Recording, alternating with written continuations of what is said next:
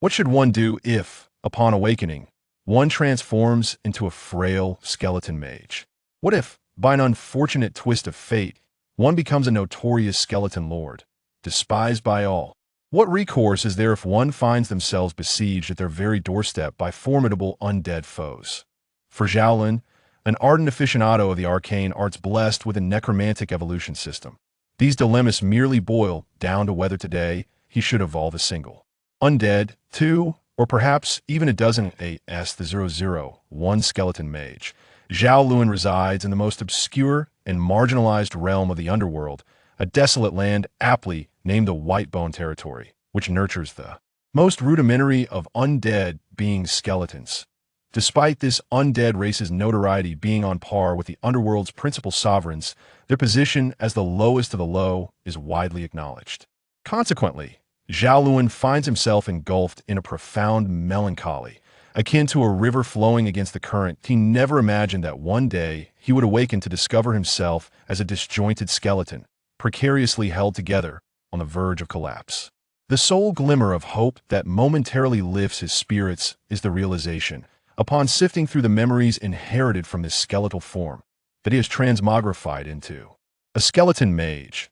This revelation brings him immense joy, for he has long harbored a fascination with magic, dreaming of becoming a master of the arcane.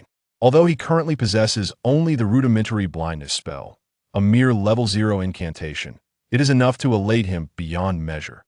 While the prospect of being a skeleton mage is exhilarating, the initial thrill wanes as Zhao Lun reflects on his predicament. As a level 0 skeleton mage, he stands as the weakest entity in the entire underworld, even among the denizens of the Whitebone Territory. His magical prowess is woefully inadequate. He can cast blindness merely 4 times in a single effort, and this paltry ability makes survival in this realm exceedingly arduous. Fortunately, the memories of the skeleton mage he now inhabits reveal a sanctuary where he might find refuge.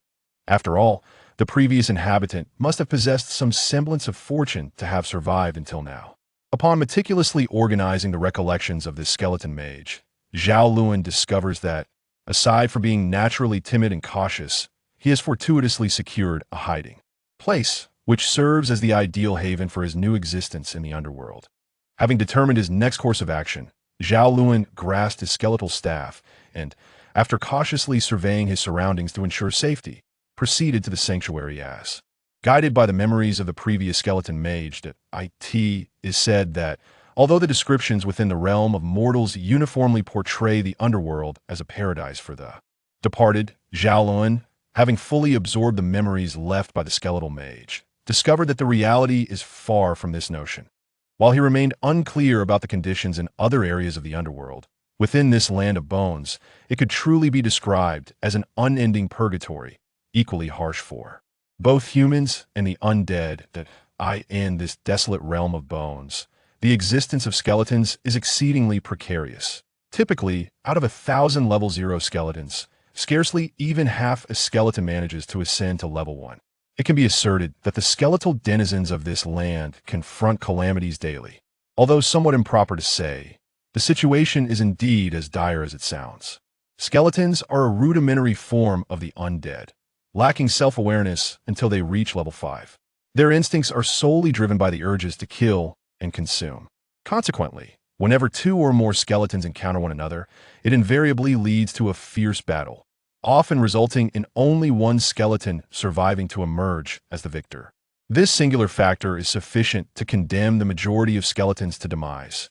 Additionally, the land of bones occasionally witnesses the passage of other undead beings. Each such occurrence typically culminates in massacre.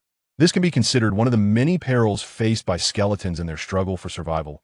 In contrast to the unpredictable nature of these encounters, the natural disasters appear rather orderly and predictable, typically manifesting every 48 hours.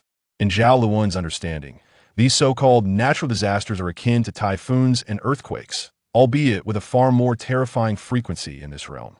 Among the memories imparted by the skeletal mage, 3 types of natural disasters have been experienced. The first consists of frigid ice rain, which can shatter even the smallest stones upon impact.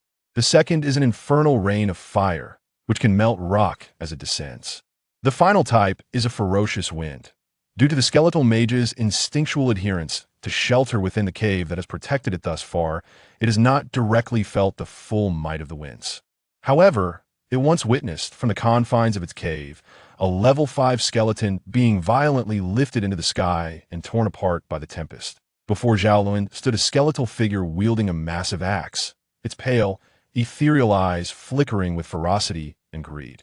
Suddenly, its grotesque jaw gaped wide, and with tremendous force, it swung the great axe towards Zhao Lun, who found himself trapped in a narrow passage. 002 The axe-wielding skeleton. Although Zhao Lun harbored no particular sensory expectations regarding the eerie cave from the skeletal mage's memories, compared to the menacing axe-wielding skeleton before him, he found the recollections of the shadowy cave to be rather endearing. Whether influenced by the memories of the skeletal mage or due to his own inherently straightforward nature, Zhao Lun, upon facing the descending axe, surprisingly maintained his composure, having only been momentarily startled at first. Not only did he not falter in his stance, but his response was remarkably swift. In contrast to a novice combatant, his strategic approach and combat style exhibited a level of sophistication that was astonishingly adept. Zhao Lun, without a moment's hesitation, swiftly retreated 2 steps from the menacing axe-wielding skeleton, narrowly evading the lethal strike. He then raised his staff and, facing the skeleton as it lifted its colossal axe once more, began to chant the incantation for blindness with great urgency. Faster, faster. I must complete the incantation before it strikes again.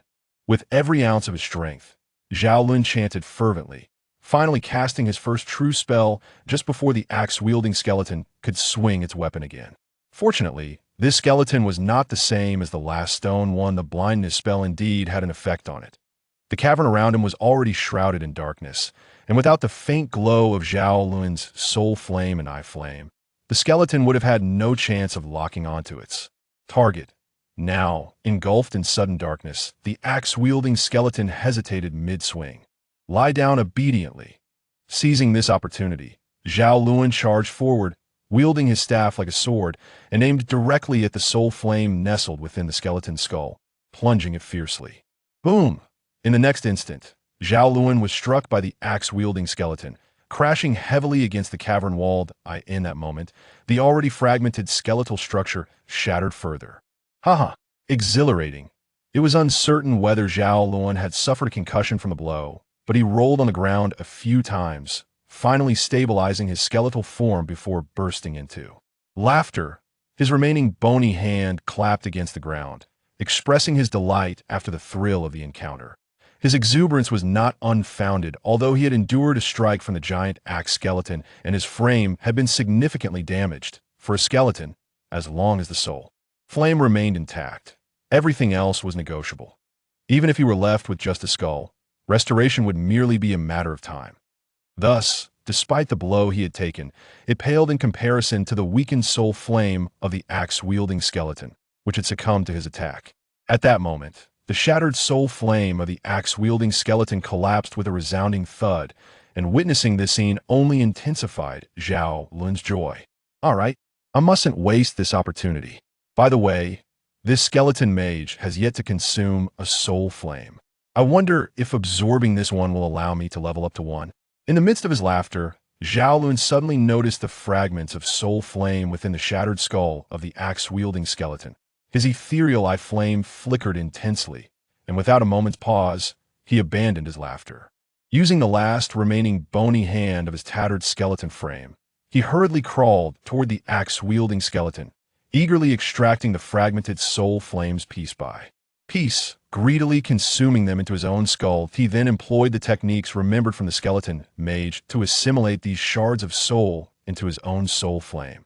Having just absorbed several fragments of soul fire into his own, Zhao Lun immediately felt a warm current flowing into his essence, enveloping him in a gentle, tingling comfort that was utterly delightful. There is little need to dwell on the inherent disadvantages as a lowly undead being. He was born at a disadvantage compared to others that Tio illustrate. Even the middling undead, such as the Black Knight, a mere supporting character in knightly tales, naturally possessed a strength of level 5. Those fortunate enough to evolve into higher beings like the vengeful warriors could ascend to great heights with ease. In stark contrast, a skeleton, even with the utmost effort, might only reach level 5, a rarity among countless others, let alone surpass it. The chasm between these existences would likely become painfully apparent to Zhao Lun in due time, and one could only wonder if he would still find joy in being transmogrified into a skeletal mage by then. However, Zhao Lun did hold significant advantages over other skeletons. Foremost among them was his mature intellect. In this regard, he was already light years ahead of his skeletal counterparts. With cautious diligence, it was merely a matter of time before he ascended to level 5. As for his potential growth beyond that, whether he could continue to progress vigorously would depend upon his own efforts and perhaps the favor of fate towards his skeletal form. Yet, at this moment, Zhao Lun was not preoccupied with such thoughts. Having just consumed the soul fire of the giant axe skeleton, he shook off the lethargy that followed his use of blind and felt an unprecedented surge of vitality. Having just vanquished his first skeleton, his spirits soared with excitement. The elation was akin to winning a lottery, surpassing even the thrill of overcoming the goddess of suppressed thoughts. He yearned to confide his feelings to someone, anyone. Alas, the desolate surroundings offered no company, not even a skeleton to share his joy. Perhaps it was for the best. Had there been another skeleton present, his elation might have turned to despair, unable to shed a tear. Before long, Zhao Lun, brimming with energy, sought out a task. Relishing the comforting sensations of the soul fire, he climbed to where his skeletal frame had disassembled, meticulously gathering the scattered bones. Engaging in a delightful game of skeletal assembly, he began piecing the bones back together, transforming it into a whimsical puzzle. One cannot overlook the practicality of skeletons. When disregarding their unsettling appearance, they are remarkably economical and efficient. If circumstances allowed, one might consider employing a skeleton as a laborer. They do not fall ill, require no rest, and one need not worry about them suffering fatigue. Even if one were to accidentally dismantle a skeleton in play, a simple sweep could allow for another round of skeletal assembly. With skill, one could reconstruct a functional and cost-effective skeleton in less than 10 minutes, a truly advantageous endeavor. After considerable effort, Zhao Lun stood proudly, admiring his handiwork. He took a few triumphant strides, thoroughly pleased with his creation, and once again felt immense satisfaction in his transformation into a skeletal mage. 003 Devouring is truly magnificent. Wow, look over there. Another skeleton has ascended to the heavens. And here too, another one. The spectacle is astonishing. What a waste it is. Those skeletons dancing in the sky are at least of levels 2 or 3. If I could consume them all, how many levels could I ascend? Zhao Lun crouched 2 meters from the mouth of the cave, propping up a skull while drooling as he gazed at the pitiful skeleton swept away by the raging winds. This calamity arrived shortly after Zhao Lun had managed to piece himself back together, finally allowing him to witness its formidable power. However, with his life preserved, his fear of the impending disaster outside diminished. In fact, out of sheer boredom, he callously began to view the chaos as a spectacle. Suddenly, a thought struck him. Had he forgotten something? In a fit of excitement, his pale eyes blazed with fervor as he repeatedly chanted, "I'm going to get rich. I'm going to get rich." He then rummaged through the cave and ultimately succeeded in removing the spine of the giant axe skeleton. Grasping the spine in one hand and a bone staff in the other, he cheerfully exited the cave. The reason Zhao Lun appeared to be infused with an unexpected vigor was that he suddenly recalled the skeletons that had been swirling through the air, seemingly landing just beyond his cave. Zhao Lun was absolutely elated, for he was acutely aware that the several skeletal figures before him bore a formidable presence. At this moment, they were disoriented, buffeted by the howling winds. If he could ensure his survival amid such chaos, he would be eternally grateful. Such a splendid opportunity to strike while the iron was hot could not be squandered. The reason for his choice of location stemmed from his contemplation. He concluded that the skeleton that had fallen nearest to him was the most vulnerable, making it a prime target. Just moments earlier, he had observed that particular skeleton, its bony structure nearly obliterated, with only a solitary right arm, half a shoulder, and a severed spine still attached to its skull remaining. Given such grievous injuries, Zhao Lun was convinced that this wretched creature could offer no resistance. Having just endured the wrath of a tempest, Zhao Lun noted that it was increasingly difficult to see stones of 4 to 5 meters in diameter along his path. Strangely, The ground showed little evidence of the devastation wrought by the icy and fiery rains, which he found unsurprising given their formidable nature. Consequently, the scattered boulders, coupled with the desolate and barren landscape, rendered the environment exceedingly dreary and monotonous. There were no discernible markers to guide him, compelling Zhao Lun to leave behind indicators along the way for his own navigation. Zhao Lun's memory is quite impressive. In merely a matter of minutes, he was able to locate his target. However, this unfortunate individual was unable to endure until Zhao Lun arrived to reap his soul's flame. His luck was astonishingly poor, as he fell headfirst into the ground, crashing onto a stone the size of a basketball, shattering his soul's flame into several fragments, leading to his untimely demise. Zhao Lun could confidently assert that the solitary stone he encountered on his journey was the only one with a diameter less than 5 meters. The mere fact that such a diminutive stone had not been swept away by the winds was nothing short of miraculous. That it could also precipitate the fall of a skeletal figure, resulting in a fractured skull, seemed to defy all odds, perhaps akin to winning the lottery. How infuriating! Realizing he had made a blunder, Zhao Lun felt a surge of anger and fiercely kicked the wretched stone several times. Subsequently, he collected the scattered fragments of soul fire in the vicinity and cast them into his own soul fire. Ah, what a satisfying and resplendent sensation! Zhao Lun had yet to fully absorb the energy of the soul fire from the colossal axe skeleton when he recklessly stuffed another fragment of soul fire into his being. This gluttonous act swiftly summoned dire consequences, as a resounding thud reverberated through his head, akin to being struck forcefully by a wooden club. A cacophony echoed within his mind, accompanied by a discomfort akin to the sensation of a sheep lodged in his stomach, leading to a painful bout of indigestion, compounding his distress at that very moment. The brilliance of Zhao Lun's soul fire surged magnificently, accelerating the absorption of soul fire fragments by more than threefold. Yet, the previous sense of comfort vanished entirely. Although the energy from the soul fire fragments fused abundantly into his own, undergoing refinement, he felt an unprecedented wave of exhaustion. The flames flickering in his eye sockets pulsed erratically, teetering on the brink of extinguishment. Zhao Lun was acutely aware that should he collapse now, his life would not be in jeopardy. At worst, he would merely succumb to slumber, awakening thereafter at least at level 1.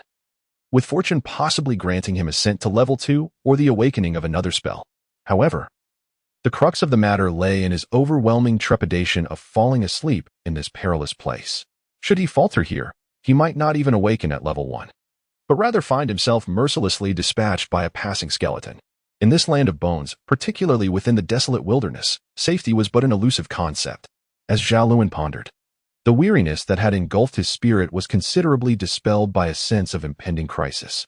His pace quickened, and naturally, anxiety began to grip his heart. He feared that a stroke of ill fortune might lead him to encounter a passing skeleton, an unfortunate fate indeed. He was so close to his destination. Just a bit further to endure. Ah, the new magic upgrade, the Land of Bones, lay a mere 5 to 6 minutes away from Zhao Lun's cave, to the north, in a desolate expanse. Ironically, this unfortunate soul had strived diligently to reach a point just moments away from his dilapidated cave. As he neared home, a momentary lapse in attention caused him to stumble into a shallow pit, resulting in an abrupt fall. Overcome by fatigue, he collapsed on the ground and fell into a deep slumber, sleeping soundly for 4 to 5 hours. Fortunately, the area had recently experienced a catastrophic storm, which had effectively cleared out most of the nearby skeletons. Otherwise, his unguarded slumber would have made him an easy meal for any wandering skeletons. However, despite his temporary safety, if he failed to awaken soon, his life would still be in jeopardy. Time passed swiftly, and 30 minutes later, Zhao Lun remained in his slumber, his safety now compromised. A skeleton began to materialize 30 meters away from him, emerging as one of the manifestations of the underworld. Regrettably, in his unconscious state, Zhao Lun could not witness the birth of this skeleton, and it was even more unfortunate that if he did not awaken soon, he might meet his demise before he could even upgrade. 3 minutes later, the spectral skeleton solidified into a corporeal form, fully born as a level 0 skeleton of the underworld. This entity emerged wielding a tattered bone bow, revealing its identity as a skeleton archer. Unlike the fragile level 0 skeleton mage, the skeleton archer possessed formidable prowess, capable of sweeping away all opponents of the same level in the Land of Bones. Even a slow-moving level 1 giant axe skeleton would find itself at a disadvantage when encountering a skeleton archer. The archer's superiority lay in its innate sharp vision and pinpoint accuracy. Zhao Lun had never encountered a skeleton archer, let alone witnessed its archery skills. However, the archer's keen eyesight was quickly demonstrated as it spotted the motionless Zhao Lun lying on the ground, instinctively driven by its murderous nature. The skeleton archer made a swift judgment and unhesitatingly loosed an arrow at Zhao Lun. The arrow flew like lightning, and even if Zhao Lun had been awake, evasion would have been futile. With a swift whoosh, it pierced through Zhao Lun's skull, delivering a fatal blow. Upon witnessing the successful strike, the skeletal archer ceased its shooting and approached with a series of ominous clicks. It crouched down, grasping Zhao Lun's bony frame, intending to extract the essence of his soul. Ah, greetings. At that very moment, as the skeletal archer turned Zhao Lun over, the flames of his inner sight ignited abruptly. Before the archer could react, Zhao Lun's staff found its way into the hollow of the archer's eye socket, shattering its soul's flame with a decisive blow. My apologies, but your appearance is rather ghastly. Thus my hand trembled uncontrollably. Zhao Lun forcefully pushed aside the skeletal frame of the skeleton archer, spitting out a derisive remark at the lifeless figure before him. With great effort, he sat up and extracted the bone arrow embedded in his skull. Remarkably, Zhao Lun was fortunate, although the arrow had pierced his cranium. It had not struck the flame of his soul, and this sudden peril had awakened him from his slumber. Now, having narrowly escaped death, Zhao Lun dared not linger. He grasped his staff and strode purposefully towards his cave, not even daring to collect the fragments of the archer's soul flame. For he still had remnants in his own soul flame that remained unabsorbed, and he was unwilling to tempt fate further. Upon entering the dilapidated cave, Zhao Lun finally breathed a sigh of relief, and only then did he find the leisure to examine his soul flame. As he settled himself, he instinctively immersed his consciousness into his soul flame, a practice left behind by the skeletal mage. To his astonishment, he realized he had ascended to the rank of a level 1 skeletal mage, his magical prowess having doubled. With the spell blind, he could now cast it a remarkable 12 times in succession, a significant enhancement compared to before. Furthermore, he noted that numerous soul fragments remained unabsorbed should he assimilate them. His magical capacity could potentially double once more. Curiously, the written incantations were unfamiliar to him, yet he recognized them intuitively and understood precisely how to chant them, as though he possessed an innate mastery of the knowledge. Being a gifted spellcaster, he grasped the essence of the magic at a mere glance. Servant level 1 necromancy. This spell allows the caster to siphon 1/5 of the soul flame essence from a necromancer of the same level or lower, thereby gaining control over the target. Note, this spell is ineffective against necromancers of level 5 or higher. Zhao Lun swiftly discerned the function of this particular spell, and, leveraging the exceptional talent of the skeletal mage, deduced that this magic would be remarkably draining on mana. Given his current magical capacity, even at the peak of his powers, he could manage to cast it no more than twice. It is acceptable, although it is not the offensive spell I had most anticipated, and its mana consumption is considerable. It is nonetheless a significant improvement compared to purely supportive magic. What remains now is, as Zhao Lun spoke halfway, he abruptly froze. His fiery gaze fixated on the skeletal remains of the colossal axe-wielding skeleton. Something had been here. Observing the shattered state of the skeleton, as though it had been struck by an immense force to its chest, Zhao Lun instantly became alert. A sense of dread enveloped him. What entity had traversed this place? What was it? What purpose did it serve in coming here? Why had it departed? Would it return? Zhao Lun had to concede that upon witnessing the shattered skeleton, his previously joyous disposition was shrouded in a veil of gloom. Although he had spent less than a day in the underworld, the experiences of this single day had imparted a vivid understanding of the perils that lay therein.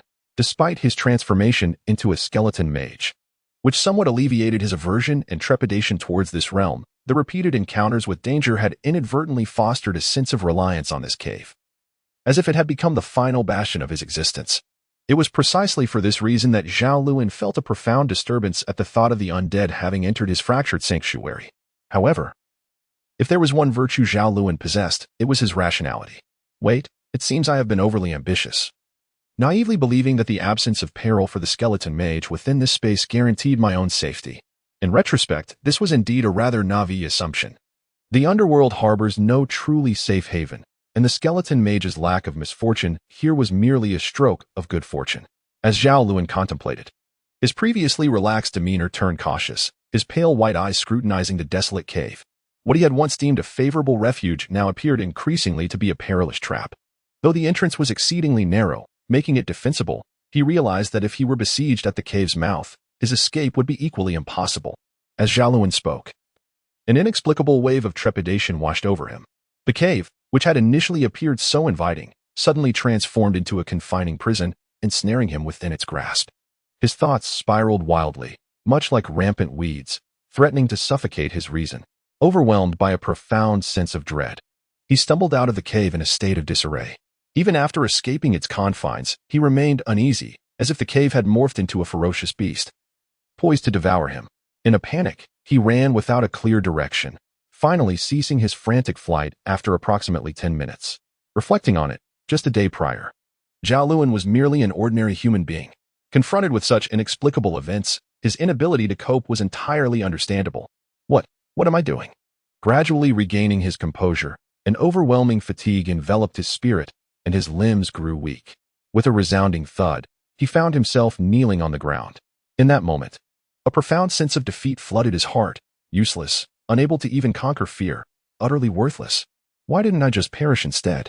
Zhao Lun had always been a rather arrogant individual, holding himself to exceedingly high standards, which rendered him incapable of forgiving himself for such an egregious mistake. In his current state of fixation, he had lost all semblance of rationality. The sole objective before him was to conquer his own fears, with any potential dangers completely absent from his considerations. However, it was not long before Zhao Lun encountered a predicament. He found himself lost. Good heavens! Moreover, for reasons unbeknownst to him, after running for 3 or 4 hours, he had yet to encounter a single skeleton, which left him, eager to test his newfound spell. Seething with frustration. At this juncture, it must be acknowledged that Zhao Lun possessed remarkable skills. Remarkably, he managed to locate a place in the vast expanse of the bone wasteland that bore a striking resemblance to the dilapidated cave where he had previously taken refuge. This resemblance included, astonishingly, the presence of a skeleton within the cave, and, even more astonishingly, it was a level 0 skeleton mage. As Zhao Lun abruptly entered the cave, his gaze immediately fell upon the innocent skeleton frame. Perhaps sensing Zhao Lun's overwhelming power, the level 0 skeletal mage instinctively retreated a couple of steps in trepidation before raising its staff to chant a spell. Chant, chant, chant. What a farce. Your ghastly appearance is enough to provoke my disdain. Lie down at once. Zhao Lun was already brimming with pinned-up frustration, and this fellow happened to cross his path at just the right moment. Zhao Lun, eschewing the use of spells, charged forward and delivered a powerful kick to the skeletal frame of the level 0 skeleton mage, toppling it to the ground and disrupting its incantation. Subsequently, Zhao Lun unleashed his pinned-up fury upon the unfortunate skeleton mage. For a full 15 minutes, he vented his wrath, and by the time he rose, invigorated and refreshed, the pitiable skeleton mage had been utterly dismantled. Even its skull had been dislodged, which Zhao Lun held in his hand, the jawbone broken. However, there was a silver lining to this outpouring of anger. Zhao Lun's horned attribute had significantly diminished, and he began to contemplate whether it was truly necessary to seek out another cave that bore an uncanny resemblance to this one. Nevertheless, having arrived at this place, he decided to make himself comfortable. In light of the myriad events that had transpired over the past few days, Zhao Lun recognized the need for a sanctuary to reflect and gather his thoughts. Setting the skull aside, he seated himself, preparing to contemplate the experiences of the past few days. As Zhao Lun, he was immediately struck by the realization that the peculiarities he had encountered in just a few days surpassed all the experiences of the preceding 20 years combined. Firstly, he found himself transformed into a skeletal mage. Although this sudden change was unexpected, Zhao Lun, an aficionado of the arcane, harbored no aversion to his new identity. However, the subsequent encounters, the skeletal warrior, the skeletal archer, the unknown intruders lurking within the cave, and the cataclysms that struck every 48 hours, all served as stark reminders that the underworld was no whimsical playground. To exist in this realm, he must be perpetually prepared to fight for his survival. Regardless of the circumstances, he had already crossed this threshold, and there was no altering that fundamental truth. Overthinking was unnecessary. Much like before, he needed to establish a singular goal and strive towards it. No matter how the world might evolve, he could only accept it and remain steadfast in his way of life. He couldn't help but admire this brazen individual for his swift self-identification. Yet, he pondered whether he could indeed withstand the vicissitudes of his environment, especially considering he had only recently succumbed to fear. 006 Legion of the Undead. After spending 13 or 14 hours in his newly discovered cave, Zhao Lun finally emerged, intending to familiarize himself with the surrounding terrain.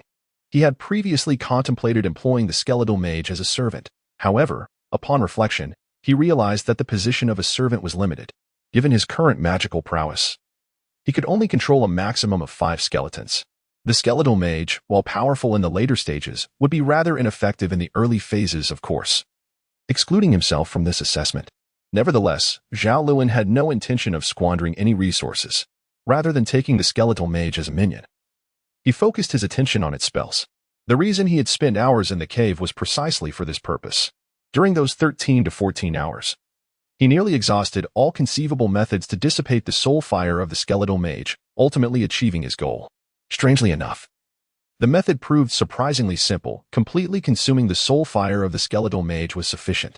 This revelation filled Zhao Lun with exhilaration, and he resolved that upon encountering the skeletal mage again, he would show no mercy, all for the pursuit of magic. The spell he acquired after such toil was called Stun, a level 0 magic spell. As the name suggests, its effect is to plunge enemies into a state of stupor, making it quite a practical incantation. However, mastering this spell would not be so straightforward for Zhao Lun, as it was not a naturally awakened innate spell. To claim it as his own would be somewhat of a stretch.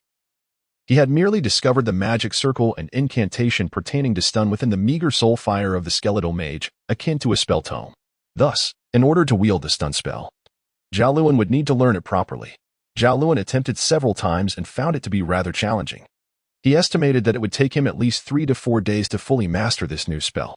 Thus, he decided to temporarily set aside his studies of stun and instead familiarize himself with the surrounding environment, as he intended to make this place his base. Moreover, a safer environment for spell learning would undoubtedly expedite his progress. Upon exiting the cave, Zhao Lun spent over 2 hours surveying the area within a mile of the cave and was astonished by the remarkable tranquility that enveloped the surroundings. Throughout this duration, he encountered not a single skeleton, which, while a disconcerting revelation, bore both positive and negative implications for Zhao Lun. The advantageous aspect was that his safety was assured. Conversely, the adverse news was that the soul fragments within his soul flame were nearing depletion. Once he fully absorbed these fragments, procuring sustenance would become increasingly arduous. The absence of sustenance equated to an inability to level up. Without progression, his strength could not enhance, nor could he awaken new spells. This predicament was nearly intolerable for Zhao Lun, as he could not resign himself to remaining at level 1 indefinitely. Therefore, he resolved to take action. Given the lack of skeletons in the vicinity, he decided to venture further afield to explore other locales. Recalling that he had arrived from the southern direction, where he had also not encountered any skeletons, he resolved to head northward and investigate what lay beyond. Zhao Lun, a man of decisive action, wasted no time once he had made up his mind, swiftly turning to depart. But at that moment, he suddenly sensed an odd deepening of the already dim sky. He instinctively raised his gaze, and in that instant, he beheld a spectacle he had never encountered in his life. The previously somber yet eerily cloudless expanse above him transformed into a pool stained by spilled crimson ink, visibly veiled by a layer of sanguine clouds that spread with breathtaking swiftness, reminiscent of an avalanche, imposing and magnificent.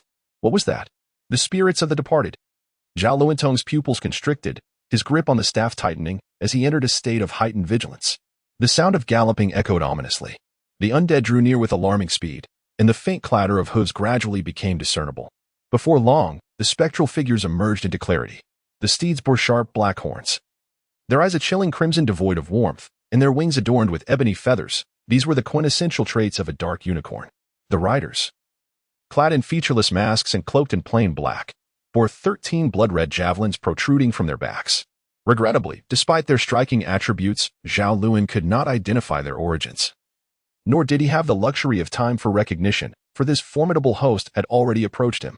Their numbers were overwhelming, numbering at least in the thousands, surging forth with astonishing swiftness and an air of relentless determination, instilling in Zhao Lun the profound sensation that even a mountain would be reduced to mere dust before their might.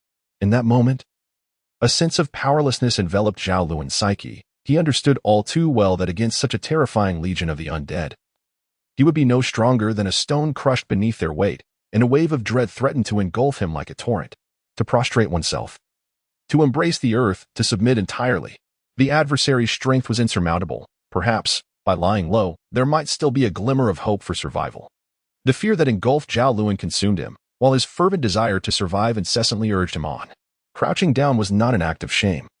The adversary before him was overwhelmingly formidable, and the instinct to evade was the wisest choice. To bow down meant survival. To bow down meant the continuation of his journey as a great mage. Yet, this relentless cycle of submission weighed heavily on him. Enough is enough, you pitiful creature. Do you truly believe I would succumb to you again? Confronted with the relentless advance of his inner fears, Zhao Lun finally erupted, trembling yet resolute. Indeed, it is true that bowing to a powerful foe is not dishonorable, but in the face of you, fear, I, Zhao Lun, shall never again lower my head. Even at the cost of my life, I shall prove that I have triumphed over you. Zhao Lun articulated each word with meticulous precision, gradually raising his staff and mimicking the act of incantation with a stance reminiscent of a mantis attempting to halt a chariot. However, at the very moment he lifted his staff, a serene gaze fell upon him, rendering Zhao Lun motionless as if ensnared by an enchantment, allowing the formidable legion of the undead to surge towards him with alarming swiftness. Was he destined for death? How utterly humiliating! Just as Zhao Lun succumbed to despair, a resonant flapping of wings erupted, and the entire undead legion ascended skyward with remarkable alacrity. This enigmatic army of the undead effortlessly bypassed Zhao Lun, leaving him momentarily bewildered after enduring a tumultuous internal struggle. What was the meaning of this? Had they deemed him unworthy of execution? Infuriated, Zhao Lun's initial response was one of indignation at being so blatantly underestimated. Yet, this sentiment was merely a fleeting reaction to the stark contrast of his recent turmoil. Soon, he regained his composure and rectified his stance. Zhao Lun turned around, gazing at the spectral legion that vanished in the blink of an eye, casting aside grandiose proclamations. Regardless of the circumstances, I shall undoubtedly bring this group down and deliver a thorough thrashing. Meanwhile, the spectral legion encountered a rather troublesome predicament. Shortly after disappearing from Zhao Lun's sight, they were assailed by a tempest far more terrifying than the calamity he had previously witnessed, a gale tenfold more horrific. The sky was filled with swirling sands, and countless boulders towering over 5 meters were swept into the air, accompanied by an incalculable number of invisible blades of wind. As if some unseen force were orchestrating this storm, which bore the ferocity to obliterate everything in its path, charging towards the enigmatic spectral legion. Stop!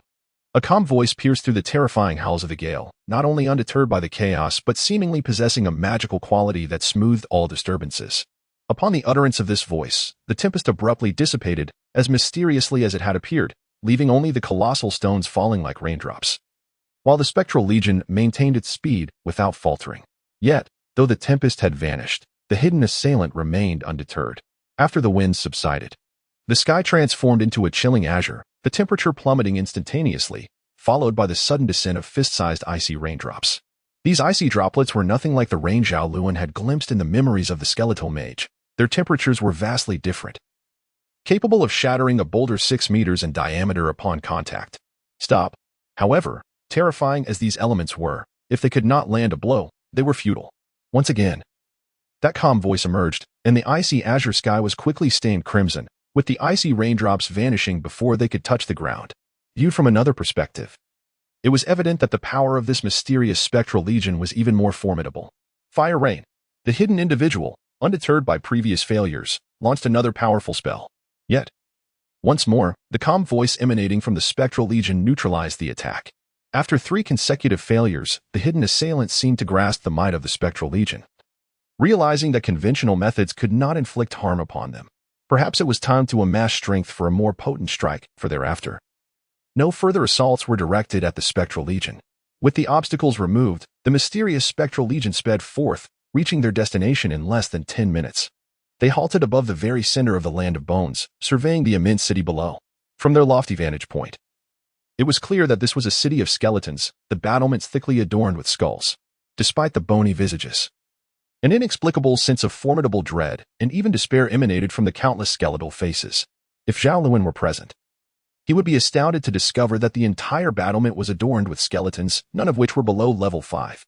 A cursory calculation reveals a staggering count of at least 100,000. What manner of stronghold possesses such formidable might? Even more astonishing is the fact that this citadel, with its overwhelming numbers, appears to regard the mere few thousand of the enigmatic undead legion as a dire threat. What terrifying entity is this mysterious legion of the undead? Zhao Lun realizes that any hope of subduing them is likely futile for a lifetime. A calm voice resonates once more, distinct from the previous 2 occurrences, this time imbued with a solemn authority. In unison, the thousands of undead warriors brandish crimson javelins. This singular action immediately unsettles the fragile nerves of the diminutive skeletons within the citadel, who are momentarily paralyzed by fear. The ominous proclamation resurfaces. The Reaper descends. It is as if a dreadful incantation has been invoked. A ghastly gray mist envelopes the entire stronghold. Simultaneously, a colossal figure, steeped in an aura of death, slowly emerges above the citadel. Cloaked in a wide, gray robe and wielding a scythe that echoes with unending wails, this towering figure, several hundred meters in height, assumes the guise of the Grim Reaper. As the Reaper materializes, the voice of the previous undead echoes from within the cloak, followed by a crescendo of mournful wails emanating from the scythe. Without hesitation, the Reaper swings the scythe towards the legion of undead suspended in midair. The enormous blade cleaves through the void, wielding an unmatched force, moving slowly yet resolutely. Anyone witnessing this strike would be stripped of the courage to resist. It is a summons from the Grim Reaper himself. Yet, for the enigmatic undead legion, the Reaper's call does not seem insurmountable. In response to the scythe's descent, rows of crimson javelins rain down. The first volley shatters the Reaper's scythe, the second obliterates the Reaper's very form. The remaining javelins bombard the skeleton stronghold under the Reaper's protection, painting the sky crimson with their light. Moments later, all that remains of the Reaper and the citadel is an immense, gaping pit, along with an eerie white spear suspended in midair. Time flows with astonishing swiftness. In the blink of an eye, the Reaper is rendered voiceless, unable to utter a cry, as the mysterious undead legion utterly annihilates both it and its fortified stronghold. Suddenly, the enigmatic white sphere bursts apart, fragmenting into hundreds of pieces, transforming into streaks of white meteors that vanish from sight. Throughout the entire process, the enigmatic legion of the undead merely observed in silence. It was only after the peculiar orb of light had completely vanished that the legion stirred once more, swiftly departing from the ravaged scene. The battle, or rather the massacre, during which countless skeletons met their demise, transpired in less than a minute. The sheer force that obliterated everything in its path would undoubtedly leave Zhao Lun in trepidation about confronting such power. Speaking of Zhao Lun, it seemed that after the strange orb of light dispersed, a fragment shot directly towards the cave where he resided. Zhao Lun lay motionless beneath a thick layer of white bones for over 10 minutes. Though a sense of ennui enveloped him, he found it an unavoidable sacrifice in pursuit of a loyal servant that would fulfill his desires. Before him stretched not a barren wasteland, but rather a dazzling expanse of whiteness. Upon closer inspection, he discerned that within mere hours, an astonishing layer of varied white bones had inexplicably emerged, completely cloaking every inch of land within his sight. This revelation marked the first time Zhao Lun truly comprehended that he was situated in a genuine realm of bones. Could it be connected to the spectral beings he had encountered previously? Zhao Lun instinctively recalled the group of undead he had encountered a mere dozen hours prior. Unable to refrain from associating the current circumstances with them, Zhao Lun's perplexity found no answers from the specters, nor did he presently seek any. The very notion of transforming into a skeletal mage was already an extraordinary phenomenon. Having embraced this reality, what could possibly deter him from accepting the ensuing changes in his surroundings? Moreover, for Zhao Lun, this transformation might not be entirely unfavorable. Certainly, it was not devoid of its drawbacks. The abrupt alterations in his environment rendered his previous explorations utterly disconnected from the present. It appeared he had to start anew. Yet he could seize the opportunity to gather a few minions among the increasing number of skeletons at his disposal. Zhao Lun soon discovered that the abundance of nearby skeletons was overwhelming, rendering any effort to survey the environment futile. Reluctantly, he had to settle for capturing a few minions to enhance his own strength. Although Zhao Lun had never truly engaged in such endeavors, he had pondered this matter for quite some time over the past few days.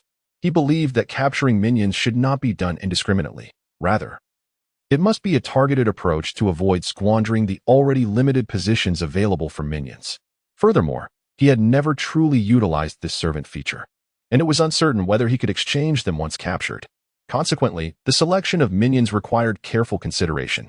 Zhao Lun had encountered only a limited variety of skeletal beings: the skeletal mage, the great axe skeleton, and the skeletal archer. Thus, in his recent contemplations, he focused solely on these three types. Firstly, he dismissed the skeletal mage, which he had derisively dubbed the spell manual. He had no intention of investing effort in nurturing such an ineffectual entity in its early stages, especially one that could potentially drop spells upon its demise. As for the great axe skeleton, Zhao Lun also chose to set it aside. for he did not believe that defeating one would genuinely grant him the strength to confront it head-on. Although he was confident in his ability to vanquish a great axe skeleton, he harbored no assurance that it would allow him the time to cast his 10-second spell, Servant. This left him with the solitary option of the skeletal archer. While Zhao Lun was acutely aware that other varieties of skeletons existed, he felt none would be as fitting as the skeletal archer to serve as his first minion. In terms of power, the skeletal archer undoubtedly ranked among the elite of its kind. Even more fortuitously, the archer's prowess resided predominantly in its bow. Should Zhao Lun manage to eliminate the weapon in a surprise attack, the skeletal archer would be rendered utterly subservient. Thus, he buried himself beneath a thick layer of bones, patiently awaiting his quarry. To be candid, lying on the ground was far from a delightful experience. Although he could no longer feel the rigid sensation of the bones pressing against him, the remnants of human instinct made him shiver at the thought of the bones that enveloped him. He couldn't help but ponder their origins. Had they been stripped from the bodies of the deceased? Some of the bones, after all, bore shapes that were decidedly not human. He needed to focus his attention on the stun spell, which he had recently learned and was still not fully adept in wielding. To ensure he was ready for a sudden ambush and to divert his thoughts from the bones, Zhao Lun began preparing the stun spell as soon as he concealed himself, determined to strike swiftly upon spotting a target. However, fortune seemed to elude him. After lying in wait for over an hour, a skeletal archer had yet to appear. He accepted that he had chosen a relatively secluded spot for the sake of securing a servant skeletal archer. But the fact remained that various skeletons had passed by during that hour, over a dozen, in fact. Among them were great axe skeletons, long spear skeletons, and great sword skeletons. Even a skeletal mage passed by, causing Zhao Lun's eyes to gleam with excitement, nearly compelling him to leap forth. Yet, he restrained himself, prioritizing the acquisition of a minion. Despite his patient vigil lasting more than an hour, the absence of a skeletal archer began to agitate Zhao Lun, prompting him to consider relocating. Just as disappointment threatened to overwhelm him, his eyes suddenly sparkled with renewed intensity, brighter than when he had first spotted the skeletal mage. His target had finally arrived. Through the narrow crevices between the bones, Zhao Lun beheld a skeletal archer ambling leisurely toward him. It was the first time he realized how endearing the ghastly visage of a skeleton could be, and his spirits lifted in delight. Come closer, come quickly. Just a little more. Zhao Lun murmured softly, his mind intensely focused, striving to ensure that the dizziness technique he had meticulously prepared was ready for immediate use. His eyes sparkled with a mix of tension, excitement, and anticipation. 15 meters, 12 meters, 10 meters, 5 meters. It was almost time. Zhao Lun eagerly awaited the approach of the skeleton archer, who was gradually stepping into the trap. Whoosh. However, as the skeleton archer drew within 3 meters of Zhao Lun, it suddenly halted, swiftly raising its bow, and with lightning speed, loosed an arrow. Dizziness technique. With a sharp crack, the hand holding the bone bow of the skeleton archer fell away, and seizing the moment, Zhao Lun delivered a swift kick to the archer's pelvic bone, toppling the unsuspecting little skeleton to the ground. Then, raising his hand, Zhao Lun grasped the skeleton's skull as it fell and deftly removed it from the spine, completely subduing this unfortunate creature. Mission accomplished. Zhao Lun patted the skull of the skeletal archer, feeling a profound sense of satisfaction with his own performance. After all, the ability to launch a decisive attack at the very moment of the enemy's disguise being revealed is a rare and commendable combat quality, or at least that is how he perceived it. Just imagine, had he hesitated for even a moment longer, he would have been struck down by the arrow of that skeletal archer. However, speaking of which, where was the arrow shot by the skeletal archer? Suddenly, a heavily chipped greatsword came crashing down towards Zhao Lun. Good grief. Zhao Lun had scarcely any time to react before he was struck in the waist by a massive bone sword, resulting in a catastrophic separation of his upper and lower body. His upper half was propelled violently to the ground, where he lay, eyes wide open, staring at the creature that had hurled the great sword at him. Unsurprisingly, it was a skeletal figure wielding a colossal sword, though what set it apart was the bone arrow embedded in its cervical spine. At that moment, Zhao Lun remained blissfully unaware of his grave misjudgment regarding the enemy's awareness. The skeletal archer had not perceived him at all. It was his own overzealousness and premature emergence that had led to this dire predicament. Yet, lamenting his fate was futile now, for the skeletal warrior was already upon him. Zhao Lun could sense a silent roar blossoming within the throat of the great sword skeleton, which had now approached him with a menacing snarl, its bony hand raised high, poised to shatter his skull. With a crisp crack, a grotesque skull was sent soaring into the air. You think I cannot subdue you? In truth, Zhao Lun had begun chanting the stun spell the moment he laid eyes on the greatsword skeleton, and he had quickly prepared it, biding his time until the creature stood before him, at which point he launched a sudden assault, swiftly dispatching the foe. One must acknowledge that Zhao Lun's adaptability and psychological fortitude were commendable. Remaining composed in the face of such an unexpected threat was no small feat, with the danger averted. He hastened to reassemble himself before confronting the two remaining adversaries. First on his list was the skeleton archer, for whom Zhao Lun had spent over an hour nestled among the bones. He had no inclination to reserve anything for last. Compared to the level 0 stun and blind spells, the level 1 servant was markedly different. As soon as he began the incantation, Zhao Lun felt his magical energy depleting at a rapid pace. Despite having completely refined the soul fragments within the soul fire, which had significantly enhanced his magical capacity, the drain still proved somewhat taxing. Fortunately, the chant concluded in merely 10 seconds, and the spell was successfully cast. After all, it was an innate spell. As long as Zhao Lun was not foolish enough to direct it at a stone, the possibility of failure was virtually non-existent. Let us see how it all comes together. Zhao Lun, brimming with excitement, seized the skull of the skeletal archer and rushed to its bony frame, effortlessly reassembling the skeletal archer. After all, it merely required the reattachment of its right hand, which had held the bow, and the placement of the skull that harbored the soul's fire. Taking a few steps to test it, Zhao Lun gazed with satisfaction at his inaugural skeletal servant and issued his first command: focus. The skeletal archer stared vacantly at Zhao Lun, remaining utterly motionless. Taken aback, Zhao Lun pondered for a moment and realized that this foolish skeleton appeared incapable of comprehending his intent. Move forward. Reluctantly, Zhao Lun simplified his command for clarity. It seemed that the skeleton could only understand commands that were distinctly articulated. Any hint of ambiguity rendered it unable to comprehend. Moreover, once a command was accepted, it would persist in its execution unless Zhao Lun issued a new directive. Additionally, it seemed unable to stray more than 100 meters away from him. Zhao Lun took several steps back, observing as the skeletal archer retreated a few paces without receiving any command from him. After a few minutes, Zhao Lun summoned his second skeletal servant. Encountering various skeletons along the way, Zhao Lun promptly directed the skeletal archer to unleash a volley of arrows. And few skeletons could withstand the archer's onslaught. Even if a handful managed to breach the barrage and approach Zhao Lun, their skeletal forms were already in disarray. At this juncture, Zhao Lun would cast either blindness or stun, commanding the nearby greatsword-wielding skeleton to deliver the final blow with precision. Rarely did they face a sudden ambush from skeletons emerging from behind, and after a couple of such instances, they became adept at handling these surprise attacks. Additionally, upon acquiring the second skeletal archer, Zhao Lun felt a sense of burgeoning power as his ranks swelled. He realized the necessity of assigning names to his minions for better distinction. After a brief contemplation, he christened them as Archer 1, Archer 2, and Greatsword 1, monikers of astonishing simplicity. Who would have guessed how indolent Zhao Lun could be? Aside from Archer 2, he had vanquished nearly 100 skeletons on his journey. With an ample supply of soul flames, Zhao Lun became discerning, now only desirous of the soul flames from skeletal mages, leaving the rest for his 3 skeletal subordinates. This was not due to any particular flavor or superiority of the skeletal mages' soul flames. Rather, Zhao Lun believed that consuming the soul flames of skeletal mages would yield far greater benefits than any others, a conviction bolstered by his experience with stun. However, Zhao Lun found himself vexed regarding stun.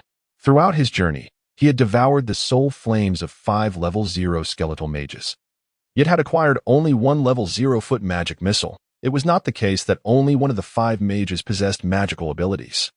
The other 4 fortuitously yielded either blindness or stun. This reality left Zhao Lun, who prided himself on his exceptional luck, feeling quite disheartened. Had it not been for the overwhelming sensation of fullness from the soul flames, he would not have paused in his efforts. Upon entering the cavern, Zhao Lun directed his 3 skeletal companions to organize the spoils from their journey, which consisted solely of the skulls of a dozen or so skeletal mages. Although he could not consume them all, he had no intention of wasting them. Firmly denying the notion that his luck was in decline, he resolved to digest the soul flames within the skulls before continuing his consumption. Zhao Lun was determined to believe that by swallowing all these skulls, he would surely unearth more spells. Position yourselves well. You shall remain at the cave entrance, ensuring that no skeletons approach this vicinity. Zhao Lun issued a command to his few foolish skeletons and then sat cross-legged, immersing himself entirely in the flames of his soul, meticulously searching. He had grown weary of any so-called golden fingers.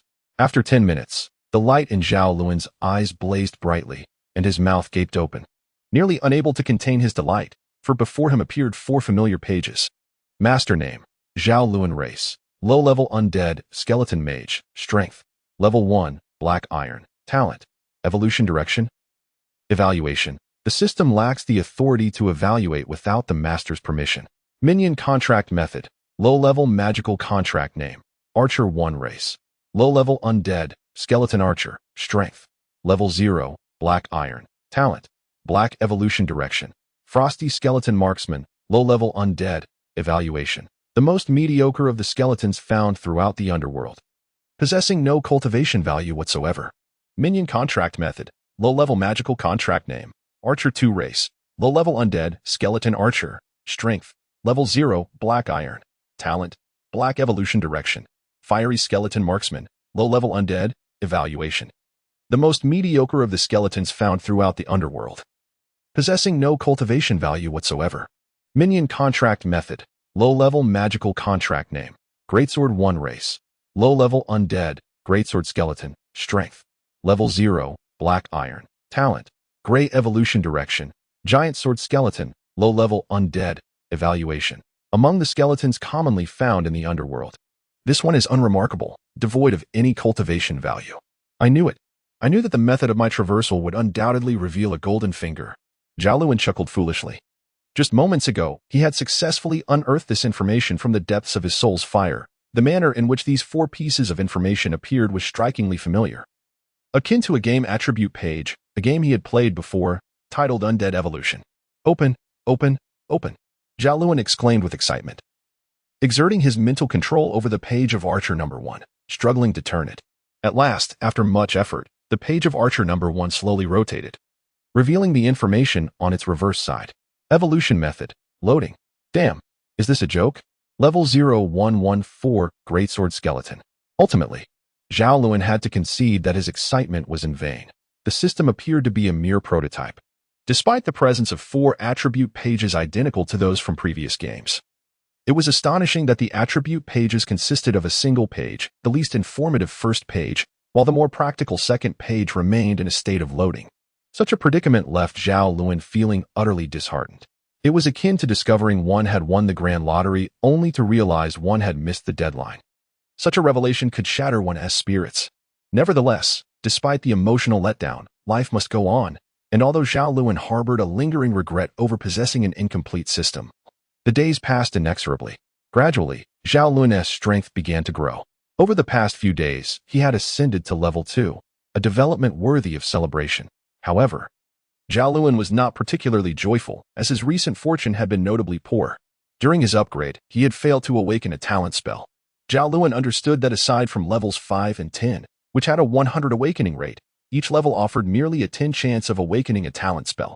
His prior awakening of the servant spell at level 1 had indeed been a stroke of luck. Yet, for someone like Zhao Lun, who had a penchant for magic, the inability to awaken a talent spell was rather distressing. To alleviate this discomfort, Zhao Lun had not only consumed the remaining dozen or so skeletal mages but had also taken his skeletal minions to hunt down more. However, after several days of effort, his plight had only intensified, for his luck had soured to the point where he had not acquired a single new spell. Fortunately, Zhao Lun did not leave empty-handed. He had successfully maximized his strength to the pinnacle of level 2 and filled the vacancies in his skeletal entourage. Presently, he commanded a total of 7 skeletal minions, indeed. 7.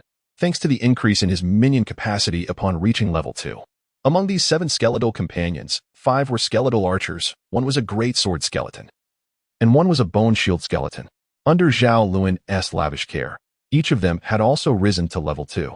To his delight, during the ascension of greatsword number 1 to level 2, it unexpectedly awakened the combat skill cross/, igniting a flicker of hope within Zhao Lun for the system. Whether hope will once again transform into despair remains an enigma. However, the actions of Zhao Lun following his surge in strength are not shrouded in mystery. Zhao Lun allowed his 5 skeletal archers to lead the way, while the skeletal shield bearers and the greatsword skeleton followed behind. He situated himself comfortably in the midst of them, instinctively stretching his limbs. Ever since the absence of the cataclysm, I have come to appreciate the pleasant weather of the underworld. The sun is neither scorching nor overly dim, and the scenery is quite appealing. Gazing at the vast expanse of white before him, Zhao Lun, who had gradually acclimated to the realm of bones, found it remarkably pleasing to the eye. The skeletal land was a flat plain, devoid of significant elevation, allowing for an expansive view. Particularly, when blanketed in a layer of bones, the pristine white ground seamlessly merged with the somber sky in the distance, presenting a unique vista. "Let us embark," Zhao Lun exclaimed, invigorated, as he gestured for his skeletal squad to advance southward, paying no heed to the nearby skeletons. It had already been 2 days. He wondered if that fellow was still around. The location occupied by the level 4 greatsword skeleton was not far from Zhao Lun's position. In merely a few minutes, he arrived at the spot where he had previously encountered the greatsword skeleton, and from a distance, he observed it pacing back and forth. How peculiar. Why is it still here? Something feels amiss. As Zhao Lun scrutinized the wandering greatsword skeleton, a sense of unease washed over him.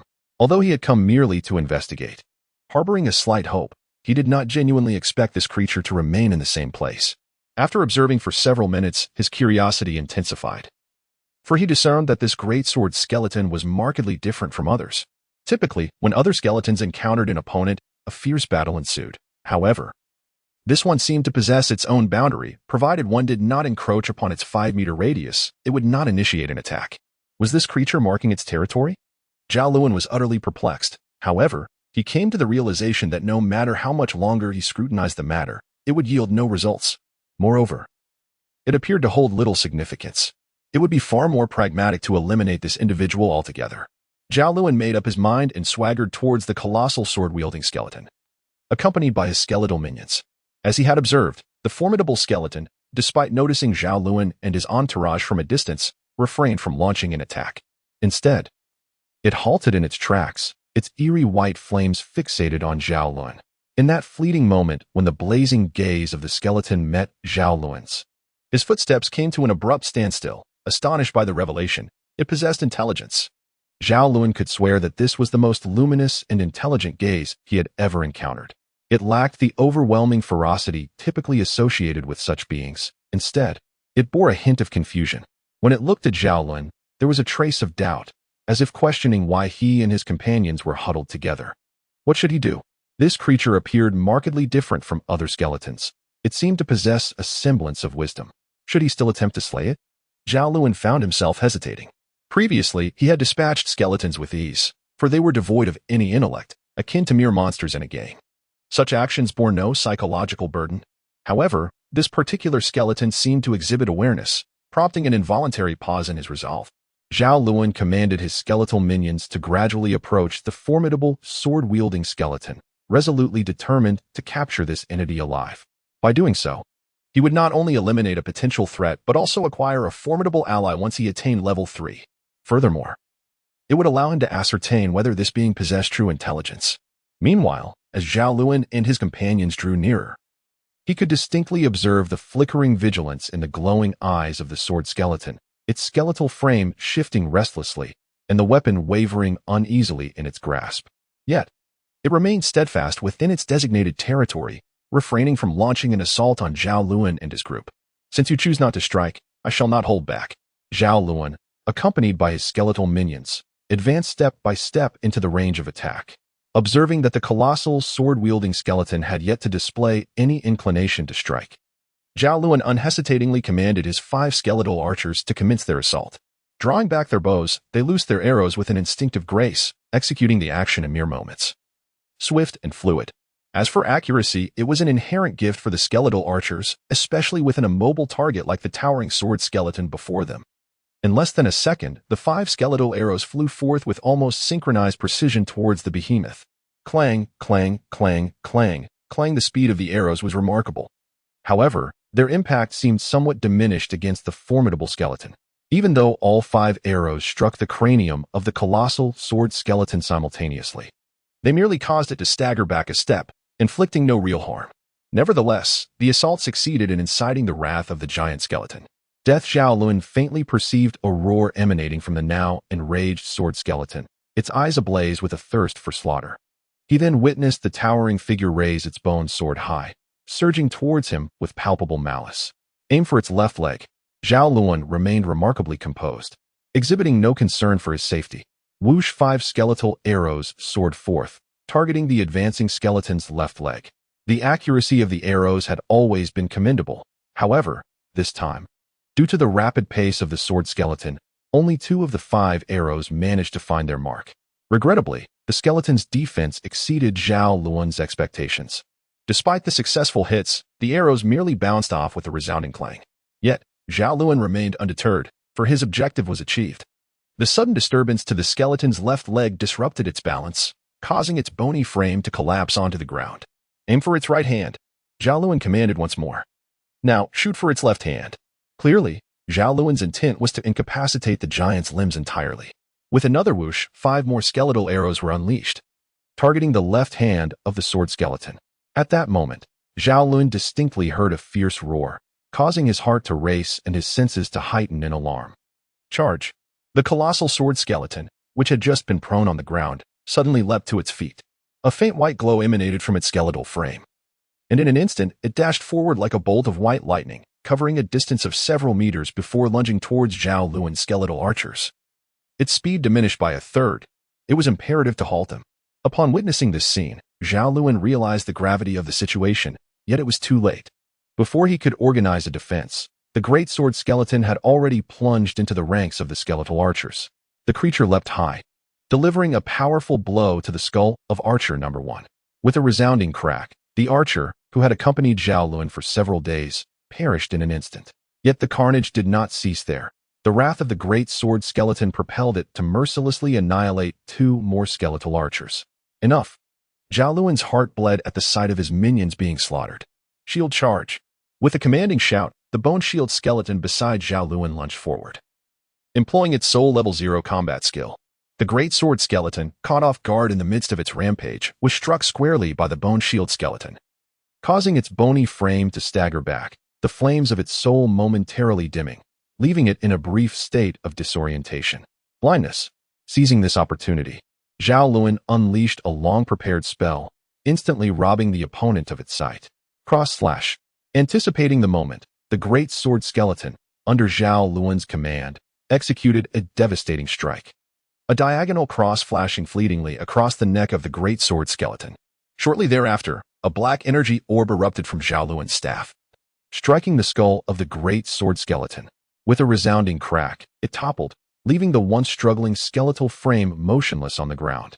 Capturing it alive proved to be significantly more laborious than simply slaying it. Only after the battle concluded did Zhao Lun let out a sigh of relief, glancing at his remaining 2 skeletal archers and reflecting with a sense of melancholy. Clap, clap, clap.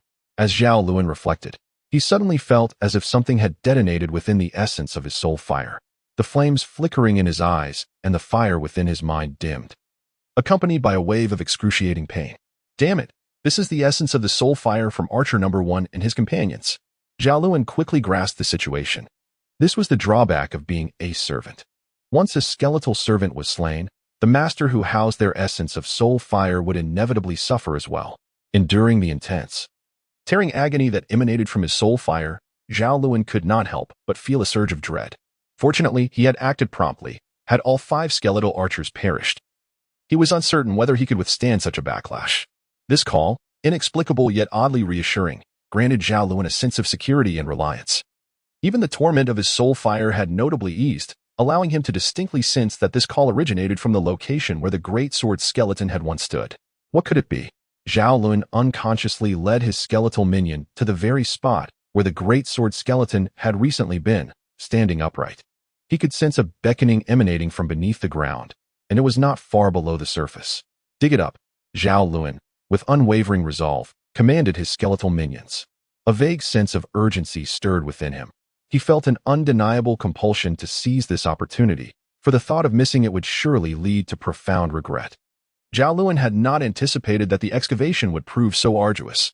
His skeletal minions had barely begun their work when they unearthed a substantial boulder beneath the surface, measuring approximately 13 to 14 meters in diameter, completely obstructing their efforts to dig downwards. Faced with this dilemma, Zhao Lun commanded his skeletal subordinates to excavate around the stone, intending to circumvent it and create a tunnel leading directly to the mysterious entity that had summoned him. After 2 hours of labor, during which he had consumed the essence of 4 or 5 skeletal mages, Zhao Lun's own soul flame gradually began to mend, though he still felt a faint sting, indicating that he was not yet entirely unscathed. As the saying goes, a full stomach breeds contemplation. With his skeletal minions engaged in laborious tasks, Zhao Lun found himself at leisure, his attention drifting to the 4th-level greatsword skeleton. "Can you understand me?" Zhao Lun inquired, scrutinizing the skull of the greatsword skeleton with curiosity. The greatsword skeleton merely stared blankly at him, its expression somewhat vacant. Yet the flicker of its soul flame revealed a spark of intelligence that distinguished it from Zhao Lun's other minions. Despite his attempts to communicate, Zhao Lun was met only with the same uncomprehending gaze.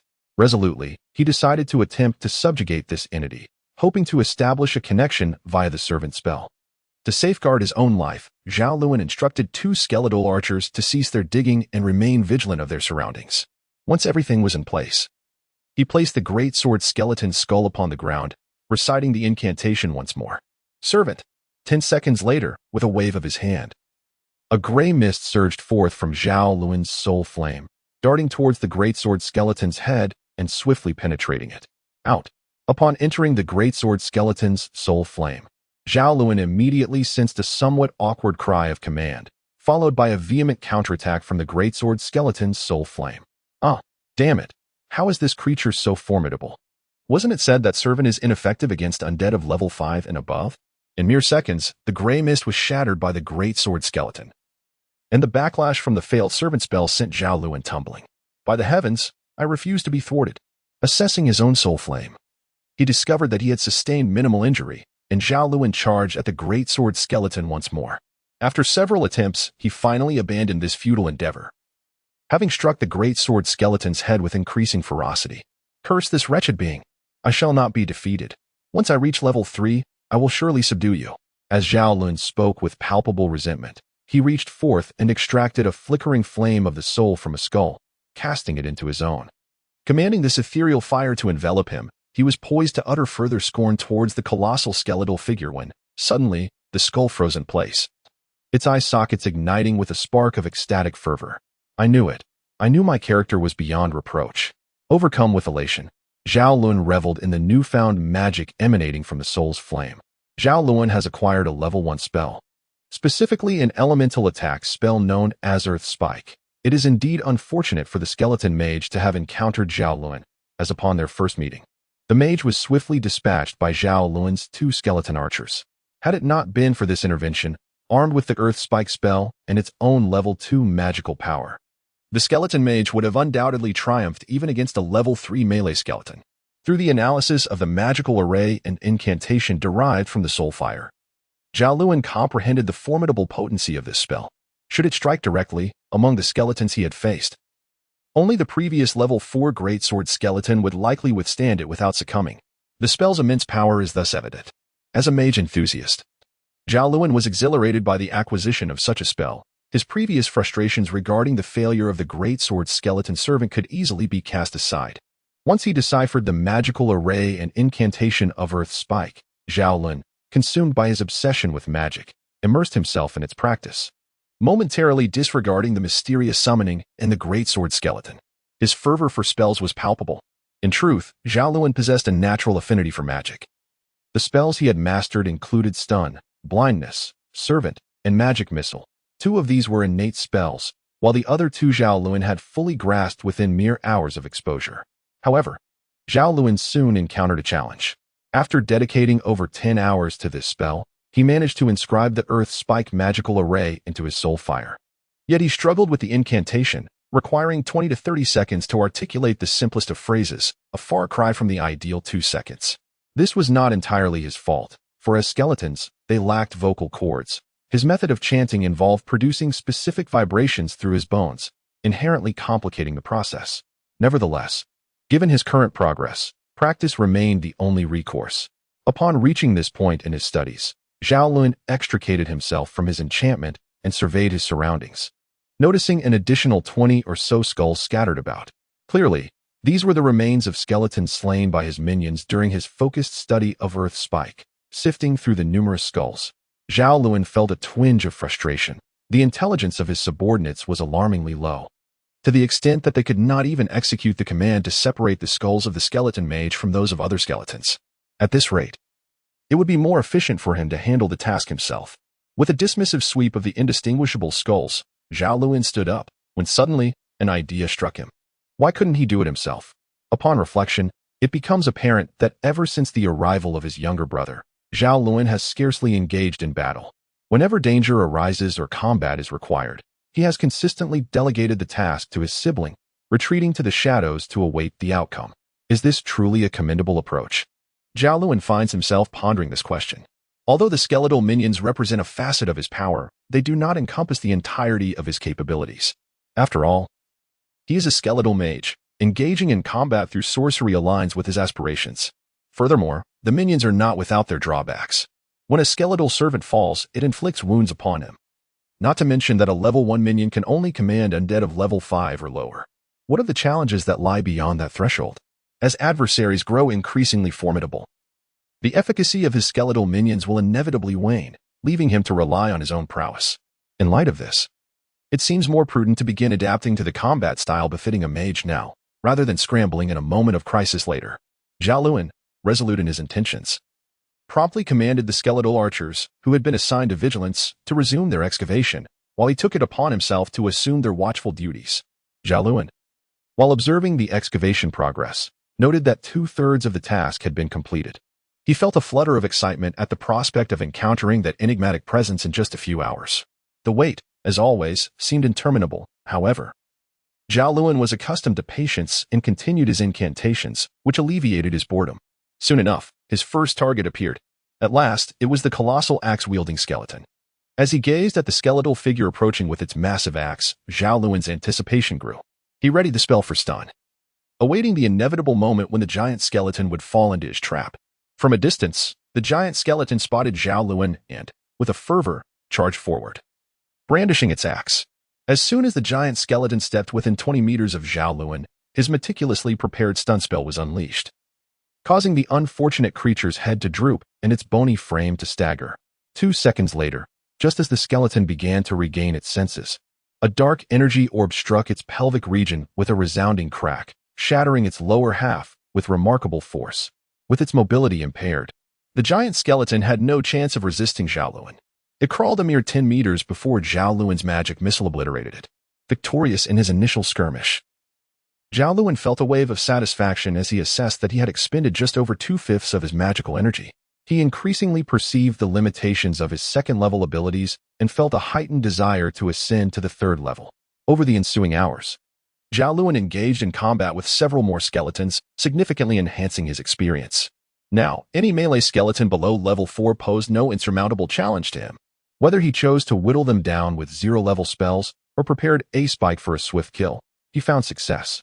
In contrast, the skeleton archers presented a bit more trouble, as their range exceeded his by several dozen meters, allowing them to shoot arrows from a distance.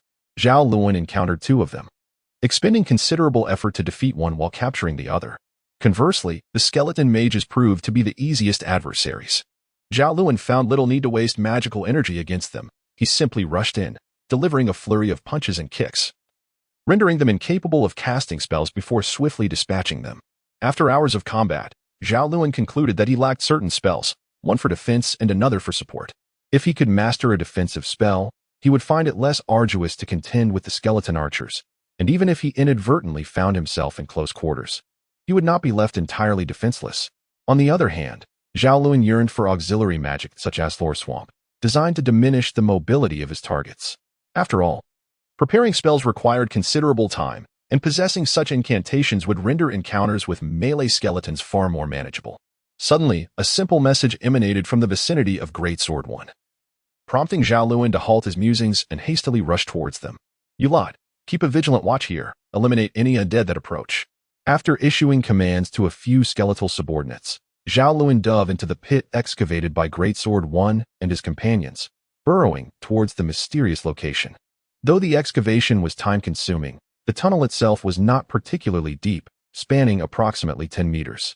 In a short while, Zhao Lun reached his destination. "My heavens, what is this?" he exclaimed upon witnessing a pale flame, slender as a pinky finger and measuring 2 to 3 centimeters in length, gently swaying in midair. It required no combustible materials and seemed devoid of any heat, reinforcing Zhao Lun's belief that it was an unknown entity resembling fire. As he leaned closer, Zhao Lun sensed a stronger call from this enigmatic presence. A dim white light illuminated his bones, imparting a chilling yet pleasant sensation that compelled him to reach out and caress this mysterious being. Just as Zhao Lun's bony fingers made contact with the unknown entity, a torrent of information surged along his hand, transmitting in a mysterious manner to the flame of his soul. Tried, alter, territorial will. The speed of the information flow was astonishing, and Zhao Lun could only grasp a few key terms before being overwhelmed by the deluge of data. After a minute, he felt the situation had improved slightly, the torrent of information having concluded. As he regained his composure to examine the mysterious entity, he discovered, to his dismay, that it had vanished without a trace. In a fit of frustration, Zhao Lun realized that the substantial influx of information he had received had entirely dissipated. What is the meaning of this? Has my effort over the past 2 days been in vain? Then he noticed something peculiar. What is this? 1, 2, 3, 4, 5, 6, 7 pages?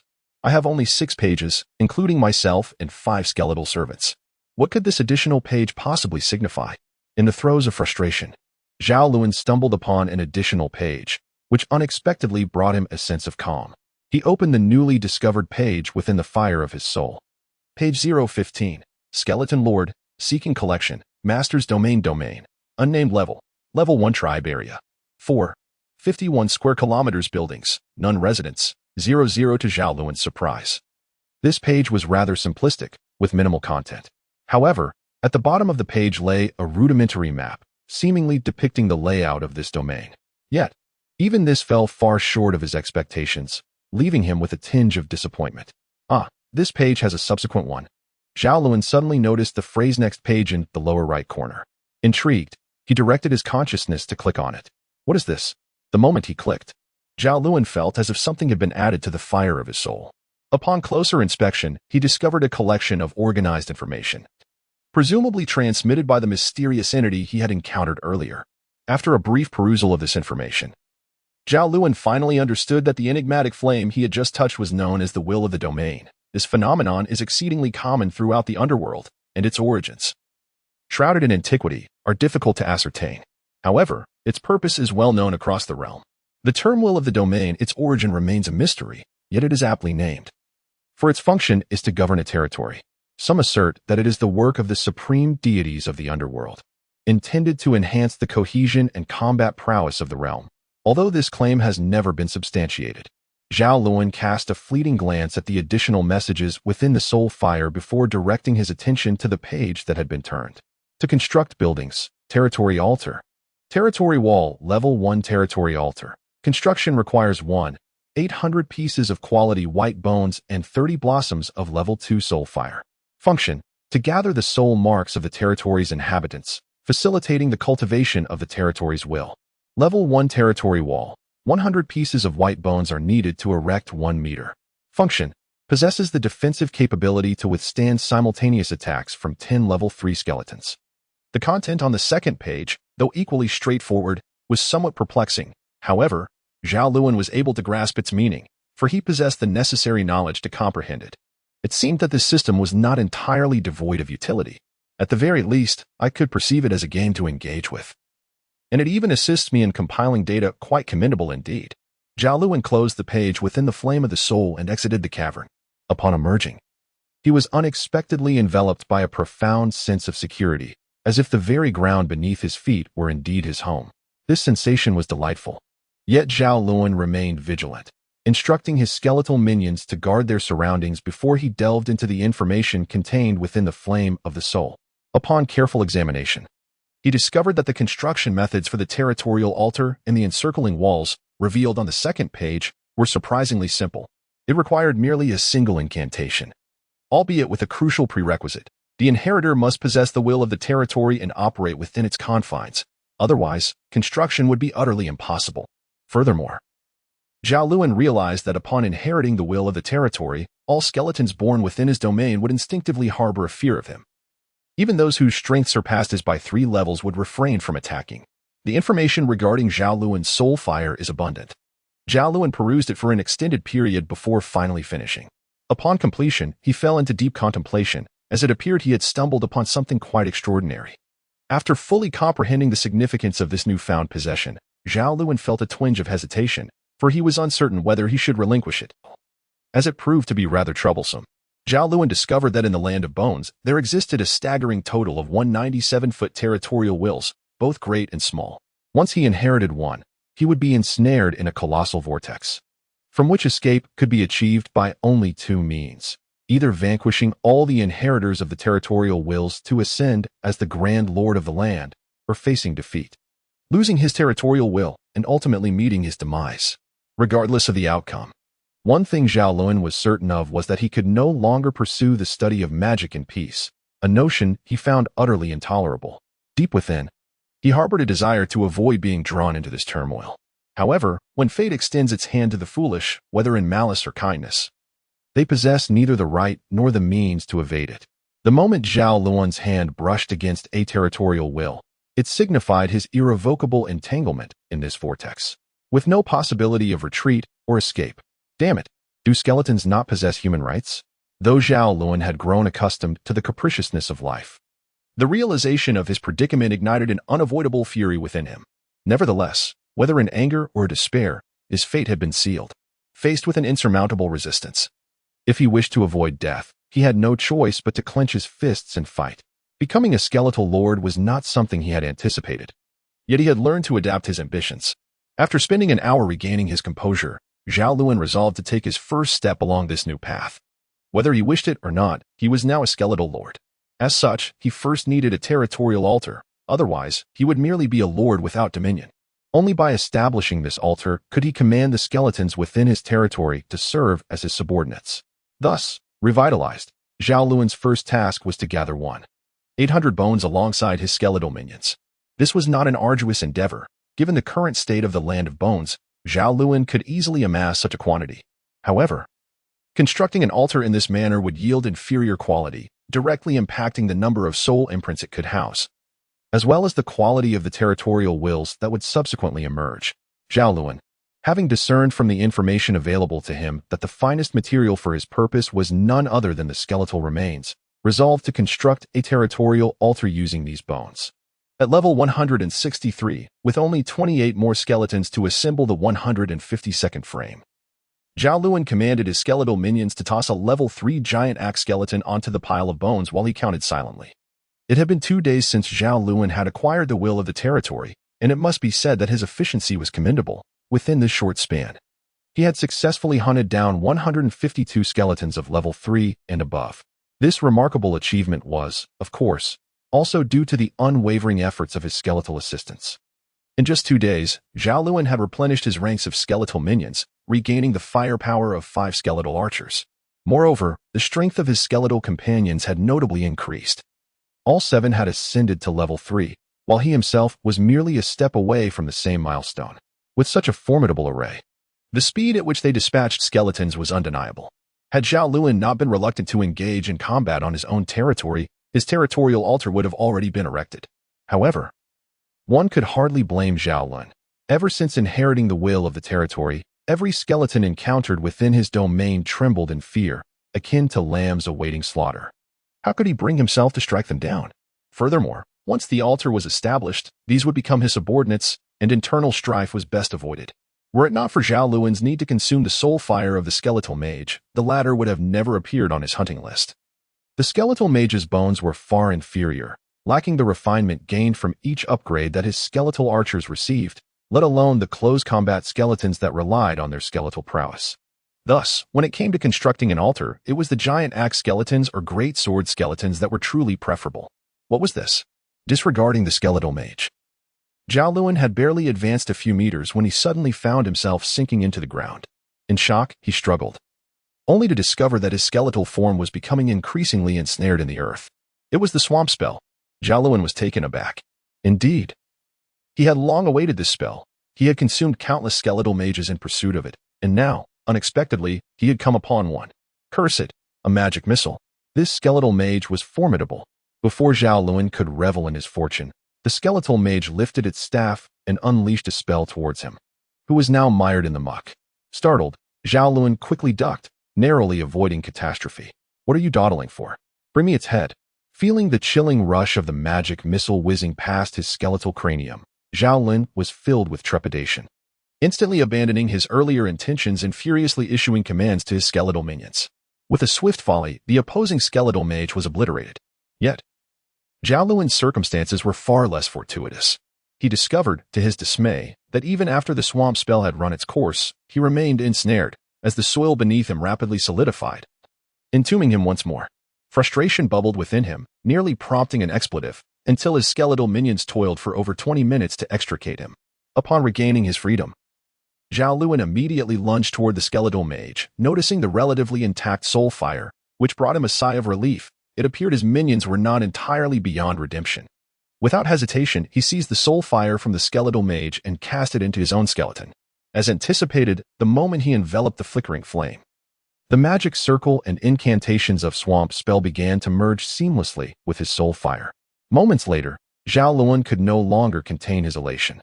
At long last, he had acquired a level 1 spell, bringing his total to 3 level 1 spells. The sheer sense of accomplishment and satisfaction derived from this newfound power was sufficient to keep Zhao Lun, a fervent mage enthusiast, in high spirits for an extended period. However, a tinge of regret lingered, as his current mana pool was somewhat insufficient. In his prime, he could cast a level 1 spell a maximum of 5 times consecutively, which felt rather meager. Wait, what fortune has befallen me? As his ethereal, pale eyes glimmered, he realized that just as he lamented his low mana, he felt an alarming surge in his magical capacity. He had undoubtedly leveled up. Oh, could it be that good fortune comes in pairs? Overwhelmed with joy, Zhao Lun felt as though he had won 5 million, teetering on the brink of ecstasy.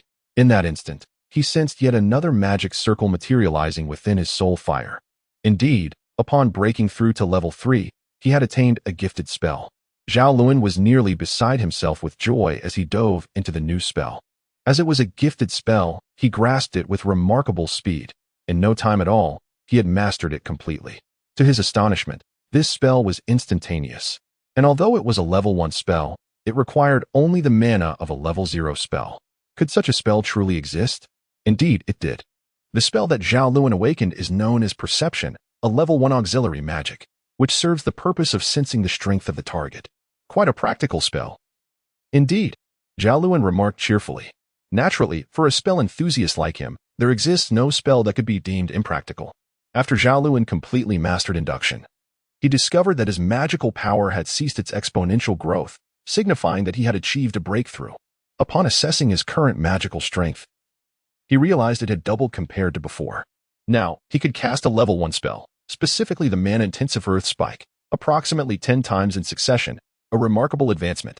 Coupled with the swamp technique he acquired today, Zhao Lun felt confident in his ability to independently confront any level 4 skeleton, excluding the skeletal archers. If he were to face a level 4 skeletal archer, the outcome remained uncertain. With 28 skeletons remaining, he resolved to tackle them all in one go. Hoping for a trifecta of good fortune, Zhao Lun sprang into action, brimming with enthusiasm. It is worth noting how familiar this sentiment seemed. Only our esteemed Zhao Lun, having just ascended to level 3, could express such vigorous determination. His soaring power ignited a fervent desire to test his strength against the skeleton. Thus, when he spotted a large-sword skeleton approaching unsteadily from a distance, his eyes gleamed with excitement. Entirely oblivious to the fact that he had previously uttered similar words before being bested by a skeletal mage. As he closed in on the large-sword skeleton, within a range of 30 meters, Zhao Lun remembered to cast his newly awakened level 1 spell, Induction. Type: low-level undead, large-sword skeleton. Strength: level 3, black iron. Talent: black. What is this? Zhao Lun was momentarily taken aback by the unexpected page that appeared in the flickering flames of his magic. He was at a loss, unable to determine whether the issue lay with his spell or with his own comprehension, as he distinctly knew that standard induction would never convey the recipient's information in such a bizarre manner. Suddenly, urgency gripped him. However, there was no time for Zhao Lun to ponder these peculiarities, for the adversary was already on the offensive. He was acutely aware that his obedient skeleton minions would not lift a finger to assist. They would merely observe his impending dismantlement with cold indifference. Regrettably, the combat awareness of the level 3 large sword skeleton had reached a point where it could effectively counter 0-level spells like magic missile. With a swift and precise swing of its massive sword, it shattered Zhao Lun's magic missile. Moreover, The creature's advance was relentless, in less than 2 seconds. It closed the distance to Zhao Lun. Was there any need for further elaboration? The consequences of allowing a level 3 skeletal mage to be approached by a level 3 large sword skeleton were irreparable. The large sword skeleton's sword descended decisively, demonstrating through its actions that a foolish mage who allowed himself to be cornered could not expect a favorable outcome. It is said that generally, intelligent individuals lead a prosperous life, while those of exceptional brilliance often meet an untimely demise. Clearly, Zhao Lun is not among the latter. Suddenly, a yellowish earth pillar shot up like lightning, piercing through the skeletal frame of the great sword skeleton with ease, causing the weapon in its grasp to shatter mid-swing. How naive. Do you think you can ambush me as if I am an easy target? Zhao Lun wiped away the non-existent cold sweat, then kicked the skull of the great sword skeleton towards his minion behind him, instructing another to relocate the skeleton to the pile of bones. Logically, these bones should suffice, right? Human skeletons consist of 206 bones, or is it 216? Never mind the exact count, it suffices to say there are over 200. Considering the quantity of skeletons, even excluding the smaller bones, there must be dozens of ribs alone. With my collection of 153 skeletons, that should be more than adequate, shouldn't it? Upon realizing this pivotal issue, Zhao Lun felt utterly perplexed. Moving skeletons is undoubtedly more exhausting than vanquishing them. Zhao Lun was feeling quite vexed. What was merely a clever ruse to gain a trifling advantage had unexpectedly led him into a considerable predicament. What to do now? Damn it. Why move at all? If I were to uncover the will of the territory within this domain and seize it, I would not only avoid relocation but also acquire additional land while simultaneously eliminating a potential adversary. How advantageous. Zhao Lun initially chose to head south. Having come from the north and already traversed over 2 miles, he believed that perhaps after just 1 more mile, he might discover the will of the territory. With such optimism, Zhao Lun resolutely led his companions onward. Unfortunately, fate was not kind to them. Having ventured only a mile, they found themselves ensnared in a quagmire of white bones. Having inadvertently stepped into a pit where 7 skeletal figures lay. After considerable effort, they finally extricated themselves from this marsh of bones. Thankfully, as skeletons do not require breath, Zhao Lun and his companions managed to escape this dire predicament. After a brief respite of 10 minutes, the diligent Zhao Lun once again donned his skeletal companions and set forth on an exploratory journey towards the west. Before departing, he felt a sense of fortune emanating from this direction, convinced that the will of the territory must lie ahead. Thus, with hopeful strides, they resumed their journey. 1 minute, 2 minutes, 10 minutes, 30 minutes passed. In the end, only the east remained. The term east resonated well, evoking a sense of Chinese cultural essence. And surely it aligned with Zhao Lun's fate. The will of the territory must indeed be here. Yet, one must ponder, does this path truly hold no peril? Could it be that I am destined to perish upon this very route? Zhao Lun gazed at the remaining direction, swallowing non-existent saliva, and consulted his skeletal minion. Stare, stare. Stare, stare, for pairs of vacant eyes responded to Zhao Lun. Well, I was merely jesting. Zhao Lun foolishly stared at these 3 figures for 3 minutes, ultimately slapping his own skull in defeat. Of course, he had no intention of retreating. It was simply that misfortune had dogged him relentlessly. The southern route, though fraught with peril, encountered the bone marsh, which could be deemed survivable, a narrow escape marked by fortune. The western path was another matter entirely. Just as he was traversing it without a hint of warning, a level 4 giant axe skeleton erupted from the ground, fortuitously appearing among the skeletal archers. What followed was hardly a surprise. Zhao Lun's team met with calamity. After 2 such encounters, Zhao Lun began to suspect that he had exhausted his lifetime of misfortune. After a moment of relaxation, Zhao Lun entered a state of tense preparation. 2 hours later, having confirmed his readiness, he, flanked by his skeletal minions, ventured eastward. Be vigilant. Watch your steps. Don't let the skeletons take advantage of us. Do you hear? In a rather comical turn, whenever they encountered skeletons, Zhao Lun commanded the skeletal archers to shoot without hesitation, not allowing any skeleton to approach within 100 meters, embodying the stance of a startled bird. Advancing tensely for 2 kilometers, Zhao Lun suddenly realized that his streak of bad luck seemed to have dissipated, for the target of his journey had finally appeared before him. However, it appeared that our esteemed Zhao Lun hesitated to seize this territory will.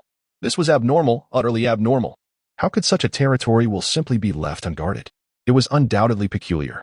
Once bitten by a snake, one becomes fearful of a rope for 10 years. Zhao Lun, eyeing the white territory while hovering a meter above the ground, dared not approach. Ultimately, this audacious fellow ordered one of his newly acquired greatsword skeletons to venture forth and test the waters. "Hurry, hurry, why are you dawdling?" he shouted at his unfortunate skeletal minion, hiding among the others. Meanwhile, the poor greatsword skeleton, bewildered, advanced cautiously towards the territory will, pausing with each step. 10 meters. 8 meters, 5 meters. Slowly, the greatsword skeleton finally stood safely before the territory will. The danger alert was lifted.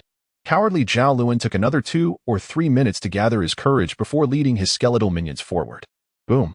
However, at that moment, a colossal figure suddenly rose from the bones behind the territory will.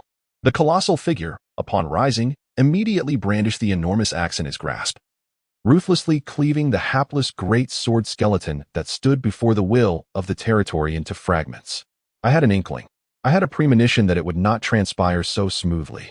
Zhao Lun, frozen in place, spoke with a hint of smugness. Heaven knows what he has to be proud of. Can he not perceive the impending misfortune that awaits him? Roar. As Zhao Lun witnessed the colossal skeletal figure being cleaved asunder, the flames of his soul experienced yet another slight injury. However, this had long been anticipated. He did not divert his attention from that imposing silhouette. The creature before him was a giant axe skeleton, but not merely an ordinary one. Its frame towered at least 2.5 meters high, and its bones bore a hue not of typical white, but rather a subtle gray, unassuming yet exuding a sense of restraint and immense power. Coupled with the nearly 3-meter-long axe it wielded, its mere presence emanated an aura of a formidable weapon, seemingly invincible in the realm of mortals. Zhao Lun instinctively cast a sensing spell. Race, low-level undead, giant axe skeleton mutated, elite. Strength, level 4, bronze, ordinary. Talent, white. What an astonishingly formidable being. Zhao Lun unconsciously spat out a curse. Suddenly, the mutated giant axe skeleton across from him seemed to sense his gaze, and its already fiery temper erupted. It swung its axe and charged towards Zhao Lun. Damn it. What did I say? I warned you all that this path is fraught with peril. You fools, why are you still standing there? Run. By all that's holy. What did the skeleton consume to grow to such a size? Its speed is astonishingly fast. This defies all logic. Realizing that if they continued at this pace, the behemoth would catch up, Zhao Lun gritted his teeth and decisively issued a command to the newly tamed greatsword skeleton. He then turned and leapt onto the back of the greatsword skeleton, fleeing for his life. Within 10 seconds, a fragment of his soul essence erupted, and the greatsword skeleton sacrificed itself. Only then did Zhao Lun dare to glance back, only to find that the mutated giant axe skeleton had halted its pursuit. Is this the rhythm of self-destruction? Observing the large skeleton standing still, Zhao Lun felt a wave of confusion. Was that it? This creature did not seem the type to show such mercy. An unsettling premonition stirred within him. He sensed that the skeleton would not let him off so easily. Run. Flee without a glance back. Zhao Lun, in unwavering adherence to his instincts, commanded his skeletal minions in a frantic bid for survival. Suddenly, a sharp sound pierced the air, compelling Zhao Lun to turn. To his dismay, he realized that the hulking figure before him was preparing to unleash a formidable attack. Run. Do you wish to perish?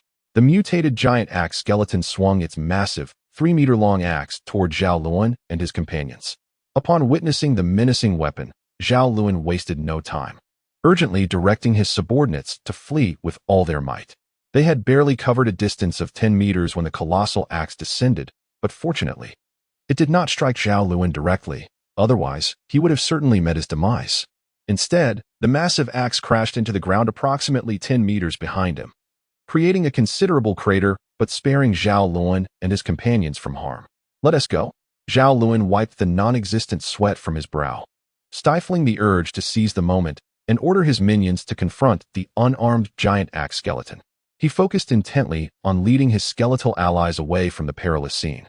Curiously, this skeleton was anything but cautious. His recklessness had been evident from the very first battle, where he dared to employ such wildly aggressive tactics.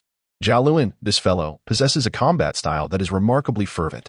While this is not inherently detrimental, it can occasionally lead to perilous consequences. However, Zhao Lun seems to possess an innate acuity that mitigates his recklessness. He can effortlessly discern which adversaries are conquerable and which are insurmountable, placing considerable trust in his instincts. The accuracy of Zhao Lun's intuition is open to debate. It is conceivable that he might forfeit the opportunity to vanquish the mutated Great Axe skeleton due to overconfidence. Clarity emerges in the fact that his decision to retreat, regardless of the circumstances, was far from foolish. After a mere 10 minutes, he successfully evaded the relentless pursuit of the mutated Great Axe skeleton. Undoubtedly, the source of Zhao Lun's distress lies in his reluctance to relinquish the fruits of his labor, which he had painstakingly cultivated over several days. Yet, he finds himself in a position where he appears unable to contend with his foe, thus his vexation intensifies. Gazing upon the towering mountain of bones before him, he observes the grotesque skull shake its head vigorously, its pale eyes radiating a fierce light. In light of this, he realizes that he is left with but one option: to eliminate that mutated Great Axe skeleton. Yes, indeed, to vanquish that creature. Upon closer reflection, if adequately prepared, it is indeed feasible to defeat such an adversary. Stroking his bare chin, he wonders if perhaps he has lost his senses, daring to utter such bold claims, as though he has quickly forgotten the recent incident where he was relentlessly chased. In truth, dispatching the mutated Great Axe skeleton is not insurmountable. The key lies in restraining it, preventing it from closing the distance, and then employing the ranged firepower of the skeletal archers. Defeating it is certainly not a mere fantasy. Zhao Lun's fiery gaze flickered with a fervent madness. It was inevitable. This fellow had returned, and his seriousness was unmistakable, evident in the wild glimmer of his eyes. Thus, I found myself with two pressing tasks. First, to recruit the most formidable skeletal archers, preferably at level 4. With my current level 3 strength, I could command 9 skeletal minions. By discarding my greatsword skeleton and bone shield skeleton, along with 2 skeletal archers, I would have 5 vacant slots for skeletal minions. It was clear that this individual was genuinely intent on confronting the mutated giant axe skeleton. Furthermore, I needed to be mindful of that final axe-throwing move of the mutated giant axe skeleton, thus firepower alone would not suffice. I must bolster my defenses. I would diligently search for the possibility of capturing 2 more bone shield skeletons. This fellow had not forgotten the devastating move that nearly cost him his life. Consequently, for the remaining 5 skeletal minions, it would be ideal to have 3 skeletal archers and 2 bone shield skeletons. And it would be prudent to challenge a level 4 skeleton. If I could successfully recruit one, my chances against the mutated giant axe skeleton would significantly increase. Once the skeletal minions were secured, restraining the giant axe skeleton would be straightforward. Had I not just acquired the swamp technique? I needed to master it quickly, thoroughly, and then let my swamp technique ensnare that creature while the skeletal archers dealt the killing blows and the bone shield skeletons defended me. As for the greatsword skeleton, it could simply stand by as support. Enough of that. I would not dwell on it. After much contemplation, Zhao Lun, who had spent an eternity devising his battle plan, stood up with a refreshed spirit, shaking off the earlier turmoil of being chased relentlessly. To an onlooker, it might seem as if he had already vanquished the mutated giant axe skeleton. What is this skeleton head? After finalizing his plan, Zhao Lun ventured to the place where he stored the soul flames of his skeletal mage, intending to satiate his hunger with a few skulls. To his surprise, in his inventory lay a skull that was distinctly different from the ordinary ones. Instinctively, Zhao Lun cast a sense upon it. Race: low-level undead, greatsword skeleton, ordinary strength, level 4, black iron, elite talent. White curse be the abstract expressions of this system. Who could possibly comprehend them? Zhao Lun muttered under his breath. Yet, thanks to the system's insight, he recalled that this was none other than the greatsword skeleton guarding his territory, the territorial will. He remembered how many times he had been backfired by the servant in his attempts to subdue this creature, ultimately failing in a most disgraceful manner. In the midst of his busy life, one tends to forget matters. Had I not previously vowed at level 3 to make this creature pay? How could I have overlooked such a promise? Zhao Lun smacked his forehead, gazing at the skeleton with a peculiar expression. Should I not recruit him?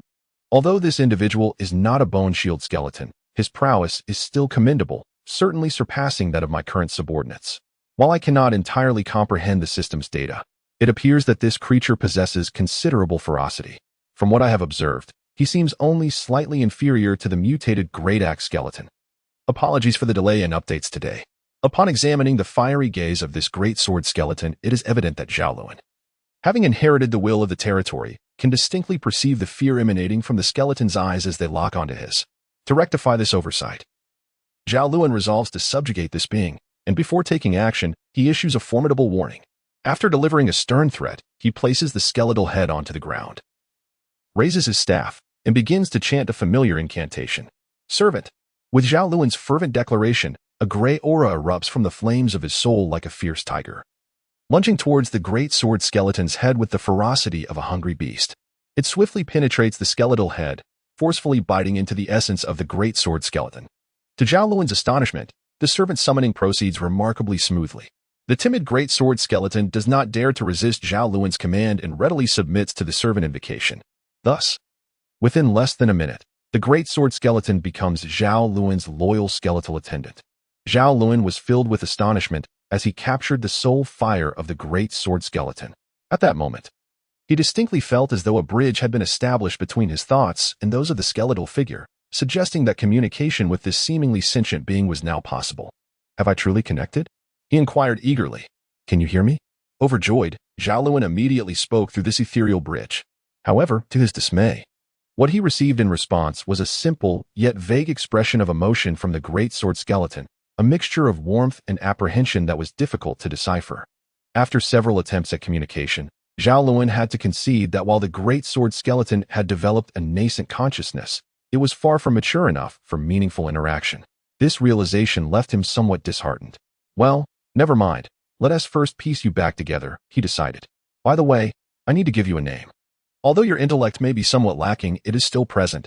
I cannot simply call you Great Sword Number 2, for if you were to gain intelligence in the future, you might seek vengeance upon me. Perhaps due to his own loneliness, Zhao Lun found himself speaking more than usual. Although he could not fully comprehend the emotions conveyed by the great sword skeleton, they were at least vibrant feelings rather than cold, lifeless messages. Consequently, he was reluctant to sever this connection. Why can't I find it? Oles, do you know where I placed your skeleton? Zhao Lun scratched his skull, perplexed as he addressed the very skeleton he had mercilessly dismembered, showing no sign of remorse in that regard. Oddly, even Oles, whose intellect was insufficient for coherent communication, remained surprisingly silent. Why aren't you responding? Don't you know? Zhao Lun continued, only to abruptly freeze in realization. Ah, right, I didn't bring it with me. He chastised himself inwardly, recognizing the futility of expecting advice from a being with such limited intellect. Nonetheless, it seemed that Zhao Lun was not entirely devoid of decency. When I confront the mutated giant axe skeleton, I was counting on you to protect me, he lamented, looking around in confusion while holding Oles' skull. Suddenly, Zhao Lun noticed a flicker of light in Oles' eye sockets. Aha, he exclaimed. It appeared that the poor skeleton was trembling slightly. Could it be that this wretched creature had somehow foreseen its grim fate? Meanwhile, gazing at the towering bone mountain, Zhao Lun's eyes sparkled with excitement as he articulated his grand vision. I can construct a skeleton for you. Indeed. The author has become utterly bored and sarcastic. Leave it to me, Horus. I shall surely assemble the most exquisite skeleton for you. Zhao Lun, disregarding the feelings of others, had completely immersed himself in inexplicable excitement. He placed Horus's skull upon the ground and, with his eyes ablaze with a green light, charged towards the bone mountain. How had I not thought of this game before? Selecting the finest bones from the 153 skeletons and piecing them together, the mere thought fills me with vigor. Zhao Lun's enthusiasm is truly irredeemable, as he fervently dedicates his energy to what appears to be a rather absurd and reckless endeavor. He immerses himself in the bone mountain, meticulously sifting through its contents, tirelessly comparing the merits of each skeletal fragment. To assemble a complete skeleton, he can spend over 2 hours buried deep within the bone mountain. With his materials finally gathered, the next step is assembly. Bursting with enthusiasm, he lets out 3 hearty laughs before plunging into the grand task of construction. 10 minutes later, a proportionate and visually appealing headless skeleton stands before Zhao Lun. Yet, it feels as though something is still missing. Pondering his creation with a hand on his chin, an epiphany strikes him. Weapons. He promptly turns back to the bone mountain. And after 5 minutes, he emerges dragging a massive sword and a bone shield, which he affixes to his creation. Satisfied, he muses that with offensive weapons and protective armor, it is nothing short of perfection. However, a thought crosses his mind. Should he not also include a bone bow? Absolutely. The insatiable greed of this character does not allow him to consider whether the assembled creation, Oles, will truly be capable of wielding such armaments. Thus, he embarks on the task of constructing a mutated skeletal servant. Zhao Lun cradled the skull of Horus with utmost solemnity, akin to holding a national flag. As he approached the meticulously assembled skeleton that had taken him 2 or 3 hours to construct, with great care, he affixed the skull onto the framework. Done. The moment Horus's skull was in place, Zhao Lun's demeanor transformed. He beamed at his creation with a palpable sense of pride, gazing at it for a full 2 minutes before urging the motionless Oris on the ground. Oris, stand up and take a few steps to see how I have put your skeleton together. Yet, Oris remained utterly still. What is this? Not listening, are we? Do you not regard me, your master? Is it a lesson you seek? Zhao Lun's anger flared at the audacity of the diminutive Oris, who dared to disregard his rightful authority. Just as he was about to teach this insolent creature a lesson, Oris, perceptive as ever, sensed his master's impending wrath and quickly conveyed his plight through the mental bridge established by servitude. Hungry. Zhao Lun was momentarily taken aback. This was the first time Oris had articulated his thoughts so clearly, albeit seemingly incompletely. Are you hungry? Zhao Lun inquired tentatively. It appeared that only Zhao Lun struggled to grasp Oris's intent, while Oris comprehended Zhao Lun's words with clarity. The pitiful skeleton hesitated for a moment before nodding in response. You understand? You truly comprehend what I am saying? Zhao Lun exclaimed. Hey, let's not stray from the topic, all right? It's rather embarrassing to make such a fuss over this, you know? Moreover, if even Oris cannot grasp it, how could those first-rate swordsmen and archers execute commands? He then urged, come on, spin around, stand up and let me see. It was evident that Zhao Lun had completely forgotten what Oris had just said, utterly absorbed in his experiment with Oris. Hungry. Fortunately, Oris remained resolute, exuding an attitude of defiance, as if to say, you are not responsible for my sustenance. I shall steadfastly refuse to cooperate. Do skeletons even feel hunger? What do you wish to eat? Bones? But you have no stomach. Can you even consume anything? Zhao Lun finally focused on the crux of the matter, yet this fellow seemed to veer off course once more. Hungry. You declaring hunger is futile. You cannot eat. Hungry. Ah, so you're stubborn, are you? I must tell you, it's pointless. I have nothing here that you can consume. Wait, no, that's not entirely true. There might actually be something you could eat. Just a moment. Zhao Lun, the unreliable fellow, finally recalled the sustenance he typically consumed. He turned and hurried to the place where he kept the flame of souls, instructing his skeletal minions to bring dozens of skulls to the side of Olis. Let me tell you, he warned, after you partake, do not even think about staging a strike against me. Otherwise, I shall deal with you most severely. With that, Zhao Lun produced a skull, issued a menacing threat to Olis, and then retrieved the flame of souls, placing it into Olis's mouth. As soon as the soul flame was inserted into the skeletal form of Olis, it was swiftly consumed with a whoosh. And the creature did not hesitate to convey its insatiable hunger to Zhao Lun. Hey, take it easy. Have you never eaten in your life? Zhao Lun scolded, somewhat irked. Before extracting another flame and placing it into Olis's skull, it seemed Olis was truly famished, devouring over 20 of Zhao Lun's soul flames in rapid succession, to the point where Zhao Lun felt a pang of sympathy. Finally, Olis ceased its demands for sustenance. At last, you are satiated. Now, rise and take a few steps for me, Zhao Lun commanded, observing the skeleton lying amidst the scattered remnants of soul flames with a mixture of concern and exasperation. Suddenly, a disquieting thought struck him. Could there be something amiss with this skeleton? As he watched Olis struggle to stand without success, a sense of guilt welled up within him, prompting thoughts of how he might atone for his actions. Just then, an unexpected turn of events unfolded. The ethereal bridge of connection between Zhao Lun and Olis was suddenly inundated by the fervent roar of Olis, startling Zhao Lun quite profoundly. In the next moment, he observed a faint white glow emanating from Olis's skeletal frame. Goodness, a luminescent skeleton, Zhao Lun mused, realizing that Olis appeared to be gradually gaining control over his own skeleton. Encased in the soft radiance, Olis was steadily rising to his feet. Even more astonishingly, with each incremental ascent, the brilliance surrounding him intensified. When Olis finally stood upright, the light that erupted from his skeletal form was blinding, nearly overwhelming Zhao Lun's senses. What is the meaning of this? Are you showcasing your luminosity to highlight my lack thereof? Zhao Lun, momentarily dazed, seethed with anger and resolved to confront Olis. Yet, he soon discovered that the brilliant light had dimmed, and at that moment, Olis was half kneeling before him. What does this imply? Flattery, perhaps? Let me be clear. I am not swayed by such tactics. A certain individual, whose vanity had been immensely gratified, spoke insincerely. He then promptly abandoned his intention to reprimand Olis. Instead, observing the kneeling figure with keen interest, Zhao Lun observed that the current Olis bore some distinctions from the one he had previously battled. The figure still possessed a well-proportioned skeletal frame, wielding a formidable sword crafted from bone in one hand, while the other grasped a bone shield. It was somewhat regrettable that the bone bow lay abandoned upon the ground, seemingly unequipped. Furthermore, Olus's skeletal form exhibited a subtle darkened hue, exuding a metallic luster that was markedly more robust than the pale whiteness of ordinary bones. The more Zhao Lun gazed upon it, the more he found himself enamored. Convinced that the creation of his own Olus was no less impressive than that of the mutated giant axe skeleton. With this thought in mind, Zhao Lun couldn't help but summon the page of Olus from the flames of his soul. Skeleton attendant name, Olus race, low-level undead, sword and shield skeleton mutated, elite strength, level 4, black iron, exceptional talent, gray evolution direction. Evaluation, a mutated breed cobbled together from refuse, possessing little value for cultivation. Indeed, it was clear that this creature was beyond redemption. Zhao Lun cast a glance at the reviews and quietly closed the page. Incomplete things are simply incomplete. After dedicating more than 2 hours meticulously piecing it together, how could it possibly be deemed a haphazard creation? It is utterly ruined.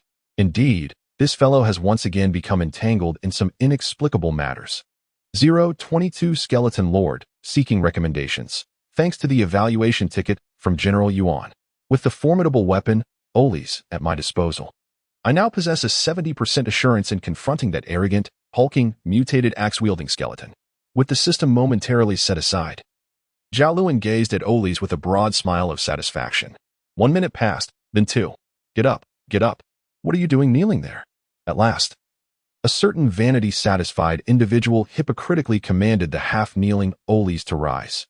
Poor, unfortunate Olis, who had encountered ill fate, stood up promptly upon receiving the command with a swift motion and an upright posture, which made Zhao Lun's eyes light up with immense satisfaction. It looks quite good. I just wonder how strong it truly is. After circling around Olis, Zhao Lun suddenly had a brilliant idea, clapping his bony hand. Eureka! He then ordered his remaining 4 skeleton minions to besiege Olis in order to test its defensive capabilities. What else more? Perhaps out of overconfidence in the creation he had painstakingly assembled, Zhao Lun shamelessly commanded Olis to defend only, forbidding any offensive actions. The remaining skeletal minions under Zhao Lun's command possess an intellect akin to that of puppets, entirely devoid of the concept of companionship. Consequently, their assaults are increasingly malicious, driven by an almost insatiable desire to annihilate Olus.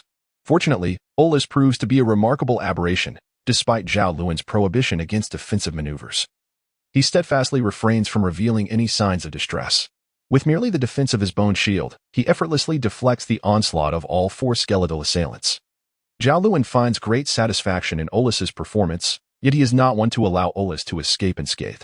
Observing the futility of the 4 skeletal minions' attacks against Olus, he promptly assumes direct control, orchestrating a coordinated assault against Olus. As Zhao Lun intervened, the battlefield transformed dramatically. The 4 skeletal warriors, previously engaged in disorganized skirmishes, swiftly united under his command, forming a simple tactical assault team. The great sword-wielding skeleton and the bone shield skeleton took on the role of frontline combatants, while the 2 skeletal archers provided long-range support. Their combat prowess surged instantaneously, leaving Olus, who could only defend, gasping for breath under the pressure. Is this all you can muster, Olus? I must admit, I find this rather disappointing, Zhao Lun remarked with a smile, directing his skeletal minions to dominate their opponent. Attack! Olus's eyes ignited with fervor, his spirit soaring as he raised his bone shield, shedding his previous defensive stance. With tremendous force, he charged at the great sword-wielding skeleton and the bone shield skeleton, violently pushing them aside. In a remarkably brief span of less than 20 seconds, he dashed towards the 2 skeletal archers, knocking them to the ground with a fierce impact.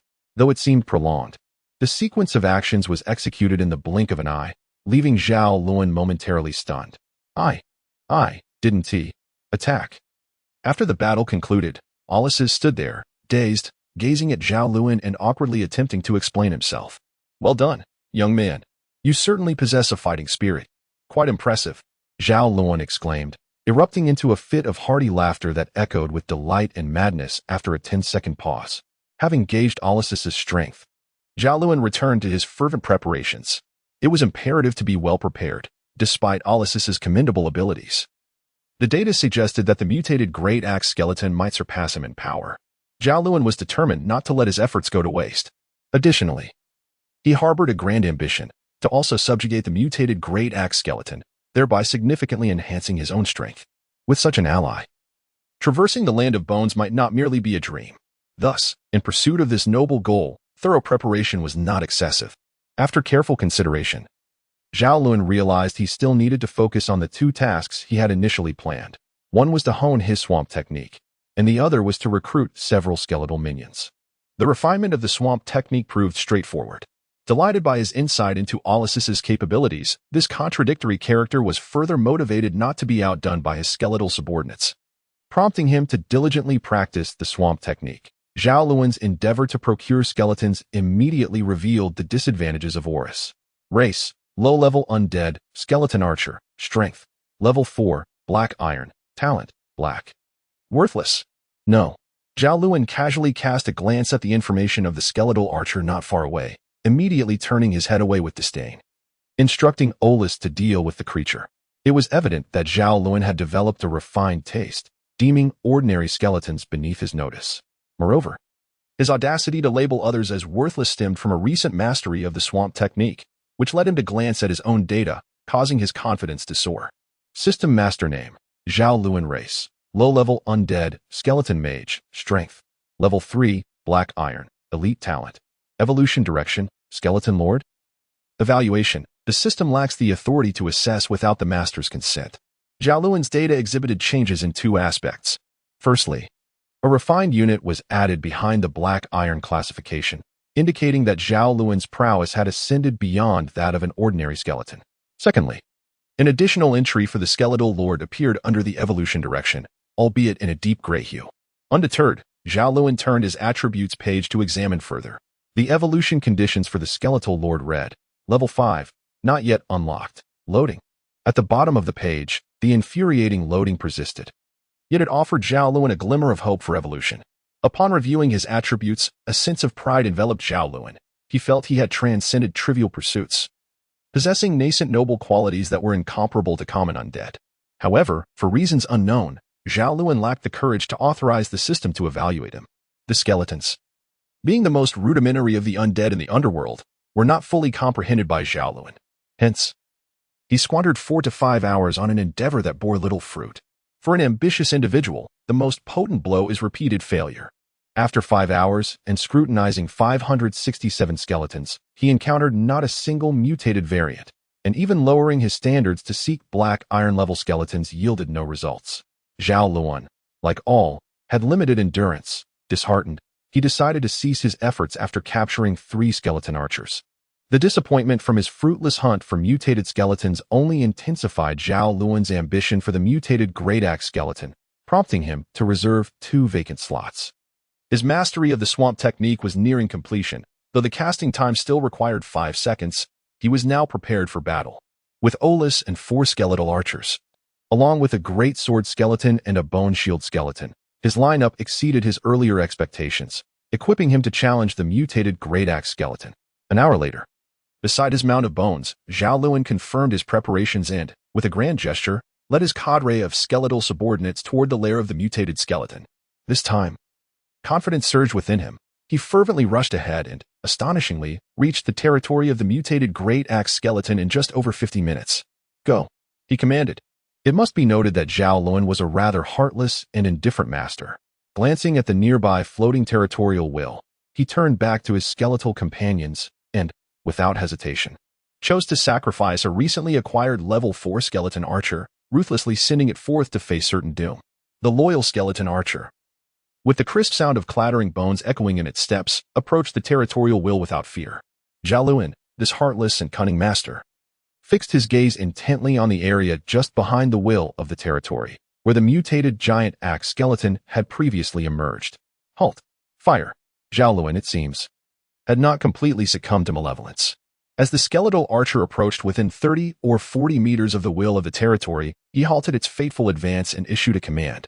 With a swift whoosh, the skeletal archer responded without hesitation, launching a bone arrow measuring half a meter in length with the speed of lightning. In an instant, the arrow reached the designated spot dictated by Zhao Lun, piercing the ground as effortlessly as a knife through soft tofu. One could only ponder whether the mutated giant axe skeleton was well concealed. If not, this strike might well prove to be quite spectacular. Zhao Lun harbored considerable confidence in the potency of the arrow shot by the skeletal archer. However, after the arrow was released, 2 to 3 minutes had elapsed. Yet the mutated giant axe skeleton exhibited no response whatsoever. Upon witnessing the unfolding situation, Zhao Lun felt an unsettling urgency. Fire again. With a swift command, another bow and arrow was loosed, striking the same spot yet again. Following 3 more minutes of tense anticipation, silence still reigned. How peculiar. Could it be that this creature was not present?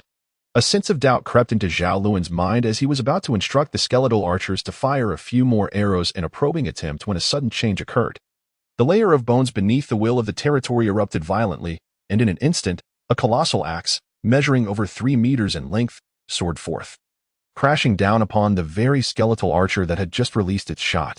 With a resounding crack, the skeletal archer was brutally shattered at the waist. Even its resilient skull could not withstand the overwhelming force and splintered apart, its soul flame extinguished in an instant. Thus, a level 4 skeletal archer met its irrevocable demise. Seizing the moment, Alice charged forth. The unexpected turn of events left Zhao Lun no time to mourn the sacrifice of the skeletal archer. The formidable instinct for battle and the terrifying threat posed by the mutated axe-wielding skeleton compelled him to respond. Yes, as Alice received the command. He brandished his bone shield and hefted his great sword, charging valiantly towards the mutated axe skeleton, prepared for a fierce confrontation. As Alice surged towards the mutated axe skeleton, he was immediately detected. Perhaps sensing the threat Alice posed, the mutated axe skeleton slammed its arms into the ground, its jaws gaping wide, unleashing a roar filled with ferocity. It then charged directly at Alice. The immense figure of the mutated axe skeleton, once in motion, resembled a ferocious prehistoric beast. Its menacing framework growing increasingly fearsome amid the swirling dust, imparting an overwhelming sense of insurmountable dread. In that moment, even Zhao Lun, who had been contemplating how the mutated axe skeleton produced such a thunderous sound, felt a pang of concern for Alice, who was bravely facing the oncoming onslaught. 50 meters. 30 meters, 20 meters. As the mutated axe skeleton closed in on Alice, Zhao Lun tightened his grip on the staff. Alice, you must persevere. I cannot bear to lose a mutated-level skeletal servant that I have so painstakingly acquired. Just as Zhao Lun's anxiety for his precious skeletal companion surged, the clash between the mutated axe skeleton and Alice transpired.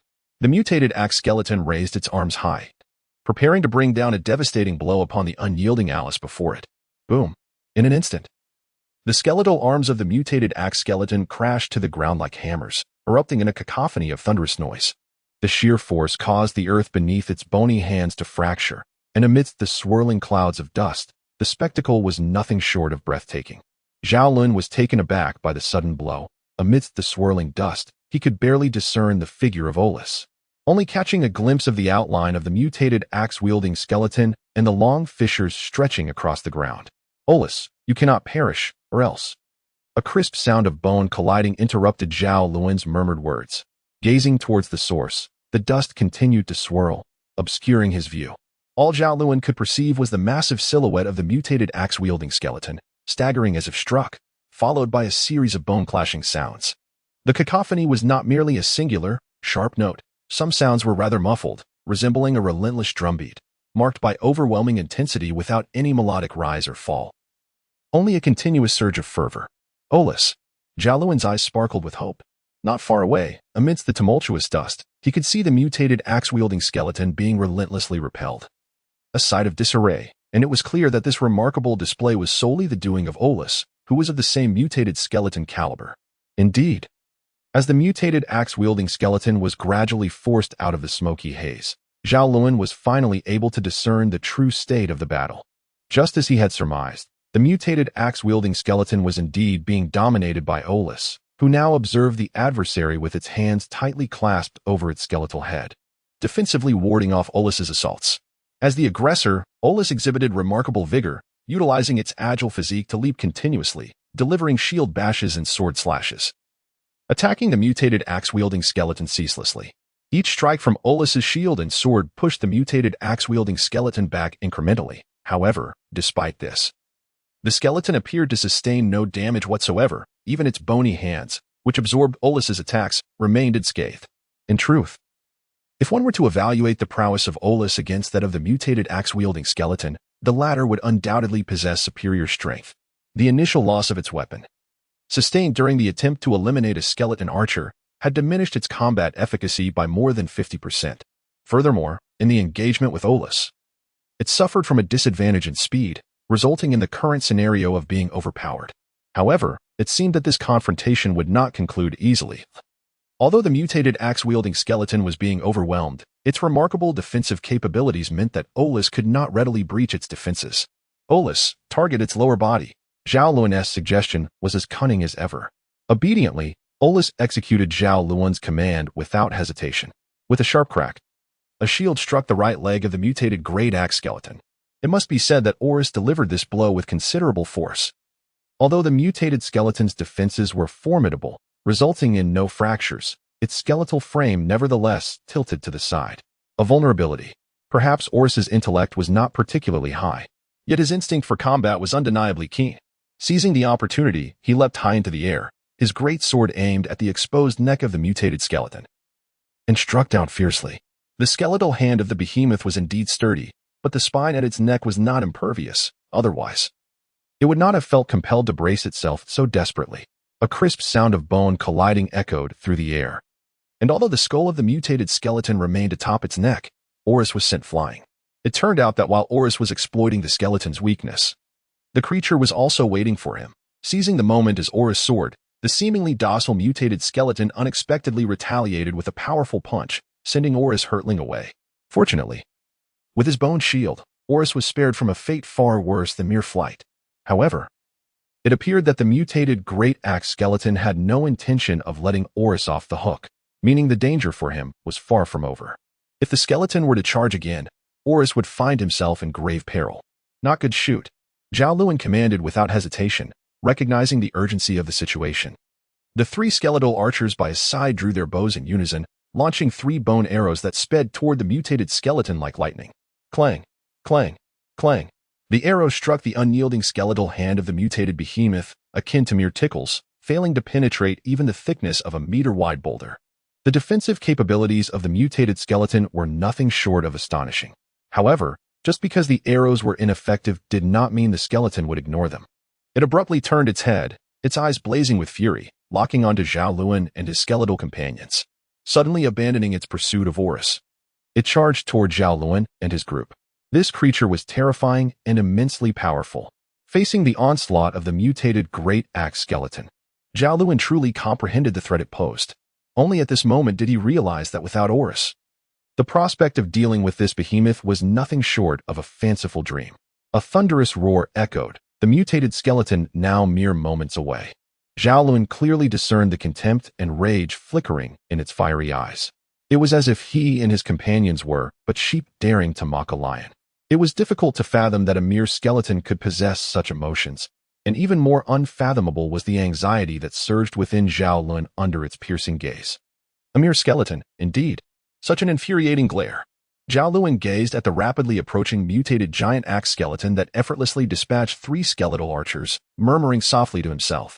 Before Zhao Lun, the mutated giant axe skeleton suddenly sank over a meter deep, clearly indicating that his swamp technique had long been prepared for this moment. With a roar, the ensnared skeleton, engulfed in flames, emitted a ferocious bellow. This skeletal creature seemed to possess a modicum of intelligence, aware that Zhao Lun was the architect of its predicament. Thus, despite its struggles in the mire, it relentlessly lunged towards Zhao Lun, intent on annihilating this wretched adversary. Unfortunately, the very act of becoming ensnared in Zhao Lun's swamp technique signified the inevitable conclusion of this battle. Olus, who had just been hurled away by the mutated giant axe skeleton, had somehow positioned himself behind Zhao Lun. With a swift strike of his great sword, the skeletal form fell to the ground. "Well done, Olus," Zhao Lun exclaimed, revealing a menacing grin. The earnest Olus, receiving praise for the first time from the cunning Zhao Lun, appeared somewhat bewildered, seemingly at a loss for how to respond, as he stood there, staring at Zhao Lun with an adorably naive expression. Upon witnessing this, Zhao Lun chuckled and playfully patted Olus on the head. However, he soon covered his skull as he commanded the great sword skeleton and the bone shield skeleton to excavate the skull and skeletal remains of the mutated giant axe skeleton from the now desiccated marsh. Having recently endured the backlash from the demise of 3 skeletal servants, Zhao Lun was in considerable pain. Thus, he eagerly awaited great sword skeleton one to hand him the skull of the mutated giant axe skeleton. Unable to restrain himself, he approached the territorial will that could soothe the flames of his soul and extended his bony hand to accept this territorial will. 025 backlash territory, unnamed level, level 1 tribe area, 11. 52 square kilometers buildings, none residents. 0 Zhao Lun cast a fleeting glance at the newly added attributes of his territories page before promptly closing it. At this moment, he found little interest in exploring the other side of the page. With the pain of the soul fire alleviated, he had significant matters to attend to. The second mutated level skeletal servant was about to make its grand debut. Zhao Lun gazed at the mutated giant axe skeleton's skull on the ground, a flicker of excitement prompting him to rub his bony hands together.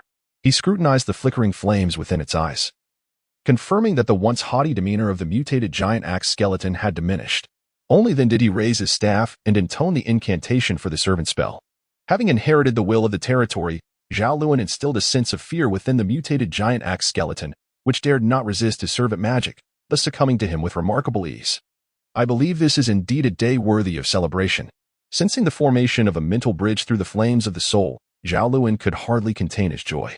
From this moment on, he would possess 2 mutated-level skeletal servants.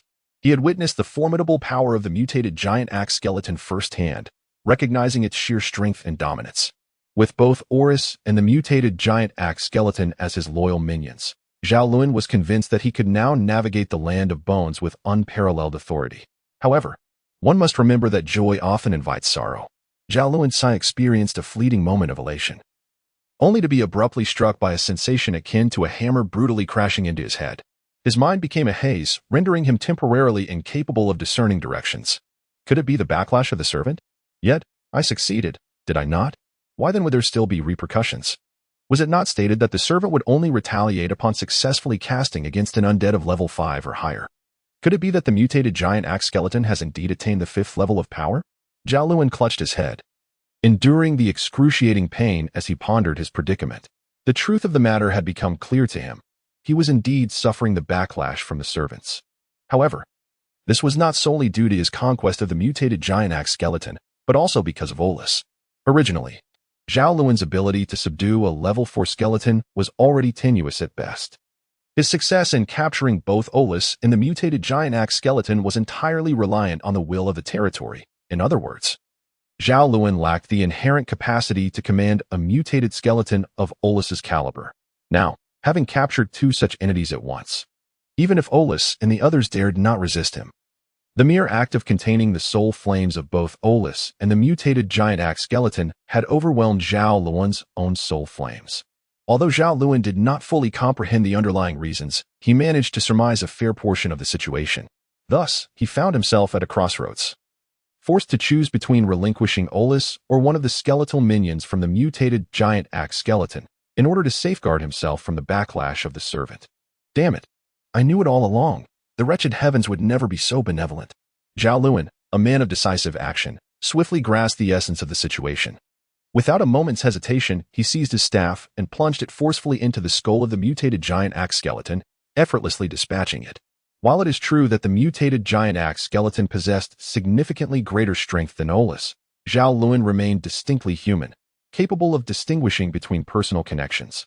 Although Olus might not rival the skeletal foe in power, he was a creation of Zhao Lun's own efforts, and despite his limited intellect, certain traits he exhibited earned Zhao Lun's admiration. Of course, Zhao Lun would never admit that at least 50% of his motivation for slaying the mutated giant axe skeleton stemmed from the disdainful look it had cast upon him earlier. Yet, perhaps Zhao Lun was overly simplistic in his thinking. The repercussions of his actions were far from straightforward. With a thunderous crash, as the soul fire of the mutated giant axe skeleton shattered, a violent tremor surged through Zhao Lun's own soul fire. An excruciating pain, even more intense than before, enveloped him, rendering him incapable of uttering a single cry. With a resounding thud, the entire skeleton collapsed. This agony was 100-fold more severe than the combined torment of 3 skeletal archers' deaths, robbing Zhao Lun of the strength to speak. To make matters worse, this torment persisted for an agonizing 30 minutes, pushing his mental state to the brink of disorientation. Several times, he nearly drove his staff into his own soul fire in a moment of despair. How is it that only a few days into this new life, I feel as though I have endured all the suffering of my past existence? He mused. Indeed, traversing worlds is fraught with peril. One must proceed with caution. After enduring the relentless pain, Zhao Lun, now able to muster some sarcasm, wearily stood up. His ability to jest about his predicament indicated that he had not sustained any grave injuries. Next, he unsteadily rose to his feet, his mind still hazy as he surveyed his surroundings. His gaze immediately fell upon the lifeless skull of the mutated giant axe skeleton, its soul fire extinguished. What a pity! Cradling his own skull, Zhao Lun felt a pang of regret for having slain the creature with his own hands. Upon noticing several fragments of soul fire scattered upon the skull, he promptly instructed Olus, consume those fragments of soul fire to prevent waste. The obedient Olus wasted no time and proceeded to devour the remnants one by one. Zhao Lun nodded slightly, lifting his gaze to survey the surroundings, only to discover that his remaining 2 skeletal servants were still toiling by the desiccated marsh. A surge of indignation welled within him. Bone Shield Skeleton Number 1. Cease your incessant meddling with that wretched skeleton's frame. It is of no use to dwell on a carcass long departed. After casting one last glance and confirming that this desolate place held nothing of significance, Zhao Lun, without further ado, departed with Olus and the remaining Bone Shield skeleton. His hasty exit was prompted by the unsettling memories this place evoked, a sight of misfortune for him. The first visit had been a harrowing escape from a mutated giant axe skeleton that had left him utterly beleaguered, costing him 3 of his skeletal companions. On his second venture, he had triumphed, effortlessly vanquishing the mutated giant axe skeleton and claiming the will of the territory. Yet, tragedy followed triumph. The backlash from the servant spell forced Zhao Lun to slay the very creature he had just subdued, and the subsequent backlash left him nearly incapacitated. Treading along the bone-paved path, Zhao Lun gently shook his slightly dazed head, keeping his gaze downcast as he hurried forward, appearing rather disheveled. Behind him, 3 obedient skeletal servants trailed closely in his wake. Among them, Olus, who walked at the forefront, exhibited a certain restlessness, its skull swiveling occasionally to observe the quaking skeletons cautiously avoiding their path, exuding an eager demeanor. However, this well-behaved creature refrained from acting without Zhao Lun's command, dutifully following in his footsteps. Yet, as Olus grew increasingly agitated, even Zhao Lun, leading the way, sensed something amiss and turned to scrutinize Olus curiously. The little one, displaying commendable intellect, stood upright upon meeting Zhao Lun's gaze, adopting a decorous posture. Nevertheless, its fiery eyes betrayed its longing as they fixated on the trembling skeletons slipping past them, reminiscent of a mischievous child salivating over delectable treats from a neighbor's abode. Zhao Lun was momentarily taken aback, sensing that Olus appeared to be a touch more astute than before. However, this peculiar behavior from Olus seemed rather out of character. After a brief contemplation, Zhao Lun followed Olus's gaze and pointed towards a skeleton, inquiring, "Do you intend to slay it?" Olus stared at Zhao Lun for a moment, as if just grasping the implication of his words, and nodded vigorously. "Then let us proceed," Zhao Lun commanded after a moment of reflection. Whoosh! As soon as Zhao Lun gave the command, he witnessed Orish dramatically employing an assault technique that had proven futile against the mutated Great Axe skeleton. In almost an instant, he arrived beside the unfortunate Great Axe skeleton. With a swift motion, he severed the skull of this ill-fated level 3 Great Axe skeleton. Moments later, Oris, gleefully holding the severed skull, trotted over to Zhao Lun and excitedly presented the skull of the Great Axe skeleton before him. Zhao Lun was taken aback. He had contemplated numerous scenarios, yet he never imagined such a situation would arise. He felt as though his mind was somewhat inadequate, realizing for the first time that not only were the thoughts of women inscrutable, but the musings of a skeleton were equally elusive. Instinctively grasping the colossal axe wielded by the skeleton, Zhao Lun lifted his gaze and was suddenly met with the intense gaze of Olus, whose fiery eyes were fixed upon him. In those luminous orbs, he discerned a familiar emotion, one he had often glimpsed in the eyes of the little cat he once cared for. Thus, without thinking, he extended his hand and gently stroked the skull of Olus, who towered above him, akin to caressing a beloved feline. What on earth am I doing?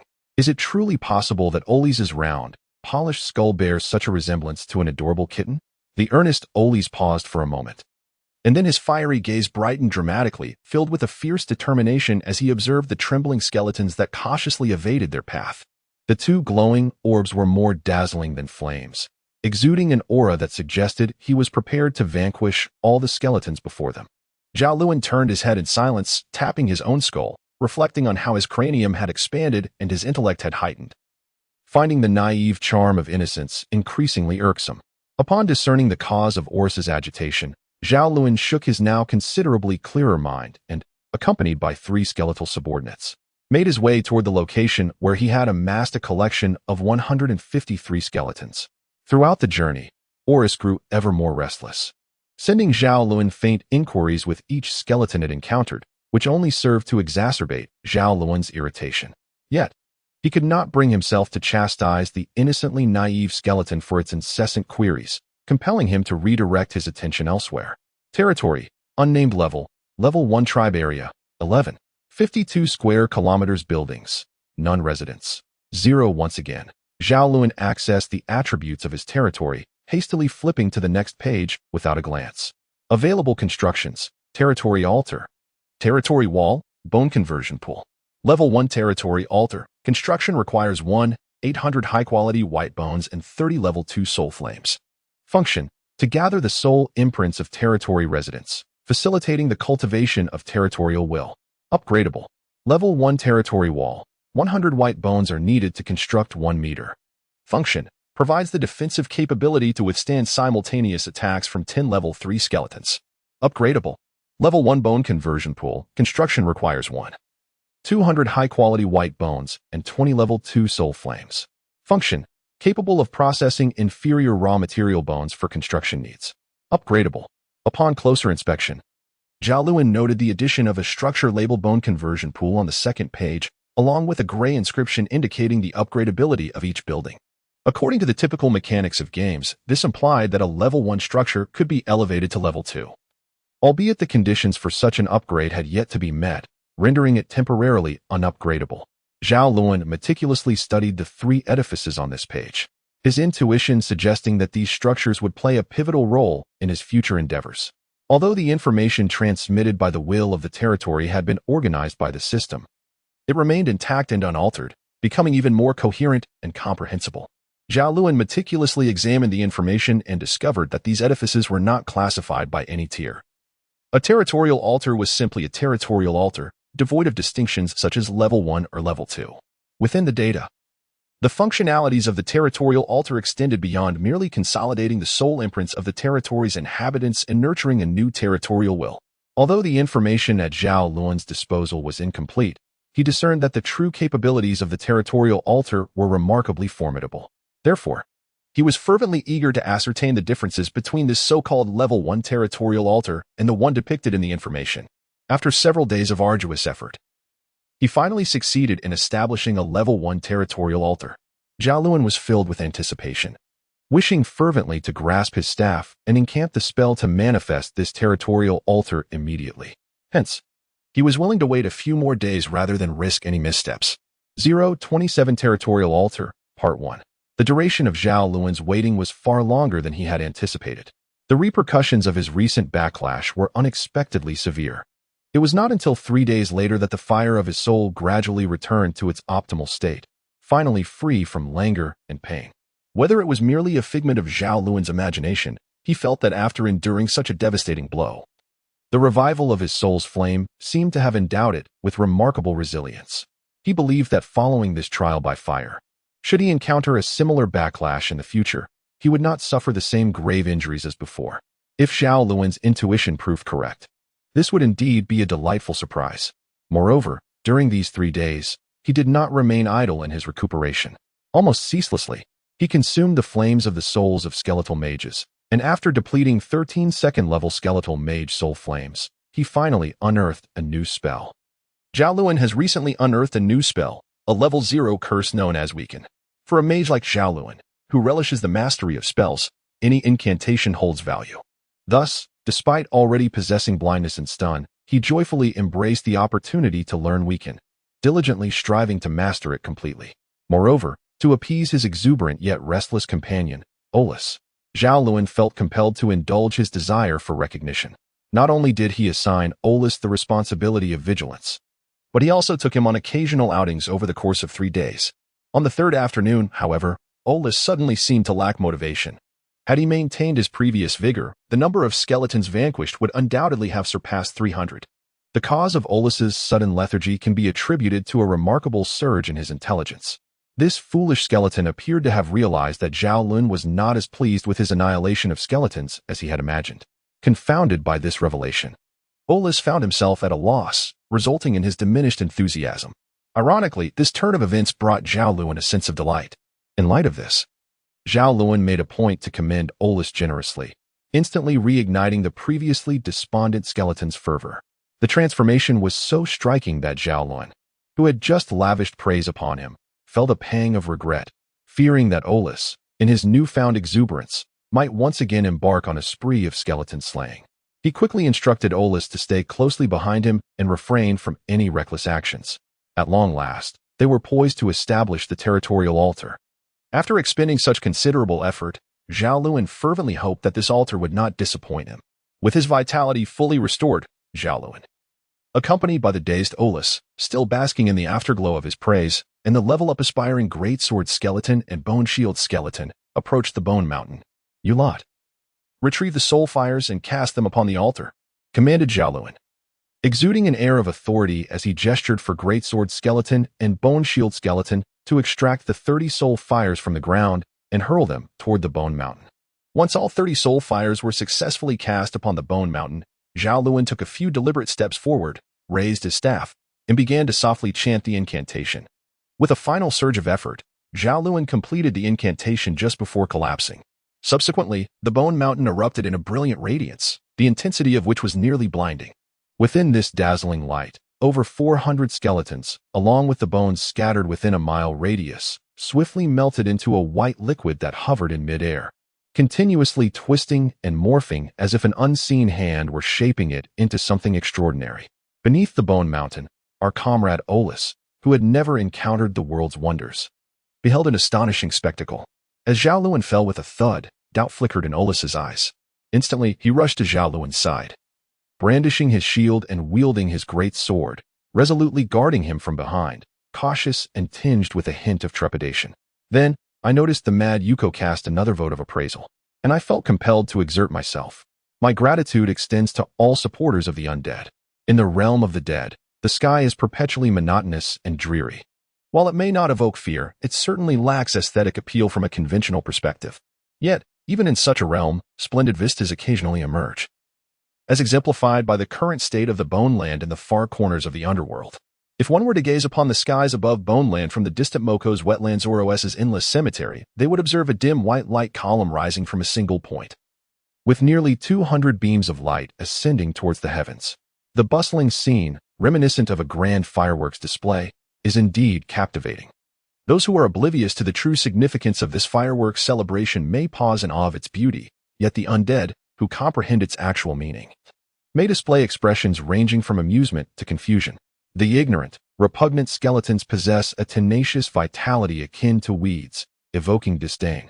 In Bone Land, after reciting incantations, Zhao Lun lay on the ground like a lifeless dog for several hours before finally regaining consciousness. His eyes ignited with a spark, and he groggily shook his ghastly skull, slowly rising to his feet.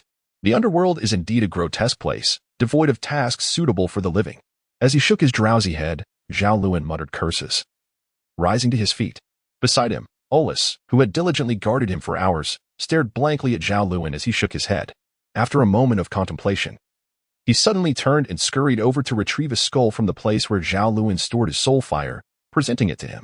This gesture left Zhao Lun momentarily stunned. He instinctively accepted the skull, cradling it in his hands.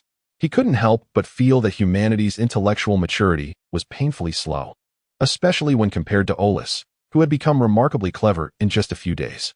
It was simply incomparable. However, despite his musings, Zhao Lun lowered his head and silently consumed the soul fire of the skeletal mage.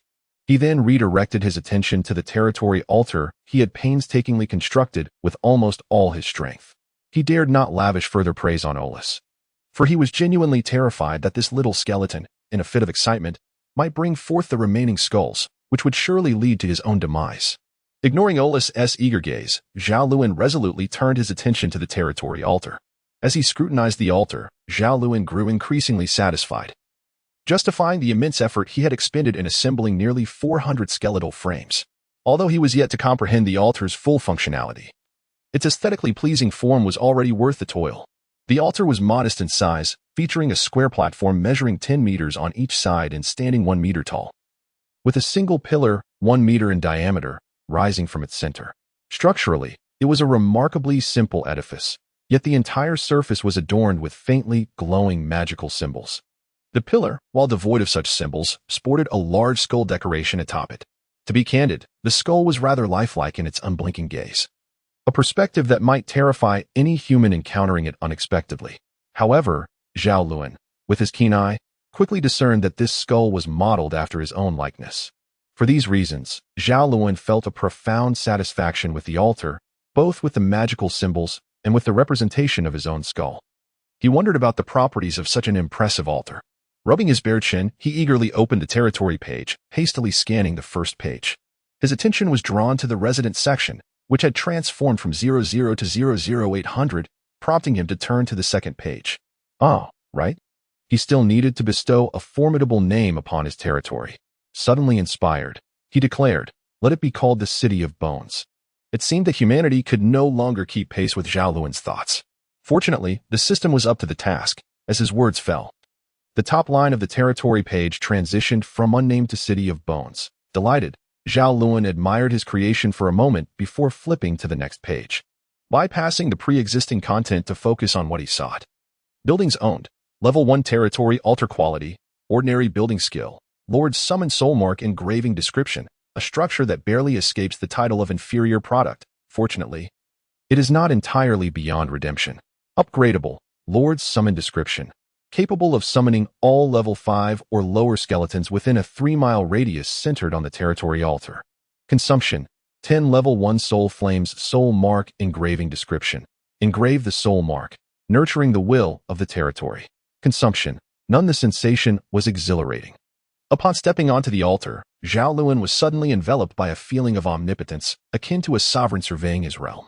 Every gesture of his seemed to dictate the fates of those beneath him, specifically the lives of Horus and the great Sword No. 1, who were unable to ascend.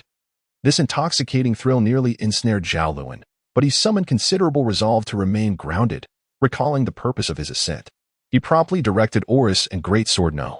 1 to retrieve over 10 skulls of level 3 or higher from the repository of soul flames. As the architect of this altar, Zhao Lun's understanding extended beyond the mere descriptions provided by the system. It was enriched by the altar's feedback. This encompassed numerous aspects unmentioned by the system, such as the method by which soul flames should be placed upon the altar to be effective. Utilizing the insights gained from the altar, Zhao Lun swiftly positioned several level 3 soul flames within it, then raised his staff high. "In the name of the Lord of the Bone City, I summon." At Zhao Lun's command, the skull atop the column suddenly gaped open, followed by a resounding voice that unleashed a wave of invisible sound, crashing forth in tumultuous resonance. System lagging. Reinstalling. 029 captured the atmosphere was electric as Zhao Lun stood upon the altar, his blood surging with fervor, for these skulls were destined to become his subjects. With a final echo of footsteps, he found himself encircled by a throng of skeletons, densely packed, numbering at least in the thousands. Quickly, time is of the essence. Zhao Lun, disregarding his excitement, leapt from the altar without hesitation, diving toward the gathering of skeletons.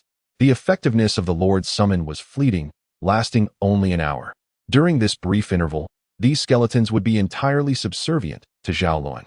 After the hour elapsed, they would disperse with utmost haste, compelling Zhao Lun to maximize his time and secure as many skeletons as possible.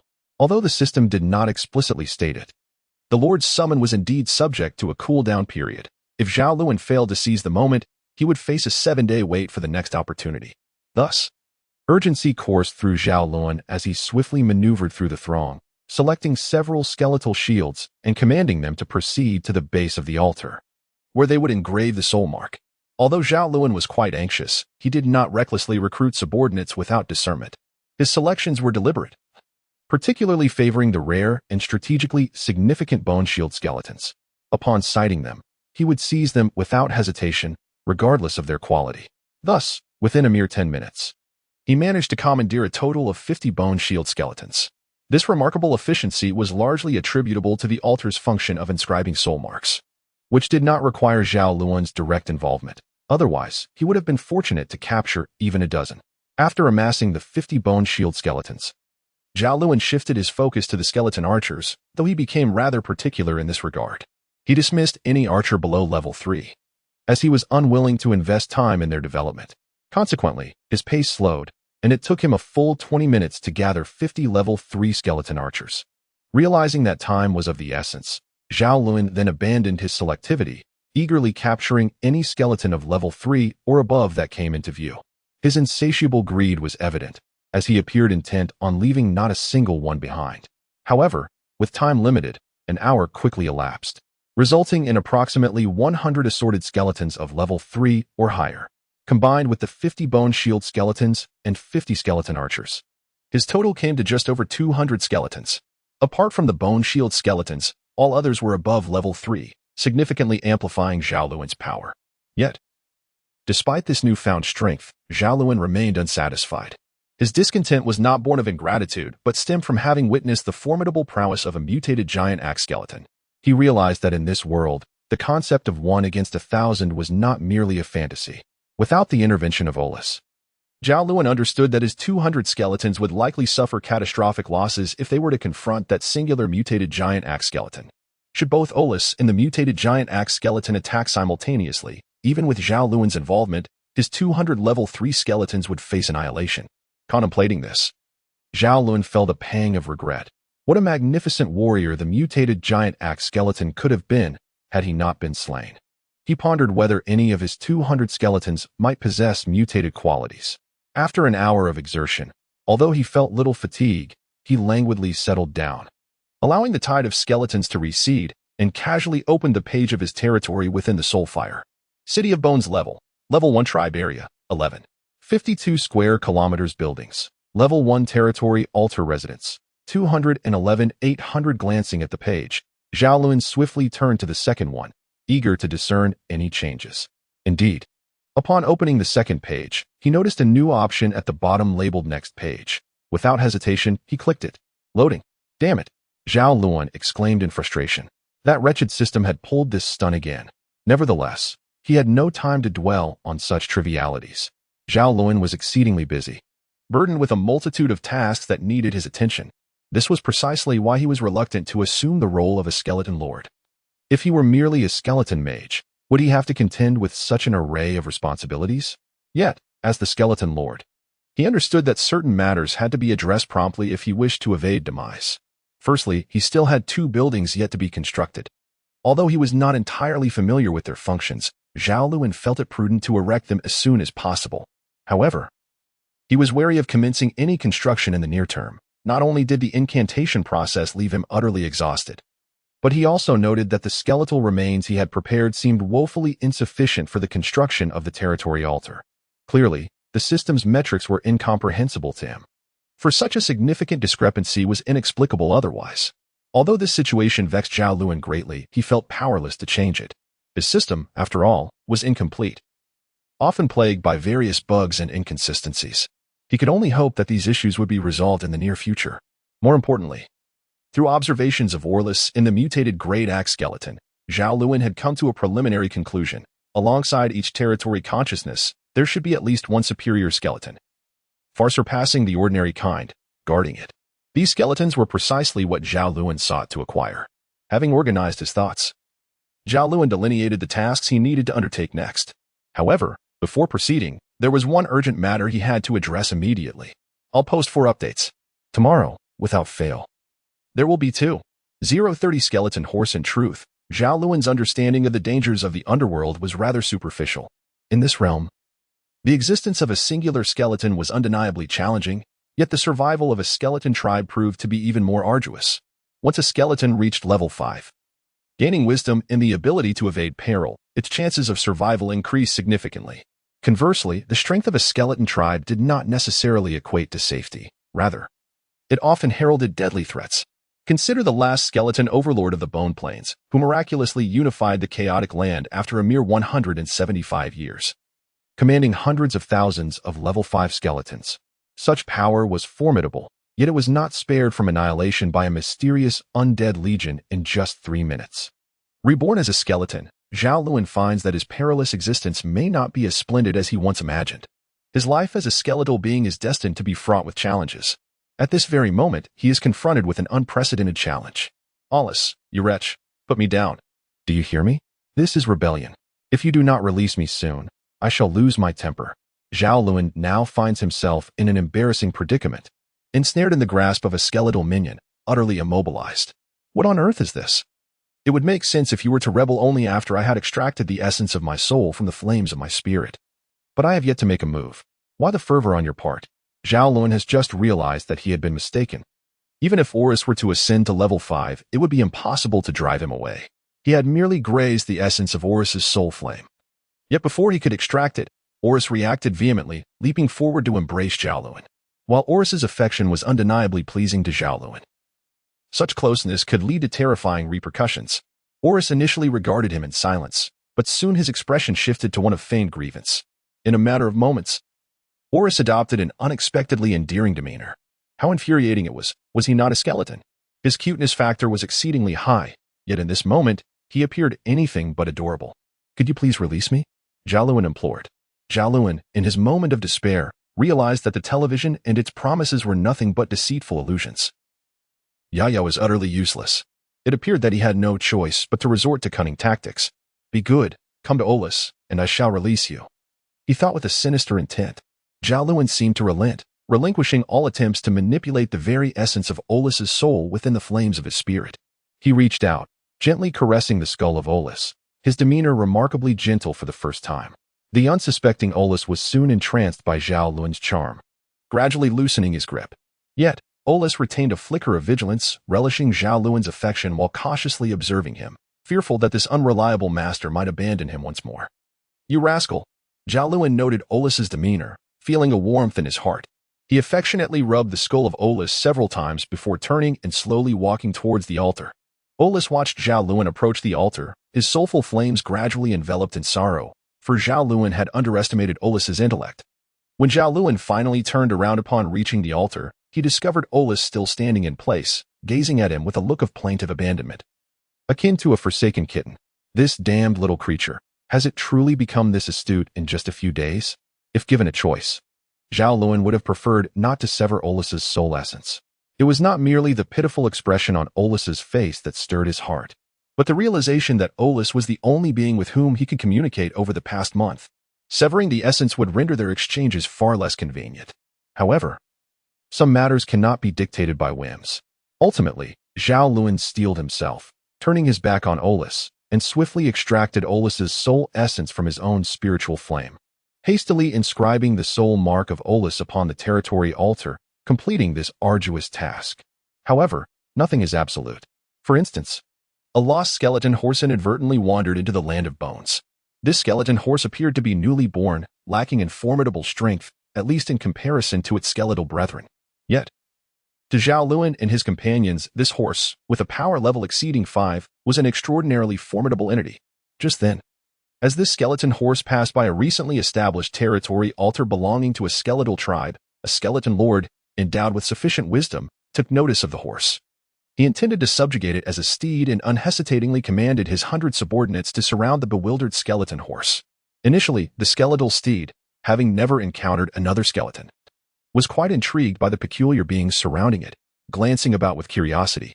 However, when the self-assured skeletal lord articulated his intentions and issued a firm threat towards this seemingly docile skeletal horse, the creature's temper flared. It is no jest. Although the skeletal horse is a common mount of the formidable undead knights, it is not something that a mere mutated skeleton of level 5 or below can presume to intimidate. Despite its outwardly gentle demeanor, the skeletal horse possesses a fiery temperament, which erupted in response to the provocation. Zhao Lun distinctly sensed that Olus had recently become considerably more melancholic and taciturn, although he still appreciated the affection directed towards him. It was no longer as fervent as before. Moreover, Olus would occasionally and subtly convey his discontent. What could this signify? Is he upset with me? How could someone of such high intellect behave in such a childlike manner? Zhao Lun found himself in a quandary, yet he chose not to dwell on it excessively, for he was beset with numerous pressing matters. Among the 800 skeletal warriors at his command, there were 200 skeletal shield bearers, 300 skeletal archers, 100 skeletal swordsmen, 100 skeletal axe wielders, 50 skeletal mages, and 50 skeletal spearmen. Initially, Zhao Lun had not intended to recruit skeletal mages, but upon reflection, he realized that nurturing a cadre of skeletons could potentially yield new spells as they leveled up. Embracing this mindset, he decided to incorporate the 50 skeletal mages into his ranks, albeit without assigning them any combat directives. According to Zhao Lun's current strategy, should he embark on an assault against neighboring territories, he would designate 100 skeletal shield bearers, 100 skeletal archers, and 100 skeletal swordsmen as his defensive forces. Although he would also retain the skeletal mages, they would remain devoid of instructions. Regarding his plans for offensive maneuvers, Zhao Lun had diligently prepared over the past few days. He had dispatched 30 of his skeletal archers, dividing them into 4 squads to venture in different directions. Thanks to the soul imprint from the altar, Zhao Lun's minions could now roam beyond 100 meters from him, practically unrestricted in range, unless summoned back via the altar. These 30 skeletal archers would continue their march until they encountered formidable foes and were vanquished, which was precisely the moment Zhao Lun awaited. Currently, the Realm of Bones posed no significant threats. A mere 5 level 3 skeletal archers could easily traverse the lands unless they faced exceedingly powerful adversaries. Zhao Lun sought to bide his time until his skeletal archers were defeated, allowing him to sense their precise location of demise through the altar, thus pinpointing the enemy's position. This tactic was necessitated by the limitations of his current forces, all of whom were below level 5. Except for Olus, none possessed the capacity for communication, let alone the ability to scout for enemies. While Olus might have such capabilities, Zhao Lun was reluctant to risk his foremost general. With Olus unable to undertake the task, Zhao Lun had no alternative but to rely on this method. As Zhao Lun's scouting team was recently dispatched, there were no immediate updates. Normally, this would afford him a brief respite, yet for Zhao Lun, it was not so. He had a multitude of tasks to attend to. He intended to utilize this interlude to establish the skeletal conversion pool and to assess his skeletal troops for any exceptional specimens. If he discovered any, he would extract them prior to the onset of battle to prevent their potential loss. These 2 undertakings could be accomplished concurrently. The only requirement for the skeletal conversion pool was skeletal materials, a task for which Zhao Lun saw no need to intervene personally. He arranged for Olus to take charge of this endeavor instead. It must be said that Olus is indeed quite endearing.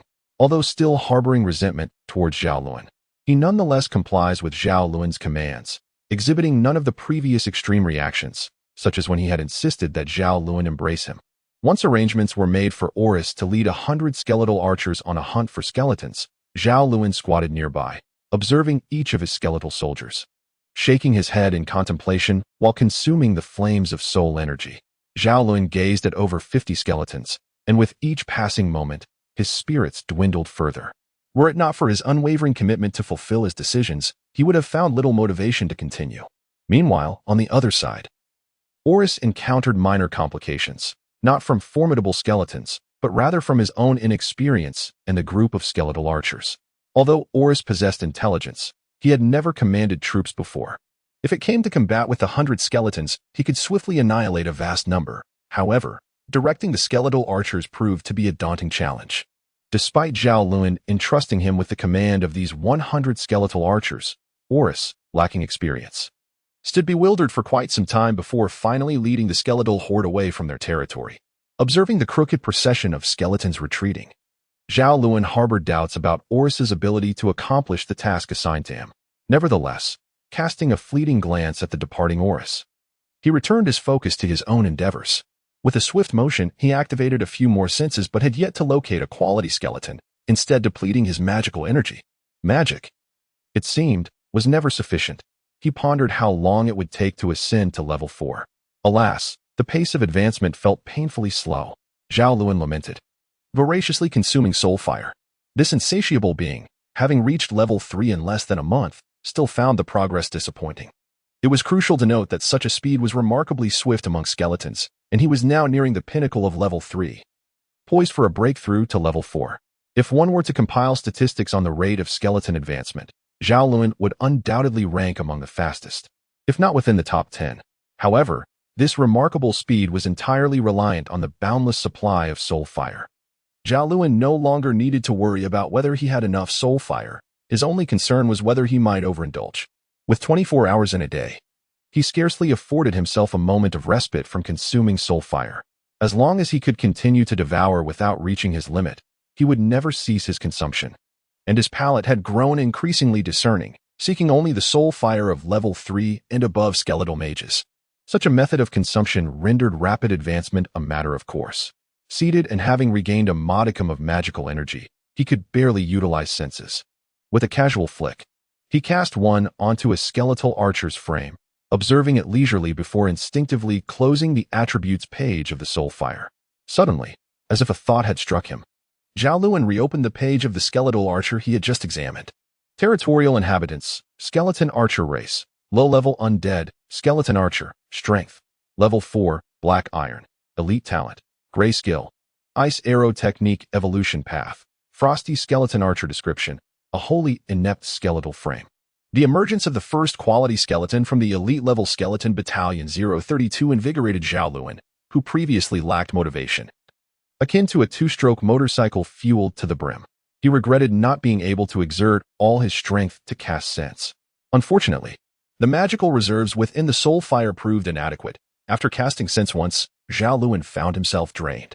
Fortunately, he had never been short of provisions. However, the refinement speed of his soul fire was rather sluggish, requiring nearly 2 minutes to replenish the magical energy for another sense. He yearned to ascend to level 4 immediately. After another lamentation over his insufficient magical power, Zhao Lun summoned the quality skeleton archer before him, scrutinizing it from top to bottom, hoping to discern some distinctive features that would assist him in identifying high-quality skeletons, thus saving himself some effort. Such a notion was commendable, yet reality proved less than favorable. Despite his meticulous examination from every angle, Zhao Lun could find no discernible differences between this skeleton archer and the others. In his moment of frustration, he recalled the skeleton archer's ice arrow technique, igniting his curiosity. Come, let us see an arrow," Zhao Lun exclaimed, shaking his head as he surveyed his surroundings before finally pointing at a stone approximately 1 meter high, issuing a command to the skeleton archer. With a command from Zhao Lun, the skeletal archer immediately readied his bow, drawing it back and releasing an arrow. In an instant, a bone arrow, swift as lightning, soared forth, embedding itself with precision into a massive stone. The arrow, over 1 meter in length, had penetrated deeply into the stone, demonstrating its formidable power. Indeed, the strength of this shot was remarkable. Even Olus, without his bone shield, would likely find it impossible to withstand such an arrow. Zhao Lun observed with satisfaction, nodding approvingly, before suddenly striking the skeletal archer on the head with his bony hand. "But who wants to see your pathetic arrow? I wish to witness the ice arrow technique. Do you understand? Shoot." The skeletal archer, struck by Zhao Lun, turned to him with a vacant, lifeless gaze, lacking the awareness to comprehend Zhao Lun's intentions. It was only upon hearing the mention of the ice arrow technique that the archer abruptly pivoted towards the distant stone and drew back his bow. This time, the archer's movements were less swift. He held the bowstring for quite some time without releasing the arrow. After 10 seconds, a faint blue glow began to emanate from the bone arrow, and at last, the skeletal archer let loose the ice arrow technique. With a soft thud, the ice blue bone arrow struck the giant stone. In terms of sheer physical power, this shot was not significantly stronger than the previous one. However, it carried considerable ice elemental damage. Even the stone, upon receiving this arrow, was cloaked in a thin layer of blue frost. When Zhao Lun approached and touched the frost, he found that his bony hand became noticeably stiff. His movements hindered for a while before he regained full mobility, which pleased him greatly. Zhao Lun proceeded to conduct several tests with the skeletal archer. Through these evaluations, he discovered that while the ice arrow technique was potent, it also demanded a considerable amount of energy. The skeletal archer, with its level 4 strength, could only utilize it 5 times in succession, requiring a full 10 seconds to prepare each time. After noting this information, Zhao Lun designated this elite skeletal archer as Ice Shooter No. 1 and instructed it to stand by. As time passed, Zhao Lun continued to assess his 800 skeletal minions one by one. Perhaps influenced by the luck of Ice Shooter No. 1, all the skeletal archers that Zhao Lun focused on were successfully perceived, resulting in the addition of 5 more skeletal archers to his ranks. Unsurprisingly, all 5 archers were of elite caliber. Among them, 4 possessed the ice arrow technique, including Ice Shooter No. 1, while the remaining 2 wielded the fire arrow. Naturally, Zhao Lun was keen to observe the fire arrow as well. His observations revealed that the fire arrow was significantly more powerful than the ice arrow technique. However, unlike the ice arrow, it did not possess the ability to hinder the target's movements. Thus, determining which technique was superior proved to be a challenge. Having detected 6 elite-level skeletal archers, Zhao Lun harbored an ambitious aspiration. He yearned to fully identify all 800 skeletons, thereby assembling an entire squad composed solely of elite-level skeletons. This endeavor would prove crucial for his forthcoming conquests in other territories. As half a day swiftly passed, the 30 skeletal archers dispatched by Zhao Lun remained silent. Yet he had nearly completed the identification of all 800 skeletons, perhaps due to the fact that these skeletons were selected from a multitude of thousands. They represented the highest echelon of quality, yielding significant rewards for Zhao Lun. Upon completing the assessment of the 100 skeletons from Oris, he discovered an additional 3 archers endowed with the ice arrow skill. Consequently, Zhao Lun's elite skeletal archers now numbered 9, an impressive figure. Should he command these 9 archers to unleash their skills simultaneously, the terrifying power they would wield would be sufficient to instill fear even in Oris. A force capable of annihilation at the slightest touch.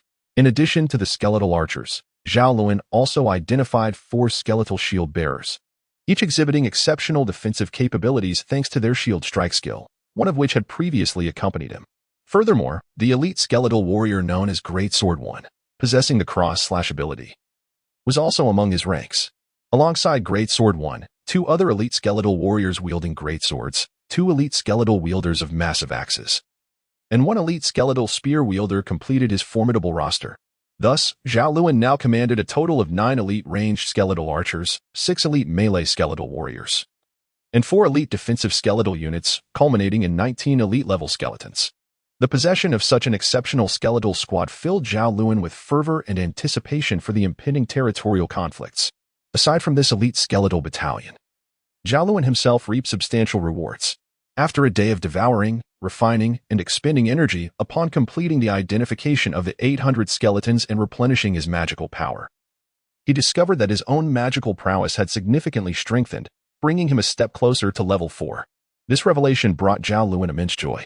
Although his skeletal subordinates were growing increasingly formidable, he, a man plagued by a profound sense of insecurity, firmly believed that true strength resided within himself. Thus, despite his many responsibilities, he always found time to hone his magical abilities. Presently, he had mastered all the spells he had learned to a complete and profound degree. Yet he remained puzzled as to why his own power still lingered at the Black Iron Elite level. This conundrum perplexed him. How could his subordinates, each possessing a single spell or combat technique, achieve elite status, while he, having mastered 8 or 9 spells, remained at the same rank? This question, it seemed, would only find resolution within the recesses of Zhao Lun's own mind. Alice, please bring me 20 level 2 skulls. Zhao Lun summoned immense courage to decide that. While the skeletal archers he had dispatched remained inactive, he would proceed to construct the bone transformation pool, for reasons unknown. He felt an inexplicable conviction that this facility would play a pivotal role in his dominion. The diligent and earnest Olis, having spent the day under Zhao Lun's meticulous guidance, had shed his previous petulance towards Zhao Lun and now happily assisted in relocating the skeletal heads with a cadre of a dozen skeletons. Under Zhao Lun's direction, they extracted the soul flames from the 20 or so skulls and cast them upon the pile of bones. This time, I must avoid fainting as I did previously. Otherwise, I shall hesitate to construct any further buildings until I reach level 5. Zhao Lun muttered, gritting his teeth as he raised his staff to chant the incantation for the construction of the bone transformation pool. At the very moment Zhao Lun completed the incantation, the heap of skeletons beside the territory altar once again reenacted the spectacle of erecting the territory altar. However, this time, the beam of light was far less intense than before and did not soar skyward as previously. Yet, it remained distinctly visible within a radius of several dozen miles. What an astonishing miracle it is! Zhao Lun, struggling to maintain his composure, gazed in awe at the ethereal dance of liquefied bones in the sky, marveling at the extraordinary beauty of the scene. Boom! As Zhao Lun's words echoed, the milky white liquid that had been soaring in the sky cascaded down, landing approximately 20 meters to the left of the territory altar. It erupted with a brilliant radiance, nearly blinding Zhao Lun, who instinctively shielded his eyes and turned away. After about 3 minutes, the intense light gradually diminished, allowing Zhao Lun to cautiously face the source of the spectacle. Is this the skeletal transformation pool? It appears rather exquisite. Upon catching sight of the skeletal transformation pool nearby, Zhao Lun's eyes sparkled with excitement. Adjacent to the territory altar lay a sizable pool, roughly 10 square meters, with crystal-clear waters revealing a bone-white bottom. Surrounding the pool was a floor of bone, intricately engraved with magical runes that stirred Zhao Lun's fervor, leaving only a 1-meter-wide path leading directly to the water's edge. Level 1 Skeletal Transformation Pool Quality. Ordinary Building Skill. Basic Skeletal Transformation Description. If you wish for your territory to flourish, perfecting it is an urgent task. Upgradable Basic Skeletal Transformation. Automatically plunders bones within a radius of 1 mile, converting them into energy flame or white bones. Consumption. 1 level 3 soul flame per day. What is energy flame? Zhao Lun, fixated on this point, could not find any information regarding energy flame on the attribute page. However, after a meticulous search through the messages conveyed by the skeletal transformation pool, he discovered a description of energy flame.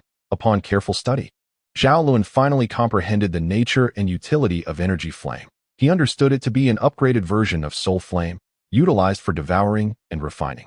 Unlike soul flame, energy flame is produced by the skeletal transformation pool, making it more suitable for absorption without the prolonged refining time required by soul flame. Furthermore, energy flame is tiered. Yet the level 1 foot skeletal transformation pool can only convert into level 1 energy flame, possessing an energy reserve comparable to that of a level 4 soul flame. Fascinating. I find this intriguing. Enlightened by the purpose of energy flame, Zhao Lun's eyes glimmered with anticipation as he eagerly instructed Olus to retrieve a level 3 skull and infuse it with soul flame. Upon accepting the soul flame, the magical runes on the skeletal surface of the skeletal transformation pool suddenly emitted a faint white glow. However, despite Zhao Lun's eagerness to witness the brewing of energy flame, he was left waiting, curious about what could have caused the 5 skeletal archers on Route 1 to perish simultaneously. Guided by the altar, Zhao Lun sensed the final resting place of the 5 skeletal archers. He stroked his bare chin, the weariness from constructing the bone transformation pool somewhat alleviated. However, Zhao Lun, acutely aware of his current state, hesitated. Should he proceed? His mental state was exceedingly fatigued, rendering him ill-suited for an offensive at this juncture. Perhaps he should wait a few days to regain his vigor?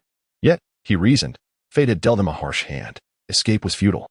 With half a day's journey remaining to reach the destination, he could muster sufficient energy to command the battle. Moreover, any delay could diminish his advantage. Resolutely, he patted his skull and made a decision. With determination firm, he promptly enacted the plan he had previously devised. Without delay, he summoned Olus. Disregarding the slight displeasure Olus exhibited upon being ordered to remain behind, Zhao Lun then gathered the squad he had intended to lead and swiftly set off toward the demise of the 5 skeletal archers. This would mark Zhao Lun's inaugural battle. However, his contingent was rather modest, a formidable team of fewer than 20 skeletons, complemented by 50 skeletal archers, 50 skeletal shield bearers, and 50 skeletal spearmen, totaling less than 200. They formed the battle array Zhao Lun had often pondered, marching robustly along his so-called Route 1, leaving behind a reluctant Olus and over 600 skeletons. Though Zhao Lun could have allowed Olus to engage while he remained behind, he ultimately dismissed this notion. Olus was a trump card in his hand. Such reckless ventures were unwise for one still unversed in assessing the situation. Should he encounter peril, Zhao Lun could navigate it with agility, whereas Olus, he imagined, would undoubtedly press forward even against insurmountable odds, risking catastrophic consequences. With these thoughts in mind, Zhao Lun set forth, striving to rejuvenate his spirit by continuously consuming the flames of souls. He instructed his foolish subordinates to fashion a rudimentary stretcher from skeletons, upon which he deemed himself boss Zhao Lun, and had them carry him toward their objective. As they journeyed, Zhao Lun observed that the closer they drew to his territory's altar, the sparser the bones on the ground became.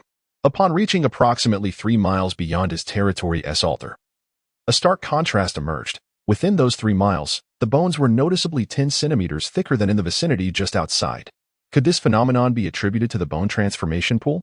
Zhao Lun's inquiries remained unanswered, yet he did not allow this to hinder his progress. With determined strides, he advanced steadily towards his objective. Time seemed to fly as he traveled. In the blink of an eye, over 2 hours had elapsed. After this duration of recuperation, Zhao Lun's spirits had somewhat revived, though his condition was still far from optimal. However, with such a rate of recovery, He felt confident that he would possess a modicum of combat readiness before reaching his destination. He pondered the nature of what lay ahead. Were they mutated skeletons or perhaps a tribe led by mutated skeletons?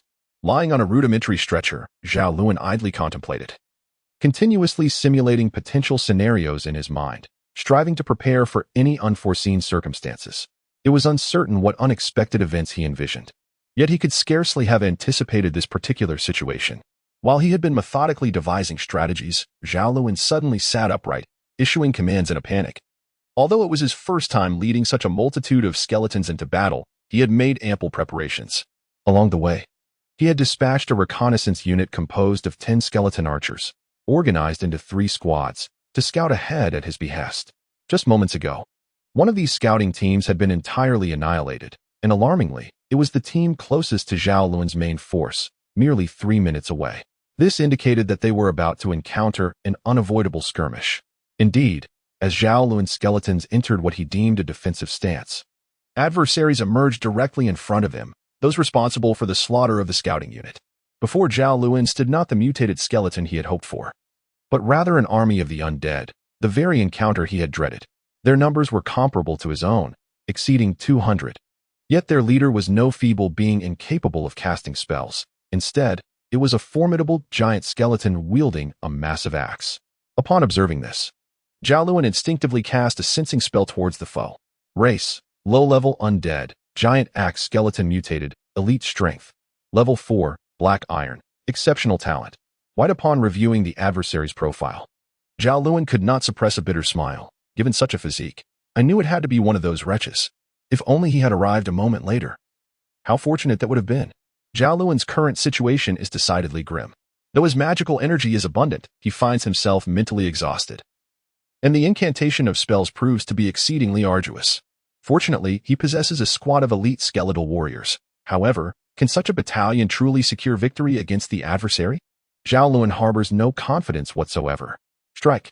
Zhao Lun's uncertainty does not imply a lack of confidence on the part of his adversary. The moment he laid eyes on the mutated skeletal giant wielding a colossal axe, it was as if the creature had been invigorated by a surge of excitement, brandishing its weapon and emanating an aura steeped in murderous intent. With a thunderous roar, the minions of the mutated skeletal giant erupted into chaos. Over 200 skeletons, resembling a ferocious beast, lunged towards Zhao Lun and his companions, who stood motionless, seemingly destined to be mercilessly slaughtered like lambs. I detest engaging in such battles, Zhao Lun exclaimed, forcing himself to muster the last remnants of his weary spirit. What are you waiting for? Fire! He commanded his legion of skeletal minions. Under Zhao Lun's command, the skeletal warriors were arrayed in a formidable formation. At the forefront stood the bone shield skeletons, followed closely by the long spear skeletons, while the skeleton archers occupied the rear. This arrangement, though conventional, provided a solid defense against any approaching foes. Even when adversaries drew near, the skeleton archers retained the capacity to contribute effectively to the fray, particularly since the enemy was still over 100 meters away. With a swift whoosh, a volley of bone arrows was unleashed, as 40 skeleton archers simultaneously released a barrage that cleaved through the air, descending upon the distant horde of skeletons. Although 40 arrows constituted a considerable onslaught, they paled in comparison to the 200 formidable skeletons boasting a strength of level 3 or above. Zhao Lun's initial volley only succeeded in downing a mere handful of adversaries, while the enemy advanced several meters during the exchange. Fire! Anticipating the enemy's approach, Zhao Lun directed the skeleton archers to launch successive volleys, successfully eliminating approximately 40 to 50 of the opposing skeletons before the enemy closed the distance. In stark contrast to Zhao Lun's meticulous strategy, the forces under the mutated great axe skeleton were less concerned with tactical finesse. Various types of skeletons surged forward, wielding an assortment of weapons, intent on overwhelming Zhao Lun's troops through sheer force. Bone shield skeletons, charge! Zhao Lun commanded with unwavering composure. The bone shield skeletons, previously crouched, suddenly propelled themselves forward, brandishing their shields and crashing into the oncoming horde with ferocity. Their formidable defenses were matched by exceptional strength, and many of the frontline adversaries were sent sprawling to the ground, with even the least fortunate left momentarily stunned. Long spear skeletons, attack! At Zhao Lun's directive, 50 long spear skeletons lunged forth like venomous serpents, executing his bloody command with unwavering loyalty. Each spear pierced through the skull of an enemy skeleton, effectively diminishing their ranks. Following the relentless barrage from the skeleton archers and the ensuing massacre, the enemy's numbers, once comparable to Zhao Lun's forces, had dwindled by half. In recent days, Zhao Lun has engaged in more than merely identifying skeletal remains and selecting elite skeletons. He has also undertaken a modicum of training. It appears that Zhao Lun possesses a modicum of foresight, as evidenced by his current endeavors. Under his command, 50 skeletal sentinels formed an unyielding line, staunchly repelling the enemy's onslaught, while the spear-wielding skeletons behind them, unburdened by concerns, relentlessly brandished their weapons, harvesting those adversaries who dared to breach the defensive perimeter established by the skeletal shields. However, Zhao Lun, being a novice, has not been able to execute his strategy flawlessly. Several times, the defensive line of skeletal shields nearly succumbed to the enemy's ferocity. Fortunately, Zhao Lun managed to respond adequately, stabilizing his formation after incurring only minor losses. If all proceeds without incident, he should soon bring this skirmish to a close. Yet, while Zhao Lun seemed to exude confidence, the mutated giant axe skeleton facing him was anything but at ease. Its intellect was likely on par with that of the astute Olus, and witnessing its minions fall one after another ignited a furious rage within it. Wielding its colossal axe, it charged forward with reckless abandon. Despite Zhao Lun's apparent authority, he understood that should this formidable foe breach his defenses, the skeletal shield line would be rendered as fragile as parchment, leading to a potential reversal of fortune. Thus, it was imperative that he prevent the mutated giant axe skeleton from advancing. Ice archers, prepare ice arrow technique. At last, the elite squad was called to action. With Zhao Lun's command, 7 elite skeletal archers drew their bows, but instead of unleashing the ice arrow technique as instructed, they entered a 10-second preparatory phase. Damn it. I nearly overlooked this detail. Zhao Lun, seeing no immediate assault following his command, recalled the inherent drawback of the ice arrow technique, which only served to heighten his anxiety. Meanwhile, the mutated giant axe skeleton surged forward with alarming speed. Despite its massive frame, it moved with remarkable agility. In less than 10 seconds, it reached the defensive line of skeletal shields.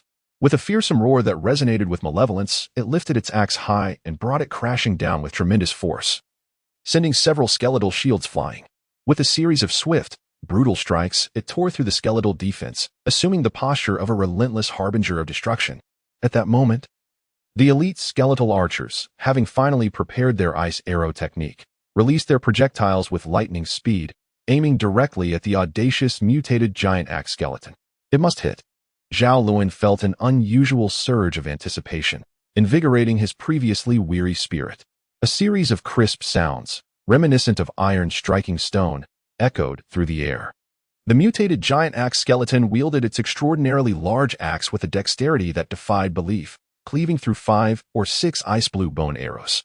Among the 7 arrows aimed at it, only one managed to breach the giant axe's defenses, striking the skeleton's skull and instantly cloaking the massive figure in a thin layer of blue frost. The archer prepared for another shot as the spear-wielding skeleton surged forward. Attack! Zhao Lun commanded without hesitation, disregarding any sense of loss. The spear skeletons, positioned not far from the mutated giant axe skeleton, promptly abandoned their assault on the ordinary skeletons, redirecting their spears towards their formidable foe. However, Zhao Lun underestimated this mutated giant axe skeleton, although it had been struck by the ice arrow technique. The damage it sustained was minimal, merely a slowing effect from the spell. How could these mere spear skeletons pose any real threat to such a creature? Moreover, the intelligence of the mutated giant axe skeleton was not to be underestimated. After being hit, it quickly discerned the greater threat, abandoning its engagement with the spear skeletons and advancing towards Zhao Lun with a stride that was markedly slower, yet still menacing. Intercept it. Zhao Lun issued a command that would undoubtedly lead to significant losses among his ranks. Without a hint of fear, the swarm of skeletons launched themselves at the mutated giant axe skeleton. This was almost a suicidal obstruction. Although its speed had diminished, its strength remained formidable. Any skeleton that dared to stand in its way was crushed mercilessly, resulting in heavy casualties among Zhao Lun's forces. I only need 10 seconds. I must stop it.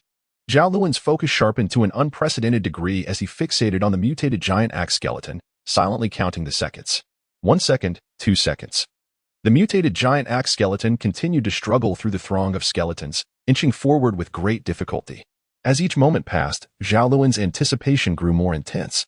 However, this sense of ease could only last for 5 seconds, for by the 6th second, the icy blue hue enveloping the skeleton vanished abruptly.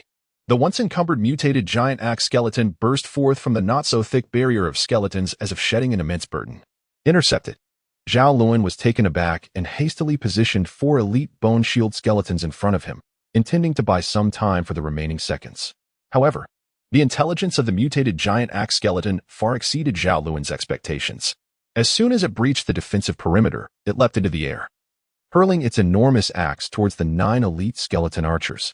With a resounding crash, the axe struck, sending the archers tumbling in disarray, and obliterating their nearly completed spells of Ice Arrow and Firebolt. At this moment, Zhao Lun appeared to be in deep trouble. Whether it was merely an illusion or not, Zhao Lun perceived a gleam of triumph in the twisted grin of the mutated giant axe skeleton after its successful strike. Then, without hesitation, it charged towards Zhao Lun, evidently aware of who commanded the group of skeletons. Stop it. Zhao Lun commanded the elite bone shield skeletons, gripping his staff tightly as he endeavored to suppress his mental fatigue and began to chant his spell. In the blink of an eye, the mutated giant axe skeleton collided with the bone shield skeletons, or rather, it was struck by the simultaneous shield bash of the 4 elite skeletons. The combined assault forced the mutated giant axe skeleton back by 3 or 4 steps, leaving it momentarily stunned. Earth Spike. The instant it approached, Zhao Lun unleashed his prepared spell, and a yellowish earth spike shot forth, piercing through the back foot of the mutated giant axe skeleton and emerging diagonally from its left shoulder, effectively pinning it in place. Attack the spine beneath the neck. At this juncture, Zhao Lun remained fixated on the mutated giant axe skeleton. With a decisive command, 2 elite greatsword skeletons, 2 elite giant axe skeletons, and 1 elite spear skeleton all initiated their battle techniques, directing their fury towards the mutated giant axe skeleton. With a crack, an utterly disheartening event unfolded. The 6 elite skeleton strikes were excessively forceful, resulting in the complete annihilation of the mutated giant axe skeleton. Damn it! Are you kidding me? Zhao Lun stood frozen for a moment, unleashing a thunderous roar of frustration. Was it so easy for him? Upon receiving news of the mutated skeleton, he had rushed over without a moment's respite, nearly losing his life in the process. What was the purpose of his relentless effort? Merely to devour a territory? What he truly desired was that mutated giant axe skeleton. Just as he had managed to pin it down and glimpse a sliver of hope for its subjugation, his foolish skeletons had ruined everything. Zhao Lun felt as if his entire being were on the verge of collapse. Zhao Lun was on the brink of despair, while his elite melee skeletons reveled in delight. As he had not commanded the surrender of the soul flames prior to battle, these relatively dim-witted skeletons, oblivious to the necessity of ingratiating themselves, divided the soul flames of the mutated great axe skeleton among themselves. Furthermore, due to unequal distribution, they clashed and scrambled over the spoils. By the time Zhao Lun became aware of the situation, the soul flames of the mutated great axe skeleton had been entirely consumed by the 6 elite skeletons. The last scene Zhao Lun beheld was that of an elite spear skeleton greedily swallowing the majority of the soul flames, only to collapse with a resounding thud. Fools. A congregation of utter fools. Despite the calamity, Zhao Lun exhibited a measure of composure. After a few scathing remarks, he turned his attention to the battlefield across the way. Noticing that the skeletons under the command of the mutated great axe skeleton had been largely decimated, he seized control of the command and, with the swiftness of autumn winds sweeping away fallen leaves, annihilated the remaining skeletons. Thus, this unexpected skirmish came to an end. Upon counting his own skeletons, Zhao Lun discovered that over half had perished. The bone shield skeletons numbered fewer than 30, while only a mere dozen spear skeletons remained. The skeleton archers, who had initially concealed themselves at the rear, had been entirely wiped out after the mutated great axe skeleton breached their defenses. Fortunately, the elite skeleton battalion fared better. Aside from 1 unfortunate skeleton archer struck directly by the great axe, the rest survived. However, the spear skeleton that had overindulged lay motionless on the ground, its fate uncertain. Zhao Lun kicked it twice, receiving no response, and decided to set it aside for the moment. This battle had exacted a heavy toll on Zhao Lun. As for his gains, they were not non-existent, albeit all consumed by the surviving skeletons. With over 300 soul flames being fed to this contingent of fewer than 100 skeletons. Upon witnessing this situation, Zhao Lun suddenly exclaimed in delight, "This fellow has mutated. The event proved to Zhao Lun that while one might experience a streak of misfortune, it does not last a lifetime. Of course, Zhao Lun was no longer just an ordinary person. He had now become a genuine skeletal mage, both physically and mentally. Overwhelmed by an immense wave of joy, the skeletal mage let out a series of triumphant cries before finally calming down.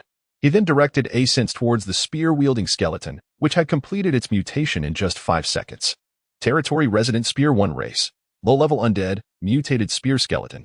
Strength, level 4, black iron. Superior talent, gray skill. Piercing, evolution direction.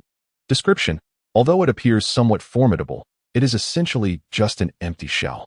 Disregarding the last line, Zhao Lun glanced at the attributes and closed the page. His fiery gaze filled with joy as he regarded the mutated spear one. Though the duration of the mutation was merely 5 seconds, the transformation was indeed substantial. The originally pale skeletal structure had instantaneously shifted to a metallic gray-black hue reminiscent of Olus, exuding a sense of texture and explosive power. The once ordinary white-bone spear had seemingly transformed into a new weapon, suddenly extending by 30 to 40 centimeters, its color now matching that of Spear One's bones. Most notably, the spearhead, which had initially measured 10 centimeters, had now elongated to over 20 centimeters, resembling a shorter longsword. Additionally, a chilling crimson hue now adorned the blade, imparting an impression of unstoppable sharpness. For Zhao Lun, the other changes were mere embellishments. It was the glimmering eyes of the Spear One that truly astounded him. It appeared that the mutated Spear One had gained a semblance of intelligence, as its previously vacant gaze now sparkled with vitality, akin to Olus during his prior evolution.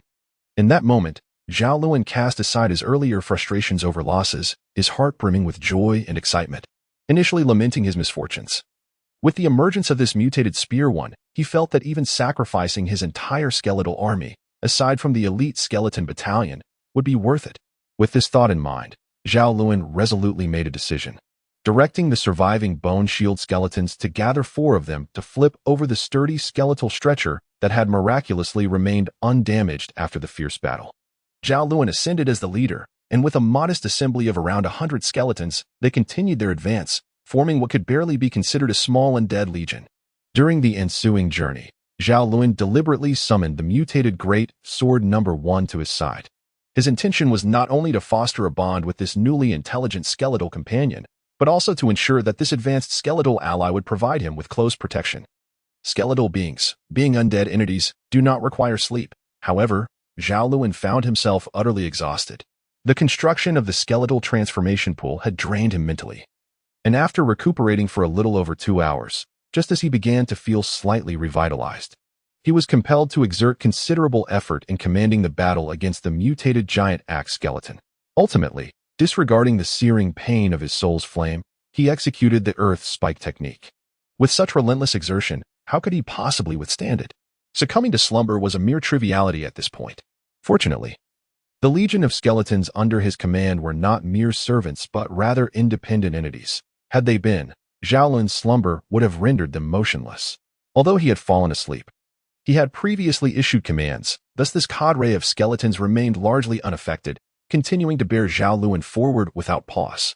Along the way, this battalion of over 100 skeletal warriors encountered little danger, even when confronted by 1 or 2 more formidable skeletons that dared to attack.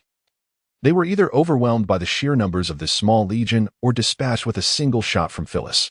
Their journey resembled that of a demolition crew, striking down any adversary in their path. Zhao Lun's slumber was not prolonged. In less than an hour, the unfortunate child awoke.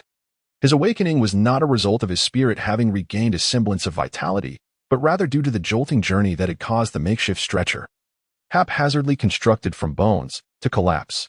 Naturally, the discomfort of lying on such an unstable bed led to him tumbling to the ground. "Ah, you wretched fools. Why don't you just perish?" Zhao Lun exclaimed, having taken his time to regain consciousness after landing on the ground, gradually piecing together the circumstances that had befallen him. Standing beside Zhao Lun, Phyllis had been at a loss, watching him intently. Upon hearing Zhao Lun's outburst, he stood there momentarily, his eyes suddenly alight with understanding. With a flourish, he brandished the formidable weapon in his hands, and with swift, decisive movements, he dispatched the 4 skeletal shields that had previously borne Zhao Lun.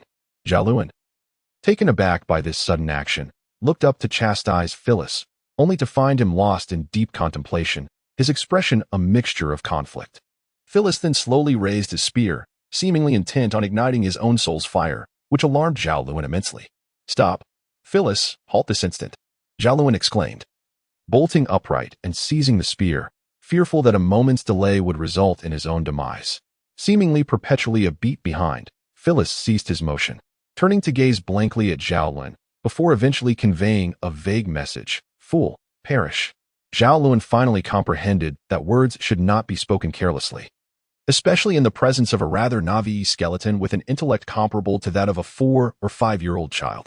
He resolved that from now on, if he did not call out someone's name, it meant he was not addressing them, and they need not respond. Understood?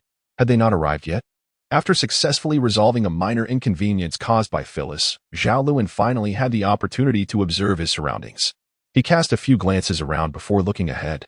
Suddenly, he exclaimed, "No, it must be just ahead, at most a 10-minute walk." With his reasonably good eyesight, Zhao Lun focused intently and eventually detected a faint clue in the distance.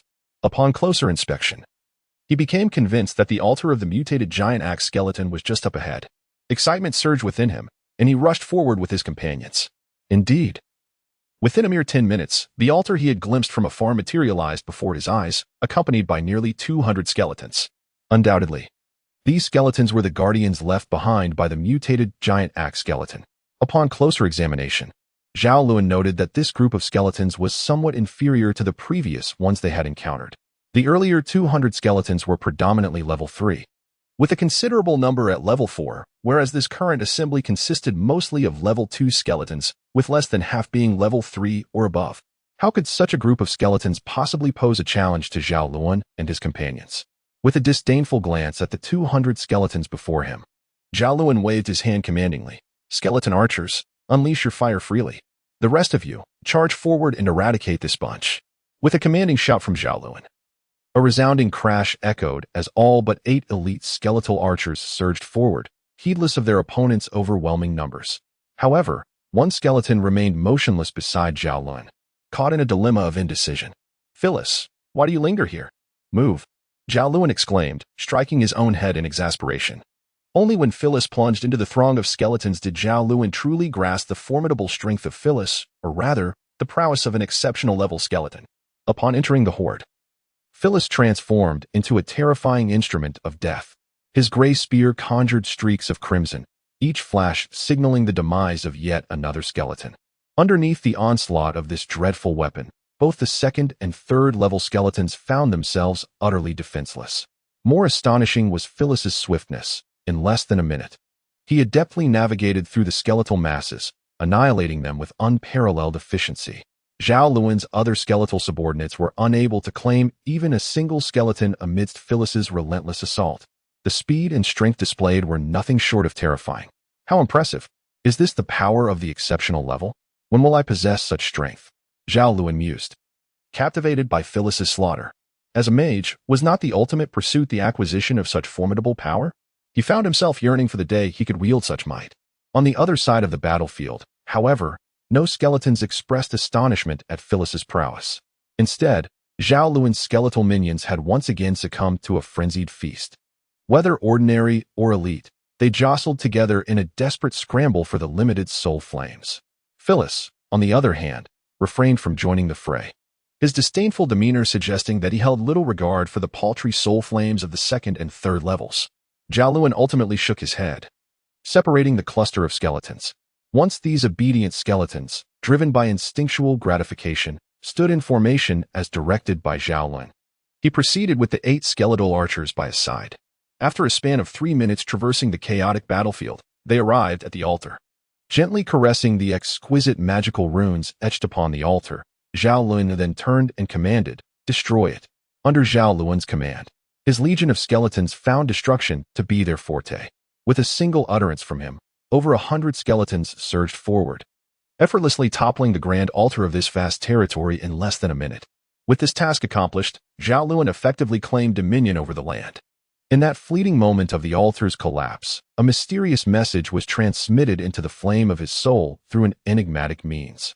Instinctively, Zhao Lun opened the attributes page of the territory altar. City of Bones level 1 tribe area, 17. 43 square kilometers buildings, Territory altar.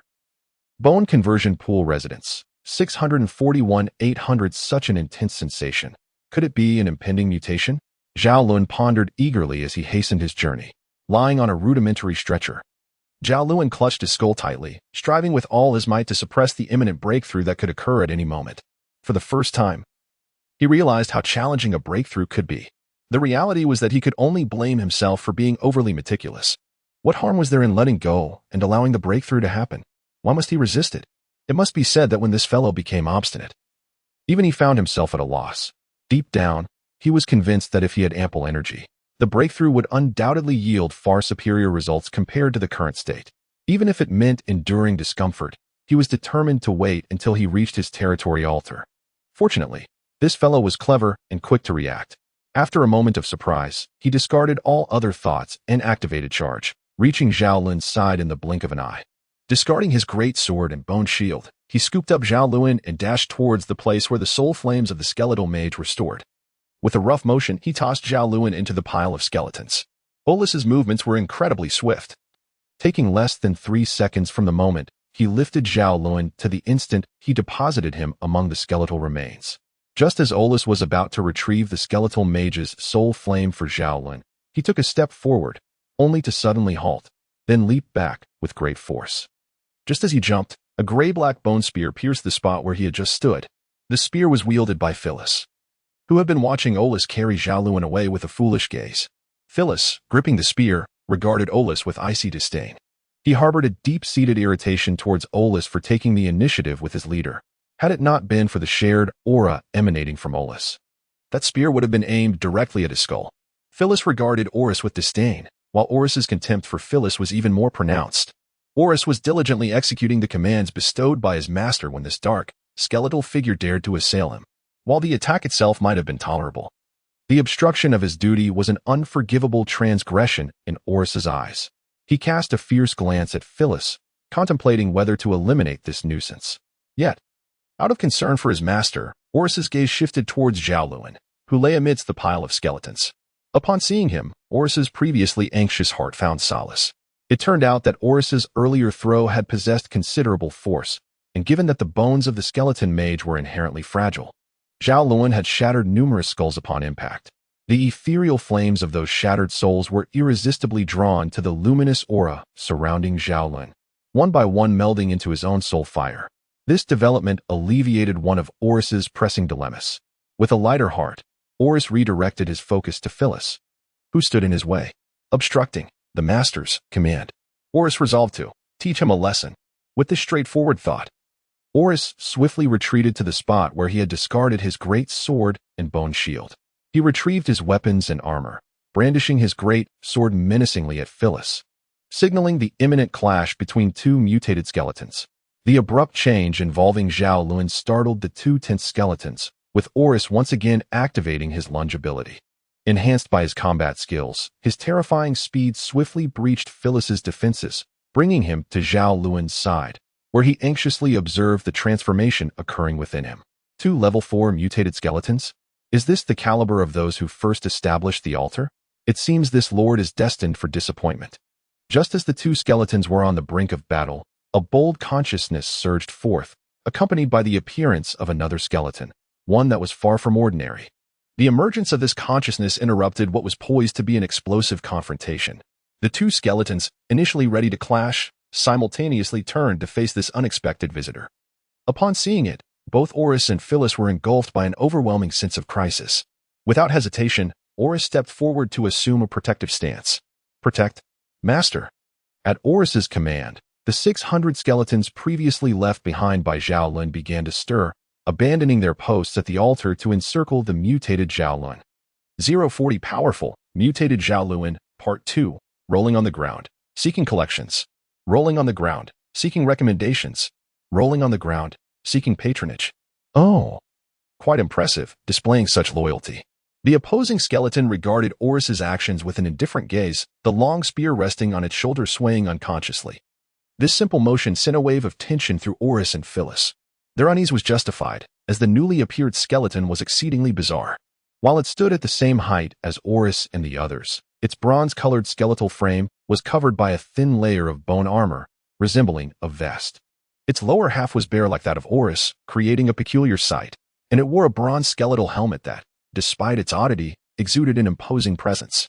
However, Horus and Phyllis were not fixated on its appearance, but rather the terrifying aura emanating from this skeleton. Though subtle, it was undeniable, enveloping the skeleton and imparting an impression of insurmountable power. Why the defense? I have no intention of consuming you. Where is your lord? What has happened? The bronze skeleton inquired, taking a step forward as if to examine Zhao Lun. This movement triggered Horus and Phyllis's instincts. Stop. Do not approach. Horus swung his great sword, pointing it at the bronze skeleton. Oh, little skeleton, do you understand what you are doing? The bronze skeleton's eyes flared with intensity, its tone chilling. Horus held his sword firm, articulating with unrefined conviction, step back, or face death. In that case, it seems I must engage you in a delightful game. The bronze-colored skeleton gazed at Phyllis, who stepped forward to align with Olus, and then coldly addressed Olus, whose great sword was pointed at him. Upon hearing this, both Olus and Phyllis were enveloped by a profound sense of impending doom, prompting the two skeletons to leap backward simultaneously. Foolish creatures, do you truly believe this will suffice? Almost instantaneously, as the two skeletons jumped, the bronze skeleton materialized beside Phyllis, his ghostly white eyes locking onto hers. In a chilling tone, he uttered a phrase before extending his hand to press down firmly upon Phyllis's skull, forcefully smashing it into the ground. He then deftly leaped aside to evade Olus, who had charged in with a shield bash, and with a swift motion, he brandished his bone spear, striking Olus's skeletal shield with such might that Olus was propelled several meters away. In the blink of an eye, the three skeletons clashed, and the outcome was glaringly apparent. The bronze skeleton held an overwhelming advantage. The combat between them lacked any thrill. It was far from a true battle, resembling more of a one-sided slaughter. Despite Olus and his companions being mutated-level skeletons, they appeared as fragile as 3-year-old children before the bronze skeleton, who effortlessly sent them flying, rendering them mere punching bags that could not retaliate. Is this truly the extent of your strength? Pathetically weak, indeed. I am almost embarrassed to kill you. The bronze skeleton remarked disdainfully. No, allow me to rephrase. You are so feeble that you lack even the qualification to perish by my hand. With a flick of his spear, he sent Phyllis hurtling away. I genuinely wonder what caliber of imbecile your lord must be to have servants such as you. With a crack, the bronze skeleton stepped upon Olus with one foot and Phyllis with the other, bowing his head in contempt. Kill. Die. These words from the bronze skeleton ignited a fierce fighting spirit within Olus and Phyllis, who had been thoroughly demoralized. Unfortunately, the vast disparity in strength rendered them incapable of even breaking free from the bronze skeleton's grip. Oh, you are indeed quite protective of your master. How delightful. The bronze skeleton sneered, delivering 2 swift kicks that sent Olus and Phyllis soaring through the air. He continued, but with such paltry strength. Would having you as my subordinates truly be of any benefit? I genuinely feel concern for your lord. With such lackluster minions, how could he ever? Oh, you truly care for my welfare. Zhao Lun's consciousness suddenly emerged, interrupting the words of the bronze skeleton. Immediately, a brilliant flash of white light burst forth from the center, surrounded by 600 skeletons. The bronze skeleton paused for a moment, then a glint of amusement flickered in its fiery gaze. Oh, finally choosing to show yourself? I thought I would have to dig you out myself. Archers, prepare. Fire. In response to the bronze skeleton's taunt, hundreds of skeletal arrows were unleashed in an instant, pouring down like a torrential rain, overwhelming the bronze skeleton in a deluge of projectiles. Ah, you truly have no sense of decorum. I was still speaking, and yet you chose to strike? The bronze skeleton, unfazed by the storm of arrows raining down upon it, gazed curiously at the unseen figure of Zhao Lun. With a sudden brightness in its eyes, it sprang into action, moving at a speed far surpassing its previous pace. In the blink of an eye, it barreled past Olis and the others, resembling a bulldozer, forcefully clearing a path through the encircling skeletons until it reached Zhao Lun, who had just completed his mutation and ascended to level 4. The bronze skeleton's keen eyesight allowed it to quickly identify the seemingly ordinary skeletal mage as its intended target. With a grin, it thrust its spear toward Zhao Lun with malice. Given the bronze skeleton's formidable power, a successful strike would undoubtedly spell doom for Zhao Lun. However, the newly mutated Zhao Lun was not so easily trifled with. Daze, blind, weaken, magic missile. With an enraged shout, Zhao Lun unleashed a barrage of 4 level 0 spells, akin to a rapid-fire machine gun, striking the unsuspecting bronze skeleton. With a crack, the once mighty bronze skeleton was sent flying, landing 10 meters away, afflicted by 3 negative statuses, unable to even stand. Yet, this was not the extent of Zhao Lun's offensive. Raising his staff, he chanted a spell that took less than 2 seconds to complete. Casting a level 1 spell, Swamp. A magical circle appeared beneath the bronze skeleton, and in a flash, this once proud creature found itself ensnared. Easily subdued by a single round of spells, Zhao Lun's power was indeed formidable. However, was this bronze skeleton truly so easily defeated? As Zhao Lun effortlessly subdued the bronze skeleton with a single spell, it is essential to note that his focus was intensely concentrated throughout the entire process. From the moment he laid eyes on his opponent, he meticulously calculated the sequence, impact points, and timing of his spells. Only after the bronze skeleton was trapped in the swamp did Zhao Lun have the opportunity to cast a scent spell toward it. Boom. Zhao Lun seemed to have committed yet another folly. As soon as his perception landed upon the bronze skeleton, he staggered as if struck by a heavy blow, retreating incessantly. His pale, ghostly eyes were filled with an uncontainable horror. This was his first encounter with such a situation. Fortunately, despite the discomfort, he discerned the attributes of the bronze skeleton. Race: intermediate undead, pike skeleton mutation, strength, talent. Gazing at the attributes displayed on the page, Zhao Lun could not help but gasp in astonishment, his previously relaxed demeanor instantly shifting to one of heightened vigilance. Ah, have I been seen through? Suddenly, a frivolous voice emerged from behind him, and in an instant, Zhao Lun felt an immense force strike his frame, sending him flying and crashing heavily to the ground, causing his skeletal form to scatter significantly. Oh, my apologies. It seems I have not engaged with skeleton mages for far too long, and I have forgotten that they are rather fragile beings. Without any visible movement from the bronze skeleton, it appeared before Zhao Lun, squatting mockingly as it addressed him. Who lay sprawled on the ground. No worries, no worries. Zhao Lun managed a wry smile, shaking his head. Indeed, your power is beyond my capacity to contend with. As he spoke, Zhao Lun propped himself up slightly. I trust you harbor no ill intentions? How do you say? The bronze skeleton regarded Zhao Lun with keen interest, observing the drastic shift in his demeanor. Because, Zhao Lun said, stroking the skull with his left hand. His right hand suddenly grasped his staff and thrust it towards the skull of the squatting bronze skeleton. This swift motion caught the bronze skeleton completely off guard, allowing Zhao Lun to strike the skull with his staff unimpeded. Zhao Lun's staff pierced the eye socket of the bronze skeleton, yet in an instant. A brilliant white light erupted from its eye, and the staff, akin to a rapid-fire gun, unleashed a relentless barrage of magical projectiles, all striking deep into the skeleton's bony frame. Thus, it is evident that a skeleton of this nature cannot aspire to become a lord. Throughout the entire ordeal, the bronze skeleton offered no resistance, calmly enduring Zhao Lun's successive attacks, until Zhao Lun had exhausted his repertoire of spells. Only then did it extend its bony hand to withdraw Zhao Lun's staff, effortlessly swatting away the 2 mutated skeletons that had rushed in to rescue their master. It stared blankly at Zhao Lun for a moment before finally offering the staff back to him. At that juncture, Zhao Lun was utterly astonished.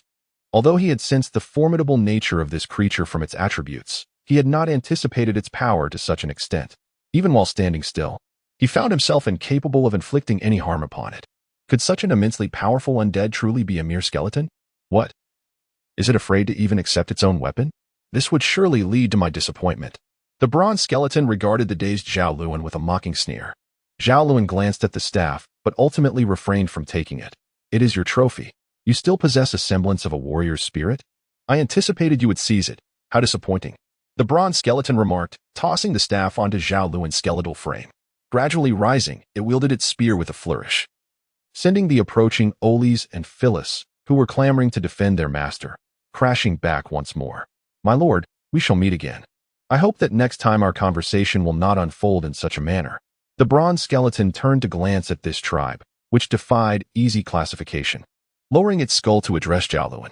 After speaking, the creature pivoted and took a few steps before abruptly vanishing, leaving Zhao Lun bewildered and utterly confounded. What on earth just transpired? Zhao Lun suddenly found that the once familiar realm of the undead had become elusive once more. Was this world truly one that existed solely for the purpose of slaughter? Who was that skeleton that had appeared so abruptly? Why did it vanish after delivering a sudden thrashing to Zhao Lun? Would it return again? An overwhelming multitude of questions left Zhao Lun in a daze, pondering for a considerable time without arriving at any answers.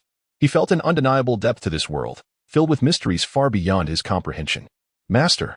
"It's nothing." As Zhao Lun remained lost in thought, Olus scampered over to his side once more, while Phyllis merely trailed behind him. Although Phyllis's fiery gaze towards Olus still lacked any hint of joy, having fought side by side with Olus had tempered her aggression, and she no longer shouted for blood. Indeed, Olus's voice resonated with newfound determination, his pale, fiery eyes flickering with excitement. He cast aside his great sword and bone shield, wholly focused on assembling bones for Zhao Lun. This industrious little creature was oblivious to the skeleton behind him, whose fiery gaze was fixed intently upon him. Though Olus remained unaware, Zhao Lun had learned to be prudent. He recognized that his two mutated subordinates were essentially akin to children if he did not treat them equally. They might very well engage in conflict when he was not watching. "Phyllis, take 100 skeleton archers and assist me in hunting down some skeleton mages. I need to replenish my stock of soul fire." Phyllis, who was naturally slow to react, appeared momentarily perplexed before seemingly grasping Zhao Lun's command. Her fiery eyes brightened, and she brandished her spear, setting off with fervor to fulfill her task. After assigning roles to the two little skeletons, Zhao Lun finally had a moment to open his attribute page and review his stats after his recent breakthrough. System Master Name: Zhao Lun. Race: Low-level undead, skeleton mage mutated. Strength: Level 4, black iron. Exceptional talent: Evolution direction: Skeleton Lord. Evaluation: the system lacks the authority to evaluate without the master's consent. 042 reinforced bones at long last. He had reached the level of excellence, a feat not easily achieved. Gazing at his attribute page, Zhao Lun couldn't help but smile knowingly. Indeed, it is no surprise that he feels discontented. The extraordinary level of combat prowess is not merely reflected in the two words on the attribute page. It signifies an unfathomable breakthrough. Zhao Lun can now instantaneously cast level 0 spells, a terrifying ability in itself, as evidenced by his recent battle with the bronze skeleton.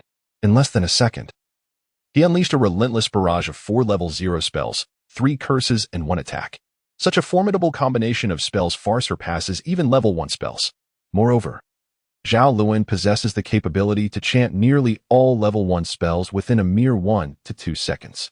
His combat strength has reached unprecedented heights. And with both Olus and Phyllis against him, he is confident he could toy with them effortlessly. However, if Zhao Lun had not just encountered a rather enigmatic bronze skeleton, whose attribute page was filled with question marks, he would have smiled even brighter. Alas, his current smile is far from radiant. The formidable bronze skeleton instills within him an overwhelming sense of crisis, exacerbating his already heightened awareness of danger. Yes, that particular bronze skeleton seemed to harbor no malice towards Zhao Lun, perhaps even a hint of goodwill. Yet, the sense of unease he feels is not solely derived from the skeleton itself, it stems more from the warning its presence conveys. The Land of Bones is not as simple as he once imagined. Given his current strength, he lacks the confidence to traverse the Land of Bones, let alone protect himself. It appears that his power remains woefully insufficient. He must grow stronger. He must become even more formidable. "My master, enough." Zhao Lun was lost in his worries when Olus, having completed the task, excitedly sought recognition. Yes, the poor Olus, unaware of the disdain directed at him, joyfully accepted the command and departed with a light-hearted step. Watching Olus leave with such exuberance, Zhao Lun felt a twinge of envy. His innocence spared him from the burdens of worry. "Alas, it seems I am not destined for such a life, nor is it suited for me." Zhao Lun shook his head, casting a complex glance at the staff in his hand. After a moment of hesitation, he gripped it tightly and slowly approached the territorial altar, gently placing the staff at its center. This staff could no longer serve its purpose. The thought was not solely due to its previous seizure by the bronze skeleton, but rather because Zhao Lun was acutely aware that he was ill-suited to wielding a staff as a weapon. If one were to consider what weapon best suited Zhao Lun, it would undoubtedly be a one-handed sword or a dagger, although the current staff could reduce his incantation time by approximately 1/3. It proved ineffective in the face of sudden close combat. While it was true that a mage's close proximity to an enemy often signified impending doom, Zhao Lun's character dictated that as long as his head remained intact, he would maintain unwavering confidence in his ability to fight. Admittedly, this action might have been excessively reckless.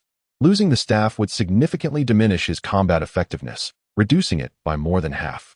After all, his ability to instantaneously cast level 0 spells was contingent upon the staff. Without it, casting such spells would require a minimum of half a second to 1 second, Critical moments in a mage's battle. I refuse to believe that without the staff, I cannot attain instantaneous casting.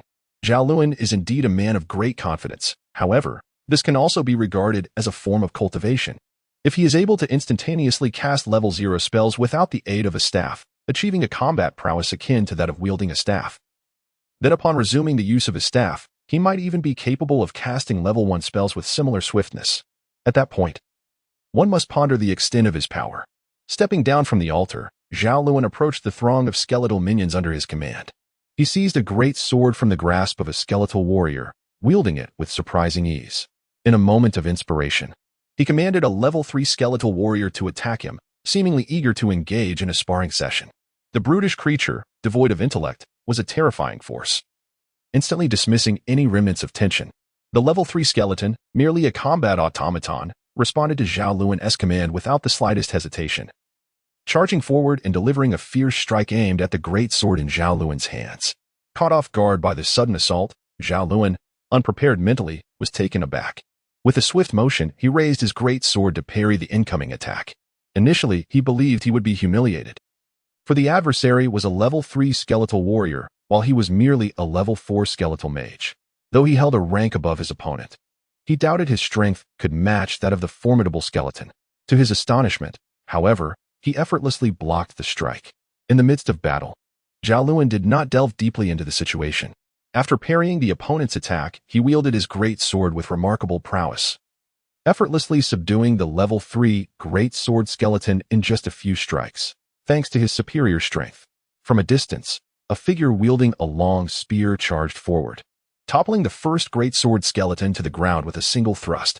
Had Zhao Lun not reacted swiftly to halt Phyllis, the first great sword skeleton would have met its demise at the hands of that spear.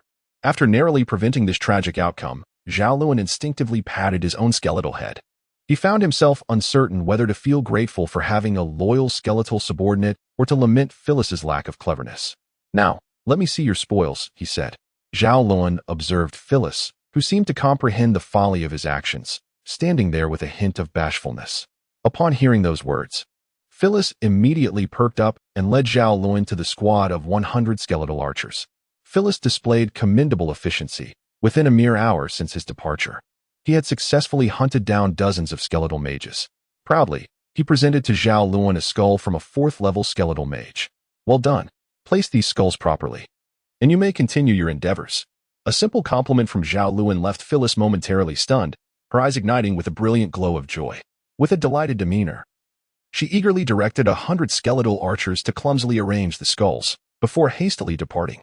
After pondering for a while, Zhao Lun suddenly recalled the 30 skeletal archers he had previously dispatched, realizing that 25 of them still remained.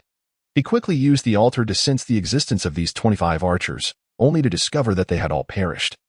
Though he was unaware of the timing of their demise, the abruptness of their deaths escaped his notice, as he had been preoccupied with a breakthrough at that moment. Now, locating the site of their demise seemed impossible. In essence, the loss of these 25 skeletal archers was in vain. Consequently, Zhao Lun found himself feeling rather idle. In truth, he was not lacking in tasks. Rather, the whirlwind of events and changes over the past 8 hours had left him struggling to adjust. His previously established goals had been completely thrown into disarray, and standing in the same place, he felt a sense of purposelessness.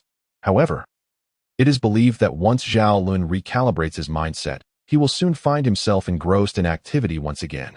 For seeking tasks to occupy himself is his innate talent or instinct. Nevertheless, what currently occupied Zhao Lun's thoughts was the energy of the flames he had anticipated before setting forth. Before Zhao Lun ventured out again, he had meticulously set the skeletal transformation pool to convert the energy flames. After calculating the passage of time, he estimated that 7 or 8 hours had elapsed, leading him to believe that the energy flames must have completed their transformation. With this thought in mind, he made his way to the skeletal transformation pool. Upon standing on the bony platform of the pool, Zhao Lun was taken aback by the sheer abundance of energy flames before him. The flames, each roughly the size of a fist, danced serenely in clusters, and upon closer inspection, he counted no fewer than 500 of them. Overcome by a sense of trepidation, or perhaps caution, Zhao Lun hesitated to experiment on himself. Instead, he summoned his earlier tormentor, the formidable great sword number 1, intending to have this creature test the waters. According to the information relayed to Zhao Lun by the skeletal transformation pool, these energy flames were classified as level 1, with a reserve equivalent to that of level 4 soul flames. Astonishingly, the absorption rate was said to take less than a minute. Was such a rapid pace truly attainable? Could it possibly be too extraordinary? With such a question lingering in his mind, Zhao Lun, harboring a sense of personal vendetta, seized a flame of energy and presented it to the great sword number 1. As for the energy flame, the great sword number 1 would have devoured it instinctively, even in the absence of Zhao Lun's command. With a swift whoosh, the great sword number 1 inhaled the energy flame. Almost immediately, Zhao Lun could witness with his naked eye the terrifying speed at which the great sword number 1 refined and absorbed the energy flame. Its skeletal frame shimmered with a faint glow. This radiance, distinct from that of the mutated, was characteristic of melee-type skeletons, indicative of the refining of their bones. The glow persisted for approximately a minute before gradually extinguishing. Remarkable indeed. Zhao Lun marveled at the spectacle, on the verge of voicing his admiration, when he suddenly sensed that the great sword number 1 seemed to possess a slight increase in strength. Instinctively, he cast a sensing spell towards it. Territory resident, great sword no. 1 race, low-level undead, great sword skeleton, strength, level 4, black iron, elite talent, gray skill, cross/evolution direction. Description: this is merely a worthless skeleton, lacking any cultivation value. Upgraded? Zhao Lun couldn't help but be taken aback. Could it be? Has it truly become so formidable? Upgraded with just 1 flame? Perhaps I should try another. Zhao Lun spoke, turning to glance around. With a firm resolve, he summoned the entire elite skeleton battalion. Zhao Lun's elite skeletal squad is primarily composed of level 3 skeletons, with scarcely any at level 4. However, each one has reached the pinnacle of level 3, merely a step away from ascension to level 4. Although the distinction between level 3 and level 4 may not be a decisive divide, it nonetheless signifies a substantial enhancement in combat prowess. It remains uncertain whether this energy flame can propel these 10 or so skeletons to level 5. If such a feat is achievable, elevating them all to level 5 would be immensely gratifying, leaving one to ponder the formidable strength of elite level 5 skeletons. With this mindset, Zhao Lun fed each of the remaining elite skeletons a piece of energy flame. To his astonishment, within a minute, all of these elite skeletons advanced to level 4. However, Zhao Lun's elation was short-lived, for upon their promotion, he discovered that a single skeleton could only consume 2 flames at a time. After this limit, no matter how fervently he commanded, these skeletons could not ingest any further flames. Undeterred by this revelation, Zhao Lun seized a skeletal shield-bearer and resolutely ordered it to consume another flame. Tragically, after devouring a 3rd piece of energy flame, the unfortunate shield-bearer exploded shortly thereafter. Zhao Lun possessed a total of merely 19 elite-level skeletons. Previously, during the confrontation with the mutated giant axe skeleton, 1 skeleton archer perished. Additionally, there was the unexpected mutation of Phyllis, which left Zhao Lun with only 17 elite skeletons. Given their scarce number, Zhao Lun's heart ached when he inadvertently lost another. However, death is irreversible. While the resurrection of a skeleton remains uncertain, Zhao Lun lacked the ability to restore them, rendering his sorrow futile.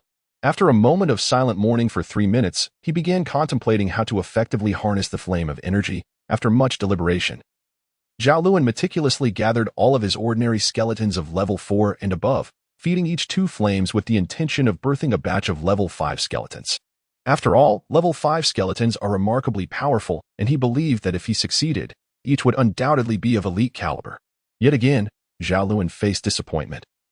Out of over 30 assorted level 4 skeletons, not a single one ascended to level 5 after consuming the flames. Several skeletons, which had reached the pinnacle of level 4, exhibited no signs of progression despite their consumption of the flames, compelling Zhao Lun to abandon this fanciful approach. Following the failure of his plan to create level 5 skeletons, Zhao Lun, determined to maximize the potential of the flame of energy, sought out 40 to 50 peak level 3 skeletons from his undead legion and once again fed them the flames. This time, fortune smiled upon him. After 1 minute of feeding the flames to a total of 51 level 3 skeletons, he successfully transformed them into 51 level 4 skeletons. Moreover, a delightful surprise awaited him. Among these 51 skeletons, 3 not only broke through but also awakened skills, reaching elite status, thereby compensating for the loss of his earlier elite skeleton. With the unexpected boon of 3 elite skeletons, Zhao Lun eagerly expended the flame of energy, catalyzing nearly all of his peak level 3 skeletons. As a result, he amassed approximately 200 level 4 ordinary skeletons, alongside the 3 elite skeletons, totaling 8 elite-level skeletons. This surge of fortune arrived swiftly for Zhao Lun, enhancing his elite skeleton battalion by a third to a gratifying count of 24. Among them were 10 skeleton archers, 6 great sword skeletons, 4 giant axe skeletons, and 4 bone shield skeletons. Having depleted an entire reservoir of the flame of energy, the strength of his skeletons underwent a remarkable transformation, allowing Zhao Lun to profoundly appreciate the advantages of what is termed construction. Zhao Lun pondered deeply and arrived at but one possibility: the bone transformation pool was to blame. Indeed, there is no such thing as a free lunch in this world. However, in comparison to what one gains, the sacrifices made ultimately remain within the realm of bearability. Yet, it seems that certain matters now demand urgent attention. Clearly, the innate talent for seeking trouble has begun to manifest once more. At present, my territory's altar is merely at level 1, capable of accommodating only 800 soul imprints, a quantity that now falls woefully short of my needs. This issue must be resolved. Zhao Lun, tapping on the skull, now possesses 3 territories. However, in truth, he only truly controls 1. The remaining 2 territories merely bear his name, as he has only usurped their will. The reason for this predicament lies in the scarcity of skeletons under his command. Concentrating them in one location creates a sense of tension, leaving no strength to distribute elsewhere.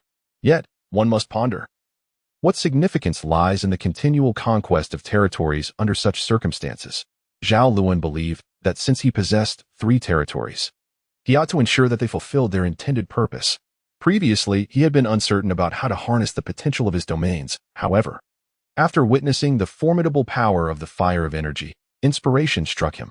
Yet, before he could pursue this newfound ambition, he needed to address the issue of his insufficient subordinates. The number of subordinates was intrinsically linked to the altar of his territory, and there were only 2 viable solutions to this predicament. One was to upgrade the altar, as a level 2 altar could accommodate a significantly greater number of soul imprints compared to a level 1.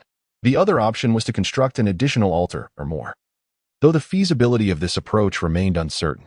If it proved possible, establishing another level 1 altar would certainly be easier than elevating the existing altar to level 2. However, Zhao Lun was no idle skeleton. He would not sit idly by, waiting for bones to emerge from the bone transformation pool.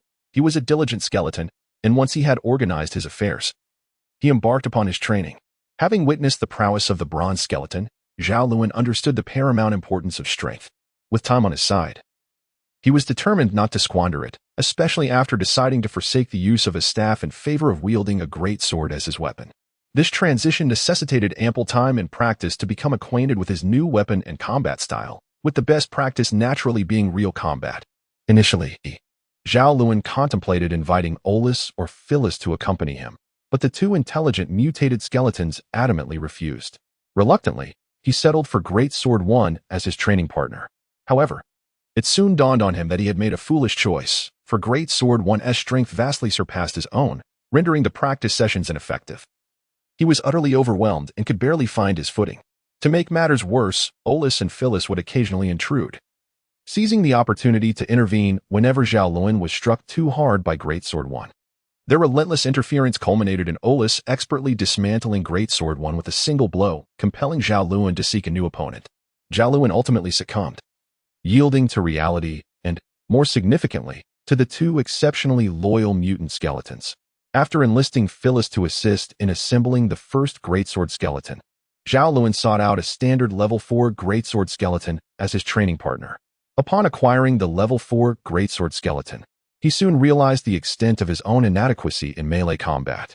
Despite possessing equivalent strength, Zhao Lun was decisively bested by the level 4 greatsword skeleton in under 3 minutes. With a profound understanding of his own frailty, Zhao Lun furiously intervened to halt Olus, who was intent on employing the same tactics that had previously disassembled the uncooperative greatsword skeleton. Wielding his bony greatsword, he charged once more into battle. For minutes later, he faced yet another defeat, fueling his unwillingness to concede. After 5 minutes, having faced yet another loss, Zhao Lun was thoroughly incensed, brandishing his greatsword and launching himself into the fray once again. Indeed, Zhao Lun was a mage at heart, relishing his current identity. However, As he navigated the treacherous realm of the underworld, confronting various life and death challenges each day, he harbored a multitude of suppressed grievances. This pent-up frustration manifested in his relentless combat style, allowing him to seamlessly transition from cordial exchanges to plunging his staff into the skull of a bronze skeleton. Moreover, Zhao Lun seemed to possess remarkable innate talent for close combat. After just an hour of continuous engagement, he gradually began to comprehend the attack patterns of the greatsword skeleton and devised strategies to counter them. Though he had yet to conquer the greatsword skeleton, he was no longer easily defeated. 2 hours later, Zhao Lun finally seized an opening in the greatsword skeleton's defenses, toppling it to the ground and achieving his first victory against the level 4 adversary. Exhilarated, he commanded, "Once more," and plunged back into the fray with the greatsword skeleton. 3 hours later, he found himself capable of effortlessly vanquishing the level 4 greatsword skeleton. The astonishing progress he made within such a brief period was not solely attributed to his formidable combat prowess. It was also a result of his comparable strength to the greatsword skeleton and the latter's overly rigid attack patterns. Zhao Lun was acutely aware of this fact. Thus, after his defeat, he summoned a skeletal warrior wielding a long spear, another bearing a colossal axe, and yet another with a bone shield to engage in practice. After dedicating an hour to vanquishing each of these skeletal adversaries, Zhao Lun finally granted himself a brief respite. Reflecting on his experiences, he once again called forth the meticulously assembled great sword number 1. Zhao Lun felt confident that his current prowess was sufficient for him to exact his revenge. However, he did not afford them the opportunity. After a mere minute of contemplation, he dismissed greatsword number 1 and began to ponder deeply while gripping the sword. Zhao Lun is acutely aware that his lack of progress is not due to his own shortcomings, but rather the overwhelming superiority of the great sword number 1. In truth, his attributes pale in comparison to those of the greatsword number 1.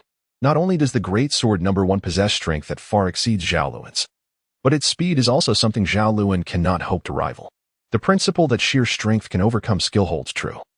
Regardless of how much Zhao Lun improves in purely close combat, given the current enhancement of his skeletal structure, he remains an insurmountable opponent to the greatsword number 1. Zhao Lun contemplated as he swung the great sword in his grasp, once again lunging at the formidable great sword number 1. Upon receiving the command, "Greatsword no." 1 showed no mercy.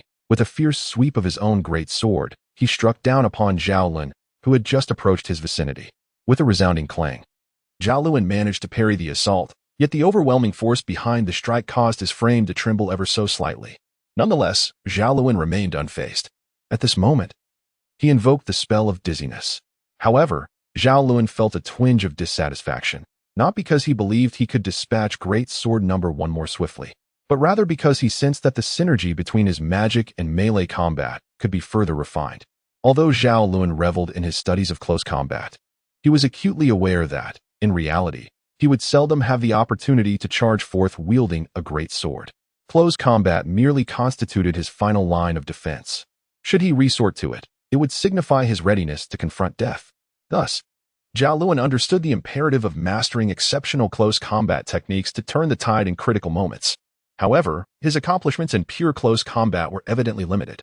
Therefore, the fusion of close combat and magic became a combat approach he was eager to explore. Upon emerging from his fervent training, Zhao Lun realized that 7 or 8 hours had elapsed. His arduous practice, owing to his formidable innate talent, had yielded commendable results. Yet, upon exiting his meditative state, Zhao Lun's primary focus was drawn to the bone transformation pool, which incessantly produced white bone fragments. Is this what is referred to as white bone fragments? In Zhao Lun's hands lay a piece of bone-like brick, roughly the size of a standard brick, exuding an immaculate porcelain-like whiteness. Its appearance was quite impressive, and as Zhao Lun hefted it, he sensed a substantial weight, a testament to the efficacy of the bone conversion pool. After over 8 hours of labor, it had transformed all the white bones within a 3-mile radius into approximately 2,000 such pieces. This considerable quantity was sufficient for either constructing a territorial altar or upgrading it. However, the consumption had been immense. Every last bone on the ground had been converted. Given the rate of bone regeneration, it would likely take 2 to 3 days for the ground to once again yield a comparable quantity. Zhao Lun gazed at the long-forgotten black soil beneath his feet, tossing the bone fragment in his hand as he ambled towards the territorial altar. Yet, He pondered whether it would be wiser to upgrade the altar or to construct a new one. Coming to a halt before the territorial altar, Zhao Lun contemplated and opened the territory page, swiftly navigating to the attributes of the altar. With a mere thought, he activated the upgradable option, and the page transformed, revealing new information. Upgrade requirements. Condition 1, 800 white bone fragments. Condition 2, 10 level 3 soul flames. Condition 3, possession of 3 territorial wills. Fortuitously, Zhao Lun met all 3 prerequisites. His only concern lay in whether he could endure the incantation for the construction. However, upon noticing that the required 800 white bone fragments were a full 1,000 less than before, he felt a surge of optimism, contemplating that perhaps he could indeed attempt it. Zhao Lun has always been a man of action. Once he felt the urge, he wasted no time and immediately set about his tasks. He instructed Olus and the others to transport the bones piece by piece to the edge of the territorial altar and to bring over a dozen third-level skulls.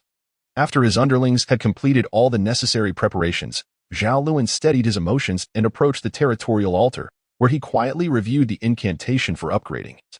Drawn from the flames of the soul, repeatedly and with great focus. After spending over 10 minutes finalizing all the necessary preparations, Zhao Lun stepped forward and chanted the incantation to upgrade the territory altar. A minute later, he stood there in a daze. Is it truly over just like that? This is utterly unscientific. I have exerted tremendous effort in my preparations, only to feel as if it was all in vain. Zhao Lun suddenly felt that certain individuals and circumstances were lacking in respect towards him. He had evidently made ample preparations. Vowing that he was now in a state capable of handling any unforeseen incidents, he was also prepared to expend his last ounce of mental energy in a grand performance, only to collapse spectacularly. Yet, was it truly fair to treat him in such a manner? A mere minute, just a minute, could suffice. How utterly disappointing for the audience. At times, reality unfolds in such a manner that what one presumed could be easily attained often requires immense effort and struggle, and even then, it may remain elusive. Conversely, what initially appears unattainable may, with a mere reach of one's hand, leap forth effortlessly. There is no reasoning behind it. Nevertheless, Zhao Lun ultimately elevated the territory altar to level 2. Regardless of the journey, the outcome was undeniably gratifying. Feeling slightly dizzy, he casually picked up a skull and extracted a flicker of soul fire, casting it into his mind to unveil the attributes of the level 2 territory altar. Level 2 territory altar quality, ordinary building skills, Lord summoning, soul mark engraving special attributes, subsidiary establishment soul marks, 627-2000 description, a building that barely escapes the designation of a substandard product. It is evident that you have still relinquished any healing efforts for it. Upgradable, upgrade conditions not yet unlocked. Let me see. The count of soul marks has indeed increased to 2,000, and there is an additional special attribute of subsidiary establishment. What purpose does this serve? Zhao Lun mused, directing his consciousness towards subsidiary establishment. Special attribute, subsidiary establishment function description, allows for the establishment of a subsidiary territory altar on the occupied land. Note, the subsidiary territory altar does not possess the capacity to accommodate soul marks, but it can facilitate the construction of special territorial buildings based on a subsidiary territory altar. Building requirements, 800 white bone fragments, 10 level 2 soul fires. Not bad at all. Zhao Lun's eyes sparkled with excitement at the properties of subsidiary establishment. Just moments ago, he had been contemplating how to establish a bone conversion pool in the 2 territories beneath him, and now, here appeared the opportunity for subsidiary establishment, a splendid boon that seemed to provide a pillow for his impending slumber. Very well, with this. As long as I fill the 2,000 soul marks and gather 2,000 subordinates, I can commence the establishment of the bone conversion pool. Zhao Lun's eyes glimmered with determination as he recalibrated his strategy. Setting aside his previous plan to seize as many territories as possible and quash enemies in their infancy. However, one cannot entirely fault him for this change of heart. The emergence of energy fire had opened a gateway for swiftly augmenting his overall strength, and he was certainly inclined to seize this opportunity. Filled with excitement, Phyllis dashed down, momentarily dazed before finally nodding at Zhao Lun. Yet, Zhao Lun found himself increasingly engulfed by a sense of doubt. Despite being in the midst of a promotion, he had just witnessed a decline in collections. This led him to ponder whether the fault lay within himself, prompting him to revisit the narrative from the beginning and carefully contemplate the forthcoming plot. Hence, today he would post a single update. Furthermore, there remain over 50 highlights in the review section, Should anyone be interested, feel free to share a few words, or even express thoughts you might have otherwise kept to yourself. I will ensure the highlights are added, and on Sunday, I shall distribute the remaining experience points. Lastly, I kindly request a recommendation as I strive to enhance this book. Unbeknownst to Phyllis, the esteemed leader of his faction harbored significant doubts about him. He had always believed that his leader regarded him more favorably than that detestable sword and shield skeleton. Thus, he buzzed about like a diligent little bee, joyfully guiding over 100 skeletal archers far from his territory, diligently fulfilling the tasks assigned by his leader. In truth, Phyllis struggled to comprehend why his leader preferred living skeletons. They were notoriously unruly and difficult to manage. Nevertheless, the loyal Phyllis persevered in his duties, fearing not only to disappoint his leader but also to be outdone by that insufferable sword and shield skeleton. Consequently, he exerted tremendous effort and, within less than an hour, accomplished his task. Upon completion, eager for praise, Phyllis promptly directed his increasingly adept 100 skeletal archers into groups of 2 or 3, escorting 34 level 3 and above skeletons back to their home. Along the way, Phyllis joyfully contemplated whether this swift pace could surpass that of the bothersome sword and shield skeleton.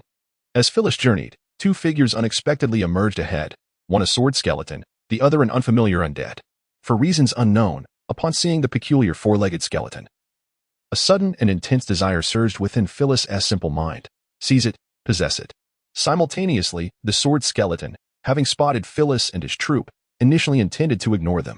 However, upon noticing the fervent possessiveness in Phyllis's gaze directed at the newly captured, yet untamed skeletal steed, the sword skeleton felt a surge of displeasure. Yet, being level 5, the sword skeleton had developed a nascent sense of maturity. After assessing the enemy's strength, it ultimately decided against administering a lesson to Phyllis.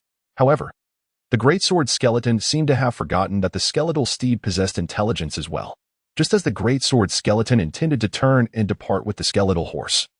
The latter, having its spine tightly grasped by the former, unexpectedly seized the opportunity to raise its hoof and kick out at him. Startled, the greatsword skeleton instinctively released its grip and leaped backward, narrowly evading the skeletal horse's attack. Yet, in that fleeting moment, the clever skeletal steed bolted away, charging towards the direction of Phyllis. Humph, still not obedient. The greatsword skeleton, undeterred, scoffed disdainfully at the fleeing skeletal horse. With a swift motion of its mighty blade, it surged after the skeletal horse. Whether the greatsword skeleton employed some form of acceleration technique was unclear, but in its full sprint, it matched the speed of the skeletal steed. In an instant, it reached the skeletal horse and, while running, unleashed a powerful kick at one of its front legs. Clearly infuriated by the skeletal horse's antics, the greatsword skeleton delivered a forceful blow that shattered the skeletal horse's front leg, sending it crashing to the ground and rolling forward. I warned you, if you run again, I shall break your legs. The greatsword skeleton sneered, slowing its pace as it approached the downed skeletal horse, which struggled to rise. Little skeleton, what do you mean by this? Suddenly, the greatsword skeleton halted. It is mine. You leave. The skeletal horse's speech was halting, yet its intent was clear. Little skeleton, I advise you to distance yourself as far as possible before I lose my temper. Otherwise, I cannot guarantee your survival once I unleash my fury. The greatsword skeleton's eyes glimmered with malice as it raised its greatsword slightly, speaking coldly. It is mine. You leave. Phyllis, though slow to speak, was swift in action. With a swift motion, she raised her spear, pointing it at the greatsword skeleton to assert her stance. The greatsword skeleton's eyes flared brightly as it swung its weapon. It seems you are determined to court death. It is mine, and soon, you shall become lifeless. The greatsword skeleton rudely interrupted Phyllis, charging towards her with a speed that surpassed even that of its pursuit of the skeletal horse. Die. In the blink of an eye. The greatsword skeleton closed the distance of several meters to reach Phyllis, swinging its greatsword down towards her head. Clang. Caught off guard, Phyllis barely managed to block the strike with her spear, yet the overwhelming force of her opponent sent her staggering back 2 or 3 steps. Is this the extent of your strength?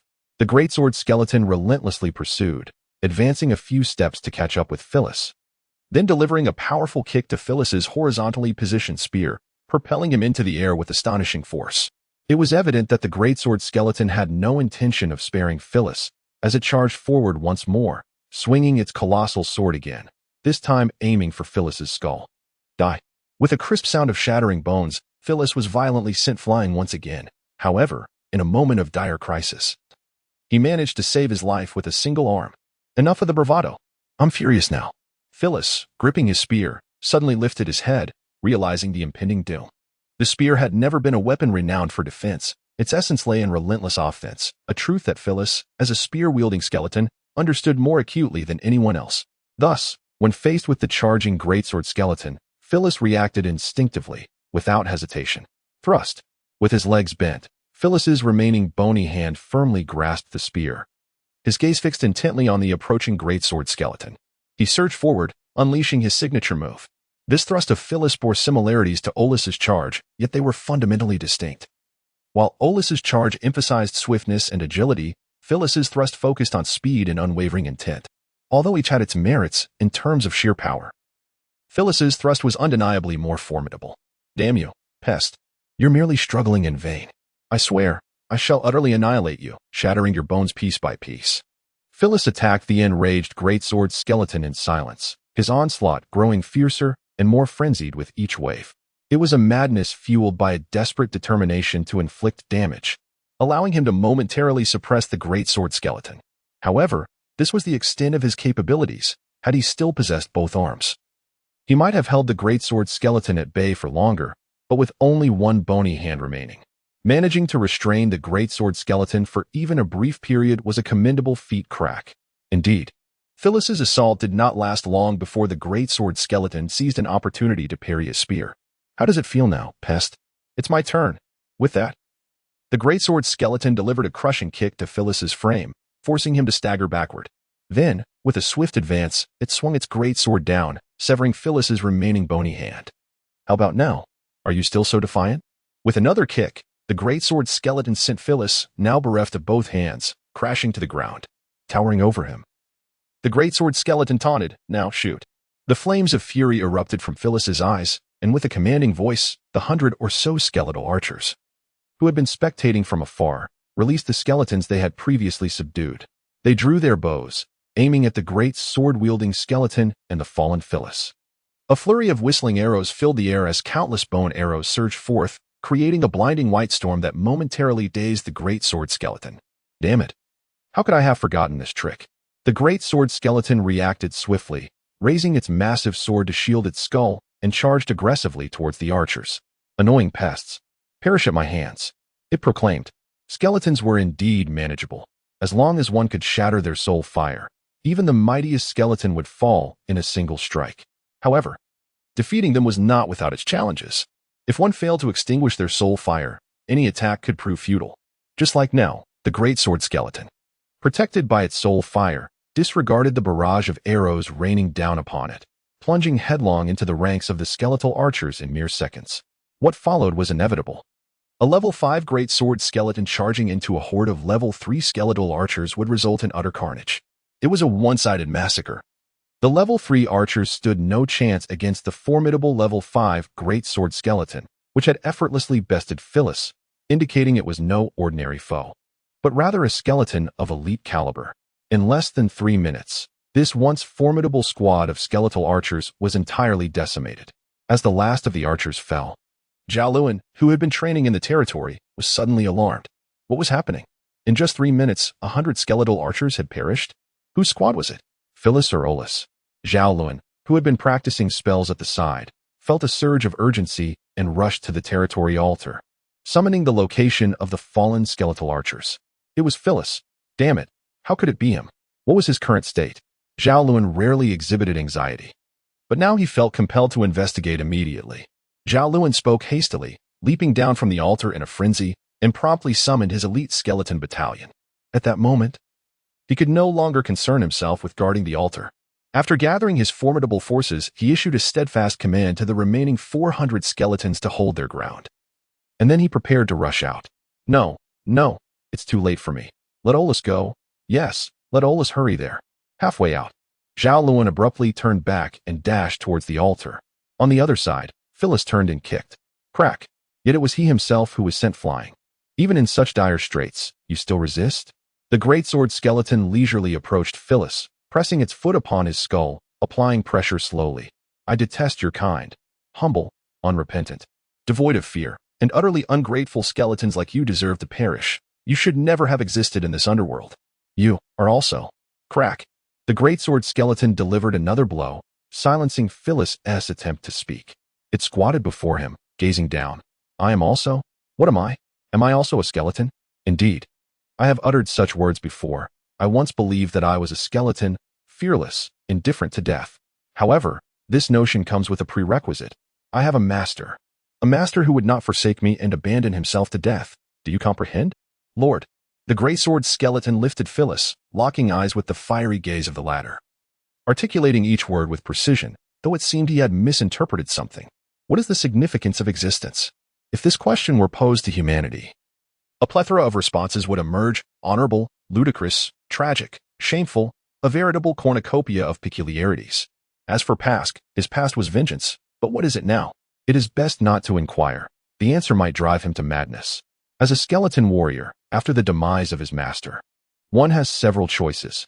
Either submit to the undead who vanquished the master in one's own existence, or, in rare instances, seek revenge. Pask neither submitted to the undead that defeated his master nor ended his own life. Instead, he wandered the land of bones, fulfilling the duty expected of a skeleton warrior, carrying out the command of his master, to survive. The very skeleton lord who issued this command met his demise shortly after, at the hands of another skeleton lord, the previous generation's skeletal Overlord, a legend who unified the land of bones in merely 175 years. An existence that instilled both fear and hatred in Pask. Yet, even fear could not extinguish his thirst for vengeance, thus he resolved to pursue it. However, he ultimately remains nothing more than a jest, a foolhardy act that has led him to fall into the hands of his adversary time and again. If the opponent had chosen to eliminate him, it might not have been a misfortune for Pask, yet he did not. Instead, he spared him, not merely once, but on multiple occasions. The sole reason behind such leniency was his admiration for Pask's unwavering loyalty as he sought to bring Pask to his knees. This, indeed, presents a rather ludicrous rationale. Pask is a bona fide skeletal warrior. While he might succumb to a skeletal lord, he is no ordinary skeleton, and thus, the very being that killed his master would never compel him to submit. It must be noted that Pask is a remarkably obstinate skeleton, yet his adversary seems equally resolute. For 3 to 4 years, Pask has relentlessly pursued the assassination of that individual, and the latter has steadfastly clung to his resolve. Standing before a gaping pit that could scarcely be deemed a ruin, Pask once again experienced the profound sense of loss over his master. That being has perished. Has vengeance been served? Yet, why is he unable to find joy? He lingered by that vast chasm for 3 days, thereafter wandering aimlessly across the land of bones, meandering without purpose, until one fateful day, he encountered a diminutive skeletal steed. On that day, Pask tilted his head, observing the little skeletal horse for an extended period. When the small creature grew impatient and attempted to depart, Pask, having idled for far too long, finally resolved to take action. With remarkable swiftness and superior level strength, he effortlessly subdued the little skeletal horse.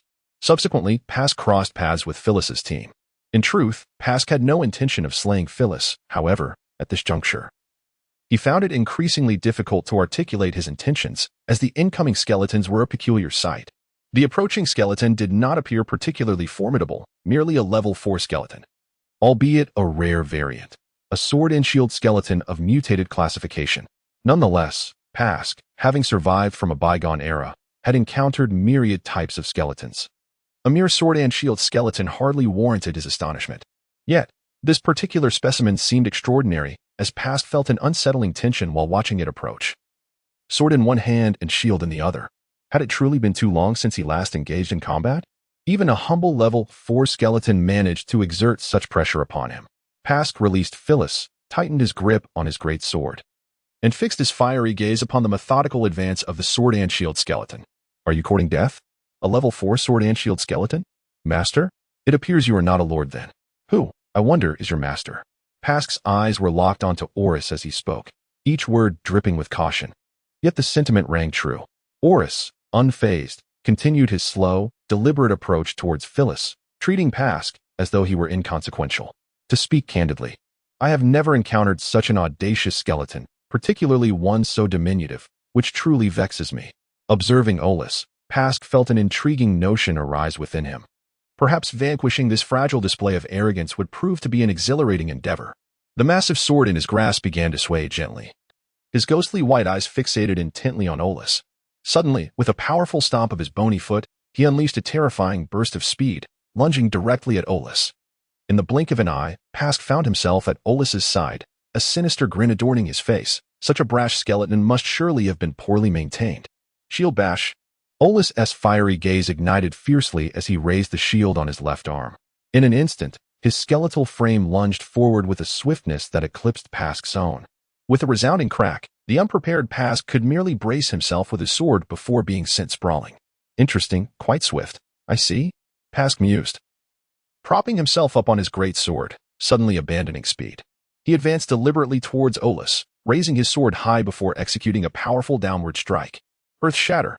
The enormous bone sword erupted with a yellowish glow amidst Pask's thunderous roar, descending with astonishing speed.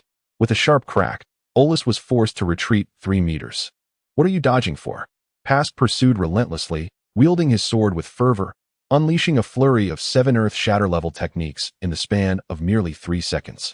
The final strike came crashing down, embedding Olus deep into the ground by 3 or 4 decimeters. Are you still so arrogant now? Pask mocked, pressing down on Olus. Is it over? Olus calmly positioned his massive shield against Pask's sword, casting a steady gaze upon him. What did you say? It's my turn. The fire in Olus's eyes blazed brightly as he swung the sword he had yet to utilize. With a resounding crack, Pask was swept aside unexpectedly. How is this possible? Your skeletal frame can withstand such a formidable blow? Pask exclaimed in disbelief, lifting his gaze to Olus, only to find that the fire in his eyes had suddenly intensified. This is trouble. He is about to level up. 050 Zhao Lun arrives, seeking recommendations. Leveling up does not entail mutation and requires little time. Thus, before Pask could formulate a response upon realizing Olus was about to ascend, Olus had already achieved a 5-level increase. Leave now, and I shall spare your life. Oh, how generous of you, little skeleton, Pask retorted, his fiery gaze flaring as he brandished his bone sword, pivoting it menacingly towards Olus. Do not be too presumptuous, skeleton. Do you truly believe you have me at your mercy? How amusing. What does being level 5 matter? Have I not defeated level 5s before? Indeed. Is it truly the case that a skeleton descending from the previous era is so easily overcome? I suspect not. Pask's skeletal form erupted with a brilliant radiance. Boom. Suddenly, Pascal, who had been standing still, vanished without a trace. Oscar's eyes blazed with intensity. He barely had time to raise his bone shield when an overwhelming force struck against it. This formidable power was so immense that even Olus, having just leveled up to become a level 5 sword and shield skeleton, found it difficult to withstand, involuntarily retreating several steps. Do you understand, skeleton? The combat skill you are currently experiencing is my signature technique, one that no other skeleton of the same rank has ever been able to withstand. Pascal appeared abruptly beside Olus, sneering as he swung his great sword down with ferocity. Olus staggered back another 3 steps. Pascal unleashed his full power, disappearing from Olus's line of sight once more.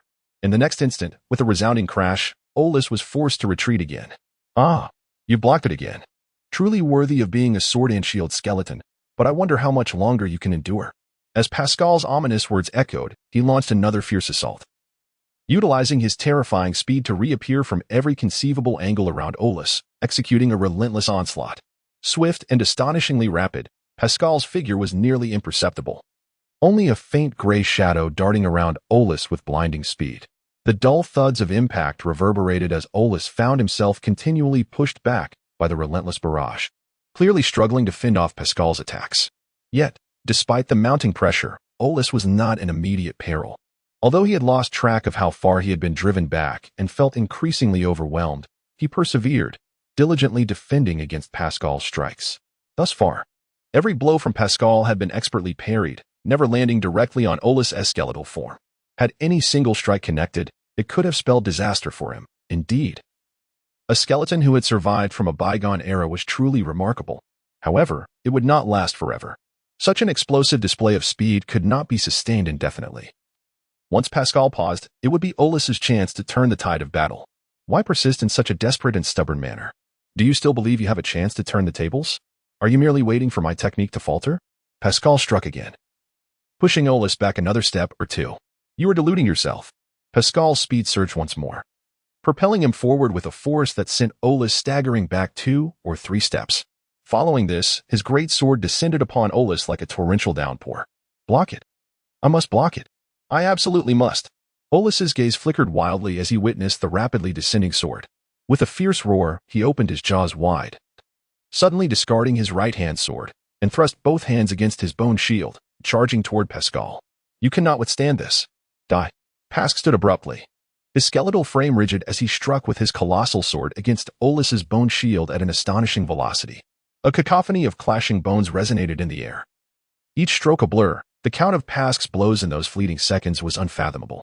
All that could be perceived was Olus, steadfastly bracing the bone shield, absorbing each strike with gritted teeth, refusing to yield an inch. While Pask may have been oblivious to the tally of his assaults, Olus was keenly aware, counting each blow. By the 137th strike, fissures appeared in Olus's hands, gripping the shield. By the 277th, the shield itself began to splinter. The situation grew increasingly dire. With Olus teetering on the brink of annihilation, this was the true extent of Pask's power. Olus suddenly lifted his gaze, a fierce resolve igniting within his fiery eyes, as he summoned every ounce of strength to push the bone shield forward against the overwhelming pressure. In an instant, Pask's relentless bombardment transformed into an eerie calm. Had Olus managed to endure? He pondered in disbelief as he looked up at Pask. Despair loomed, urging him to abandon hope, yet it was far from over. Pask's onslaught had merely paused, and what followed would be his ultimate attack, one that must be countered, for failure meant death. A profound sense of impending doom enveloped Olus, rekindling the anxiety that had momentarily subsided. The flame of his spirit flickered wildly as the nascent energy of his recently attained 5th level surged uncontrollably towards the shield. I have glimpsed your future. It is an abyss of darkness and terror, Pask coldly intoned, swinging his great sword with a fierce arc, transforming it into a streak of lethal force aimed at Olus. A piercing sound of air being cleaved filled the atmosphere. I do not require your salvation. I shall fight my own battles. You may leave. Not far behind Pask, Phyllis had, unbeknownst to them, reattached his skeletal hand, casting a complex gaze at the beleaguered Olus. Humph, who would care to save you? Were it not for the master's command? I would not have bothered, he retorted. With his ascension to the 5th level, Olus's speech seemed to flow more smoothly as he struggled to maneuver his shield, dismissing. This is now my battle. It is you who should depart. Depart? None shall leave, Pask scoffed. None shall escape. You must remain. At that moment, a horde of skeletons surged forth, led by Zhao Lun. Is the Lord captured? Pask murmured, his fiery gaze fixated on Zhao Lun, who was being flanked by 2 skeletal warriors wielding great swords, rapidly closing in. His words were barely audible, even to Olus and Phyllis, who stood within a mere 5 meters of him. However, the fellow swiftly extricated himself from his momentary bewilderment and disdainfully addressed Zhao Lun, who had approached within 100 meters. What on earth is happening today? A delusional fool arrives one after another. Damn it. Kill. The moment these words escaped Pask's lips, the 2 skeletal warriors, Olus and another, erupted with fury. Both bereft of weapons yet charging forward with the intent to rend Pask limb from limb. Delusional, Pask scoffed, issuing a cold huff, as he swung his great sword towards the first to reach him, Phyllis. Suddenly, darkness enveloped his vision, and his eyesight faltered. A mage. Pask gasped in alarm, instinctively retreating a few steps only to collide with Olus, whose skeletal shield struck him, though at this moment, Olus was already at the end of his strength. The impact merely caused Pask to stagger slightly without inflicting any substantial harm, yet it did serve to intercept his advance. Damn it, get away from me, Pask exclaimed, both alarmed and furious. Coming from a bygone era, he was acutely aware of the formidable power of a skeletal mage supported by 2 skeletal warriors. He needed to break through before Zhao Lun and his companions could fully engage, for only then would he have a sliver of hope. With this thought, he swung his great sword towards Olus, guided by instinct. Stun. Before Pask's blade could descend, a spell from Zhao Lun struck, causing Pask to feel an abrupt heaviness in his head. The sword he wielded veered off course, and Olus seized the opportunity to charge once more. This time, Pask was far less fortunate. His missed strike coupled with a loss of balance sent him crashing to the ground. The third projectile of the weakened Zhao Lun's curse fell timely, forcing the recently regained vision of Pask to falter once more as he struggled to rise. Take his head, Zhao Lun commanded. Are you two all right? He approached, scrutinizing Olus and Phyllis, observing the disheveled state of his loyal subordinates. A glint of fierce intensity flickered in Zhao Lun's gaze. The two devoted skeletal minions exchanged defiant glances, shaking their heads. He truly is a man of few words. Despite his urgency upon arrival. My lord, Phyllis suddenly called softly. What is it? Zhao Lun turned, puzzled. What is this? It was then that Zhao Lun noticed a skeletal steed standing nearby. Curiously, he cast a sensing spell toward the skeletal horse. Race, low-tier undead beast, skeleton horse. Level, 5, black iron, elite skills. Suddenly, the skeletal horse raised its hoof and violently kicked Phyllis, the immense force propelling him across the ground. What is happening? Witnessing this scene, Zhao Lun was momentarily taken aback. It was the first time Phyllis had made a request of him, and seeing his delighted expression, Zhao Lun had assumed that the skeletal steed had established a rapport with Phyllis, or at least reached a mutual understanding. He never anticipated that the skeletal horse would exhibit such behavior. Observing Phyllis, who had been kicked away and lost several ribs, Zhao Lun's gaze shifted towards the skeletal horse, a fierce glint flashing in his eyes. The perceptive skeletal steed immediately sensed the tension, its forehooves restlessly tapping against the ground, embodying a hesitance to flee yet paralyzed by fear. Huh, how foolish. Does one think the skeletal horse is so easily tamed? Who spoke? Zhao Lun abruptly turned his head, directing his attention to Pask, who had just emerged from a state of dizziness and weakness. Tap, tap, tap. As Zhao Lun turned the skull, the skeletal steed sprang to life, kicking up its hooves and galloping away with fervor. Dazed, Zhao Lun let out a cold snort, causing the skeletal horse, which had just launched into motion, to stumble momentarily. What did you just say? You foolish creature, he exclaimed. The pale, fiery gaze of Pask, with its ghostly white eyes, met Zhao Lun's without a hint of fear. Zhao Lun raised his hand to halt the furious Olus. It seems you have yet to comprehend your situation, he remarked. Have I ever been clear about it over the years? Perhaps you could enlighten me, my lord, Pask sneered provocatively. Do you not think so? If you were to be honest, perhaps you could exchange your life for a chance at survival, Zhao Lun suggested. I do not think so, however. If it comes to exchanging a life, I have plenty to offer. Pask seemingly piqued Zhao Lun's curiosity. Oh, pray tell, Zhao Lun inquired. I am in a foul mood and have no desire to speak. Pask's eye sparkled with fire, arousing Zhao Lun's intrigue. Do you not wish to divulge? Silently gazed at the individual before him, and after a moment, uttered, then let it be. While reading, do not forget to casually click like 052 Pascal, seeking recommendations. Beside the altar of Zhao Lun's dominion, he stood, holding the skull of Pask. Just moments ago, Zhao Lun had intended to forcibly bring Pask under his command, yet alas, he found himself unable to inscribe the soul mark upon Pask. Undeterred by this setback, Zhao Lun attempted once more, only to provoke a backlash from the altar, dimming the flame of Pask's soul considerably. Ah, how naive you are, my lord. Are you not aware that necromancers of level 5 and above cannot have their soul marks inscribed unless they consent? Pask taunted, enduring the excruciating pain. Oh, is that so? Then why did you not mention it sooner, forcing yourself to endure such torment?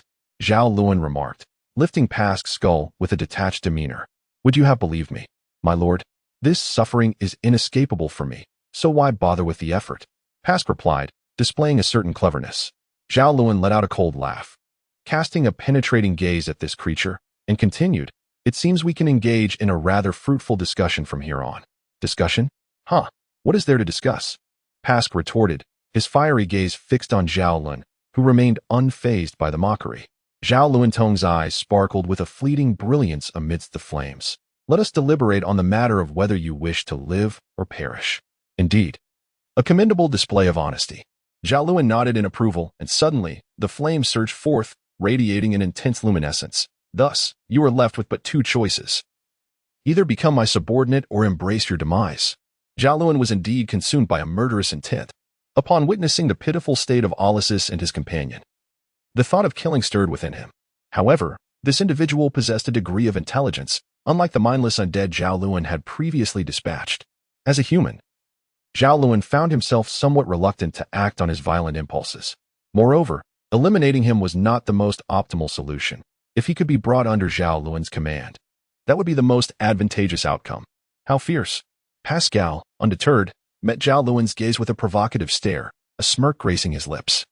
It seems you have made a choice. Zhao Lun raised his left hand, conjuring a black magical missile that coalesced in an instant. Very well. Let us discuss your fate. to live or to perish. Pascal cast a casual glance at the magical missile, responding with feigned nonchalance, to live, of course. Did I not mention this earlier? Lord, your memory seems quite lacking. Then let us inscribe your soul's mark, Zhao Lun commanded coldly. Pascal's remaining skull shook slightly. No, no. No, my lord, you misunderstand. My choice is not to become your subordinate. Rather, I opt for a third option. A third option? Zhao Lun paused, momentarily taken aback. Before his anger surged. Are you mocking me? How could I? I would never dare, considering my life is still in your hands, Pascal replied. Zhao Lun regarded him with a cold gaze, the magic missile in his hand flickering ominously, as if poised to descend at any moment. My lord, did I not mention before? I possess ample treasures that could secure my life, Pascal declared confidently, a hint of arrogance in his demeanor, seemingly convinced of his advantage over Zhao Lun. Is that so? Zhao Lun suddenly revealed a flicker of a different emotion, abruptly loosening his grip on Pascal's right hand. Ah, what are you doing? The unexpected sensation of weightlessness caused Pascal to involuntarily exclaim, and just as his voice escaped, the skull fell to the ground with a sharp thud. I have no interest in any exchange with you. I find the prospect of ending your life far more intriguing than bartering for something or bringing you under my command.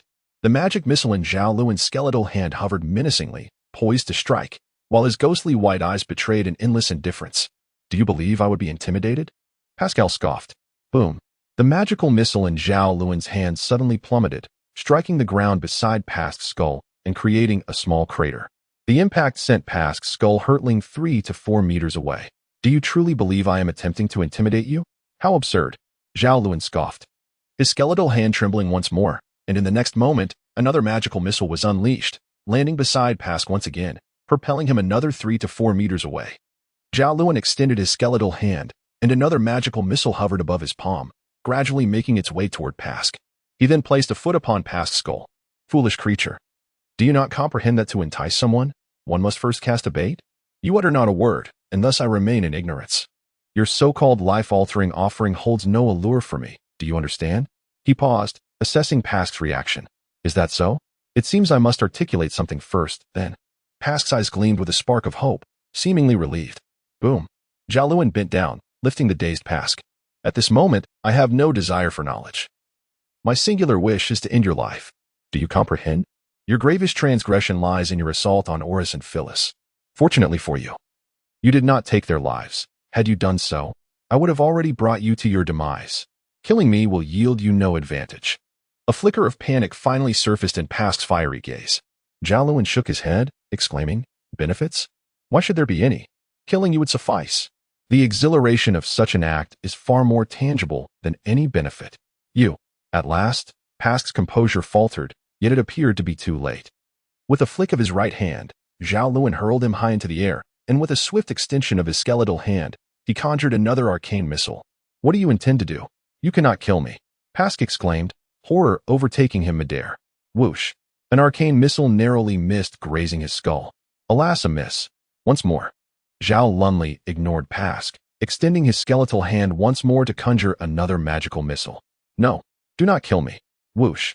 Another missile narrowly missed Pasc's skull, soaring past him. Aren't you curious about how the previous generation's great lord met his demise? Pasc finally divulged. Not in the least. Zhao Lun was momentarily taken aback as another magical projectile soared past, striking Pasc. Do you not realize that you too shall soon meet a fate akin to his? The flames in Pasc's eyes blazed with terror as he roared. Such alarmist rhetoric.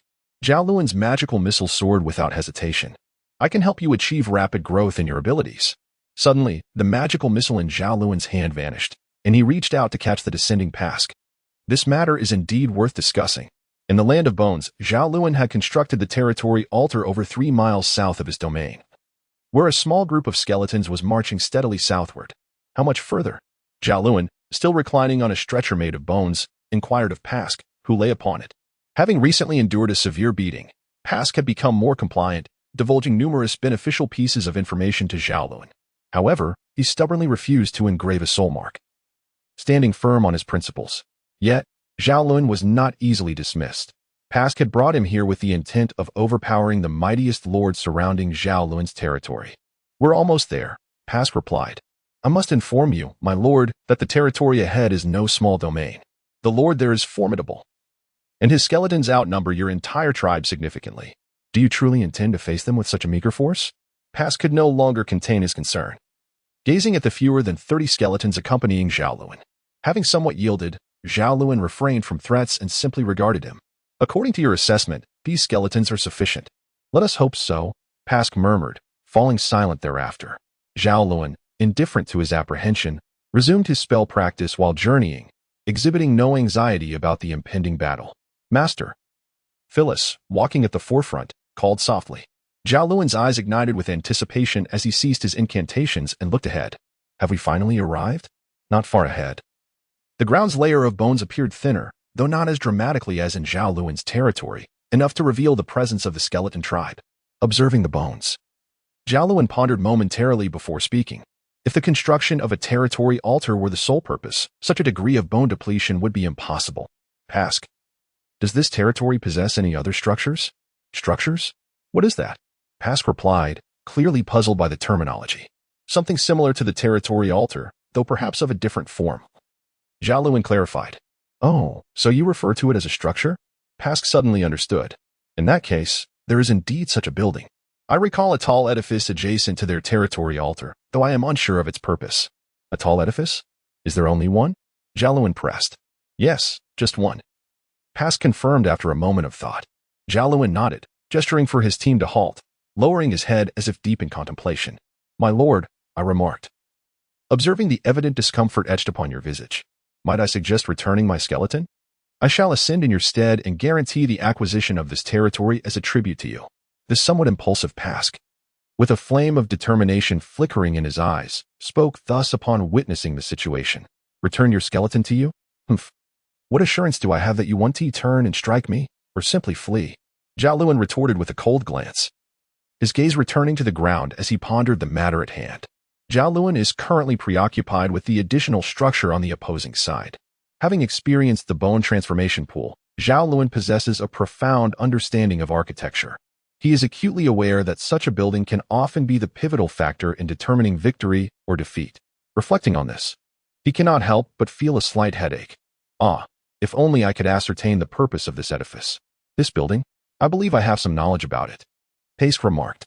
Zhao Lun was instantly filled with joy. Quickly, tell me, what is the purpose of this building? To which the elusive Pask, in a rather cheeky manner, responded. Well, it's a bit of a secret that I'm reluctant to reveal. Zhao Lun's eyes gleamed with a cold, fiery light as he extended his bony hand to lift the fellow before him, leaning in ominously to inquire, what is this? Has your skin become restless once more? The sinister tone of his words caused Pask to stiffen, prompting him to reply candidly, I have encountered such architecture elsewhere, though that particular structure was considerably larger, which is why I failed to recognize it at first. Zhao Lun, feeling somewhat impatient, inquired, what is its purpose? Pace hastily replied, the one I saw previously was capable of unleashing formidable magic. Formidable magic? Just how powerful is it? Zhao Lun asked, taken aback and pressing for clarification. One strike? A level 5 bone shield skeleton? It seems this truly poses a bit of a challenge, Zhao Lun remarked, a hint of frustration creeping in. After a moment of contemplation, he inquired further, is there anything else? It seems not. Pace pondered, but upon noticing Zhao Lun's dissatisfaction, the poor fellow was suddenly alarmed. Let me think. Ah yes, this structure appears to be capable of casting 3 spells. Given its immense power, the consumption of energy must also be significant. So it makes sense that it can release 3 spells at once. As Zhao Lun spoke, he took a couple of steps forward, gazing into the distance, where he could faintly discern a territory encircled by hundreds of skeletons. In truth, Zhao Lun was not incapable of conquering that tribe, however. With the presence of such a formidable structure, he felt uncertain about seizing the territory without incurring losses. The skeletons he commanded, save for the skeletal mages, were precious to him, and he would be heartbroken if he were to lose even a few. He pondered deeply, convinced that there must be a secure strategy to take the territory. My lord, this is perilous, Phyllis murmured, her voice laced with concern for her capricious master. Silence. Follow closely and be cautious not to reveal ourselves, or we shall find ourselves in a battle against hundreds of skeletons, Zhao Lun replied, crouching low and blending into the environment, inching forward with care. Hey, don't forget about me. I'm still with you, protested Pask, gripped in Phyllis's hand, eager to assert his presence. Shut your mouth. If you don't quiet down and we get discovered, I'll have Felis toss you over.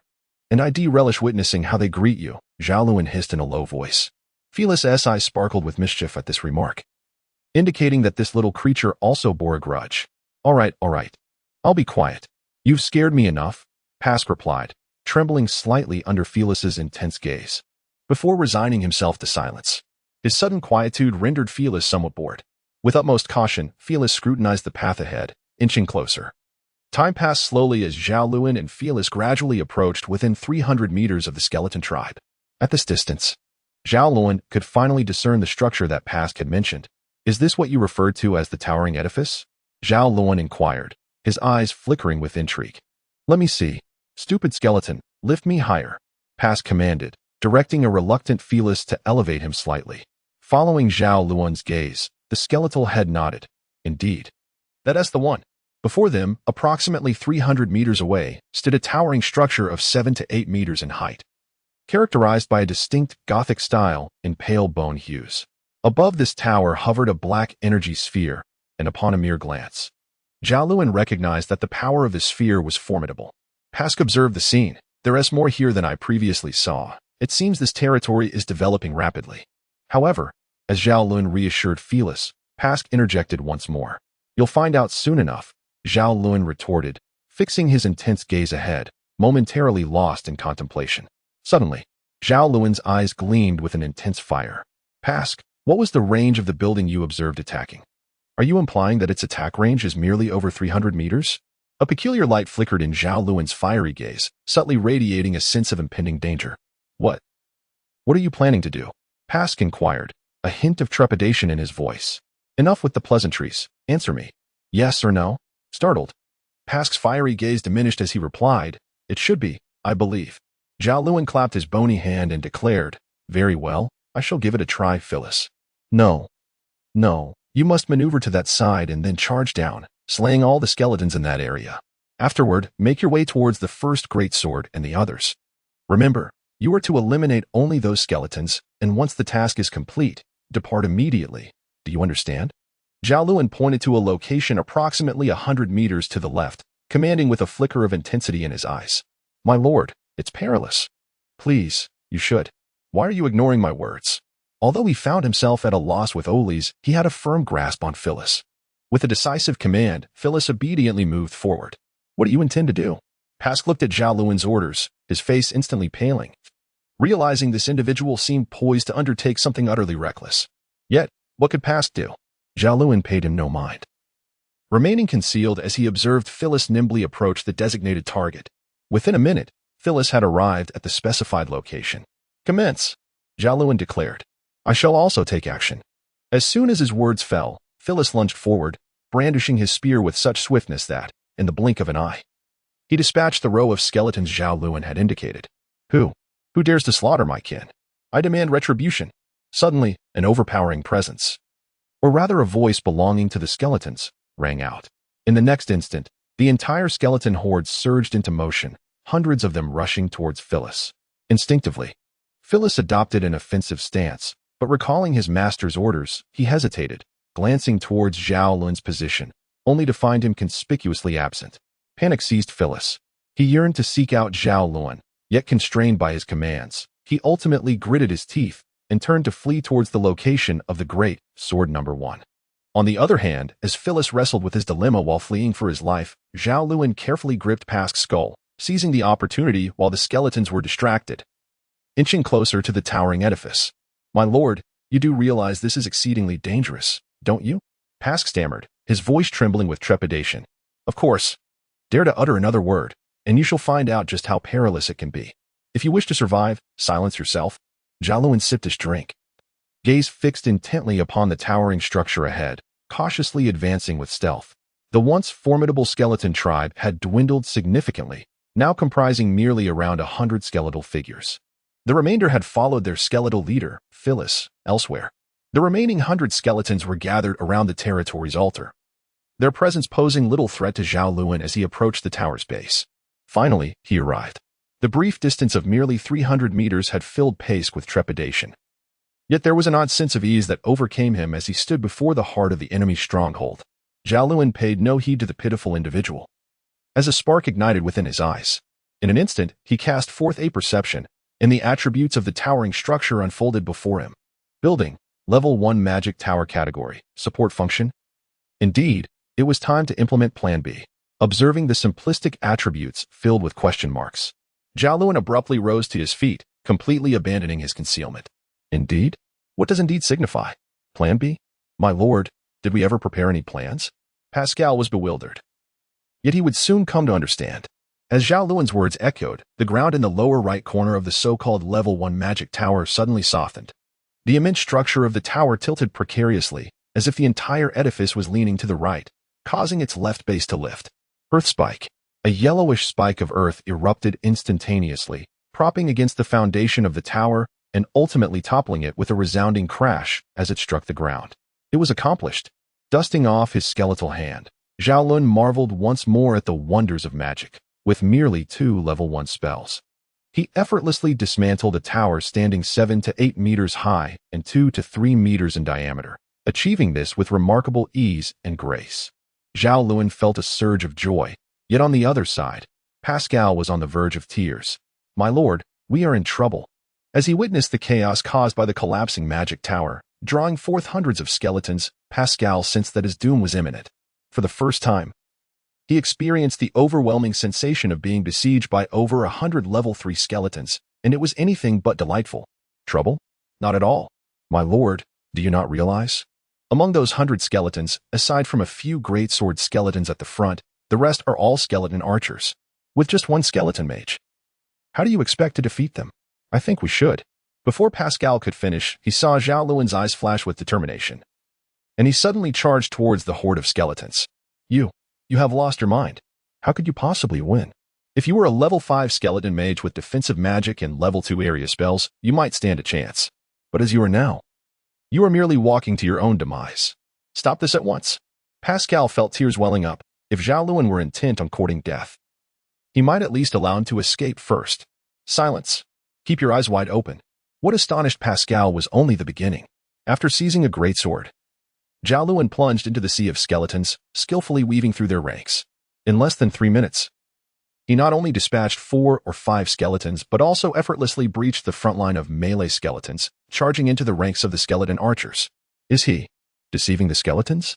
Pascal's jaw dropped. He could scarcely fathom that a level 4 skeleton mage possessed such terrifying prowess. Was he truly a skeleton mage? At this point, Pascal felt his anxiety dissipate. For once Zhao Lun infiltrated the ranks of the skeleton archers, the battle was effectively over. No matter what Pascal said, he could not believe that a group of skeleton archers could pose any threat to Zhao Lun now that they had lost their range. Indeed, this was the case. In pure melee combat, Zhao Lun was not particularly strong, merely equivalent to 2 level 4 greatsword skeletons, and he fell short compared to elite entities like Greatsword 1. However, his melee combat was not of the ordinary kind. Having initially merged his melee skills with magic, Zhao Lun's combat prowess in close quarters was nearly comparable to that of Phyllis. Of course, when it came to his true specialty, spellcasting, he wielded overwhelming power against mutated skeletons, making magic the ultimate path to victory. However, Zhao Lun was well aware that pure close combat, or even the fusion of magic and martial prowess in melee, was merely a temporary expedient. Once he ascended to level 5 or beyond and mastered a greater array of spells, he would no longer require this mode of combat. Nevertheless, that was a matter for the future. For the time being, the integration of magic and martial arts in close quarters was remarkably effective. In less than 5 minutes, Zhao Lun had annihilated dozens of skeletal archers, completely eliminating the potential threat, and dealing with the remaining skeletal foes was even simpler. As Zhao Lun delivered his final strike, slaying the last skeleton, the creature named Pask, held firmly in his grasp, finally ceased its tumultuous motions. Yet, Pask's fiery eyes still appeared somewhat dazed. After a moment, he managed to recover, only to pose a question to Zhao Lun. My lord, are you certain that you are indeed a skeletal mage? Zhao Lun casually tossed aside his great sword, a hint of amusement sparkling in his fiery gaze, suggesting that he was quite pleased with his prowess in close combat. I believe you are nothing short of a great sword-wielding skeleton, and not just any ordinary one. Even Pask, formidable as he was, could not help but marvel at Zhao Lun's exceptional melee capabilities, though this was contingent upon the fact that Zhao Lun was, in truth, a skeletal mage. I am a mage, 100% mage.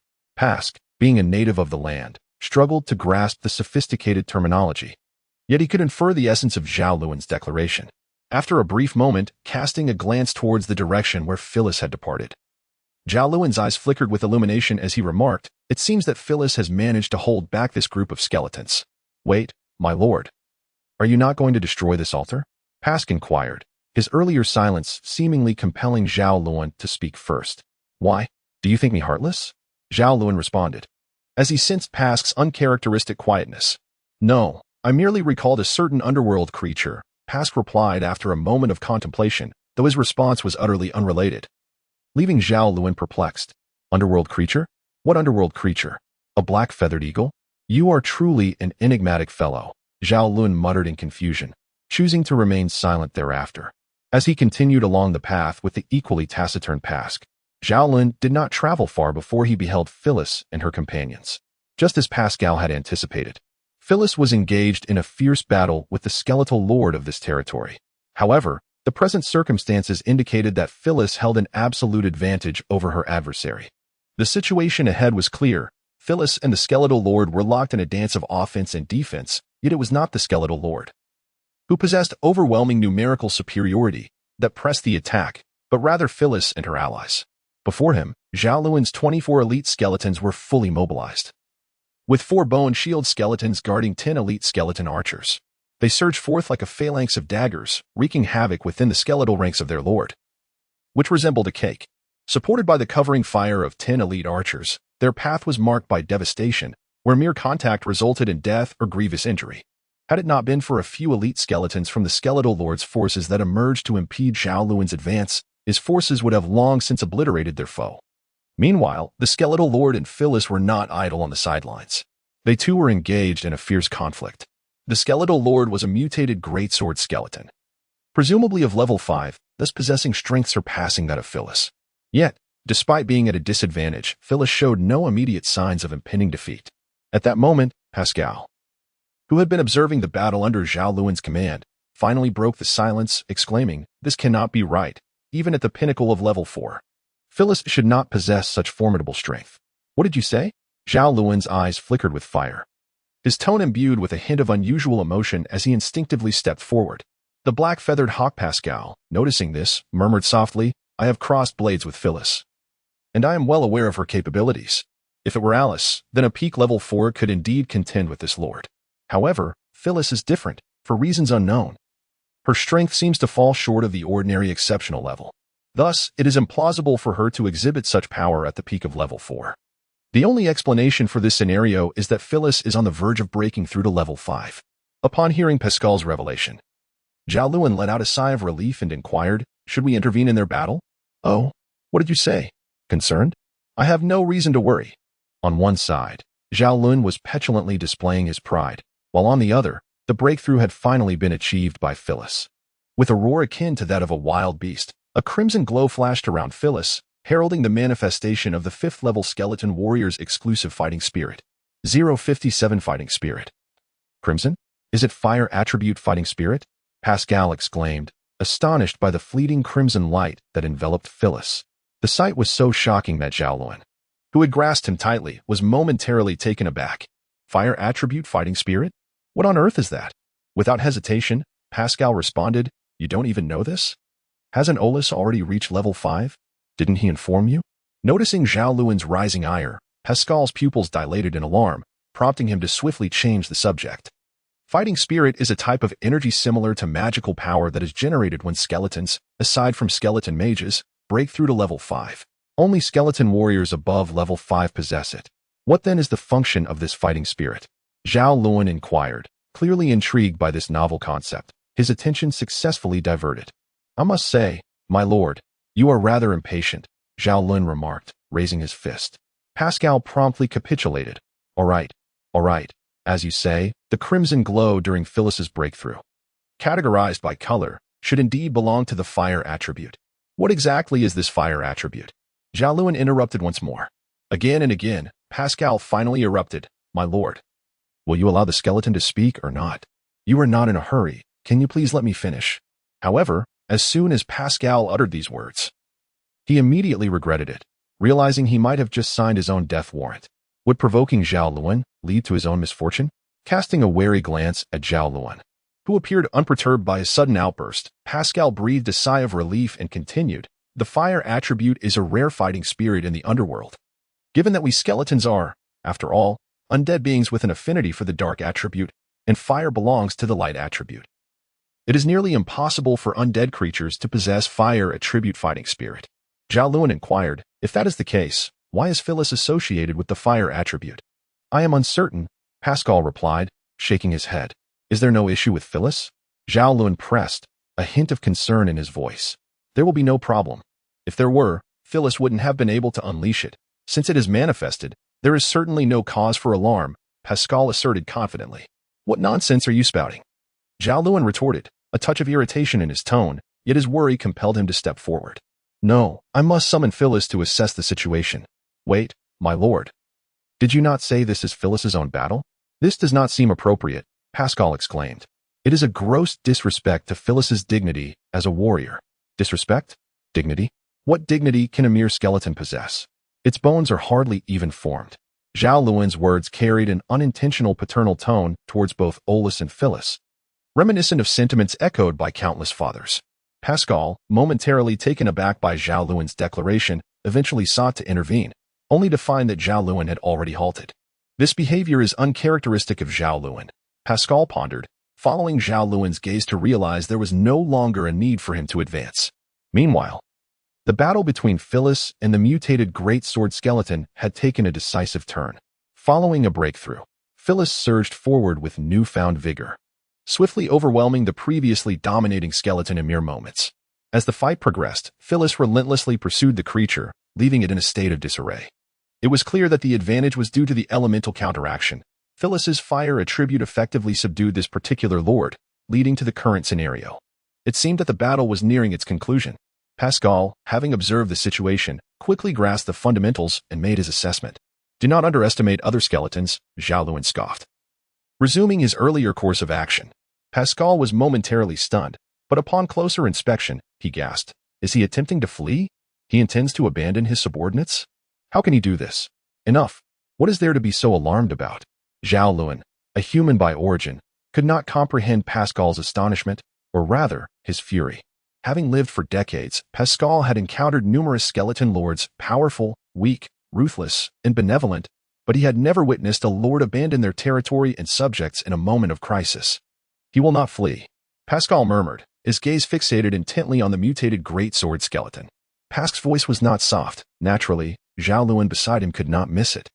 However, Zhao Lun chose to remain silent, merely quickening his pace alongside Pascal. Zhao Lun was perplexed by the inexplicable sensation that led him to believe that the mutated greatsword skeleton would not flee. He could not comprehend why Pascal was so concerned about whether the mutated greatsword skeleton would escape or not. What Zhao Lun was acutely aware of was that the mutated greatsword skeleton seemed to have never focused its attention on Phyllis from the very beginning. After Phyllis's considerable increase in strength, it became even more evident that the creature exhibited a clear intent to avoid entanglement with her, subtly seeking opportunities to extricate itself from her grasp. If it manages to escape, something must be amiss. In a brief moment, Zhao Lun arrived within the range of his spell's attack, his skeletal hand slightly opening, seemingly poised to strike. "Wait, my lord, just a moment." Zhao Lun lifted Pascal and inquired, "What is the matter? Are you still preoccupied with whether this fellow can run or not? Does it even hold any significance?" Upon Zhao Lun's utterance, Pascal fell into a profound silence, grappling with the urge to articulate his thoughts, yet ultimately refraining from voicing them. Zhao Lun has never been excessively ruthless towards those he knows well. Observing Pascal's pitiful demeanor, he ultimately decided to relent. Let it be, he thought. After all, he cannot escape. I shall accompany you to see what this fellow intends to do. Pascal's skull suddenly trembled. Thank you. Thank you. I truly cannot comprehend what this inexplicable individual is thinking, he exclaimed. I assure you, I am not one to show weakness. The pinned sign-in post invites those interested in experience to participate. At the end of each month, I will share insights from the review section. Additionally, please take a moment to check the author's survey. 058 Lord Summoning, seeking recommendations. My gratitude to Spirit of Zhiwu for the generous gift. It seems this fellow is about to commence. As Zhao Lun's words faded, the mutated greatsword skeleton, previously struggling to evade Phyllis's assaults, abruptly swung its massive sword. With overwhelming force, it struck Phyllis, sending her sprawling and momentarily off balance. Yet, this creature showed no desire for glory. It sheathed its sword and leaped away, swiftly evading Phyllis's range of attack. In the next instant, the greatsword skeleton turned and charged toward Zhao Lun. Seeing this creature barreling towards him, Zhao Lun couldn't help but chuckle. Ah, when there is a path to heaven, you choose to stray. When there are no doors to hell, you come knocking.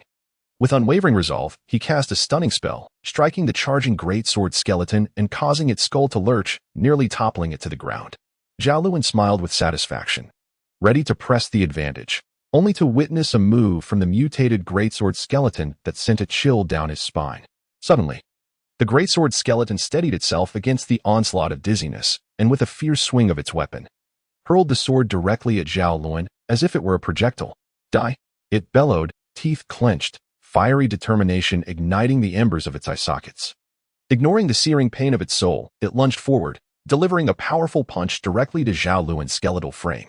With a crack, Zhao Lun was sent hurtling through the air, landing several meters away and rolling across the ground in a cacophony of bones. Were it not for the fortification of his skeletal structure during his mutation, that single blow could have been fatal. The absence of defensive spells proved dire. However, as a skeleton, Zhao Lun was resilient.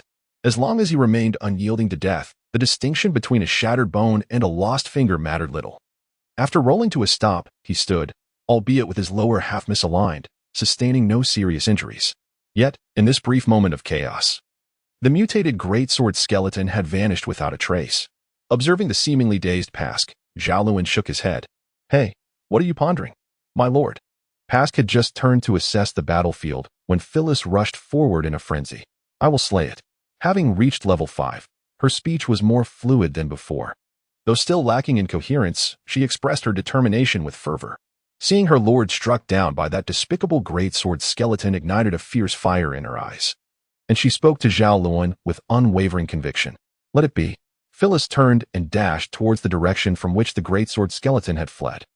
Zhao Lun gazed at the retreating figure of Felice, shaking his head as he grasped the skull of Pask, making his way towards the battlefield that had yet to reach its conclusion. Alas, in the end, it seems I must tidy up the aftermath myself. Upon his approach, Zhao Lun realized that the combat involving the elite skeleton battalion was nearing its denouement. Of the 5 elite-level skeletons initially present, 2 had perished, leaving the remaining 3 in a state of considerable disarray. As for the ordinary skeletons, they had met a grim fate under the onslaught of Zhao Lun's 4 elite-level giant axe skeletons, who had decimated them to a significant extent. Standing 100 meters away, Zhao Lun surveyed the battlefield, which was strewn with shattered soul fires and dismembered skeletons, a palpable aura of devastation enveloping the scene. Zhao Lun let out a soft sigh. Stepping forward to assume command of the elite skeleton battalion, he directed his forces to divide, dispatching 6 formidable greatsword skeletons to restrain the remaining 3 elite-level mutated greatsword skeletons, while the remaining 4 colossal axe skeletons and 10 elite skeleton archers unleashed a merciless slaughter upon the ordinary skeletons. In the presence of the elite skeletons, the ordinary skeletons appeared utterly powerless. Such a disparity in strength is seldom compensated for by mere numbers. In less than 2 minutes, the ordinary skeletons were decimated, and the remaining 3 elite skeletons were captured by Zhao Lun, conclusively bringing this battle to an end. The only imperfection was the escape of 1 mutated greatsword skeleton. One could only wonder if Phyllis would be able to eliminate that mutated greatsword skeleton. Never mind, that little fellow could manage it on its own. Zhao Lun shook his head and ventured onto the battlefield, retrieving 2 particularly luminous flames of souls. Zhao Lun approached the skeleton mage, who was ensconced amidst a circle of elite skeletal archers, holding 2 flames of the soul in his hands. Consume these, he commanded. The skeleton mage obediently accepted the flames and inserted them into its bony cranium. This particular skeleton mage had been meticulously selected from Zhao Lun's cadre of sorcerers. It possessed a spell of the 1st tier, Windblade, which Zhao Lun himself did not know. Furthermore, it had remained at the pinnacle of the 3rd tier for quite some time. Prior to their arrival, Zhao Lun had even provided it with a flame of energy, yet it had not ascended. Zhao Lun harbored suspicions of potential mutation within this skeleton mage, which prompted him to bring it along, with the intention of nurturing it into a mutated variant. The future of this skeleton mage post-mutation remained uncertain. With the addition of these 2 flames of the soul, it should be nearing its energy capacity, one would hope. We shall see. If necessary, I could always provide it with a bit more. I refuse to believe that I, Zhao Lun can conjure an Orlus but cannot cultivate a mutated-level skeleton mage. Zhao Lun gazed at the skeletal mage, engulfed by the flames that devoured souls, deep in contemplation when, suddenly, a flicker of light ignited in his eyes, and he abruptly turned his head. What is happening? As soon as Zhao Lun's words fell, a mysterious voice echoed forth. In the name of the Lord, I summon. It is that fellow. He does not wish to flee. Zhao Lun and the previously silent Pascal simultaneously recalled the mutated greatsword skeleton that had just fled the battlefield. However, their reactions were starkly different. Zhao Lun was astonished, tinged with a hint of irritation, for it was his own carelessness that had allowed the creature to escape his grasp. In contrast, Pascal exuded a sense of delight, though the source of his joy remained a mystery. What is there to be so pleased about? Did you not see it just employed Lord Summon? We are in trouble. Do you realize? Zhao Lun grumbled as he shook Pascal's skeletal head in annoyance. Suddenly, Pascal's inexplicable skeleton seemed to brim with vitality, nonchalantly replying, What is there to fear? Aren't you here? Oh, is that so? I appreciate your trust. Zhao Lun had grown somewhat accustomed to this peculiar being. With a resigned sigh, he lightly tapped Pascal, then turned to command his elite skeleton squad to eliminate the remaining 3 elite skeletons of the greatsword type, instructing Greatsword No. 1 to consume their souls. Zhao Lun had initiated a comprehensive plan for cultivating mutated skeletons, with Greatsword No. 1 being one of the primary subjects. Hey, my lord. Why did you kill those 3 skeletons? Were you not keeping them to reclaim later? Pascal inquired, puzzled. A chill crept into Pascal's heart as he wondered, my lord. What are you planning to do now? Zhao Lun paused momentarily, emitting a chilling laugh that sent shivers down Pascal's spine. What am I doing? Of course, I intend to eliminate that mutated greatsword skeleton. Zhao Lun spoke, gesturing with a wave of his hand to the elite skeleton warriors, who had managed to somewhat restore order to the battlefield, before turning to charge towards the territory of the mutated greatsword skeleton. As the lord who had once employed the Lord's summon ability, Zhao Lun was acutely aware of its terrifying potential. Despite his formidable strength, he felt little confidence in facing the relentless assault of numerous skeletons for an entire hour within a 3-mile radius. The numbers could easily exceed 700 or 800, and it was conceivable that they could multiply tenfold. Although ordinary skeletons were significantly weaker than their elite counterparts, especially when compared to mutated beings, the disparity in strength became less absolute when their numbers reached a certain threshold. Thus, Zhao Lun's current situation was far from optimistic. Previously, Pace had been unconcerned because Lord Summon required time to gather skeletons, and there was ample opportunity for Zhao Lun to make his escape. However, he had not anticipated that Zhao Lun would opt for a direct confrontation with Lord Summon, a perilous choice indeed, even for someone as powerful as Zhao Lun, who was at risk of facing imminent demise. My lord, Phyllis is still inside. Zhao Lun interrupted Pace's words, then, without uttering another, hurriedly led his subordinates towards the territory of the mutated greatsword skeleton. Pace opened his mouth, but ultimately fell silent, only speaking after a while. The territory altar, if we can destroy it, Lord Summon will be rendered ineffective. Within the domain of the mutated greatsword skeleton, just as it ascended the altar and activated Lord Summon, the first skeleton to arrive was not one summoned by the mutated greatsword skeleton, but rather Phyllis, who had followed it there. You dare strike my lord? I will see you dead. Upon sighting the mutated greatsword skeleton on the altar, Phyllis's eyes blazed with a fury that could incinerate all, and he charged forward with his spear raised. Oof, you annoying pest. Do you truly believe I fear you? The mutated greatsword skeleton, equally displeased, leaped down from the altar, brandishing its massive sword as it swung down towards the advancing Phyllis. Having already invoked Lord Summon, the mutated greatsword skeleton felt no trepidation, and its resolve to fight was far more earnest than before. Crack! The mutated greatsword skeleton unleashed its full might, its combat prowess now vastly superior to before. With a single strike, it sent Phyllis staggering back several meters. You overestimate yourself. If I hadn't been wary of hidden foes, do you think you possess the strength to challenge me? The mutated greatsword skeleton lunged forward once more, its sword aimed at Phyllis's skull in a sweeping arc crack. The speed of the mutated greatsword skeleton strike was astonishingly swift. Phyllis barely had time to raise her spear when he was once again struck back several meters by the mutated greatsword skeleton. Do you see? This is the disparity we faced before. With a crack, another sword strike sent Phyllis reeling again. If it weren't for your shameless ambush on my territory, destroying my magical tower, how could such useless beings force me into this predicament? The mutated greatsword skeleton, increasingly agitated, swung its massive sword relentlessly, landing blow after blow upon Phyllis's spear, leveraging its seasoned level 5 strength and maintaining a relentless proximity of merely 2 meters, suffocating Phyllis's movements. However, all of that is now at an end.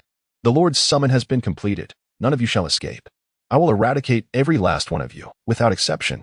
Roaring in fury, the mutated greatsword skeleton advanced once more, its sword poised to strike down upon Phyllis.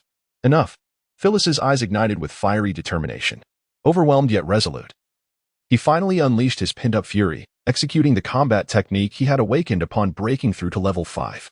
His spear plunged forcefully into the ground, and with a thunderous roar, a circle of crimson flames surged forth, crashing toward the mutated greatsword skeleton. It had been stated long ago that engaging in a brute force battle with a spear skeleton was folly. Retreating would be the wiser choice. Had the mutated greatsword skeleton chosen to withstand the attack, it would have found Phyllis's move not particularly formidable and easily bearable. However, its decision to retreat altered the tide of battle dramatically.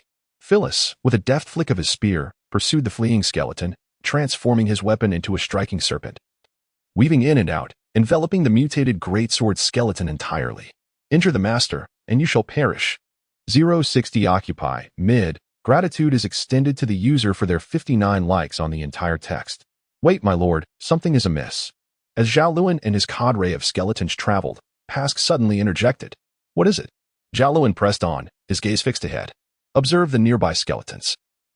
They do not appear to be converging towards the territory altar, but rather seem to be approaching us. Pask remarked, noting the gathering skeletons closing in around them. And so what of it?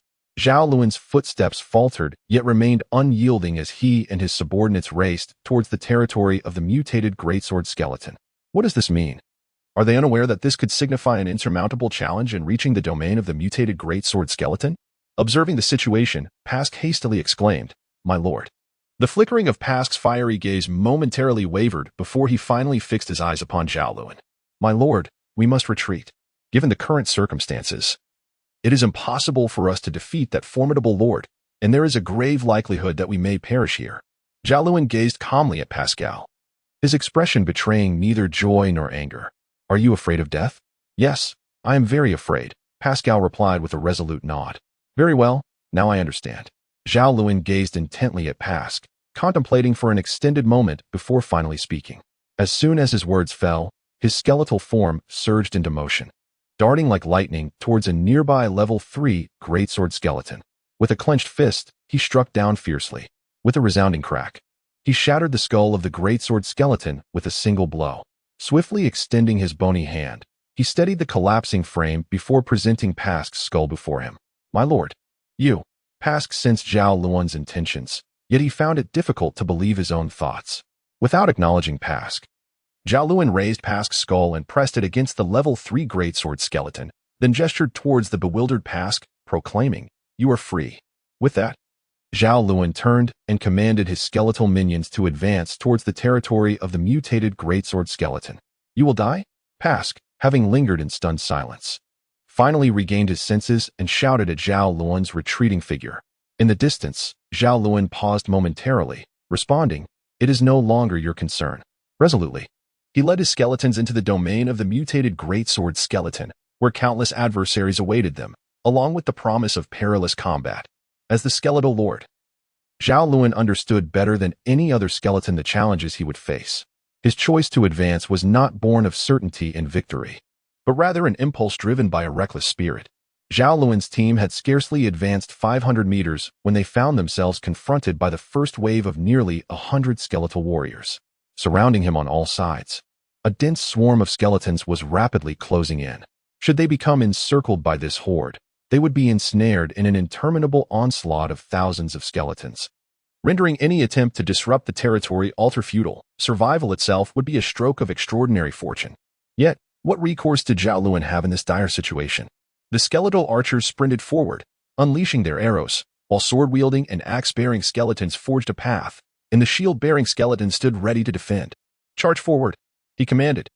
Zhao Lun's footsteps paused only momentarily as he swiftly issued commands, boldly leading his skeletal minions into an assault against an overwhelming number of adversary skeletons.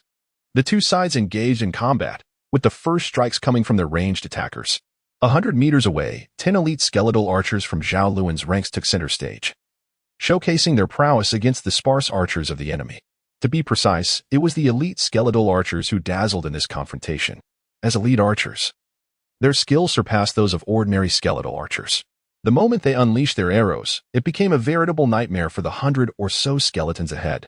Within a mere 50 meters, Zhao Lun's skeletal archers fired consecutively, each shot claiming the life of an enemy skeleton, under the deadly barrage of bone arrows. Whether level 3 or level 4, each skeleton fell with a single strike, resulting in nearly half of the opposing forces being decimated over that short distance. Upon entering the 50-meter range, it was Zhao Lun's time to shine. As he stepped into the attack zone, he unleashed a torrent of magical missiles, his skeletal fingers gesturing towards the enemy as if wielding a machine gun. Over that 50 meters, he lost count of the magical projectiles he released, fully aware that nearly all the skeletons ahead had been annihilated. However, he had expended approximately 70 to 80% of his magical energy. Fortunately, he had consumed a significant amount of soul fire prior to this encounter, which had yet to be refined, alleviating his concerns about running out of power. With the enemy skeletons dispatched, Zhao Lun and his minions quickened their pace. He understood that their situation would not improve simply because the 100 skeletons had been eliminated. As long as the territory altar of the mutated greatsword skeleton remained, their predicament would remain unchanged. Unless they could withstand for an hour, a daunting task under the circumstances. The number of skeletons ahead was not vast, yet they formed a line of skeletal shields. Although the rear ranks appeared somewhat disordered, a semblance of organization was evident. Clearly, this group of skeletons was not comprised of mere foot soldiers. There might be elite or even extraordinary skeletons among them. While Zhao Lun was capable of defeating this assembly, the likelihood of becoming ensnared was high given his current state. In such a scenario, being ensnared was tantamount to death. Cursing under his breath, Zhao Lun resolved to charge ahead regardless.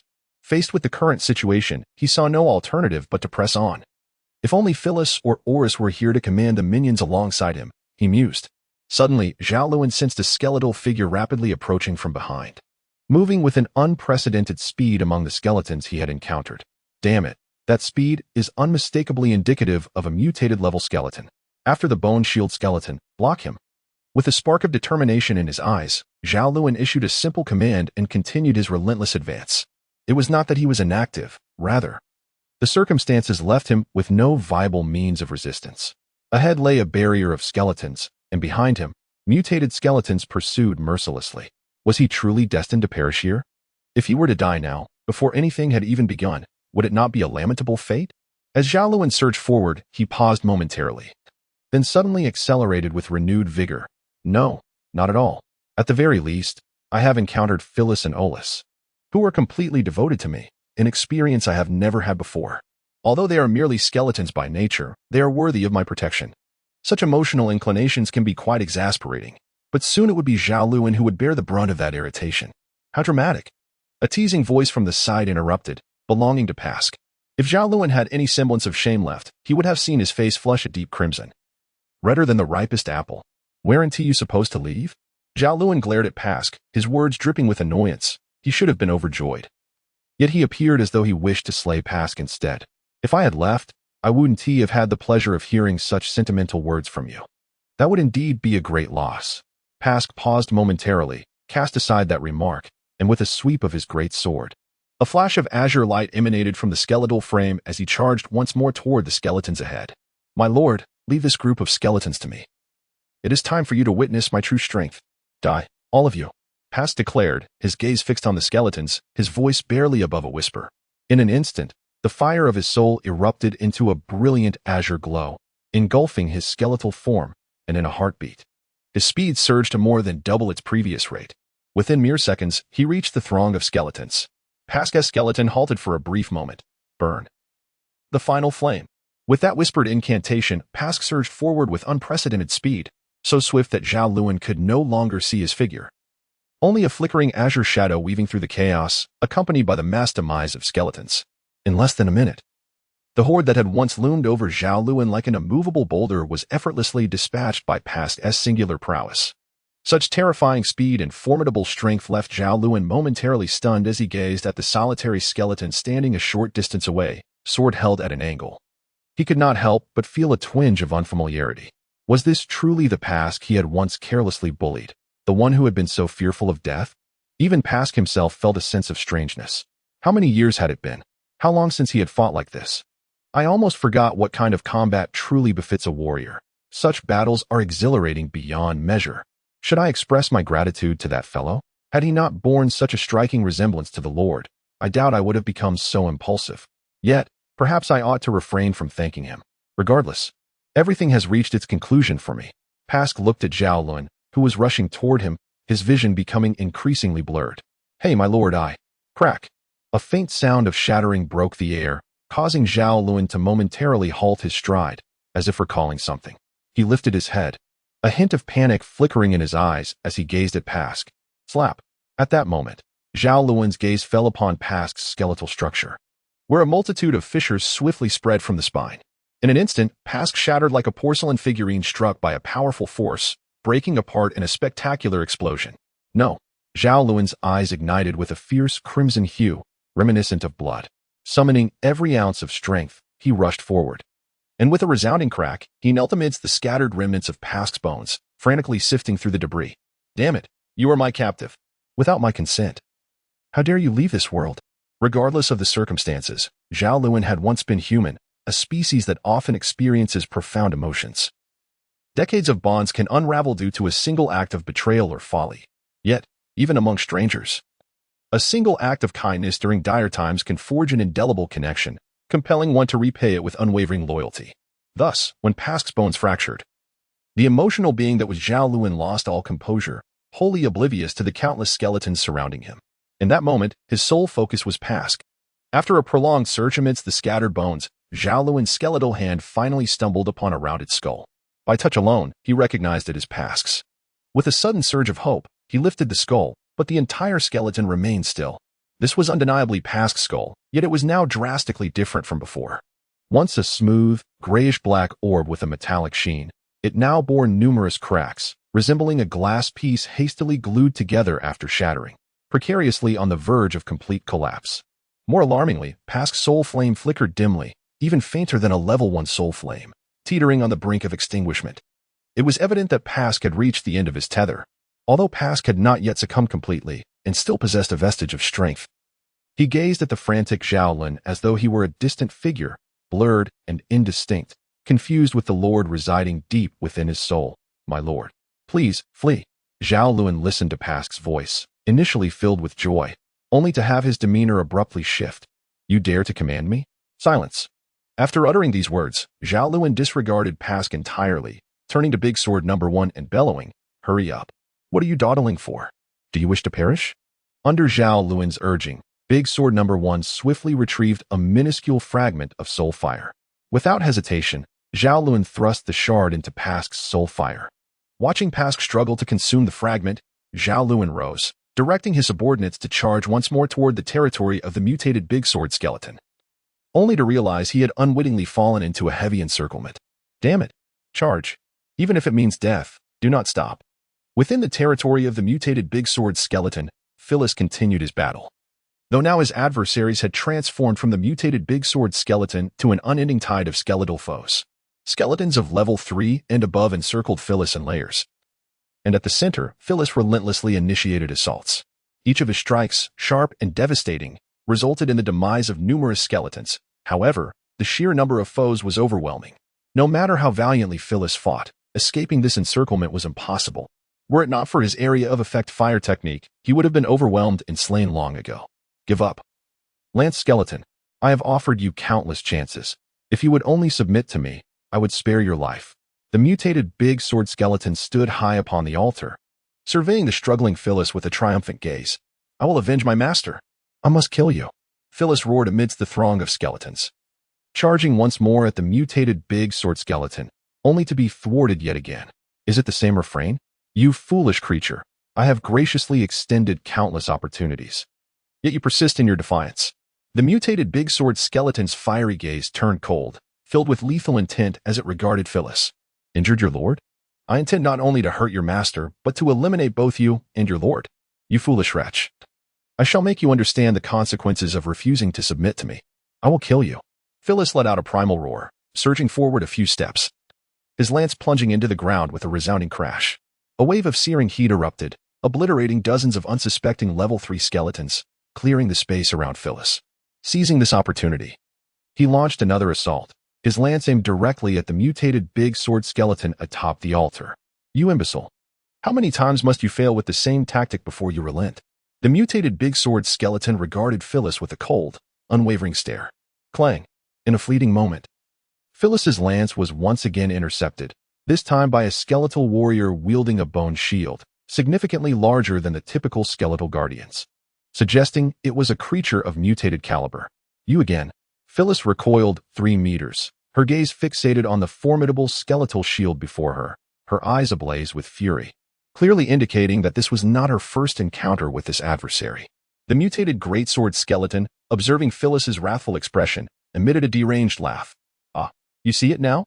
As long as it stands, no matter how many times you charge, it will be futile. You are destined to perish, as will your master. No undead can vanquish me. You're merely dreaming. With a thunderous roar, a sudden whirlwind swept through the horde of skeletal minions behind the mutated greatsword skeleton, parting them to reveal a group of about 10 skeletons advancing forward. Leading the charge was none other than Zhao Lun, accompanied by a skeletal mage brandishing a staff. 062 slaying. How is this possible? How could you reach my side? The mutated greatsword skeleton, now agitated, observed the somewhat beleaguered Zhao Lun and his companions from atop the altar, a flicker of panic crossing its gaze. After a brief moment of contemplation, it regained its composure. Confidence restored. You must be lurking nearby, indeed. You foolish skeletons could not have reached me otherwise. But even if you have, what does it matter? You shall still meet your demise. No undead can defeat me. Foolish. Idiotic. Watching the self-satisfied mutated greatsword skeleton upon the altar, Zhao Lun's eyes were colder than ice. It was this very skeleton that had brought him to such a state of disarray. Had it not been for the desperate moment when the skeletal mage unexpectedly mutated and awakened the second-tier spell, Tornado, they would have been left with far fewer than a mere handful of warriors. With this thought, Zhao Lun's fury intensified. His murderous intent nearly drove him to madness. He glanced at the skeletal companions beside him, each bearing injuries, some even missing significant portions of their skeletal form. Yet, this was not what angered Zhao Lun most. After all, as long as they remained intact, the severity of their wounds was inconsequential. The true source of his rage was Bone Shield 1, the skeletal guardian that had accompanied him longer than Oris and had just perished before his very eyes. Vengeance for Bone Shield 1 must be sought. Zhao Lun cast a frigid gaze upon the towering skeletal figure wielding a massive sword atop the territory altar, commanding with a mere wave of its bony hand. Slay him. The remaining skirmishing skeletons, fewer than 10 in number, swiftly emerged, charging towards the altar with weapons brandished, their ghostly white eye flames flickering with a chilling intent to kill, surging forth like an unstoppable tide. As these skeletal warriors approached, the mutated sword-wielding skeleton atop the altar scoffed disdainfully. Do you truly believe these shattered remains can vanquish me? Such delusions are laughable. Soon, I shall render you utterly despairing, and your demise will be absolute. No sooner had the words escaped the mutated sword skeleton's lips than a substantial division of skeletons broke away from their encirclement of Phyllis, menacingly converging upon the elite skeleton squad led by Sword 1, akin to a tumultuous flood intent on annihilating them completely. Observing this turn of events, the mutated sword skeleton erupted into a sinister cackle, relishing the scene as if it were a mere jester. Gazing mockingly at Zhao Lun from afar, let us revel in the exquisite spectacle of your pitiful skeletons being utterly dismantled. Ha! A handful of elite skeletons daring to confront me is destined for ruin. A thunderous boom interrupted the deranged monologue of the mutated sword skeleton. What is happening? It exclaimed, turning in a frenzy, its countenance transforming in disbelief. Mutated level? How can this be? It was clearly an elite skeleton before. How could it have transformed into a mutated one? On the battlefield, the focal point of the mutated sword skeleton's gaze was none other than Sword 1, who, at that moment, exhibited a marked transformation. Though its skeletal structure retained a pale hue, a metallic sheen now adorned its form. The resounding crash having been wrought by none other than Sword 1. Now of mutated caliber, Sword 1's prowess had undergone a staggering metamorphosis, capable of effortlessly dispatching several level 4 skeletons with a mere swing of its blade. Under such formidable strength, the hastily summoned skeletons could hardly withstand the onslaught of Sword 1. Thus, the squad advanced with relentless momentum, swiftly closing in on the territory altar. Do not approach. Cursed beings, I forbid you to come near. If you do, everything shall come to an end. The mutated sword skeleton, witnessing the relentless advance of Sword One's squad, appeared to be on the brink of collapse, frantically issuing commands to the skeletons summoned through Lord's call. Halt them. Stop them at all costs. Compelled by the mutated sword skeleton's frantic urgings, a wave of skeletons surged forth, recklessly charging at Sword One and its companions, filling the gaps with their very lives in a desperate strategy. Finally, the offensive of Sword One's squad encountered resistance. Yet, what difference did it make to impede Sword One? Did Zhao Lun possess only the singular force? Certainly not. As Zhao Lun launched his assault, Phyllis followed suit with fervent aggression. Despite being shielded by a mutated skeletal guardian, Phyllis advanced with unrelenting force. The skeletal shield itself was merely at level 4, inferior to Phyllis by 1 level. Though it prioritized defense, it could only sporadically withstand a few of Phyllis's strikes. This fact was not lost on the intelligent skeletal guardian, which cunningly blended into the throng of skeletons, biding its time for the opportune moment to strike. Indeed, this skeletal shield stood no chance against the relentless onslaught of Phyllis, who was willing to risk everything to attack. Furthermore, the foolish skeletal lord had withdrawn many ordinary skeletons that were initially meant to support Phyllis, rendering the skeletal shield even more vulnerable. At last, this farcical encounter reached its conclusion. Observing Phyllis continuously assaulting the altar of the territory, accompanied by the elite skeletal squad led by the Greatsword No. 1, Zhao Lun grasped the skull of Pask and gently shook it, proclaiming, "You wish for my demise? Such delusions are utterly unfounded. You shall never succeed in killing me." At that moment, the mutated greatsword skeleton atop the altar erupted into action, brandishing its massive sword and leaping high into the air. Kill you, kill you.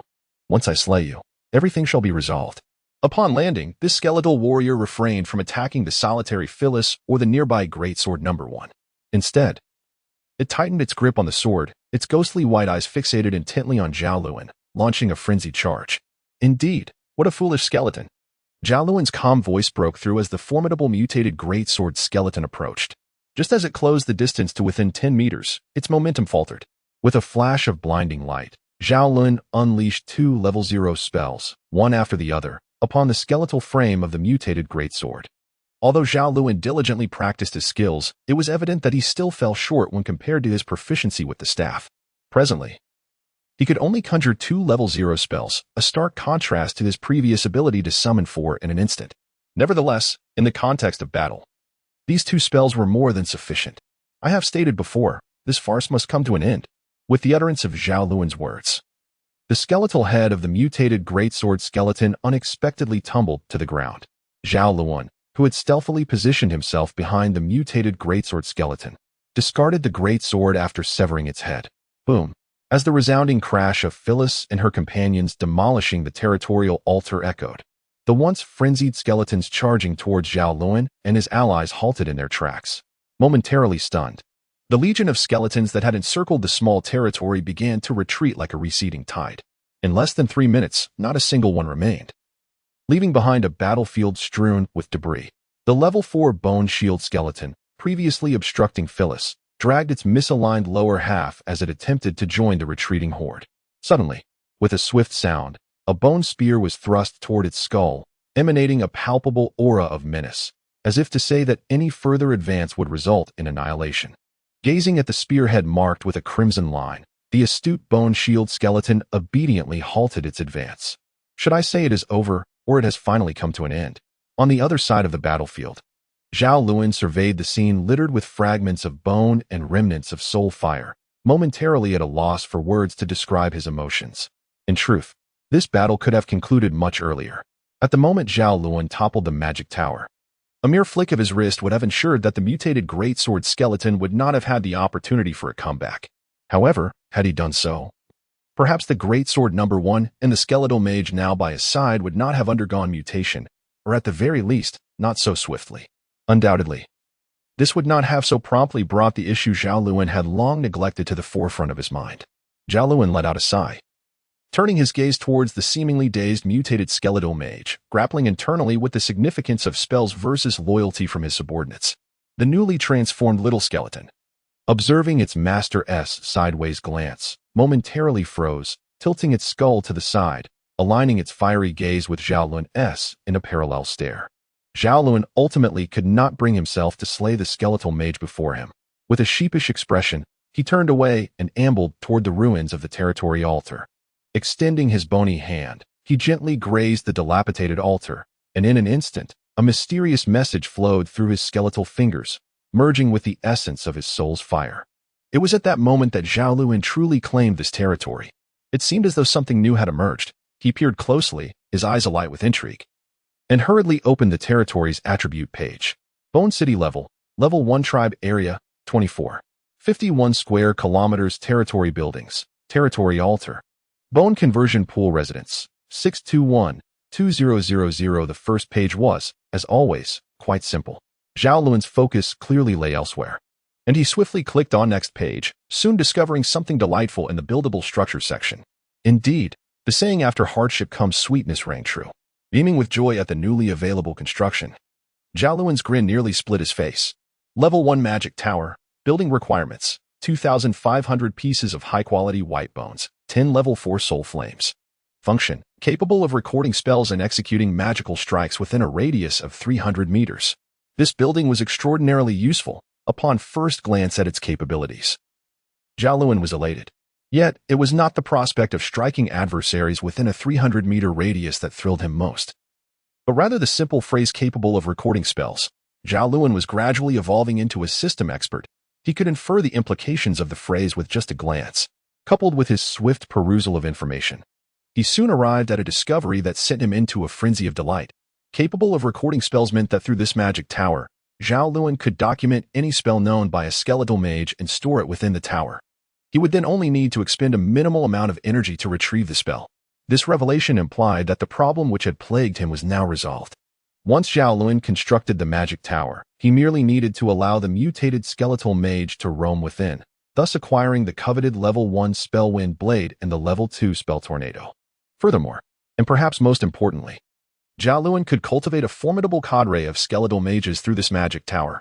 It is worth noting that Zhao Lun's previous disdain for skeletal mages stemmed not solely from their role as his sustenance and spell repository, but more so due to the lamentably low combat prowess exhibited by most skeletal mages in the early stages. Take, for instance, Zhao Lun's cadre of skeletal mages, comprising a total of 50, nearly all of which are woefully limited to a mere level 0 spell. Even more disheartening is the fact that the majority are merely at level 1, rendering their combat prowess utterly lamentable. What utility could a single skeletal mage, capable of casting only 4 level 0 spells, possibly possess? It is entirely futile. Even when amassed in a group of 50, they would be swiftly dispatched by a single blow from a level 3 greatsword skeleton. However, the circumstances have now shifted. Zhao Lun, having perused the information, is acutely aware that with the advent of the magic tower, he can effortlessly forge a formidable legion of skeletal mages. Provided he possesses sufficient soul fire or energy fire, it matters not if they lack knowledge of spells. Simply ensnaring them and casting them into the magic tower will equip them with any desired incantation upon their emergence. The inadequacy of their levels poses no issue. For Zhao Lun, who commands the skeleton transformation pool and aspires to fully develop his 4 territories, the completion of the skeleton transformation pool construction will guarantee a ceaseless supply of energy fire. At that point, it would be a trivial endeavor for Zhao Lun to amass not just 50, but potentially 100 or 200 skeletal mages with ease. Just as Zhao Lun managed to suppress his excitement, Felis arrived, escorting a mutated bone shield skeleton before him. The prospect of capturing it was enticing.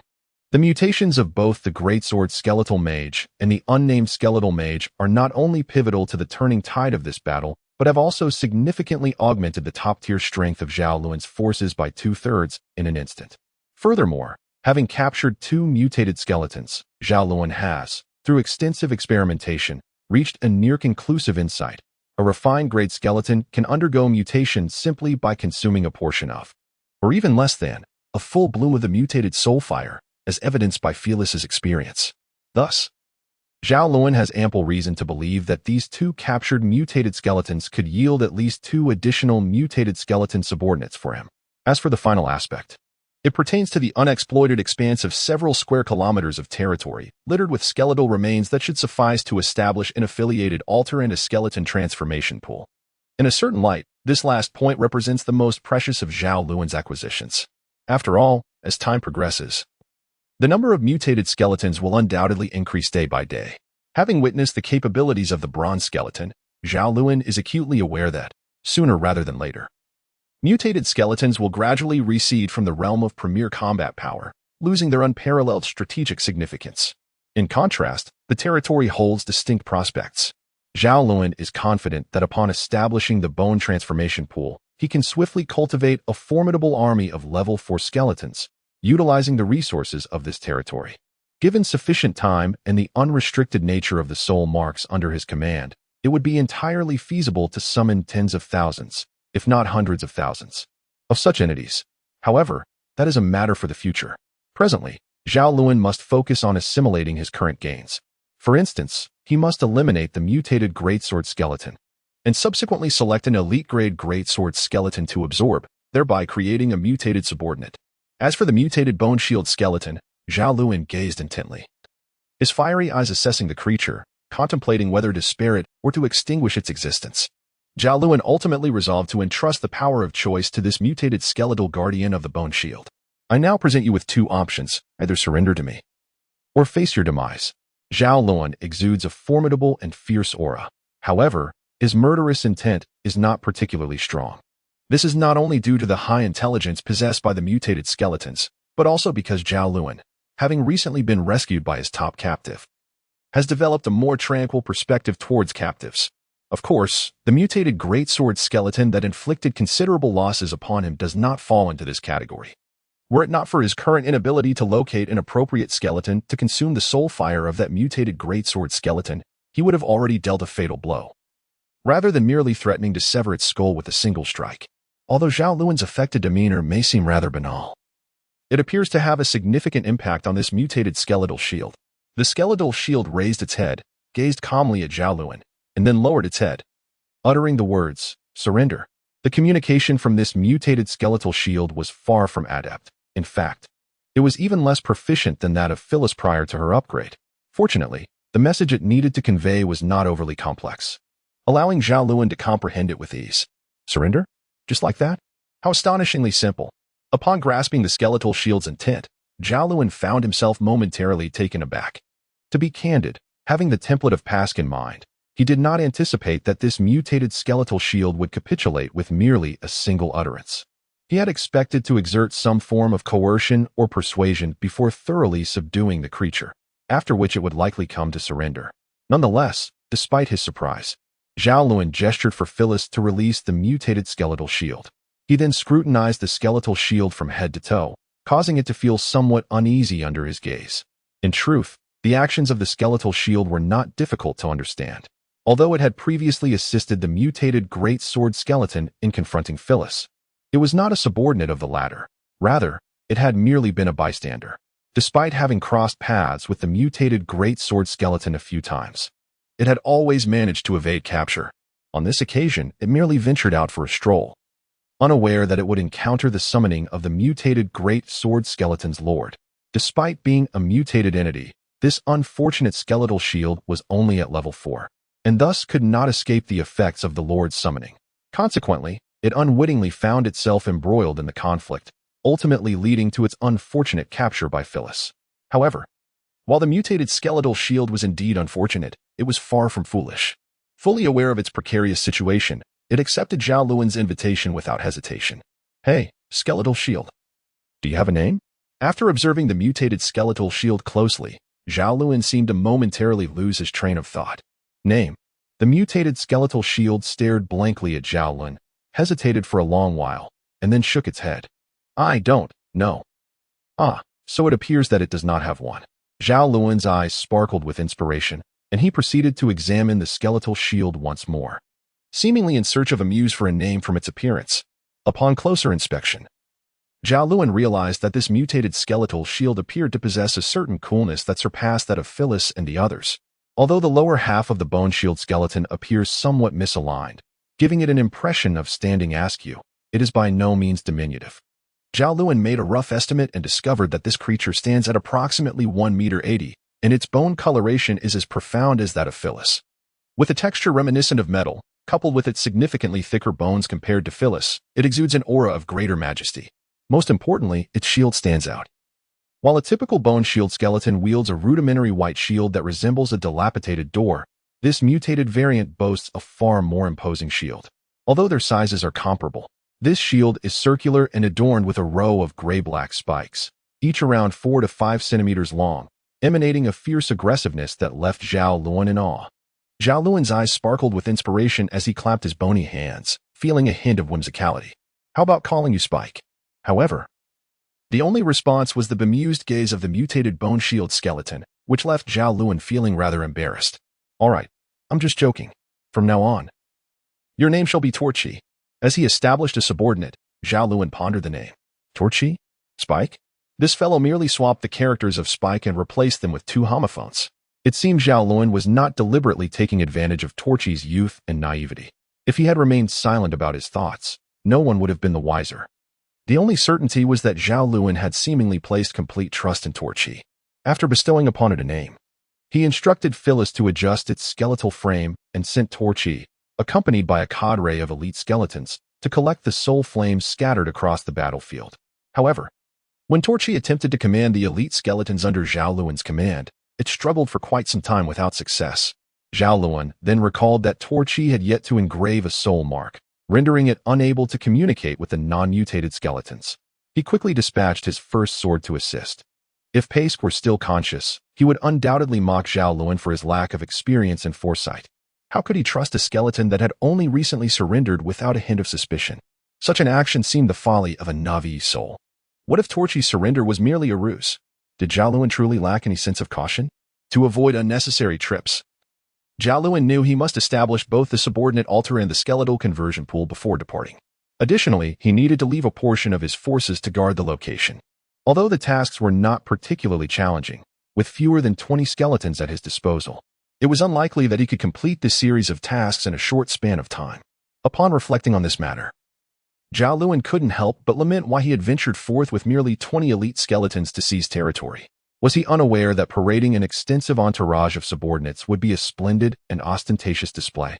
Even more frustrating was the absence of a territory altar in this location, rendering it impossible for Zhao Lun to contact Olis, who was situated far away in the City of Bones, to request a few hundred additional skeletons. Ultimately, in a state of utter helplessness, Zhao Lun had no choice but to take matters into his own hands. He gathered a significant portion of skeletons from the vicinity of Great Sword No. 1, leading the effort to collect the nearby skeletal remains and concentrate them atop the toppled magic tower and territory altar. Engaging in this laborious task firsthand illuminated for Zhao Lun the true difficulty of the undertaking. It took him over an hour to amass several hundred skeletal remains from just a dozen skeletons. Meanwhile, Great Sword No. 1 had coincidentally completed the collection of soul fire, marking the successful completion of the initial preparatory phase. Surely, these skeletons would suffice? Observing the skeletal remains he had painstakingly gathered, Zhao Lun extended his bony hand for a rough estimation and concluded that it should be adequate. With a decisive clap of his skeletal hand, he began his work. Establishing a subordinate altar did not require excessive effort, particularly for Zhao Lun, who had already upgraded the territory altar to level 2. This task was hardly formidable. In less than 3 minutes, Zhao Lun effortlessly completed the incantation. Subsequently, a flash of brilliant light illuminated the area, and in an instant, a smaller altar than the standard territory altar materialized before him.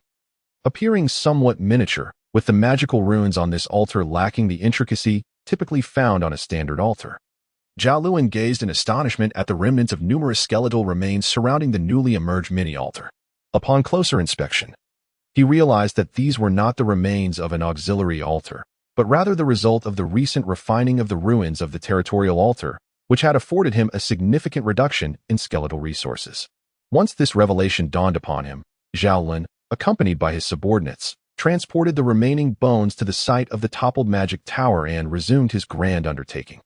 Having become quite adept at construction, especially after his transformation, Zhao Lun felt a notable increase in both his magical and mental prowess. Even though his combat capabilities had diminished several tiers due to his abandonment of the staff, at this accelerated rate, it would not be long before he ascended to level 5. Though he had yet to reach that milestone, his mental strength had markedly improved. Despite recently enduring an exceptionally fierce battle, he was still able to construct both the auxiliary altar and the skeleton conversion pool in quick succession, appearing unfazed and ready to continue building. Once completed, Zhao Lun promptly summoned the information regarding these two structures for his admiration.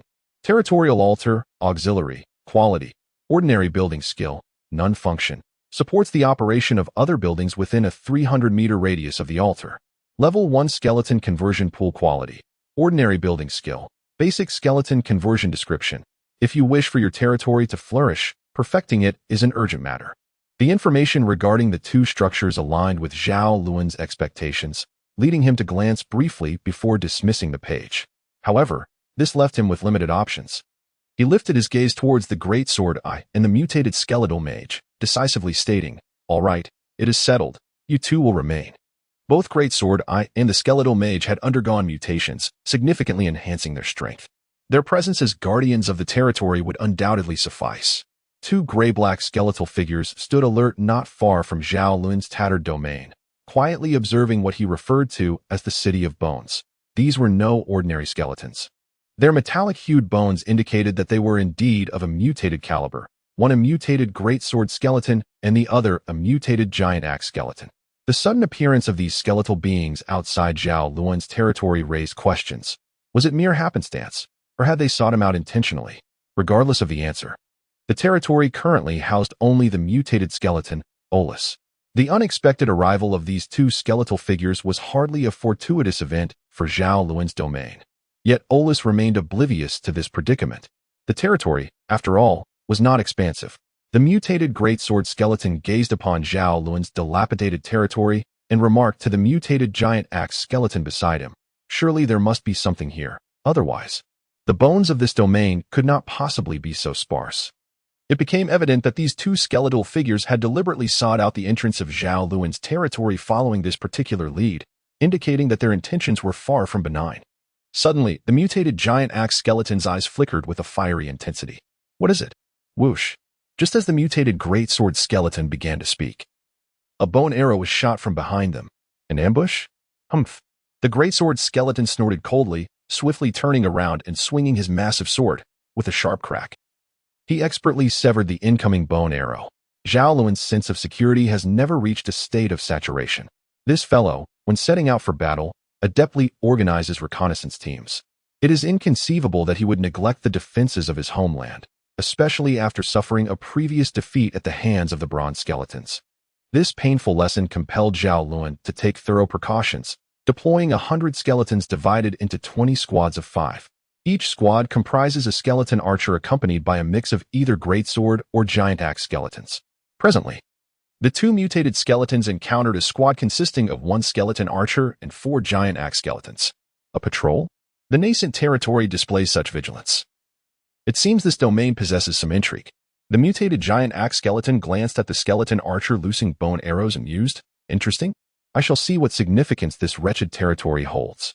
Due to a momentary delay in reaction compared to its companion, the mutated greatsword skeleton became the target of an ambush. Feeling a surge of indignation, it sneered at the skeleton squad a few dozen meters behind and charged towards them, oblivious to the glimmering flames in its companion's eyes. An ambush? One must be prepared for death. The mutated greatsword skeleton hesitated, a flicker of panic evident in its fiery gaze. "What? Did I err?" The mutated giant axe skeleton finally turned its head, casting a derisive look at the greatsword skeleton.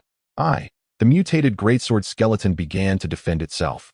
Suddenly, a cacophony of bone clashing echoed nearby, and swiftly, waves of skeletons began to appear around them. Within 3 minutes, dozens of skeletons had gathered. "Now you comprehend the foolishness of your actions," the mutated giant axe skeleton remarked. "Yet when I acted, you also." "I did not stop you, did I?" interrupted the giant axe skeleton. Indeed, the mutated greatsword skeleton sensed the rising ire of its companion and lowered its head slightly, responding in a hushed tone. "It seems you are irredeemably foolish. I do not hinder you because you cannot forever linger in my shadow. Thus, you must learn to take responsibility for your actions. Furthermore, this group of skeletons poses no real threat to us, even if they were to rally their entire territory's strength against us. It is far more crucial for you to experience this firsthand." The mutated giant axe skeleton's sole focus was on educating its subordinate, dismissing Zhao Lun's domain entirely. The mutated greatsword skeleton appeared momentarily abashed, about to speak when the mutated battle axe skeleton interrupted with a commanding wave of its hand. Enough with the idle chatter, now. You must deal with the troubles you've brought upon yourself. This territory has suffered enough misfortune. I have a task for you. Regardless of whether they possess a skeletal transformation pool or not, you are to subjugate this territory and make it our vassal. The mutated greatsword skeleton solemnly acknowledged with a yes, its bloodthirsty gaze fixated on the encroaching skeletons. At this juncture, their number had swelled to over 100. As Zhao Lun's scout team was nearing completion, with the remaining members likely to arrive alongside Olus's main force. To be frank, the skeletal warriors under Zhao Lun's command were quite formidable. Although he had taken away the elite-tier skeletons, the remaining forces, having expended a pool of energy flames, had mostly attained level 4 status. Even a few at level 3 were nearing their peak. Such an assembly of skeletons, numbering around 100, was not to be underestimated. Yet, in the presence of the mutated greatsword skeleton, they crumbled like a house of cards. Too weak, far too weak. The mutated greatsword skeleton wielded its long sword, weaving through the throng of skeletons, grinning malevolently as it slaughtered Zhao Lun's scouts. Not a single skeleton could withstand its strike. In less than 3 minutes from receiving orders to engaging the enemy, over half of the 100 skeletons had perished, while not a speck of dust marred the mutated greatsword skeleton's frame, revealing the chilling disparity between mutated and ordinary skeletons. Suddenly, a sharp sound of bone clashing pierced the air, causing both the mutated greatsword and battle axe skeletons to pause. This was the first time the mutated greatsword skeleton had been thwarted in its relentless assault. To their astonishment, the one to block its blow was an unremarkable greatsword skeleton. Intriguing. The mutated greatsword skeleton regarded its challenger with a cold smirk, retracting its sword before launching another fierce strike. Clang! The crisp sound of bone colliding resounded once more. Though the ordinary greatsword skeleton was sent retreating several meters, it had indeed withstood the blow. Now, the mutated greatsword skeleton could no longer maintain its earlier composure. Although its previous 2 strikes had not been delivered with full force indeed. Not even half of its potential was unleashed. Being countered by an unexceptional level 4 greatsword skeleton was undeniably humiliating. I shall see how much strength you possess and whether you can withstand my attacks further. The mutated greatsword skeleton's fiery gaze flared momentarily before it charged fiercely at the level 4 greatsword skeleton. With precision, the mutated greatsword skeleton unleashed a flurry of 3 strikes upon its opponent, maintaining the same formidable strength while altering the angles of its attacks to increasingly cunning positions. Each strike was executed with remarkable speed. Had it been an ordinary skeleton facing such onslaught, it would have perished utterly, unable to withstand even a single blow. However, this particular level 4 greatsword skeleton exhibited a surprising resilience, managing to endure all 3 strikes, albeit in a rather disheveled state. In fact, it nearly succumbed when absorbing the 3rd blow, yet it ultimately persevered. But what did it matter to have endured 3 strikes? In the end, it was still sent flying, with the pursuing mutated greatsword skeleton looming over it. With a swift motion of its skeletal hand, the mutated greatsword skeleton appeared poised to deliver a lethal blow. Yet, recognizing the potential within this skeleton, the mutated giant axe skeleton intervened, suggesting it would be prudent to spare this one, at least for now, in hopes of subduing the territory before seeking its master. After all, a skeleton capable of withstanding 3 strikes must possess considerable promise. Nodding in agreement, the mutated greatsword skeleton lifted its foot. Just as the greatsword skeleton sought to retaliate, it was unceremoniously kicked away by the mutated greatsword skeleton. This kick was executed with remarkable finesse, delivering just the right amount of force to misalign the greatsword skeleton's frame, rendering it immobile without causing any fatal harm. Skeleton card, updated as of January 11th, with level classifications. Zhao Lun race, skeleton mage power, lower deity mastered laws. Zhao Lun's exclusive research law and time law current status. Engaged in training on Purgatory Island Phyllis race. Skeleton dragon knight power. Ominous, exhibiting a significant enhancement. Surpassing demigod status. Mastered laws. Ominous, seemingly undergoing new transformations. Current status, regaining consciousness. Location unknown Olus race. Unknown power. Unknown mastered laws. Unknown current status. Unknown, this individual may emerge at any moment. Chester race. Guardian skeleton power. Unknown, growing with the expansion of territory. Mastered laws. Guardian law current status. Unknown no. For race, Great Axe Skeleton Mastered Laws. Evasion Law Current Status. Preparing for Dungeon Battles. Number 5 Race, Skeleton Mage Mastered Laws. Ice Law Current Status. Current Territory Governor No. 6 Race, Skeleton Mage Mastered Laws. Fire Law Current Status. Current Minister of Magical Alchemy No. 7 Race, Crossbow Skeleton Mastered Laws. Absolute Hit Law Current Status. Current Commander of the Territory Legion No. 8 Race, Dual Gun Skeleton Mastered Laws. Fury Law Current Status. Current Member of the Territory Legion, not holding an official position No. 9 Race, Dwarf Skeleton Mastered Laws. Strength Law Current Status. Also not holding an official position, part of the Special Operations Reserve, with formidable combat strength No. 10 Race, Skeleton Assassin Mastered Laws. Assassin Law Current Status. Current Leader of the 1st Legion, also serving as a scout No. 11 Race, Greatsword Skeleton Mastered Laws. Combat Control Law Current Status. Leader of the 5th Legion No. 12, No. 13 Race, Skeleton Archers Mastered Laws. Sniping Law, formerly known as the Ultra Long Range Combined Sniping Law. Current Status. Special Operations Group 1045 Race, Flying Eagle Knight Skeleton Mastered Laws. Unknown Current Status. Special Operations Group Mo's Race, Heavy Artillery Skeleton Shooter Mastered Laws. Unknown Current Status. Leader of the 2nd Legion. Additionally, a formal official ranking of the top 5 combat powers is released, excluding Zhao Lun, Phyllis, and Alice. Combat Power Ranking. 1st, Chester 2nd, number 10 3rd, No. 8 4th, 1045 5th, number 11 Level Classification. The classification of the undead is relatively intricate, yet it remains within a general framework. Divided into categories of black iron, bronze, silver, gold, legendary, demigod, and the currently emerging middle gods of higher tiers. The black iron, bronze, silver, and gold classifications each consist of 10 minor ranks. The legendary tier is subdivided into ordinary, exemplary, nightmare, and death. The lower gods are ominous, while the terrifying mutated axe skeleton, number 067, surprised me in this dilapidated territory. Apart from the Lord, there exists such a potentially powerful skeleton. However, do not let your guard down. Should you be defeated by the Lord of this territory, I shall have my way with you. The mutated axe skeleton declared sternly. Rest assured, what can a mere dilapidated territory possess in terms of a formidable lord? I assure you, I will handle him with ease and bring no shame upon you. Ah, they are approaching. As the mutated greatsword skeleton spoke, it suddenly caught sight of a large throng of skeletons advancing from Zhao Lun's territory, numbering at least in the hundreds. The sheer force of their numbers was indeed daunting. Quantity is substantial, yet I wonder if they can withstand a fight.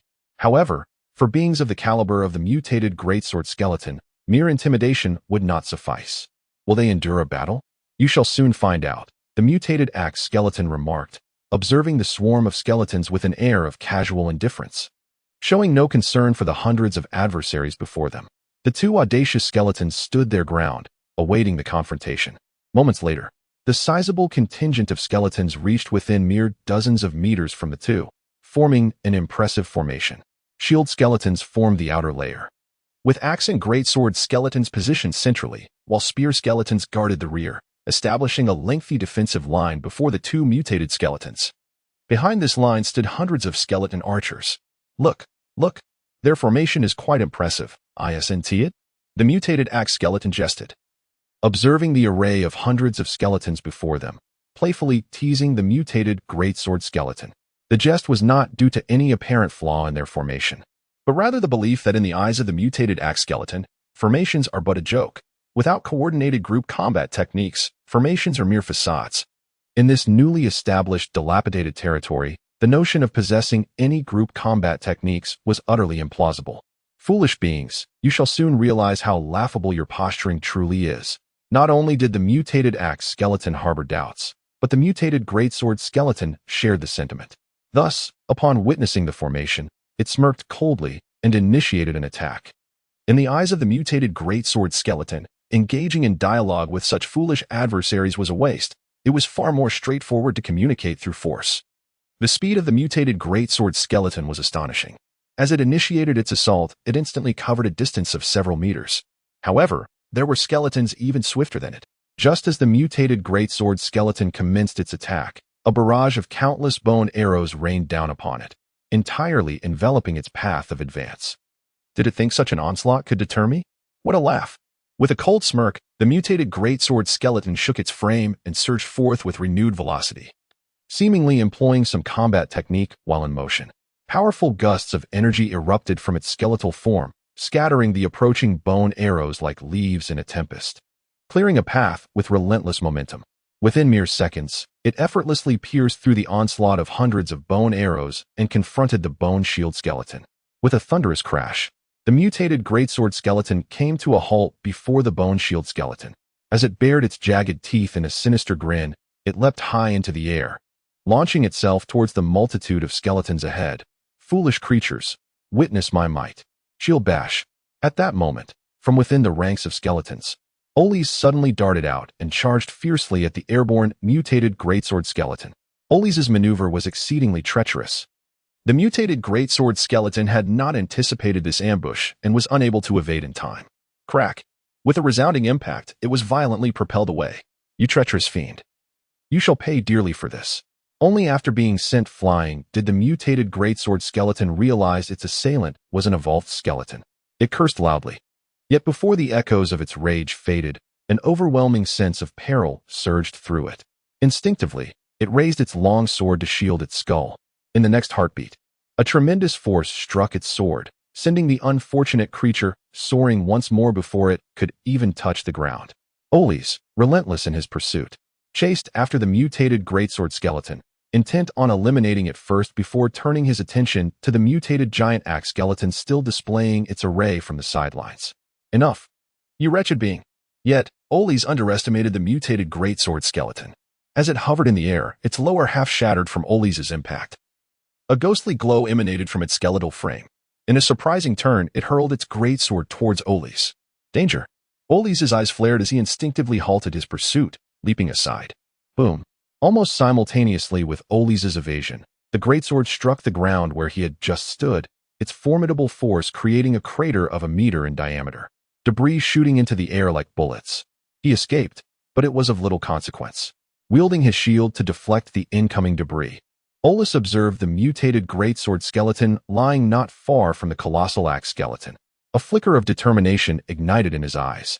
Although he had failed to eliminate the mutated greatsword skeleton as his primary target, he had shattered its lower half, compelling it to relinquish its weapon in its desperate bid for survival.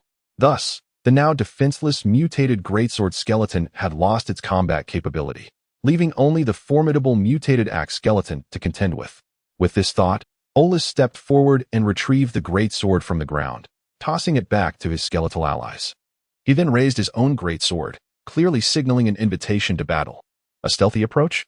While it may not be the most fitting tactic, one cannot deny the prowess of this lord. The mutated axe skeleton hoisted the greatsword skeleton from the ground, and, regarding Oles from a lofty position, proclaimed, "Leave or fight." Oles remained immobile, pointing resolutely at the mutated axe skeleton.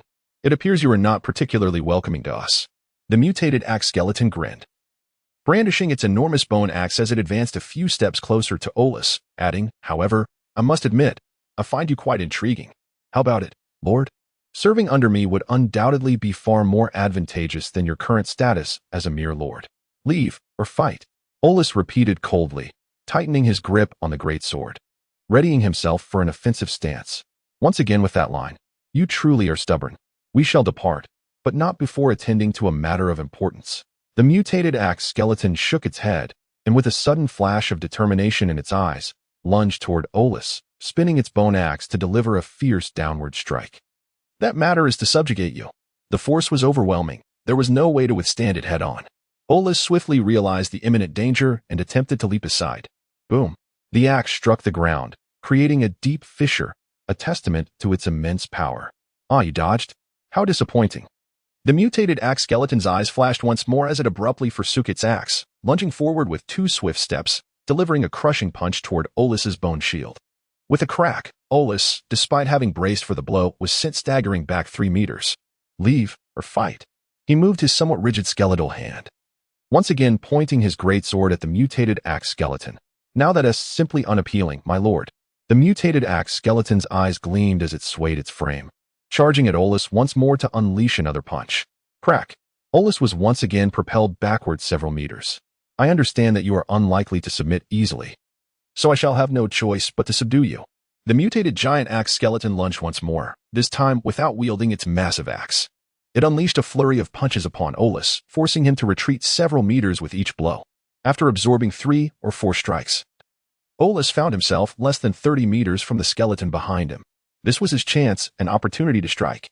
As 068 arrived, Olus endured 5 consecutive punches from the mutated giant axe skeleton, hoping to disorient it and find a moment to eliminate this formidable foe. Fully aware of the disparity between himself and the skeleton, Olus understood that his opportunity was fleeting, perhaps only the singular moment. Should he miss it, he would face utter defeat, for this skeleton was not a mere level 5 opponent, but a formidable level 6 entity. Hurry, faster, even faster. A faint glow enveloped Olus's skeletal frame, and under the influence of a surge of speed, he reached unprecedented heights. With a swift motion, he evaded the skeleton's powerful punch aimed at his lower body, deftly sidestepping it. Then, with a sudden twist, he turned around, wielding his massive sword tightly in his right hand, and swung it fiercely towards the neck of the mutated giant axe skeleton. It must hit. As his sword descended, Olus's fiery gaze erupted with intense brilliance, and the sword itself radiated a heavy aura, aimed squarely at the spine nestled between the skeleton's neck. Foolish skeleton. Did you truly believe I was unprepared? With a thunderous crash, a gust of wind erupted from the skeleton's frame, and Olus was caught in the onslaught of this force, sending him flying across the battlefield. Naturally, the meticulously planned strike was rendered futile. Well done, my lord, I nearly met my end. The mutated giant axe skeleton staggered momentarily before charging at Olus, its fist clenched tightly, ready to strike down. This is bad. Olus's fiery gaze flickered wildly as he instinctively raised his bone shield, but it was too late. The skeleton's punch landed squarely upon his skeletal frame, resulting in a resounding crack. A significant portion of his upper skeleton shattered, and under the sheer force, he was hurled away. How is it, my lord? Are we not still playing? The mutated giant axe skeleton stepped forward, towering over the fallen Olus, its massive axe pointed menacingly at his skull, mockingly taunting him. Olus glared furiously at the skeleton, his skeletal hand bracing against the ground as he prepared to disregard the menacing axe and rise to retaliate. However, the skeleton swung its axe with a sharp crack, severing Olus's bone hand that held the shield. The mutated giant axe skeleton advanced a step, crushing Olus's frame beneath its foot, leaning closer to him and coldly declaring, "My dear lord, such behavior is rather unappealing. A loser must embody the essence of defeat. If you appear too out of sorts, I might just have to end you. Release Olus." An indignant voice echoed from the distance. The mutated giant axe skeleton, taken aback by this sudden declaration, swiftly turned to discover the unexpected presence of 3 additional skeletons behind it. Even more astonishingly, each of these skeletons was of a mutated caliber. Undoubtedly, these 3 skeletons were Zhao Lun and his companions. "Skeletal mage, who are you?" the mutated giant axe skeleton inquired, standing over Olus with a condescending glare directed at Zhao Lun. "The lord of this territory," Zhao Lun replied. The mutated giant axe skeleton paused momentarily, then lifted Olus, casting a disbelieving look at Zhao Lun. "What? You are the lord? And what of him?" His astonishment was not unwarranted, for Zhao Lun was merely a level 4 skeletal mage. In the realm of the underworld, who could claim the title of lord without being the most formidable entity within their dominion? Zhao Luntong's gaze flickered with intensity, and in an instant, a perception was unleashed. The mutated giant axe skeleton seemed to sense something amiss, and with a flash of its fiery gaze, it exclaimed, "Skeleton mage, what are you up to?" Zhao Lun disregarded the surrounding chaos, his gaze fixated on the information regarding the mutated giant axe skeleton. Mutated giant axe skeleton race, low-level undead, giant axe skeleton mutated, strength, level 6, black iron, extraordinary talent. White a level 6 skeleton indeed? No wonder it exuded such arrogance. As a spark of fiery determination ignited in Zhao Lun's eyes, he quietly assessed the comparative strengths of both parties. With a swift flick of his bony hand, he declared, "Enough idle chatter. I demand you release Olus." The mutated giant axe skeleton parted its jaws, momentarily setting aside the questions regarding Zhao Lun's status as a lord and the peculiar moment of scrutiny it had just experienced. Instead, it focused on the audacity of the seemingly feeble skeletal mage. "You expect me to release him simply because you command it? You, a mere skeleton mage, are utterly laughable. By what authority do you presume to issue orders to me?" As Zhao Lun's words fell, Phyllis, in perfect synergy, produced a mutated greatsword skeleton from behind, casting it before them. With a decisive step, she planted her foot upon the skeletal frame of the mutated greatsword, brandishing her spear to point menacingly at its skull. The mutated giant axe skeleton, witnessing the greatsword skeleton beneath its foot, erupted in fury.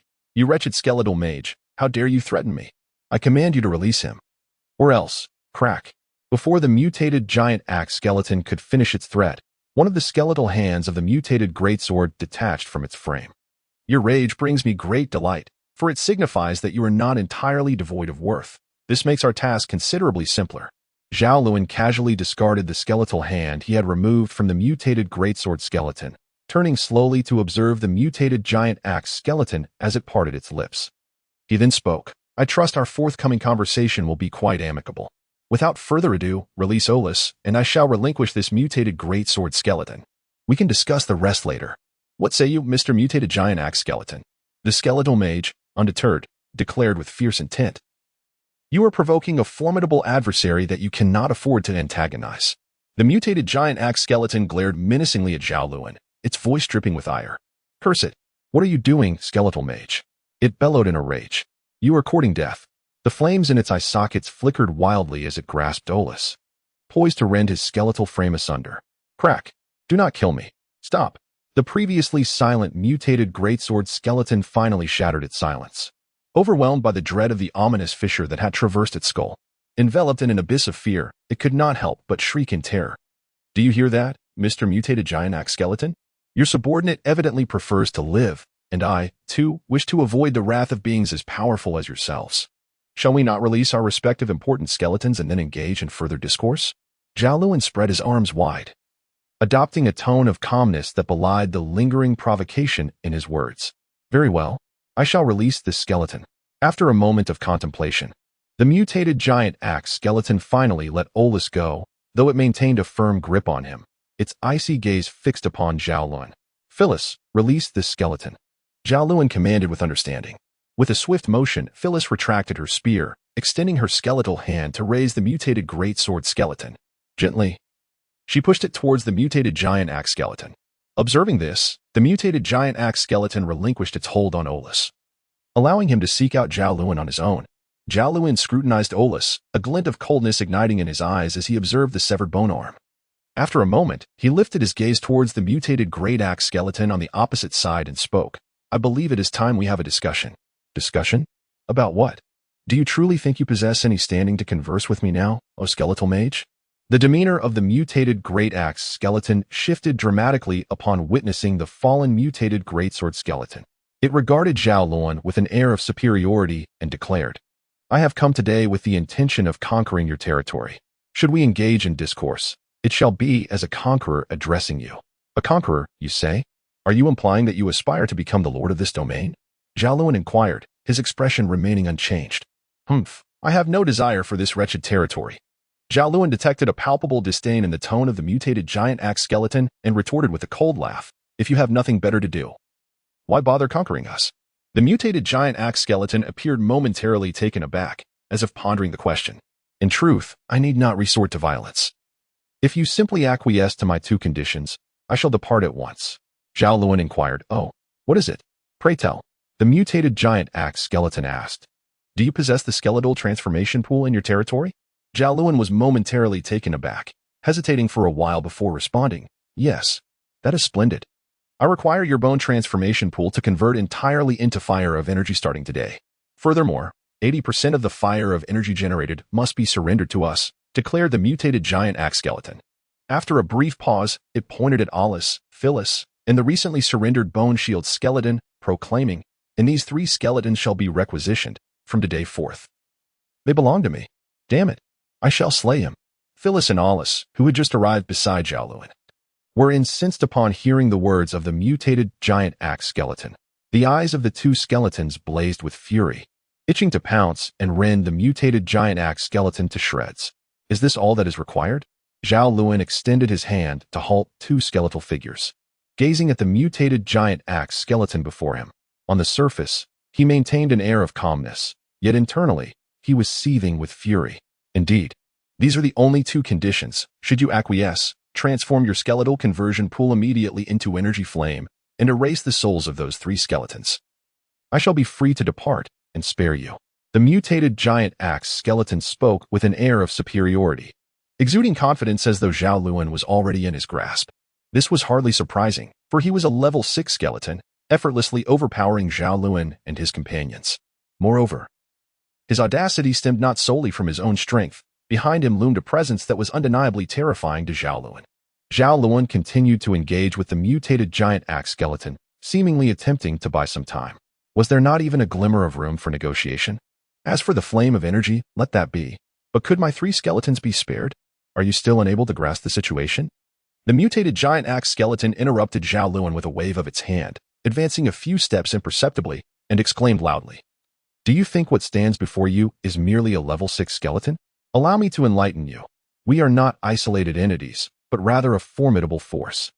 Even my existence here is but ordinary among us. What if you resist and thwart my conquest today? Territories like yours can be effortlessly annihilated. If you possess any sense, surrender willingly, or else you will come to regret your decision in due time. What do you intend to do?" Zhao Lun became acutely aware of the dire situation, his astonishment giving way to a furious shout as he signaled to Olus and the others to retreat. Was it only now that he noticed? Alas, it was too late. The mutated colossal axe skeleton let out a chilling laugh, its skeletal frame quivering as it lunged ferociously at Zhao Lun. With a surge of power, the mutated colossal axe skeleton accelerated with an astonishing speed and momentum, leaving Zhao Lun no opportunity to withdraw.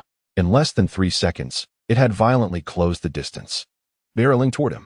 Phyllis and Olus attempted to intercede, but were easily overpowered by the terrifying creature, which shattered their final line of defense. To Zhao Lun, the enormous bony hand was a tremendous threat, and with a resounding crack, it clutched his skull. "How do you fare now, skeleton mage? Did you not foresee this?" The mutated colossal axe skeleton taunted, its grip tightening around Zhao Lun. The latter's eyes blazed with fierce determination as he managed to respond through gritted teeth. "I truly did not anticipate your treachery." "Treachery?" The mutated colossal axe skeleton scoffed, sweeping its bony hand toward Phyllis and Olus, who were rushing to Zhao Lun's aid. Terrified, the 2 skeletons hastily retreated, their expressions a mixture of fury and helplessness as they regarded Zhao Lun, ensnared in the grip of their adversary. "You 2 skeletons, stand still."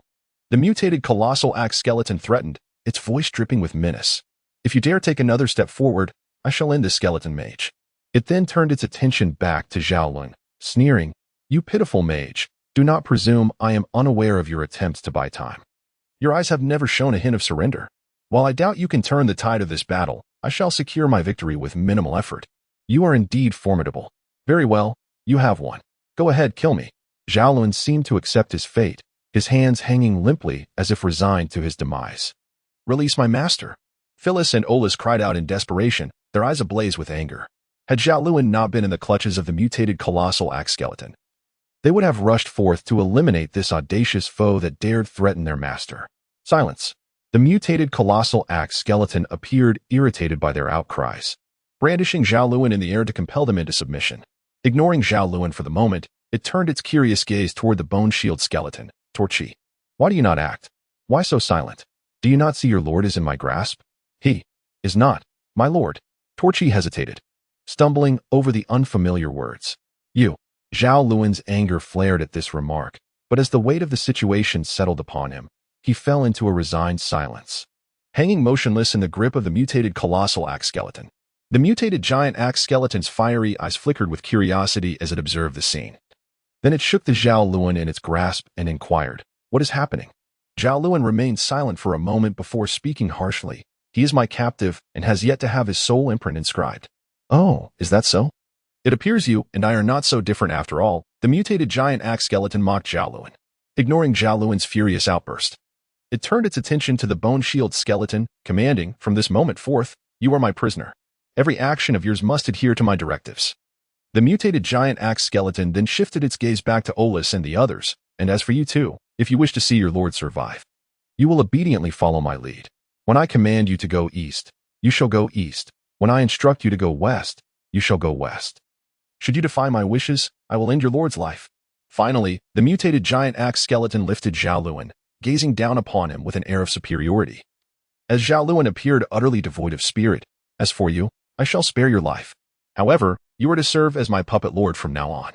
As long as you do not provoke my ire, I shall allow you to live." Upon hearing such audacious words, Zhao Lun and his skeletal companions felt an intense fury bubbling within them.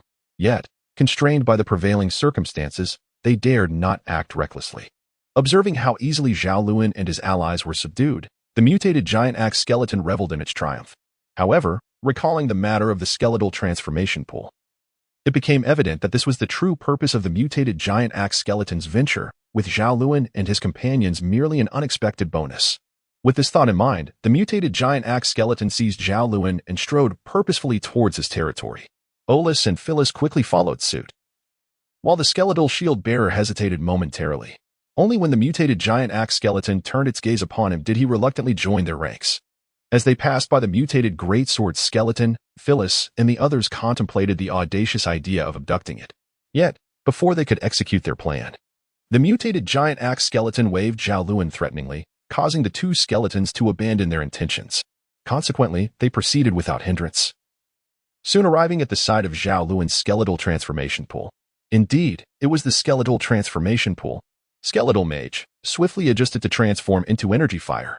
The mutated giant axe skeleton exclaimed in delight at the exquisite pool, directing Zhao Lun with authority.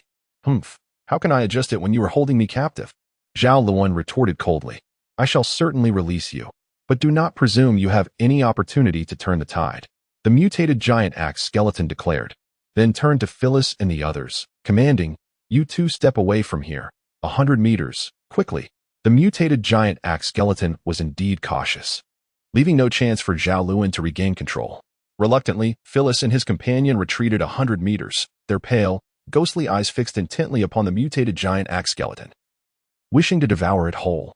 "I have never encountered such a cowardly wretch," Zhao Lun taunted, weary of further conversation. He advanced a few steps only to find the mutated giant axe skeleton following closely behind. Pausing, he glared fiercely at the creature, ultimately resigned to step forward and recite an incantation. "Wait, what are you chanting? That is not the spell to adjust the skeletal transformation pool. Foolish skeletal mage. Do you still harbor thoughts of rebellion?" The mutated giant axe skeleton sneered, raising its enormous bony hand to strike Zhao Lun fiercely. Crack! A skeletal shield collided with the mutated giant axe skeleton's frame, delivering a force that, while not overwhelmingly powerful, nonetheless sent the unprepared creature staggering 3 meters back. "No. You wretched skeleton, you dare to betray me. No, it is you, you cursed skeletal mage. You have deceived me from the very beginning." The mutated giant axe skeleton, infuriated and seething with rage, let out a thunderous roar. In response, a decisive shield strike resounded sharply. The mutated giant axe skeleton, suspended in midair and devoid of any means to brace itself or evade, was once again struck squarely, hurtling several meters away amidst its furious cries. "Swamp art!" At the opportune moment, Zhao Lun delivered a decisive blow as the mutated giant axe skeleton descended.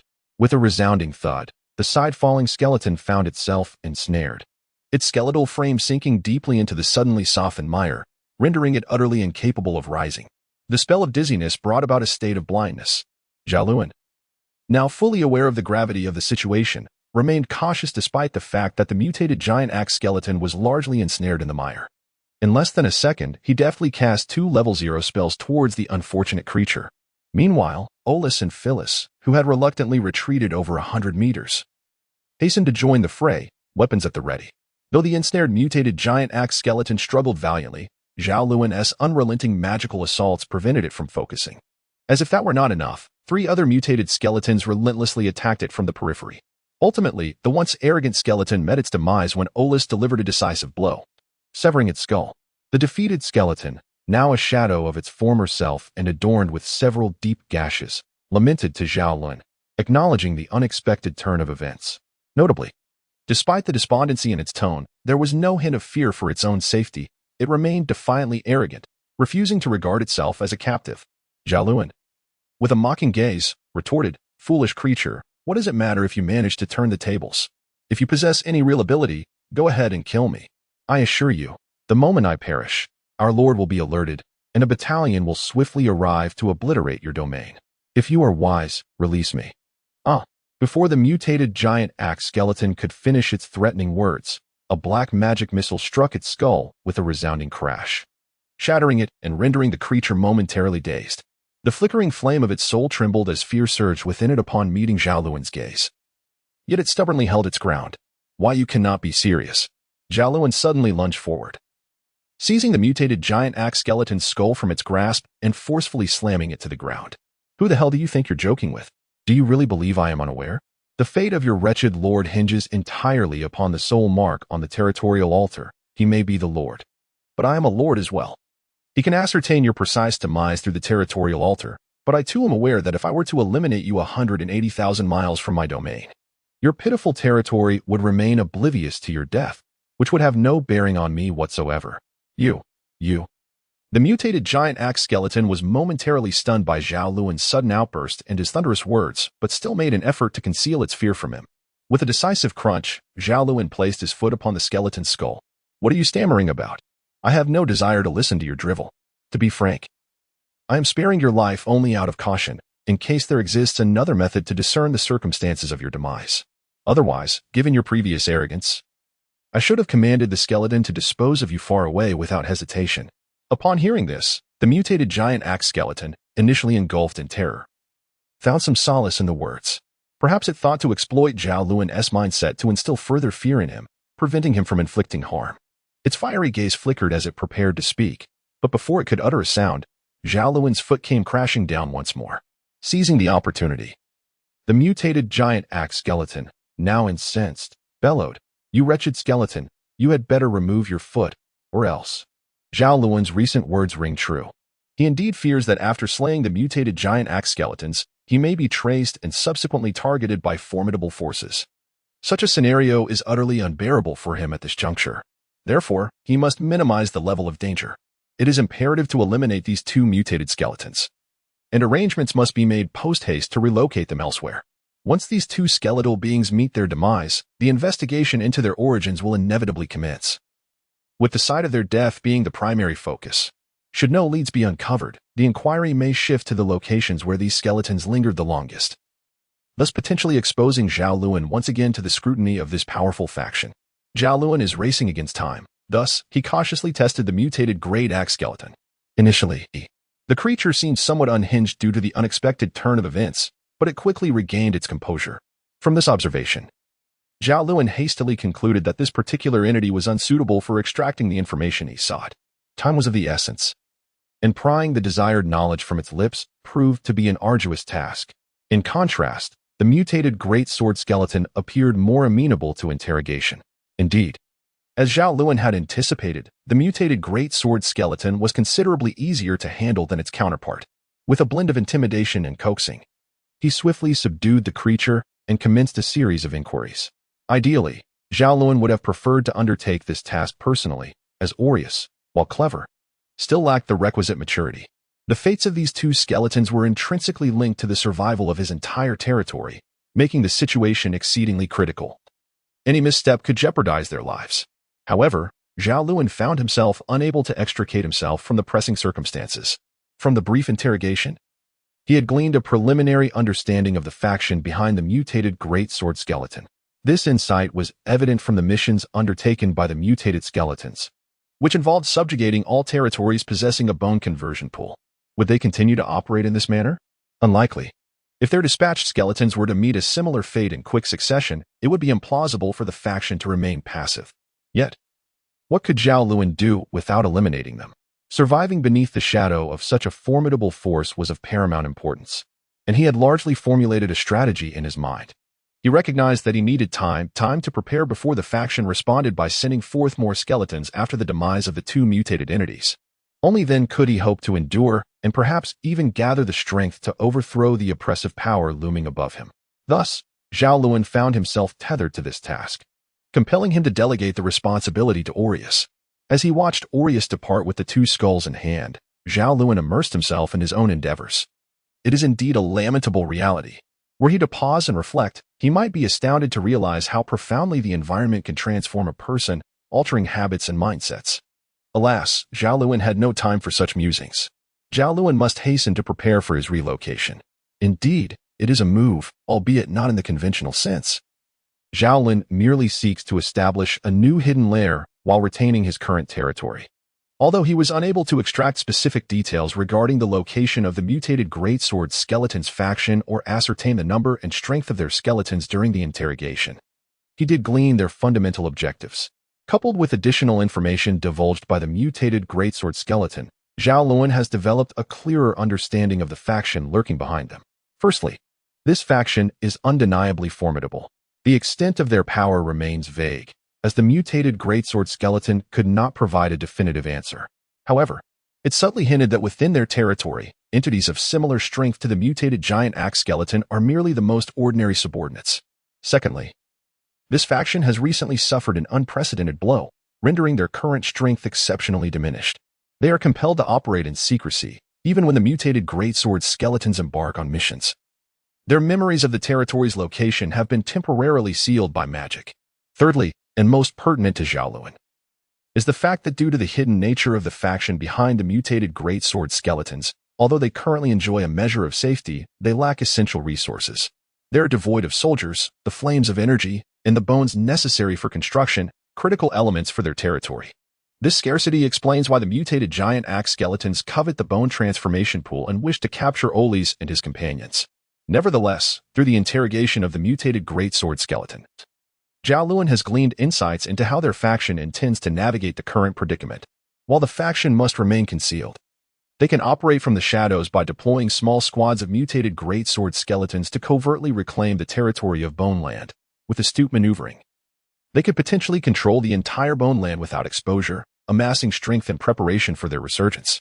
Having formed a rough concept of the intentions harbored by the faction behind them, Zhao Lun's mind is alight with a nascent plan, albeit still in need of refinement. Nevertheless, it stands as the best solution he has devised thus far.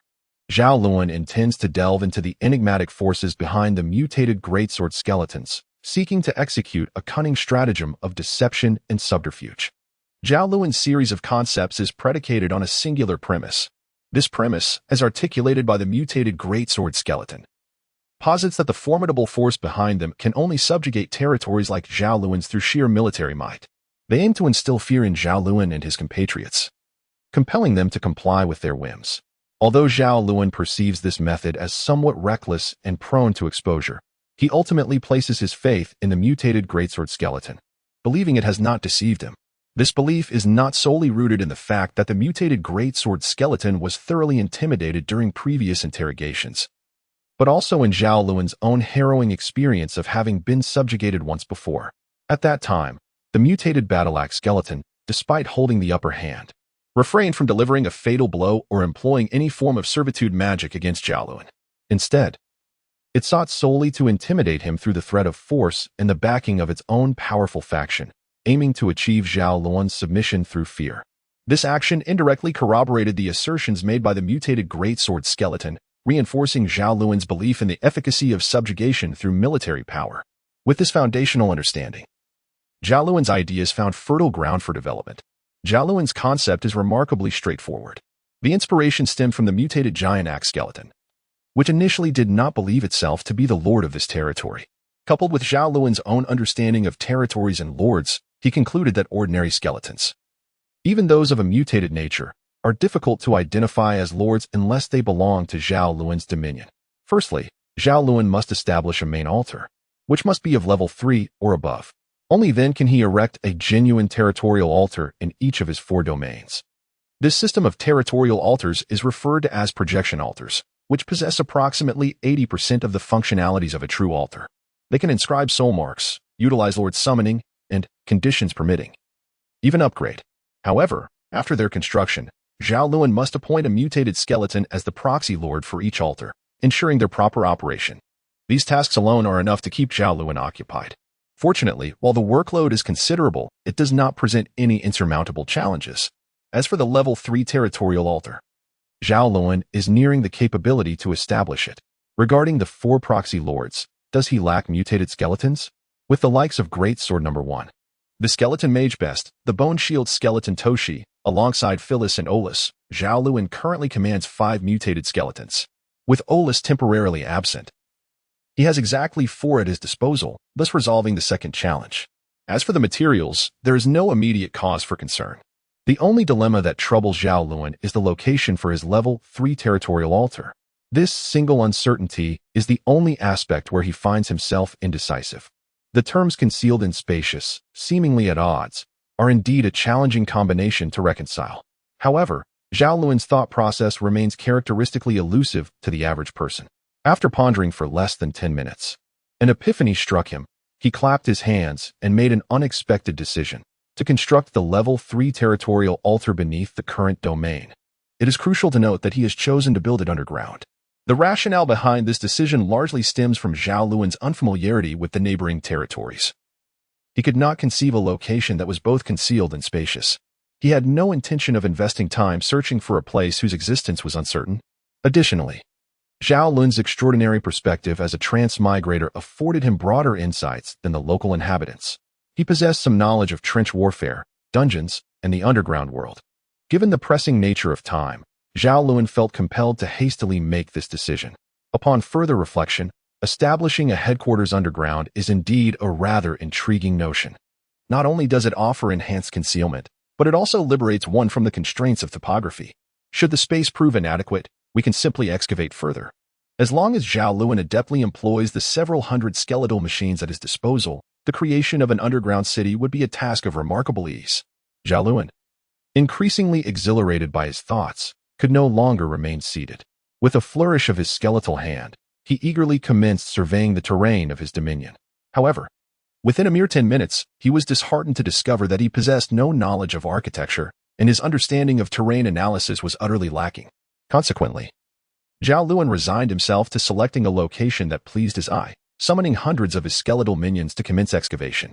He then called upon Phyllis, meticulously conveying his requirements before delegating the oversight of the digging to him, while Zhao Lun himself took on the role of a hands-off overseer. Yet, one cannot entirely fault Zhao Lun, for he still needed to make final preparations for the construction of a level 3 territorial altar, which was to be elevated to level 5. Zhao Lun's progression may not be slow, yet when juxtaposed with the rapid advancements of Olus and Phyllis, he appears to lag significantly. This perplexity gnaws at Zhao Lun, as he possesses far superior resources compared to Olus and his companions. Yet these two skeletal figures have outpaced him. This situation fills Zhao Lun with dissatisfaction, an overwhelming discontent that transcends mere levels. The crux of his frustration lies in his combat prowess. Initially, after undergoing mutation, Zhao Lun was undoubtedly the most formidable entity within his domain. However, as he relinquished his staff and witnessed Olus and Phyllis ascend to level 5, his own combat effectiveness has regrettably relegated him to a tenuous third place. In reality, even that position is precarious, considering the presence of Best, a skeletal mage wielding the second-level spell tornado. While Best may not triumph over Zhao Lun in a direct confrontation, the outcome may shift dramatically should Zhao Lun opt to forego melee combat. This predicament is particularly disheartening for Zhao Lun, as it is lamentable for a skeletal mage to find himself reliant on physical combat to vanquish foes. Consequently, Zhao Lun resolves to alter this state of affairs. He must grow stronger to engage in battle in a manner he favors, and to avoid the humiliation of having to resort to cunning strategies to defeat invaders. Additionally, a paramount concern looms over him. Without achieving level 5, constructing a level 3 territory altar will be exceedingly challenging. This urgency propels Zhao Lun to strive for advancement. Despite nearing the pinnacle of level 4, he has yet to breach the threshold into level 5. If he were to utilize the previously adopted method of devouring soul fire for his breakthrough, it would conservatively take 3 to 5 days, an interminable span for Zhao Lun. Thus, he finds himself compelled to embrace a method he had previously resisted, the consumption of energy fire. Compared to soul fire, the ingestion of energy fire presents a veritable shortcut, and given the current circumstances, it is a relatively safe one. Zhao Lun has conducted numerous experiments to validate this approach, and the pressing demand for energy fire from the forces behind the mutated Great Axe skeleton further corroborates its safety and practicality. Ultimately, Zhao Lun is left without alternatives. He must race against time, and even if this shortcut harbors potential drawbacks, he can no longer afford to be concerned. Zhao Lun strode purposefully towards the bone transformation pool, within which lay a dozen or so energy flames. These remnants, previously utilized by Zhao Lun, were now perfectly suited for his own use. Though it was likely that he would not require such a quantity, Zhao Lun stepped forward, bent down, and grasped a flickering flame of energy. Without hesitation, he lifted his bony hand and directed it towards his own skull. As the flame of energy entered Zhao Lun's cranium, it instantly melted away, unleashing a torrent of energy that surged like a deluge against his soul fire. The formidable impact momentarily left even the robust Zhao Lun feeling slightly dizzy. Fortunately, this overwhelming force subsided swiftly, allowing Zhao Lun to commence his absorption. His soul fire, akin to a super sponge, greedily and rapidly absorbed the diluted energy of the flame of energy. Once fully consumed, Zhao Lun assessed the state of his soul fire. A sensation of fullness enveloped him. Indeed, the energy from a single flame of energy was roughly equivalent to that of a level 4 soul fire. However, there remained no indication of a breakthrough, confirming that the journey must continue. Zhao Lun contemplated, once again grasping a flame of energy and sending it into his skull. A minute later, a spark ignited in his eyes as he seized another flame, pausing momentarily before directing it into the soul's fire. Although ordinary skeletons, even those of elite caliber, could typically consume only 2 flames of energy at a time, an insight Zhao Lun gleaned after sacrificing an elite bone shield skeleton. He believed that a mutated or superior skeleton would not be limited to such a meager quantity. Indeed, Zhao Lun's intuition proved accurate. After consuming yet another flame of energy, he did not experience the same explosive fate that befell his unfortunate elite bone shield skeleton. However, it seemed that his soul's fire had absorbed a substantial amount of energy. While he had yet to sense a breakthrough, he was undeniably on the cusp of reaching the pinnacle of level 4. Zhao Lun felt as if his soul's fire resembled an overinflated balloon, incapable of accommodating anything further. Should he attempt to consume even a single level 1 soul flame, it would undoubtedly result in an explosion of his soul's fire. Thus, he found himself in a predicament. His soul's fire was completely filled, yet the sensation of a breakthrough remained elusive. What was this? The fabled bottleneck? Zhao Lun began to feel a surge of anxiety. Under normal circumstances, this might not have been a significant issue, but now, he found himself with no time to wait for the bottleneck to unravel naturally. A colossal burden loomed over him, threatening to crush him into oblivion at any moment. This impending doom would not only obliterate him, but also spell disaster for Phyllis, Olus, and all his subordinates. How could he allow himself to be ensnared by this so-called bottleneck? He refused to believe that he could not ascend beyond a mere level 5, especially when Olus and the others had managed to do so. With a surge of determination, Zhao Lun once again reached out, seizing a flame of energy and forcefully inserting it into his skull. Boom! The moment the flame of energy entered his soul fire, an overwhelming sensation engulfed him, an excruciating pain that pierced through his very being. It was as if countless ants were gnawing at him, rendering him voiceless in his agony. His skeletal frame tilted, and with a resounding thud, he fell into the bone transformation pool. Fortunately, it was his own pool he fell into. Otherwise, given the pool's nature, his skeleton would have melted away within mere seconds. Nevertheless, the bone transformation pool was no ordinary place, and if Zhao Lun did not rise quickly, unforeseen consequences awaited him. But could Zhao Lun muster the strength to rise? Clearly, he could not. However, fortune favored him, as his condition began to improve. Just as his soul fire teetered on the brink of explosion from the excess energy, the volatile energy began to dissipate, or rather, was drawn away from his soul fire. This was likely the influence of the bone transformation pool, as the flame of energy itself originated from it. Thus, it was only logical that a situation like this would occur when Zhao Lun, having consumed the flame of energy, fell into the pool. Then, as if triggered by a chain reaction, once Zhao Lun resolved the imminent explosion of his soul fire, the pain he endured gradually subsided. He felt an instinct, seemingly rooted deep within his soul, akin to an evolutionary drive. His soul fire began to dance rhythmically, unbeknownst to Zhao Lun, as his soul fire flickered to life. The staff he had carelessly tossed upon the altar was slowly being adorned with magical runes that began to crawl its length, morphing in shape. Meanwhile, Zhao Lun's soul fire visibly diminished. Within 30 minutes, what had once been a 2-fist-sized, ethereal white flame had shrunk to the size of 2 ping-pong balls, now tinged with a slightly milky hue. It was only at this moment that his soul fire ceased its rhythmic dance, coinciding with the cessation of transformation in the staff resting upon the altar. Soon after, Zhao Lun emerged from the skeletal transformation pool and was astonished to discover that he had transformed into a level 5 skeletal mage. However, his initial reaction was not one of joy or excitement. Instead, he delved deep into his soul's flame, meticulously attuning himself to the changes within.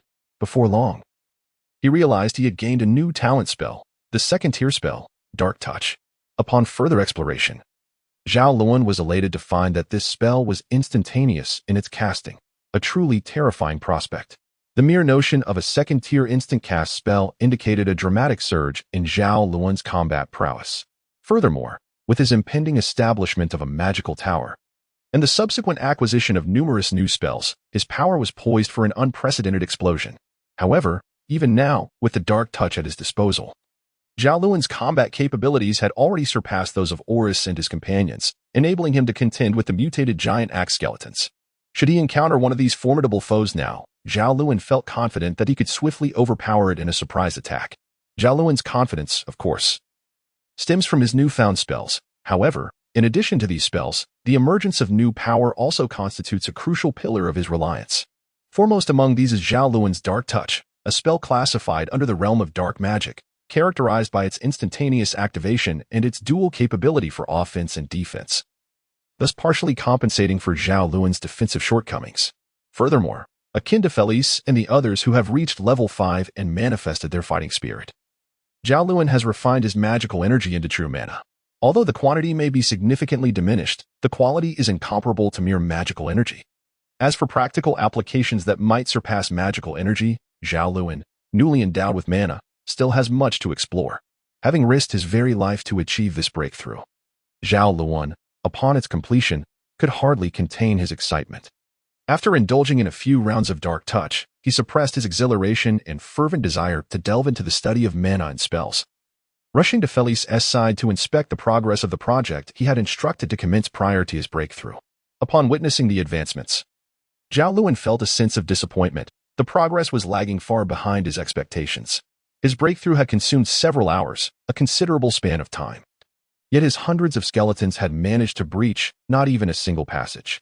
According to Zhao Lun's initial simplistic design, the plan was to excavate a sloped tunnel measuring 2 meters high and 1 meter wide, extending downwards for 30 to 40 meters before commencing the construction of a base.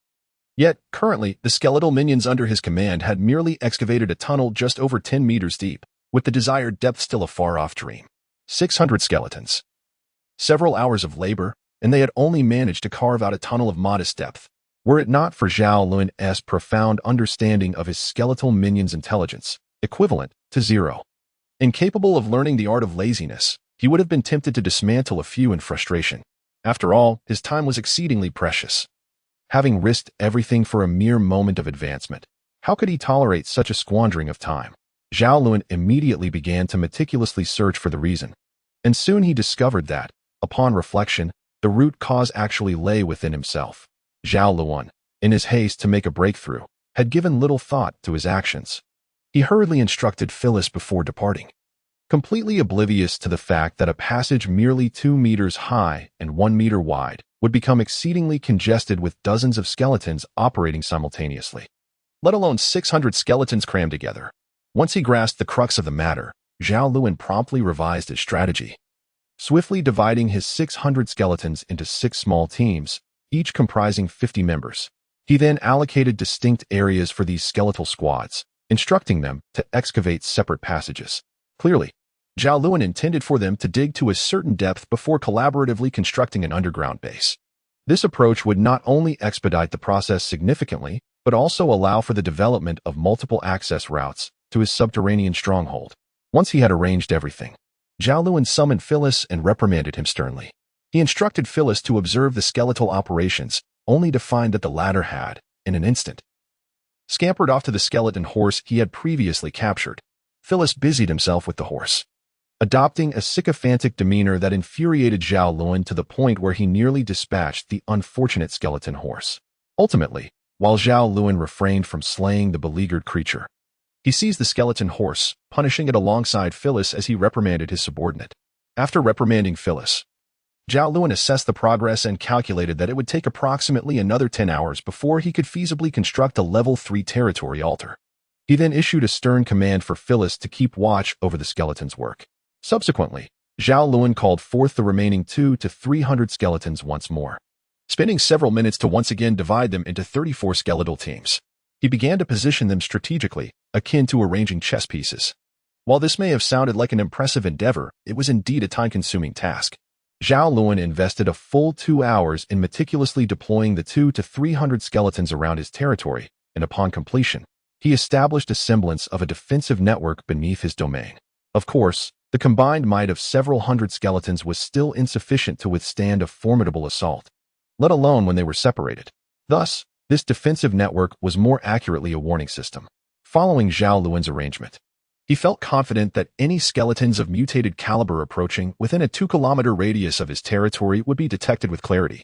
This capability was a testament to Zhao Lun's extensive experience with myriad war games, coupled with his penchant for perfectionism as he strived to master every game he played. Having constructed the warning network, Zhao Lun, who had long felt a lack of security, finally experienced a modicum of relief. After checking the progress once more, he contentedly found a suitable spot, settled down, and began to study a lengthy incantation swirling within his soul's fire. Thanks to Zhao Lun's stern reprimand of Phyllis, he was firmly instructed to keep a vigilant watch. This way, even while Zhao Lun immersed himself in the realm of magic, Phyllis could diligently carry out Zhao Lun's directives.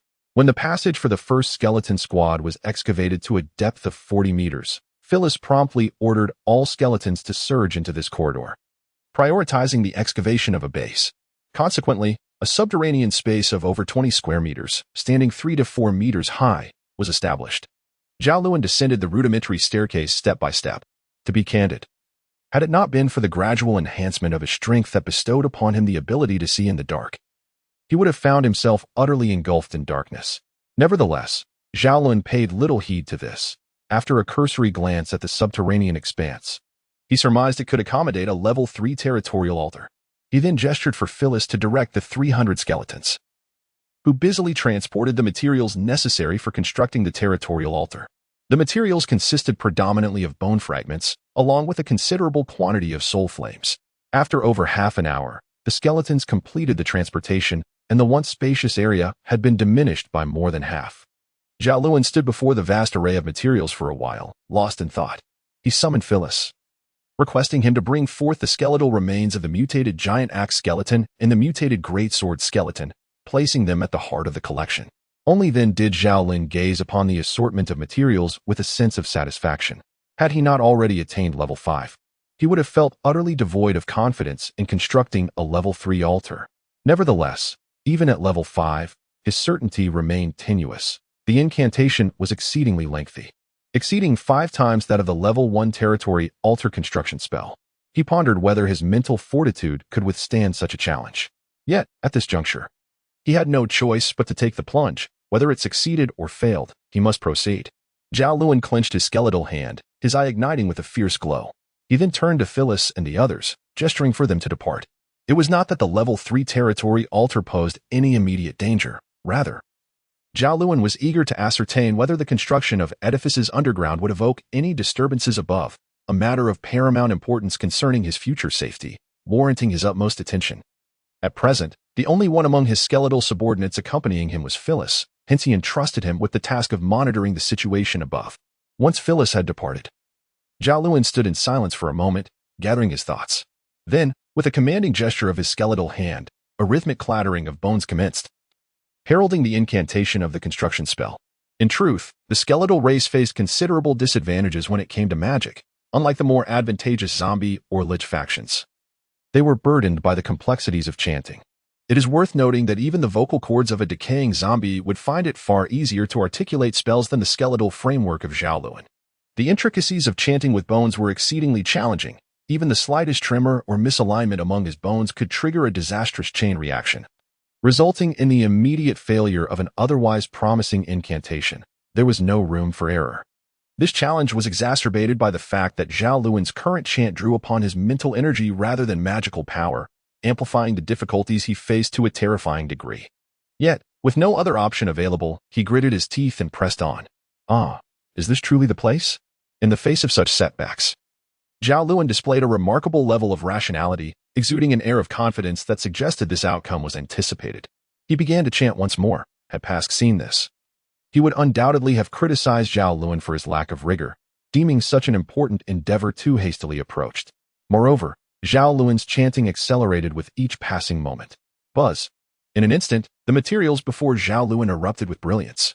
In the pitch-black underground, he had just established a level 3 altar, which bore little difference from the level 2 altar. Zhao Lun lay prone, his limbs pressed against the ground, his soul fire dimmed to a mere flicker. Given his current state, it was evident that he had embarked upon yet another reckless endeavor. Were Zhao Lun fully conscious at this moment, he would be overwhelmed with excitement, not solely for the successful construction of the level 3 altar, but also for the exhilaration stemming from his audacious and incredible vision. It is undeniable that Zhao Lun is indeed a prodigy in the realm of sorcery. In such a brief period since he became a skeleton mage, he has conceived the audacious idea of accelerating spell incantation and, remarkably, has brought it to fruition. Even more astonishing is the fact that this audacious individual has genuinely succeeded. The successful implementation of this accelerated incantation could significantly amplify Zhao Lun's combat prowess. Mastering this technique, if he diligently practices and thoroughly comprehends the incantations of all his spells, Zhao Lun could potentially execute his spells in under a second. Of course, if we consider only the few spells he currently possesses, the enhancement of his combat capability may not be substantial. However, we must not forget that Zhao Lun possesses a formidable weapon in the form of a magic tower. Should he gather spells through this tower and manage to control the incantation of each spell to remain below 1 second, how terrifyingly formidable would Zhao Lun's power become? Yet, before all this transpires, there remains one crucial task for Zhao Lun. He must awaken. Zhao Lun's technique for accelerating spell chanting is merely a rough creation of his own, lacking in refinement. The inherent drawbacks that accompany its use are, regrettably, inevitable. Most critically, the primary flaw of this technique is the consumption of mental energy. This presents a significant challenge, as chanting construction spells is already a task that demands considerable mental fortitude. Fortunately, Zhao Lun has ascended to level 5, thereby enhancing his mental capacity to a certain extent. He can manage the demands of chanting construction spells. However, the cumulative drain on mental energy from both the accelerated chanting technique and the construction spells themselves exceeds his limits. This is a perilous predicament. Despite the fact that Zhao Lun has become a skeletal mage, the daunting toll on his mental energy still forces him to succumb. Fortunately, he had prepared in advance. Approximately 20 to 30 minutes after he collapsed, Phyllis descended, carrying several skulls.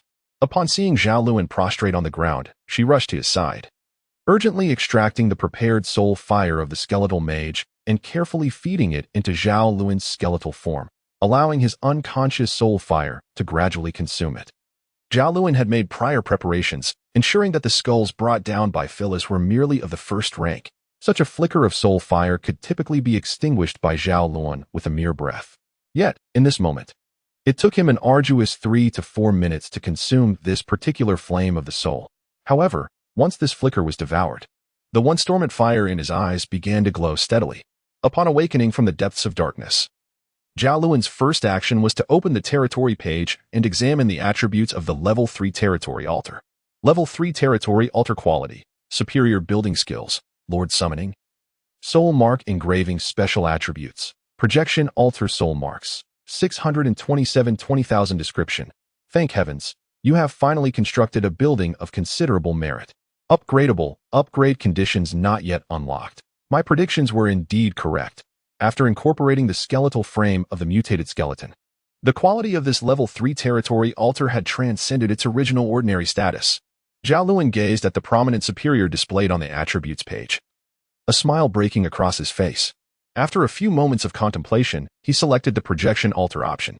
Projection altar, level 3 territory altar feature description, consumes double the materials to construct a territory altar with similar functions. As ever, the system preferred to be rather terse, conveying its information in a mere 2 sentences. However, Zhao Lun paid little heed to this, for as the Lord, he understood that knowledge of his territory's buildings extended beyond the system's confines. He swiftly delved into his soul fire, as if rummaging through files, to extract detailed information about the projection altar. After dedicating over 10 minutes to meticulous study, Zhao Lun rose and began to explore his newly established level 3 territory altar, before turning to lead Phyllis away from the underground base. Unbeknownst to them, it had simply happened, just like that. Although Phyllis expressed herself somewhat reluctantly, the essential message had been conveyed with clarity. Upon hearing Phyllis's words, Zhao Lun was momentarily taken aback, but then recalled the level 3 territorial altar hidden beneath him, and a glimmer of understanding flickered in his fiery gaze. Zhao Lun was indeed correct. The collapse of the level 2 territory altar above was a direct consequence of his establishment of a level 3 territory altar beneath. It is an immutable law that a territory can possess only one altar. Thus, with the creation of the level 3 altar, the level 2 altar was destined to fall into ruin. This appears to be the only plausible explanation. Zhao Lun's eyes flickered with fervor as he gazed upon the fallen altar, murmuring to himself. Subsequently, he ceased to dwell on the matter, instructing Phyllis to gather all the remaining fragments of bone from the bone conversion pool and place them atop the ruins of the level 2 territory altar. He then added a dozen or so soul flames along with several remnants of energy flames that Zhao Lun had previously consumed. Finally, with a few softly spoken incantations, the heap of bones began to shimmer faintly, and they started to writhe, swiftly outlining the form of a new territory altar. At that moment, Zhao Lun couldn't help but marvel at the fact that no mental energy was required for this endeavor. Zhao Lun has indeed endured hardships before reaping the rewards. After establishing the level 3 territory altar, the remaining projection altar only requires him to utter a spell akin to Open Sesame, without the need to expend any mental energy. However, while Zhao Lun's mental fortitude remains intact, it demands a substantial amount of energy. This is precisely why he had asked Phyllis and the others to amplify the flames of their souls. In the presence of abundant energy, a projection altar swiftly rose before Zhao Lun. Curious, Zhao Lun approached to take a closer look, only to discover that this altar bore an uncanny resemblance to the one he had encountered previously. While there were subtle differences, they were exceedingly minor. Nevertheless, this similarity delighted Zhao Lun, for the closer they resembled one another, the better. After all, he intended to utilize these projection altars to navigate through challenges undetected. Phyllis, come here. After tapping the projection altar a few times, Zhao Lun turned to beckon Phyllis. Although Zhao Lun was capable of operating the projection altar himself, it was originally designed for his subordinates to control. It would be foolish to reverse that purpose. Once Phyllis arrived, Zhao Lun swiftly entrusted her with the control of this particular projection altar. Subsequently, he accompanied Phyllis in experimenting with several of the altar's functions. How did they conduct these experiments? Naturally, by invoking a summoning from the Lord. Zhao Lun examined the attributes of this projection altar, which resembled an ordinary level 1 territorial altar. The essence of a level 1 territorial altar lies in the Lord's summoning and the inscription of soul marks, making the functionality of Lord's summoning crucial to the experimental projection altar. However, this projection altar did not disappoint Zhao Lun. As Phyllis stood upon the altar and gestured dramatically, Zhao Lun could immediately sense that the defensive net he had established was under assault. Before he could react, the skeletons, which were not far from the territory, swiftly entered his line of sight with a series of ominous clicks. Upon witnessing this, Zhao Lun's eyes sparkled with fervor. He could hardly take a moment to marvel at the divine replication of the projection altar, and without hesitation, he beckoned Phyllis to join him in action. What was the purpose of their movement? Naturally, it was to confront the skeletons. What does Zhao Lun lack the most at present? Firstly, time. Secondly, skeletons. Zhao Lun has managed to secure 4 territories, yet he possesses merely around 600 skeletons, which is quite unbecoming of his status as a Grand Lord. Furthermore, Zhao Lun intends to organize several elite battle squads, but without a solid foundation, how can such elite teams be established? Hurry! All skeletons of level 4 and above are commanded to inscribe the soul marks, while those of level 3 and above, particularly skeleton mages and skeleton archers, are to be prioritized. As for those below level 2, apart from skeleton mages and bone shield skeletons, not a single one shall remain. Zhao Lun shouted urgently towards Phyllis as he plunged into the throng of skeletons. Upon spotting a skeleton, he merely sensed it, discovering it to be an ordinary one. He did not cast it another glance. From his earlier exclamations directed at Phyllis, it was evident that Zhao Lun intended to meticulously select the exceptional, while indiscriminately collecting all those of acceptable level, thereby ensuring both quantity and quality. The projection altar's Lord Summon had merely 47 minutes remaining, significantly shorter than the legitimate territorial altar by over 10 minutes. Yet, it was fortunate for him that it was reduced by this margin. Otherwise, in his current state, Zhao Lun was uncertain whether he could endure until the conclusion of the normal Lord Summon. Upon the establishment of the level 3 territorial altar, his mental energy had been severely depleted. As he caught his breath, he began constructing the projection altar. This task, while not taxing his mental capacity, was crucial as it required him to endure nearly an hour of excruciating soul fire, as he relentlessly employed sensing to select elite-level skeletons. This relentless endeavor led to a further depletion of his mental energy. Had the Lord's summon not concluded prematurely, Zhao Lun might have collapsed once more. Nevertheless, even with the early cessation of Lord's summon, after nearly an hour of continuous spell casting, the agony of his soul fire was now exponentially more intense than before, threatening to render him unconscious. Meanwhile, Phyllis, having just completed her own tasks, swiftly gathered several flickering soul fires from the skeleton mages and rushed to offer them to Zhao Lun. Zhao Lun waved his hand dismissively and remarked, "No need for that. From now on, unless absolutely necessary, I shall refrain from consuming the flames of souls." Ever since the best transformation, which he had initially intended to use as sustenance, Zhao Lun had grown increasingly averse to devouring the flames of souls. He often found himself pondering the countless lives, akin to bests, that his prior consumption of soul flames had extinguished. As his time in the underworld spent among the skeletons lengthened, his sense of belonging to the skeletal tribe intensified. With the passage of time, perhaps in a millennium, or merely a century, or even just a decade, or a single year, Zhao Lun might fully integrate into the skeletal community, entirely forgetting his past as a human. Consequently, the prospect of consuming soul flames no longer excited him, at times. The sight of a soul would evoke a nauseating sensation akin to the thought of feasting on human flesh. After declining the soul flame offered by Phyllis, Zhao Lun bore the sharp pangs within him and took a couple of laps, observing the fruits of his labor, which he had toiled over for nearly an hour. Suddenly, he felt the pain diminish significantly, leaving him invigorated and refreshed. Zhao Lun's efforts over the past hour have borne remarkable fruit. 10 elite skeletal archers, 3 elite greatsword skeletons, 3 elite giant axe skeletons, 2 elite bone shield skeletons, and, most astonishingly, an elite skeletal mage. In total, he has amassed 19 elite skeletons, all without the benefit of the sensing capabilities that would have accompanied Phyllis's batch of skeletons. Speaking of Phyllis, his own gains have been substantial as well. With over a dozen level 4 skeletons, approximately 400 various level 3 skeletons, and 50 level 2 skeletal mages, culminating in a total exceeding 500 skeletons. Based on Zhao Lun's experience, such a quantity should yield at least 10 elite skeletons. However, given his current circumstances, he fears that he lacks the capability to extract elite skeletons in the near future. Zhao Lun was acutely aware of this fact. He remained indifferent, for the fish had already entered the pot, and he could choose to dine at his leisure without any urgency. What demanded his immediate attention, however, was the establishment of the projection altar, a task he needed to prioritize. Thankfully, at this moment, Zhao Lun's mind was not clouded by folly, allowing him to discern the gravity of the situation. After a brief respite to alleviate the sharp pangs of his soul fire, he succinctly conveyed several important matters to Phyllis, then summoned the mutated skeletal shield bearer. With a sense of urgency, he hurried towards the location of the subordinate altar that had been entrusted to the management of Greatsword No. 1. Zhao Lun's journey was remarkably tranquil, devoid of any formidable skeletons obstructing his path. Although he encountered a multitude of skeletons along the way, they all trembled in his presence, paralyzed with fear and utterly motionless. It was evident that these were merely ordinary skeletons under level 5, which explained Zhao Lun's lack of concern. Had they possessed greater power, his response would have been markedly different. Such beings held no intrigue for him, and engrossed in his pursuit, he could hardly be bothered to exert his senses.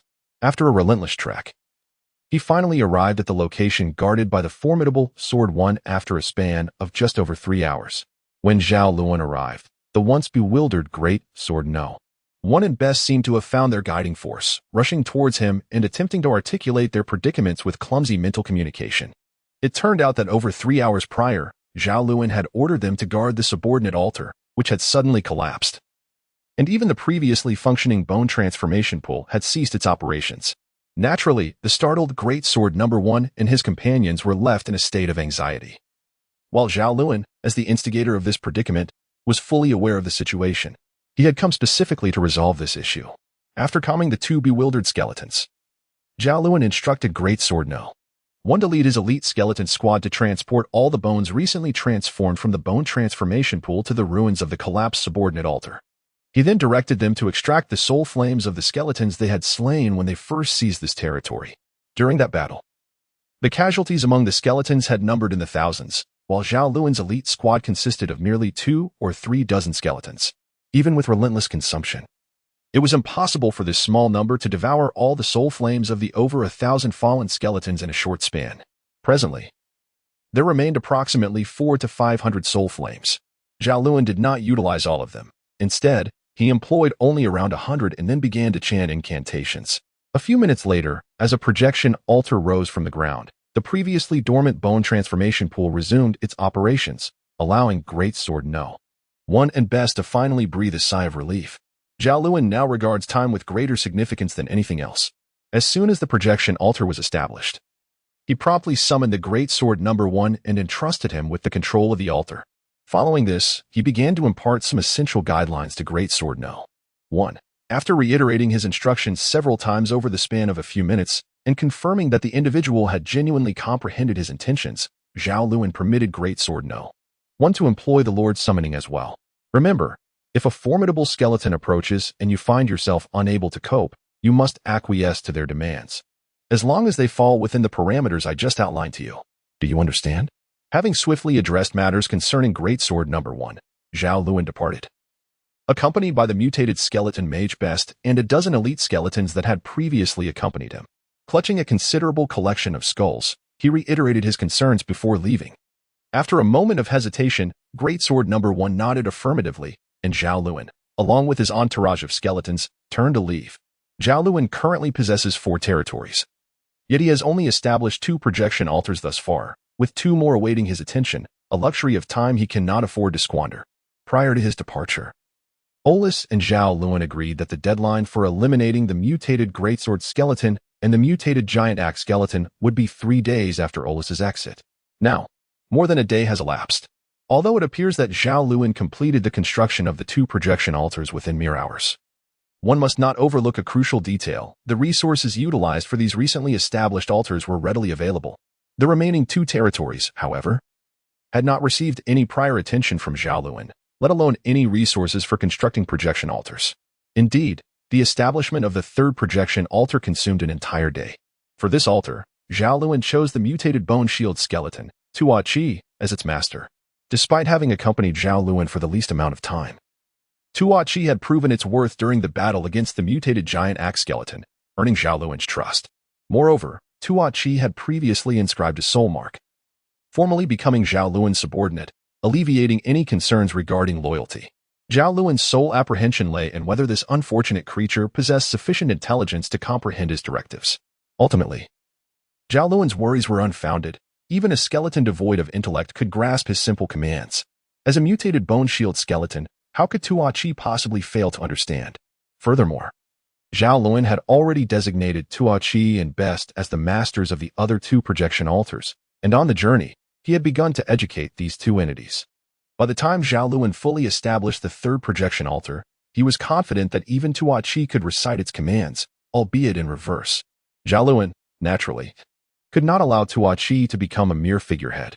After transferring control of the projection altar to him, Zhao Lun spent several more minutes replenishing Tua Qi's ranks with 800 skeletal minions. Only then did he lead the skeletal mage Best and a dozen elite skeletons towards his 4th territory. As he approached, Zhao Lun found himself confronted by a dense throng of skeletons, prompting him to instinctively scratch his bald skull. However, something felt amiss. Zhao Lun was strictly adhering to the map provided by the system, making it improbable that he could have taken a wrong turn.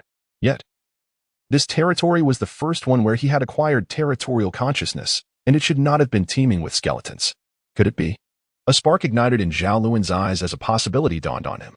His ghastly white fangs parted slightly, and a cruel smile crept across the menacing visage of the skeleton. Surely, it must be that foolish interloper attempting to claim this territory. Let us go and investigate. With a decisive wave of his hand, Zhao Lun led his 10 skeletal subordinates towards the formidable mass of over 1,000 skeletons ahead. His prowess had reached a level where he could confidently confront such a horde, unencumbered by hesitation. If the group of skeletons before him were indeed foes, annihilating them would be the only course of action. However, this assembly of skeletons should not be underestimated. As Zhao Lun and his companions approached within 50 meters, the enemy seemed to sense their presence. Their previously clustered formation began to shift. The melee skeletons surged forth, quickly establishing a defensive line, while behind them, hundreds of skeletal archers, bows drawn, prepared for combat. The response was swift. The leader of this uncanny assembly was evidently a skeleton endowed with both intellect and strength. Zhao Lun scrutinized the skeletal throng as he advanced, undeterred by the hundreds of poised archers, soon entering their range. In the realm of the undead, matters were far simpler than for humans. In this instance, the opposing skeletons wasted no time. The moment Zhao Lun's party crossed into the archer's range, they unleashed a torrent of arrows. To them, any skeleton not of their faction was an enemy, and there was no need for dialogue. Elimination was imperative. Adhering to this principle, the arrows rained down in relentless volleys, raising clouds of dust and scattering bone fragments around Zhao Lun and his companions. A skeletal mage, perhaps? Such an ally would be most advantageous. Suddenly, a boisterous voice pierced the chaos, followed by the emergence of a hulking, variant skeletal warrior wielding a massive bone axe. Stepping forth to confront the whirlwind. With a resounding crack, the mutated giant axe skeleton swung its colossal weapon, striking the tornado with astonishing force, which inexplicably halted the vortex in its tracks. Subsequently, the behemoth swung its axe again and again, shattering the tornado into oblivion. This unexpected foe possessed a terrifying strength beyond comprehension. On the other side, the cloud of dust that had enveloped the area dissipated with the tornado, revealing Zhao Lun and his band of skeletons unscathed. The mutated giant axe skeleton, having stowed its weapon, cast a glance towards Zhao Lun and Best, lingering for a moment before inquiring, "Which skeleton cast that spell just now?" Zhao Lun paid no heed. His interest piqued as he observed the mutated giant axe skeleton, which had effortlessly dismantled Best's tornado. With a casual gesture, he sent forth a signal. "What are you doing?"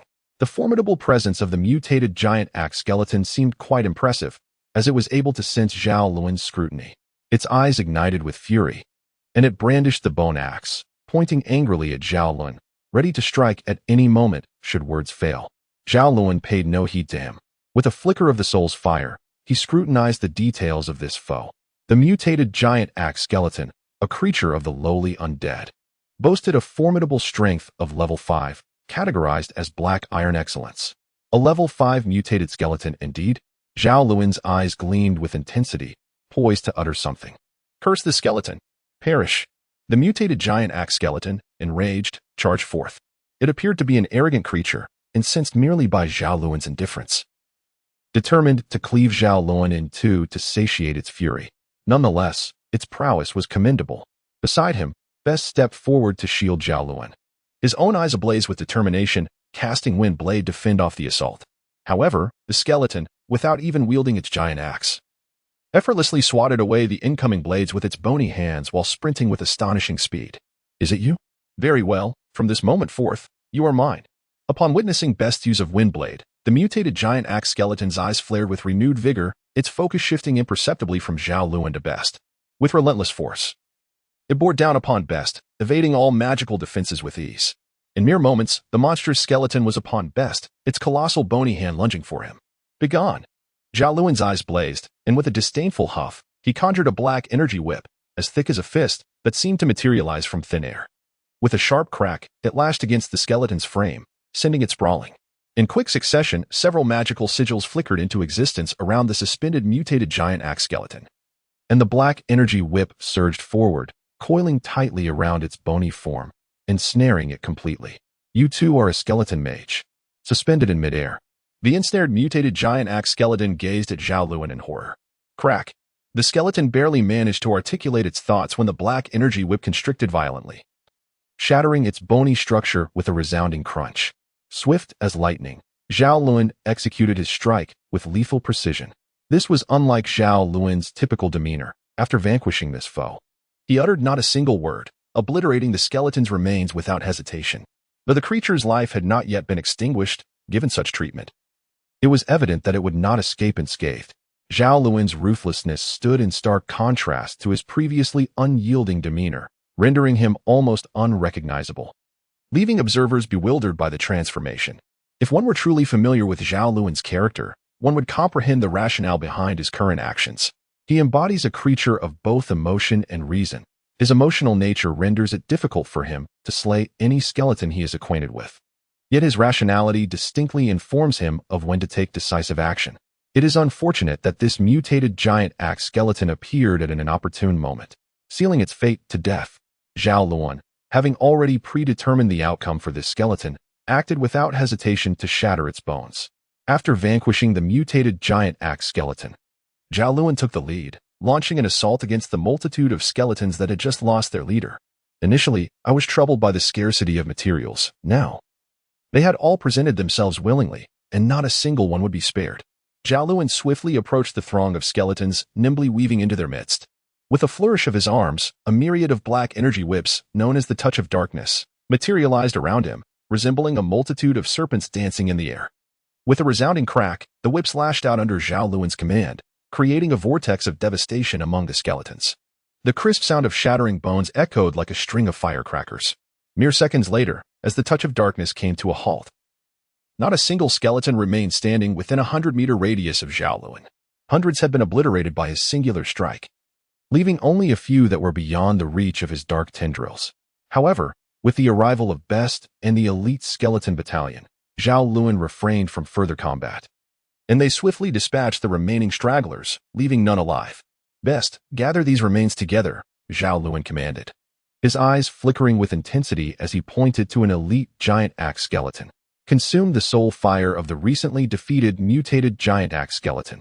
The remarkable elite-level giant axe skeleton referred to by Zhao Lun has reached the pinnacle of 4th-tier strength, standing out among the several elite giant axe skeletons under his command. If Zhao Lun were to cultivate a mutated giant axe skeleton, this particular one would undoubtedly be the most suitable choice. The materials required to construct a projection altar are essentially bones and either soul fire or energy fire, which, thanks to the generous support from a certain enthusiastic skeleton lord, Zhao Lun managed to procure with ease. In fact, upon reviewing his resources, he discovered he had a surplus. Determined not to waste this opportunity, Zhao Lun decided to additionally construct a skeleton conversion pool. Thus, within a mere 10 minutes, 2 brand new edifices sprang forth from the ground, marking the establishment of Zhao Lun's 4th territory along with the 3rd skeleton conversion pool. He then entrusted the control of the projection altar to the mutated skeleton mage Best, thereby accomplishing the purpose of his venture. At this juncture, he still had about 10 hours remaining before his rendezvous with Olus. However, this did not afford Zhao Lun any respite. He had numerous tasks still awaiting his attention. Due to time constraints, he hastily arranged the projection altar. Yet he remained uncertain whether this would truly enable him to deceive his adversaries. Furthermore, he harbored doubts about whether his 4 mutated skeletons could effectively synchronize with his strategies. This uncertainty weighed heavily on him, compelling him to take action to exert greater control over the unfolding events. Consequently, Zhao Lun found himself in need of expending considerable effort, as he was beset by numerous vulnerabilities. For instance, the opposing side might be aware of the projection altar's existence, or they could alter their strategy. Addressing each of these concerns individually seemed an insurmountable task. Nevertheless, Zhao Lun did not intend to rectify each flaw. Instead, he planned to undertake the most laborious yet efficient course of action. However, before he could proceed, he needed to complete the tasks at hand. Zhao Lun then spent an additional hour assisting General Best in replenishing the skeletons upon the territory, after which he formally commenced the endeavor he had envisioned, to establish a vigilant network encompassing his 4 dominions. Zhao Lun indeed harbors a hint of madness, as he whimsically dreams of establishing a surveillance network that would envelop his entire territory, despite possessing merely 2,000 to 3,000 skeletons. This notion is nothing short of fantastical. Yet, this individual seems to take delight in his endeavors. Having just assisted Best in subduing his subordinates, he squats nearby, engrossed in studying the map of his domain. According to Zhao Lun's reasoning, although he is unable to rectify every flaw due to time constraints, if he can ascertain the timings and movements of those intruders into his territory, he can proactively prepare and seize the initiative. Even if his plans were to be exposed, Zhao Lun would still have a last resort at his disposal. However, he remained absorbed in his studies for 4 to 5 hours, motionless, fixated on the map illuminated by the soul's fire. This is not surprising, as the task Zhao Lun has undertaken is of considerable complexity. His territory spans over 20 square kilometers. Though not particularly large, it is considerably more than a mere pittance in his previous life. Such an area would have easily accommodated a small town. Yet, here he finds himself with only a few thousand skeletons at his command. Moreover, he cannot deploy all his skeletons to construct this surveillance network. Realistically, he can only allocate around 1,000. Establishing a surveillance network requires not only creation but also maintenance. Should he commit all his skeletons to this endeavor, any vulnerabilities in the network would leave him with no means of repair. Furthermore, As he sends out skeletons one by one, some losses are inevitable, necessitating a reserve of skeletons to replenish any that are lost. Most critically, the purpose of this surveillance network is to enhance his preparedness against the impending threat posed by the mutated greatsword skeletons and their affiliated powers. Thus, Zhao Lun must ensure that each projection altar retains a certain number of skeletons, thereby concealing any weaknesses from prying eyes. Given these numerous constraints, the challenge of establishing this surveillance network is evident. Nevertheless, Zhao Lun is not to be underestimated, leveraging his extensive strategic gaming experience. He meticulously outlined the plan for the network within a mere 6 or 7 hours. With newfound determination, he sprang to his feet and rushed to Best, selecting a portion of the newly acquired skeleton subordinates. In a flurry of commands, he swiftly dispatched approximately 200 skeletons to various points around Best's territory. Having taken the first step, the success of this surveillance network now hinges on whether the networks of the other 2 territories can be seamlessly integrated. After distributing around 200 skeletons, Zhao Lun finally found a moment of respite. As he spoke, he turned to take a few skeletons and intended to venture towards the mutated bone shield skeletons and great sword number 1 to assist them in establishing a defensive network. Suddenly, he was startled by the appearance of a massive skeleton beside him. What was happening?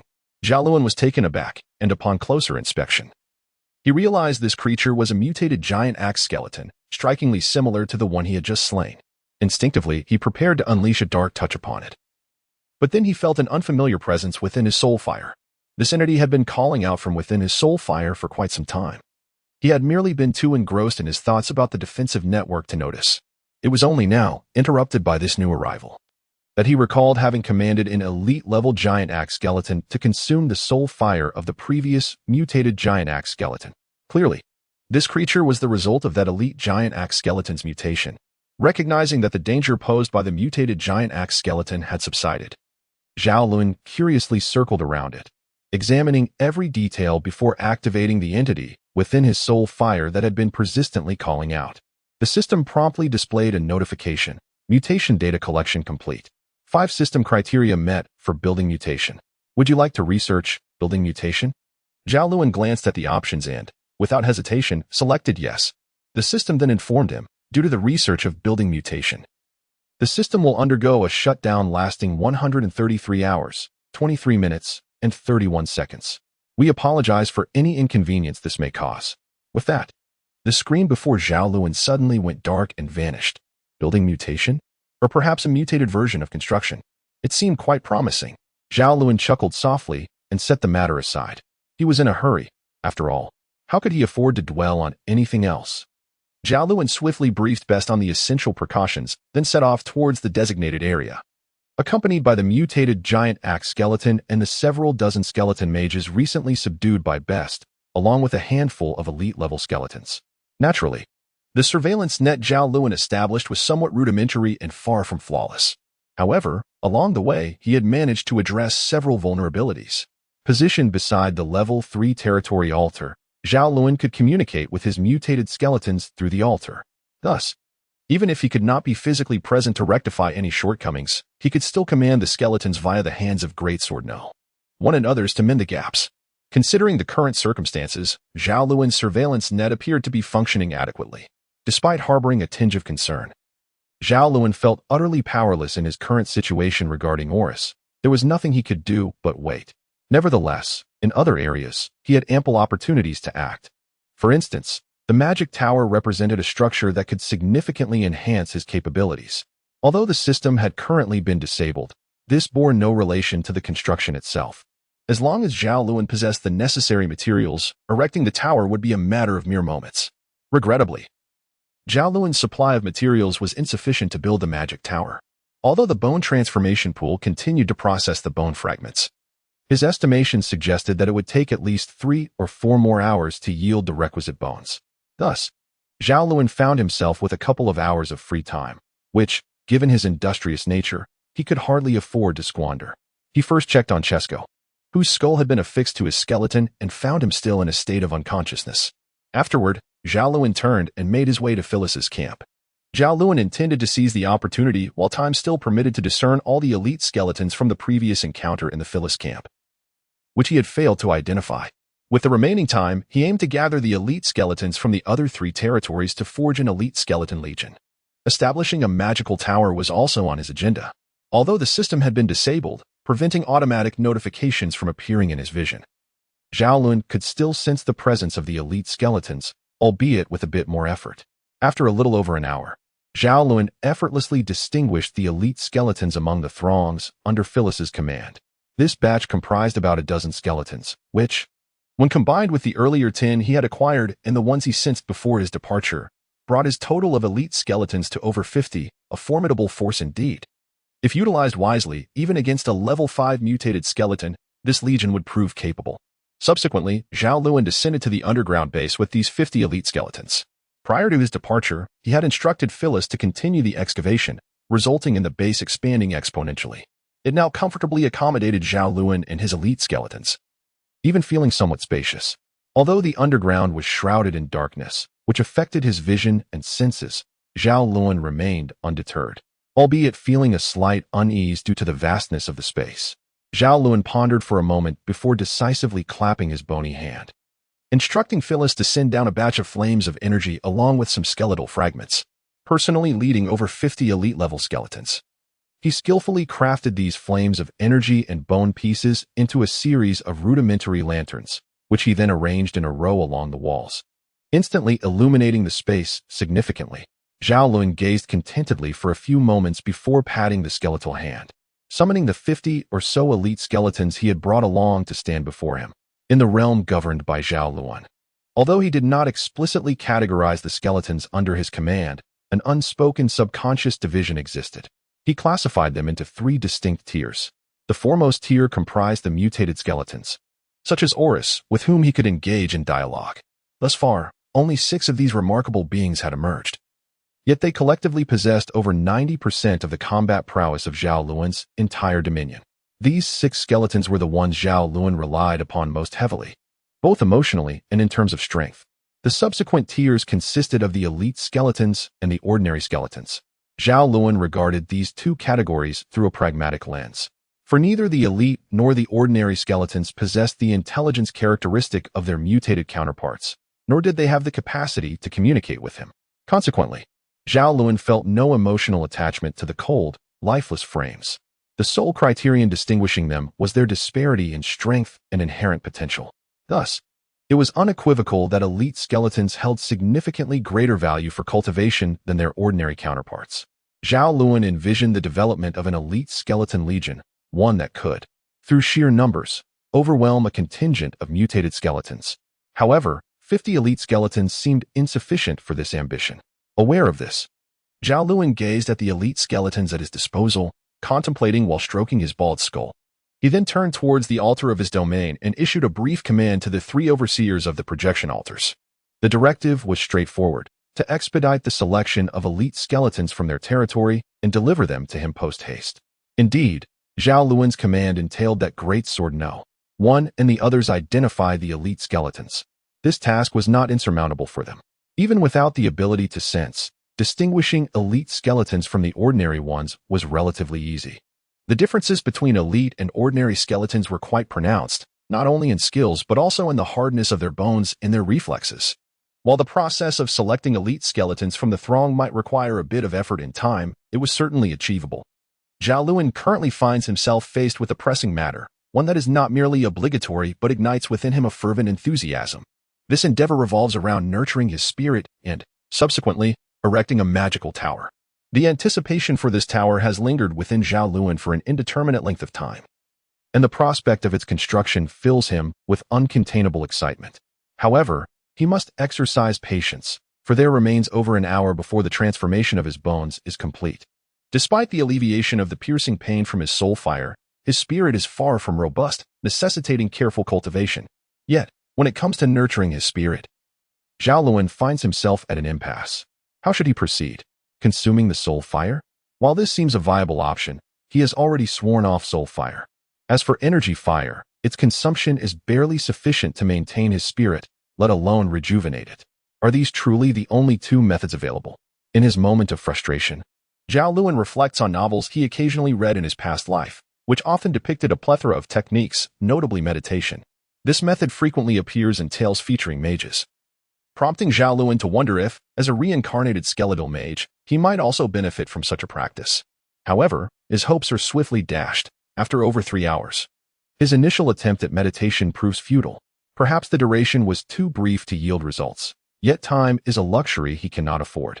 Even these 3 hours were a precious allocation carved out by Zhao Lun, who is now compelled to pause, for he has myriad tasks awaiting him. Notably, the materials for the magical tower have long been prepared by Felice and are neatly arranged beside the territory altar, ready for his construction. Resolving to postpone further trials for another time, Zhao Lun stands and approaches the materials prepared by Felice. Feeling his spirit at its peak, he does not hesitate to recite the incantation for the construction. The spell for erecting the magical tower is significantly more concise than that for constructing a level 3 territory altar. Thus, Zhao Lun refrains from employing any hastening techniques. After a few measured minutes, he completes the incantation. It's done. Let's see the attributes, Zhao Lun exclaims with delight. Instinctively reaching to summon the attributes page of the soul fire, only to remember that the system has been deactivated, having transitioned into the research on construction mutation. What a disappointment. He taps his skeletal head in frustration and resorts to examining the information regarding the magical tower within the territory's will. Indeed, this magical tower serves merely as an auxiliary function, with its primary purpose being the recording of spells and, most importantly, inscribing innate spells. This particular detail demands careful attention. Upon encountering the phrase regarding the inscribing of innate spells within the territory's will, Zhao Lun's eyes gleam with newfound determination. After a careful reading, Zhao Lun found his earlier exuberance greatly diminished. The cost of inscribing a talent spell was exorbitant. A level 0 spell required 10 first-level flames of energy. A level 1 spell demanded 100, and a level 2 spell necessitated an astonishing 1,000 first-level flames of energy. Such a frightful price threatened to dismantle his plans for a skeletal mage legion. Upon perusing the price list for inscribing talent spells, Zhao Lun was left in a state of shock. It is important to note that, despite possessing 3 first-level skeletal transformation pools, each could only convert a meager 500 flames of energy within a 24-hour period. And that was only through predatory conversion of the regenerating bones on the ground. If the rate of conversion equaled the regeneration of bones, then in one day, Zhao Lun's 3 first-level skeletal transformation pools would barely yield 1,000 first-level flames of energy. This meant that the output of his 3 skeletal transformation pools in a single day would suffice for inscribing merely 1 level 2 talent spell. However, Zhao Lun aimed to establish a formidable legion of skeletal mages, a grand legion capable of overpowering mutated skeletons. Such an army would naturally require a substantial number of skeletal mages, with a minimum configuration of at least 100. Furthermore, to enable the skeletal mage legion to wield combat spells, a minimum of level 1 spells was essential. Therefore, even if 100 skeletal mages required only 1 spell each, Zhao Lun would need at least 10 days to gather enough flames of energy. One must ponder whether Zhao Lun had the luxury of time. The most excruciating decision now lay before Zhao Lun. In light of the rampant consumption of flames of energy, should he proceed with the formation of his skeletal mage legion? This dilemma directly influenced the structural foundation of his future power. Any negligence in this regard could lead to outcomes Zhao Lun could scarcely afford to bear. After much deliberation, with gritted teeth, Zhao Lun ultimately resolved to proceed with the formation. This decision signified a significant diversion of resources from his 4 territories into the yet-to-be-established skeletal mage legion, potentially jeopardizing the elite skeletal army he had initially intended to create due to insufficient energy supply. Having made his choice, Zhao Lun did not hesitate any further. He promptly issued commands for the controllers of the 4 projection altars to transfer all skeletal mages from his territories to this underground base. This wretch, did he not recognize who his true lord was? Provoking me, I shall obliterate that accursed skeletal steed. Zhao Lun gazed at the hasty departure of the skeletal figure of Felis, muttering in frustration before turning to issue commands to the 50 or so skeletons at his disposal. The initial task of assembling the skeleton mage legion was, of course, to meticulously document the spells possessed by his subordinate skeleton mages. With a comprehensive repertoire of spells, Zhao Lun would be able to more precisely define the role of his skeleton mage legion and select the most suitable spells for their configuration. Zhao Lun first gathered the 50 or 60 skeletal mages into groups of 10 to demonstrate their innate spells. He then selected the skeletal mages possessing spells beyond his own capabilities and directed them to the magic tower, where he recorded their inherent spells. This task was not particularly complex and was accomplished within a few minutes. However, the results were rather disappointing. Out of the ordinary skeletal mages, supplemented by 2 elite skeletal mages, Zhao Lun only acquired 5 new spells. Among these, 3 were level 0 spells: Dim Vision, Terrifying Scream, and Slow. Despite their formidable names, their practical applications were far from impressive. Nevertheless, for someone like Zhao Lun, who had a penchant for magic, no spell was deemed unworthy, and he cheerfully recorded these 3 spells. The remaining 2 level 1 spells were considerably better. One was a defensive earth-type elemental spell, Stone Skin, while the other was a rare necromantic spell, Bone Repair. The former was a long-awaited defensive spell for Zhao Lun, while the latter functioned akin to a healing spell for skeletons, rendering them both exceedingly practical. Naturally, Zhao Lun was elated and felt an overwhelming urge to embrace and fervently kiss the 2 elite skeletal mages responsible for these contributions. In the following moments, Zhao Lun seemed to find himself with a sudden abundance of leisure. He had completed the spell recording for his skeletal mages, while the remaining 3 territory skeletal mages would likely take at least several hours to arrive. With no pressing tasks at hand, it appeared that all he could do was wait. However, given Zhao Lun's character, would he truly remain idle as he awaited the arrival of the skeletal mages from the other 3 territories? Zhao Lun first ventured into the magical tower, meticulously documenting all the spells he had mastered. Subsequently, he summoned the 5 spells he had just recorded from the tower, utilizing his lordly privileges to imprint these spells into his soul fire without expending any energy. In doing so, he instantly acquired 5 pseudo-talent spells. The prefix pseudo is warranted, as Zhao Lun, being the obstinate individual he is, did not engrave these spells into his soul fire but merely memorized them.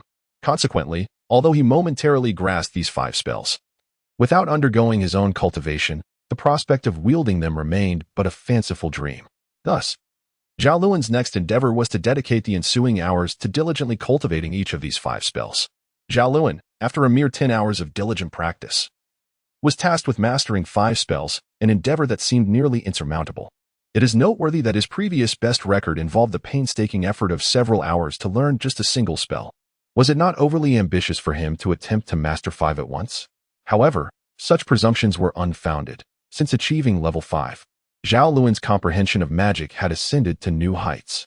Astonishingly, he swiftly grasped the intricacies of these 5 0 and first-level spells in less than 6 hours. Phyllis, is that you?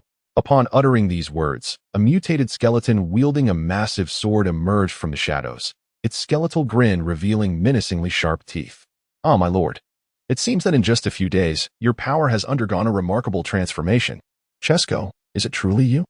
Zhao Lun's initial reaction upon seeing the skeleton was one of delight, though he quickly masked his excitement with an air of indifference. You, having awakened. Why do you linger here? Why the laughter? Zhao Lun, incensed, felt a surge of fiery indignation. With a flicker of his gaze, 2 tendrils of darkness shot forth, twisting together behind Chesko before delivering a sharp strike. My lord, is such cruelty truly necessary? I am but a frail skeleton, having just awakened. You frail? Stand still and let me test your strength. Zhao Lun retorted, observing as Chesko effortlessly evaded his ambush while feigning weakness. Enraged, Zhao Lun summoned forth a multitude of dark tendrils, converging upon Chesko with intent. Too cold, too cold. My hands are freezing. He lamented. Let us conclude for today. I shall procure some equipment tomorrow, lest I be rendered unable to write. The tendrils, both horizontal and vertical, suddenly froze in place around Chesko, who appeared completely at Zhao Lun's mercy. What? Seeking mercy so soon?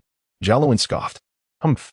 Displeased by Chesko's nonchalant demeanor, Zhao Lun commanded the tendrils to spring into action, swiftly binding Chesko's limbs before delivering a moderate yet impactful throw. However, despite his careful control, it seemed that Chesko's skeletal structure, having remained dormant for too long, had grown somewhat fragile, resulting in him being dazed by the force of Zhao Lun's strike. Ouch! My lord, must you be so ruthless? I have just risked my existence for you. Chesko protested, rolling on the ground before struggling to rise. Upon noticing several of his ribs had been broken, he unleashed a theatrically poor display of agony, resembling more a pitiful old man attempting to con a passerby than a formidable skeletal warrior. Silence. With a sudden and resounding shout, Zhao Lun startled Chesko, who was taken aback. Without further ado, Zhao Lun waved his hand, casting a bone restoration spell upon Chesko's skeletal frame. A soft white glow emanated from the fractured ribs, and the scattered fragments of bone that had fallen to the ground began to levitate and reassemble themselves. Within less than a minute, the once broken bones were restored to their original state. What manner of magic is this? Such an ability to expedite the healing of bones is a sight I have never before witnessed. Observing his own mended skeleton, Chesko could not help but exclaim in awe. What could a mere skeleton wielding a broken greatsword possibly know of magic? Zhao Lun scoffed, then waved his hand dismissively. Your skeleton is repaired. So if there's nothing else, be gone. You are free now. Zhao Lun was momentarily taken aback by the words. But he quickly regained his composure and waved his hand dismissively at Chesko. What concern is it of yours whether I encounter trouble or not? I have already made it clear that I have relinquished all claims to you as a captive. You are free to go wherever you wish, so long as you refrain from wandering about my territory and causing me irritation with your presence. Although Chesko was not the sharpest of skeletons, it was evident that Zhao Lun's acting skills were equally unimpressive. How could he not discern that this fellow was speaking nonsense? Furthermore, witnessing Zhao Lun's clumsy performance, Chesko could not help but chuckle softly and tease, my lord, it seems you still possess a modicum of concern for others. Upon hearing these words, Zhao Lun was filled with fury and bellowed at Chesko, You wretched skeleton, what nonsense are you spouting? However, Zhao Lun could only utter half of his statement before falling silent, for he noticed that Chesko completely disregarded him, turning instead to stride purposefully toward the level 3 altar of Zhao Lun's territory. Chesko, you. Zhao Lun gazed at the skeleton, who had so readily taken on the role of a subordinate, his dark tendrils of power momentarily faltering before vanishing entirely. Let it be understood. Although I have inscribed the soul mark, I am merely joining your territory and not becoming your subordinate. Chesko turned back, leisurely making his way toward Zhao Lun. Zhao Lun bore a complex expression as he gazed at the skeletal figure before him, seemingly at a loss for how to articulate his feelings. Well, my lord, might you now divulge the nature of your predicament? He inquired. Chester had only awakened a few hours prior, yet he displayed a measure of attentiveness. Through the projection altar above and the easily gleaned information from Phyllis, he had gathered a rough understanding of Zhao Lun's current plight. However, the specifics eluded him. He merely grasped that Zhao Lun had entangled himself with a formidable necromantic force. Chester longed to extract further details from Zhao Lun's own lips regarding the nature of this power and the circumstances that had led to this entanglement. At that moment, Zhao Lun recognized the irrevocability of his situation. This individual had become one of his subordinates, a skeleton, thus fully immersing himself in this murky affair. Although Zhao Lun could forcibly expel him, the demeanor of this fellow rendered such an action rather futile. Humph! You there, do not let fear compel you to flee. Zhao Lun scoffed, collecting his thoughts before recounting the entire sequence of events to Chester. Upon absorbing Zhao Lun's narrative, Chester fell into contemplation. A skeletal faction recently dealt a severe blow? Could it be him? No, that cannot be right. Given his nature, he ought to be dead by now. Yet, if it is not him, then who could it possibly be? Could it be that his minions have not all perished? What are you mumbling about over there? Have you been so frightened? Zhao Lun remarked with apparent annoyance. I believe I have a notion of where this group of skeletons may be hiding. Chester raised his head, astonishing Zhao Lun with his revelation. Zhao Lun was taken aback. Are you aware of this skeletal faction? Chesko hesitated for a moment. If I am not mistaken, what is their strength? Zhao Lun bypassed the word if and pressed for an answer. If it is the faction I suspect, then even after suffering significant setbacks, their might is likely still quite formidable, Chesko replied. I cannot ascertain how much power they currently possess, but I can tell you that at their peak, they commanded hundreds of thousands of skeletal beings of level 5 or above. In the Bone Lands, the Mox Wetlands, and the endless necropolis of OS, they represented the most powerful necromantic force and were the most dominant skeletal territory in the Bone Lands for millennia. Chesko spoke slowly, his tone complex, tinged with both animosity and a hint of pride. Hundreds of thousands of level 5 or above skeletons. Zhao Lun exclaimed, realizing the staggering enormity of such a force.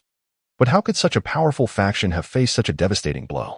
Chesko seemed to sense his thoughts and continued, I initially believed they had been completely eradicated.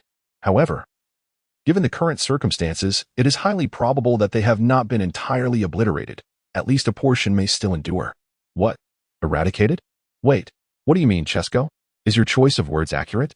Such a formidable skeletal faction, and you dare to use the term eradicated? For those high-level undead, hundreds of thousands of level 5 skeletons are entities that could be effortlessly annihilated. Chesko's words struck Zhao Lun like a colossal hammer, shattering his nascent understanding of the underworld. I have purchased a computer heating pad, but it has yet to arrive, and I am left waiting in anticipation. As time passed, Zhao Lun quickly gained a general understanding of the enigmatic skeletal faction. However, both he and Chesko were acutely aware that their knowledge of this mysterious faction was primarily founded on Chesko's conjectures. Furthermore, the information Chesko was familiar with pertained only to the faction at its zenith. He was uncertain of its current state. In other words, Chesko's intelligence provided little substantial utility. Shall I venture forth to investigate? Chesko pondered, lifting his skeletal head to gaze at Zhao Lun. My lord, to be frank, I have yet to see any necessity for skeletons on your part. Please allow me to go out and scout. Chesko had deliberately roamed Zhao Lun's underground base before making this audacious suggestion. How could there be none? I aim to establish a legion of skeletal mages, and I require a vast amount of energy flames to forge a powerful army of skeletal mages. Zhao Lun, exasperated by this audacious character, found himself at a loss for words. Establish a legion of skeletal mages? Chesko paused, bewildered. Are you suggesting the establishment of a legion composed entirely of those fragile skeleton mages, easily toppled with a mere touch? What purpose would that serve? It would be far more advantageous to form a grand legion of skeletal warriors. Suddenly, a dark tendril struck the ground mere centimeters from Chesko, carving a deep chasm into the earth. Startled, he leaped aside, fearing that the irate Zhao Lun might inadvertently unleash his wrath upon him. This was no trivial matter. Do you still consider the skeleton mages to be feeble?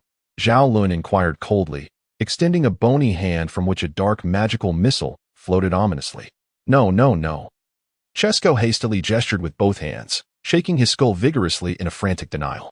You hardly appear to be convinced, Zhao Lun remarked, clearly unwilling to let Chesko off easily. With a flick of his hand, the missile shot forth with a swift whoosh, hurtling towards Chesko. Hey, my lord, we are part of the same dominion. Why resort to threats of violence? Chesko effortlessly sidestepped Zhao Lun's magical onslaught. At that moment, a piercing scream filled the air, sending a chill of terror through Chesko, momentarily freezing him in place. Suddenly, he felt dizzy, as if all strength had been drained from his skeletal frame. Just then, two dark tendrils emerged, ensnaring him tightly, and with a swift motion, Zhao Lun drew the bound Chesko closer. Now do you still regard the skeleton mages as weak? Zhao Lun chuckled, patting Chesko's bony structure, a satisfied grin illuminating his features. Clearly, Zhao Lun felt considerably better after thoroughly besting Chesko. Suspended in midair by Zhao Lun's dark tendrils, Chesko struggled in vain before addressing Zhao Lun.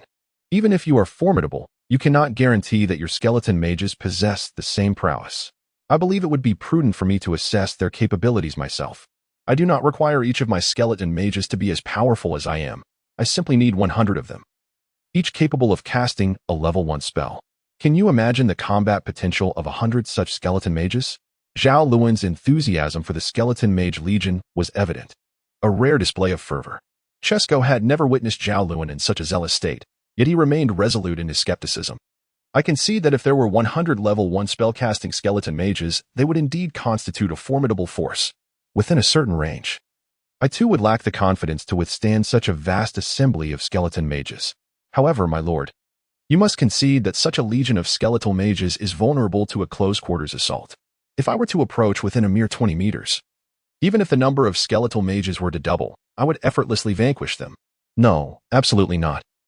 As long as the legion of skeletal mages I have assembled remains under my command, you need not worry, for not only within that 20-meter radius, but even amidst my ranks of skeletal mages, you shall find it impossible to lay a finger on any of my minions.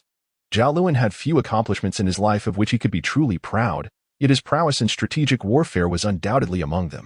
For him, commanding a legion of over 100 skeletal mages posed no greater challenge than excelling in a military strategy game.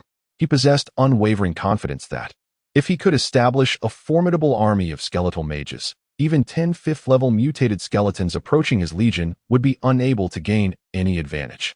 However, Chesko could not perceive Zhao Lun's certainty. He merely sensed that his lord harbored a near-obsessive dedication to the formation of a skeletal mage army. After a moment of silence, he refrained from voicing any further objections, reasoning that the creation of such an army could bear benefits. Since his lord was intent on pursuing this venture, he would allow it, but there were certain matters on which Chesko would not yield. You may establish your skeletal mage army, But you must permit me to create a greatsword skeleton army, Chesko asserted, adopting a playful defiance. His obstinacy was understandable. Zhao Lun had restricted his movements, and with the soul imprint inscribed upon him, he was obliged to remain, lacking the means to depart. He resolved to assist Zhao Lun in swiftly assembling his skeletal mage army, hoping this might earn him his freedom. Nevertheless, he harbored little faith in Zhao Lun's assurances regarding the formation of the mage army, hence his insistence on bolstering their melee capabilities. Yet, Zhao Lun, with a dismissive wave of his hand, swiftly rejected the notion.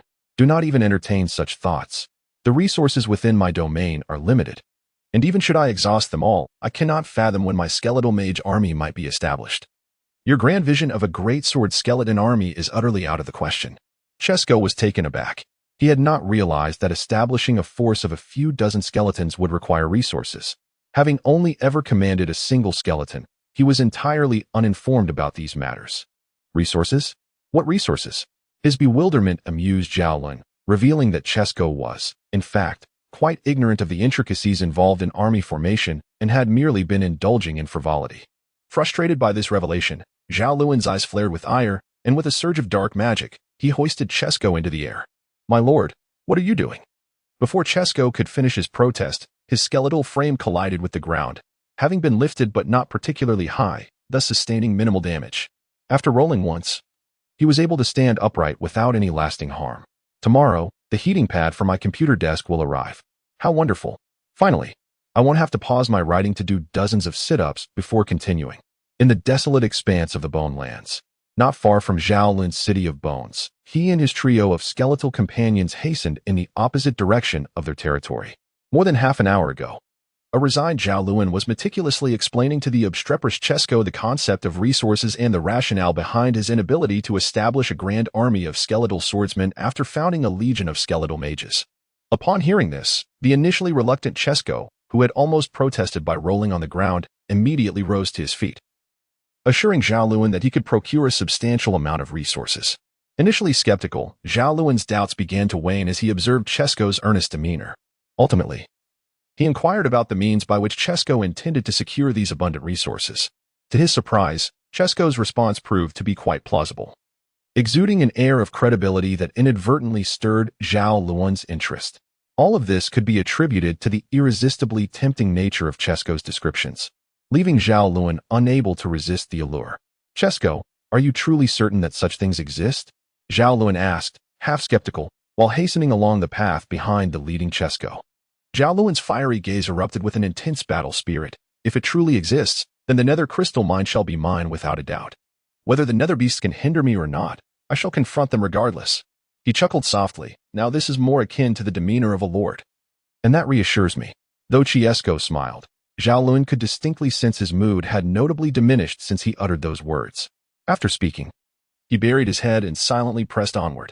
Observing Chesko's demeanor, Zhao Lun felt a twinge of concern but ultimately chose to remain aloof. Trailing behind with his mutated skeletal minion, Chesko had previously recounted to Zhao Lun that shortly before their encounter, he had stumbled upon a nether crystal mine.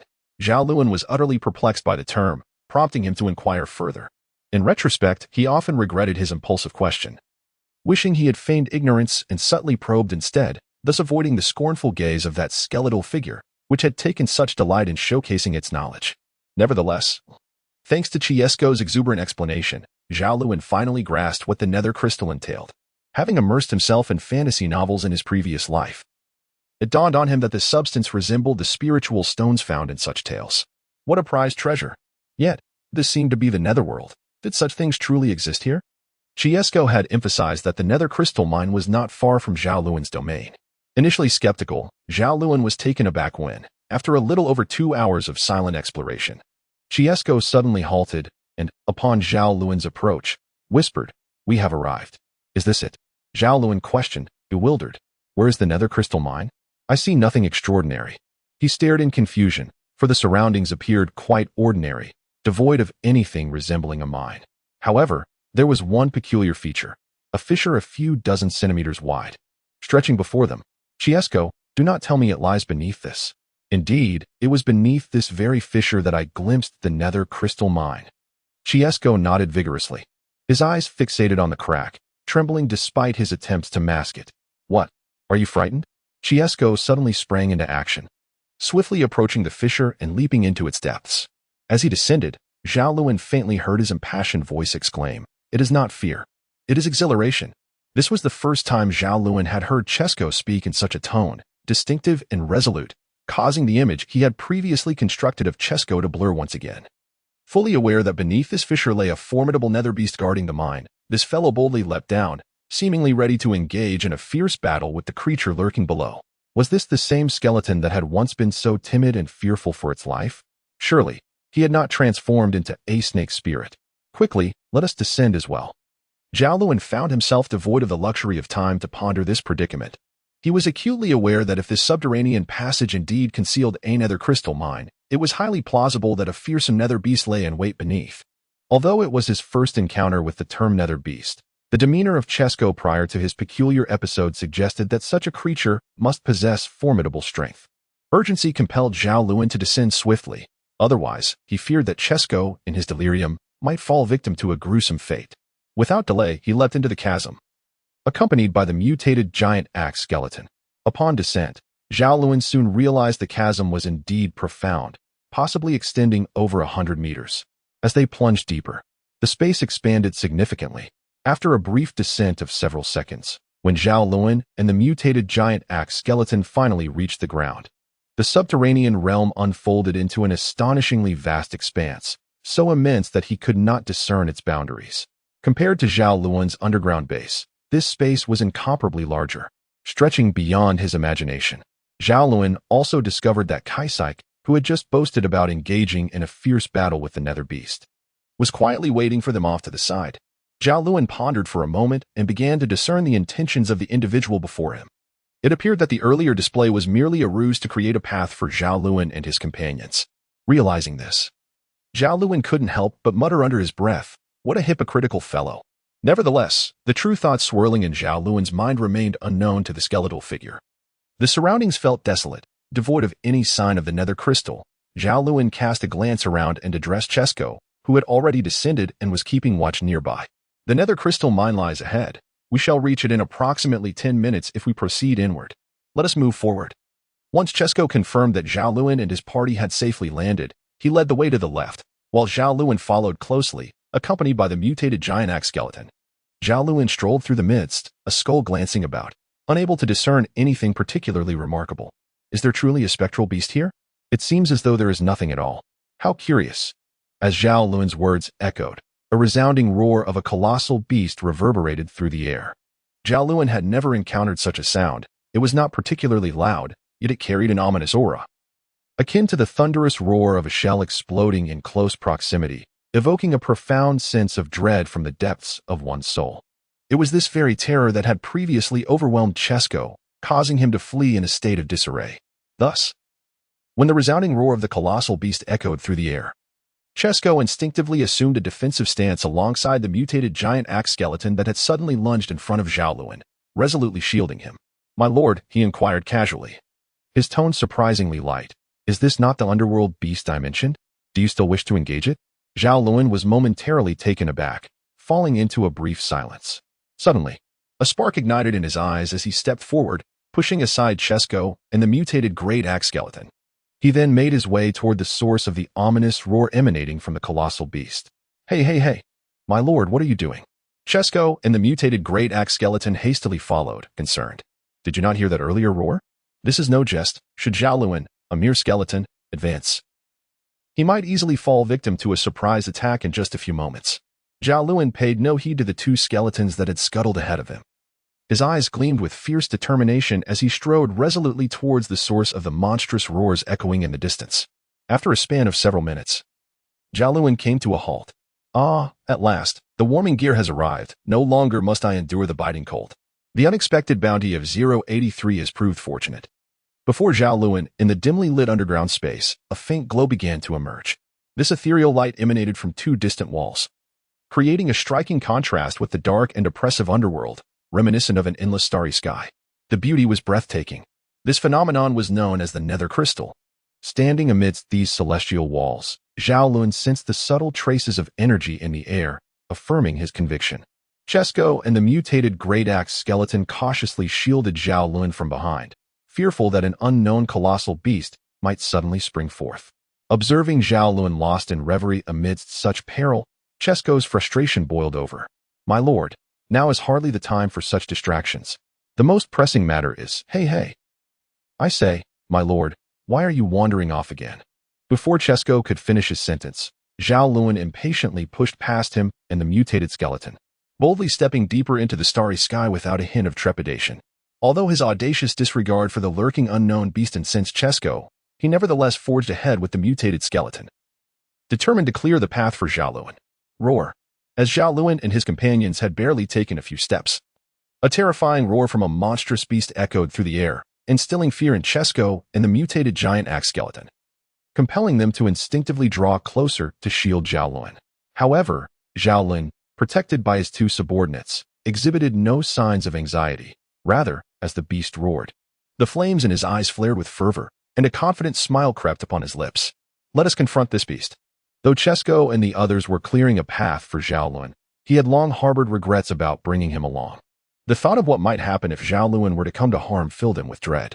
With this in mind, Chesko's wariness increased, and he scrutinized their surroundings with heightened caution, even instructing the mutated giant axe skeleton to position itself behind Zhao Lun for added protection, fearing that the unknown creature might emerge from behind. Initially reluctant to comply with Chesko's command, the mutated giant axe skeleton, despite its recent transformation, possessed a keen intellect. It was fully aware that this individual had persuaded its lord to venture here, and thus it harbored a deep-seated resentment towards Chesko. However, upon reflection, it conceded that protecting the lord was of utmost importance and obediently took its place behind Zhao Lun, remaining vigilant. Zhao Lun, observing the cautious demeanor of the two skeletons, found himself on the verge of voicing his thoughts several times, yet ultimately refrained from uttering a single word, quietly following Chesko as they advanced deeper into the starry sky. As their group pressed onward, the roars of the unknown beast grew increasingly frequent, initially resonating every few dozen meters, but soon becoming a near-constant presence, each roar louder than the last, signifying their proximity to the creature. After traversing a few more meters, the beast's roar suddenly ceased. Has it fallen silent? Is it aware that its cries are futile, or has it simply lost the strength to roar? A glint flickered in Zhao Lun's eyes as he let out a cold chuckle and quickened his pace. Chesko and the mutated giant axe skeleton followed suit, hastening their steps. In less than 10 meters, they discovered that the two starry skies had merged into one, indicating that they had reached a dead end. "Is this it? Where is the beast?" Chesko inquired, scanning their surroundings with uncertainty. "There is no beast at all," Zhao Lun retorted with a sneer, his ghostly white eye surveying the area, his gaze chillingly intent on uncovering something. "No beast? That cannot be true. The sound we just heard." Before Chesko could finish his sentence, a piercing scream, laden with despair, erupted, abruptly interrupting him. In the aftermath of the scream, Zhao Lun meticulously examined his surroundings once more. After a considerable pause, seemingly having found nothing of interest, he turned to Chesko with a mischievous grin and remarked, "Now do you understand?" Zhao Lun cast a few more glances, finding nothing of value, and thus ceased his search, turning instead to mock Chesko. "One can only conclude that you are truly dim-witted. Did you not discern that the roar of that monstrous beast was utterly devoid of any emotion? There was neither the fury of an intruder nor an overwhelming dread. It was nothing more than an electronically synthesized sound. To think that a skeleton could be frightened by such a noise is a testament to your sheer foolishness." The mutated giant axe skeleton seized the opportunity to strike at Chesko, stretching its neck and muttering, "Fool! Humph! That accursed skeleton mage." After enduring Zhao Lun's relentless ridicule and the taunt from the mutated giant axe skeleton, Chesko, infuriated, remained silent for a moment, finally managing to utter a single phrase. Yet thereafter fell into a brooding silence, his eyes ablaze as he sought the elusive, cursed skeleton mage that was undoubtedly lurking nearby.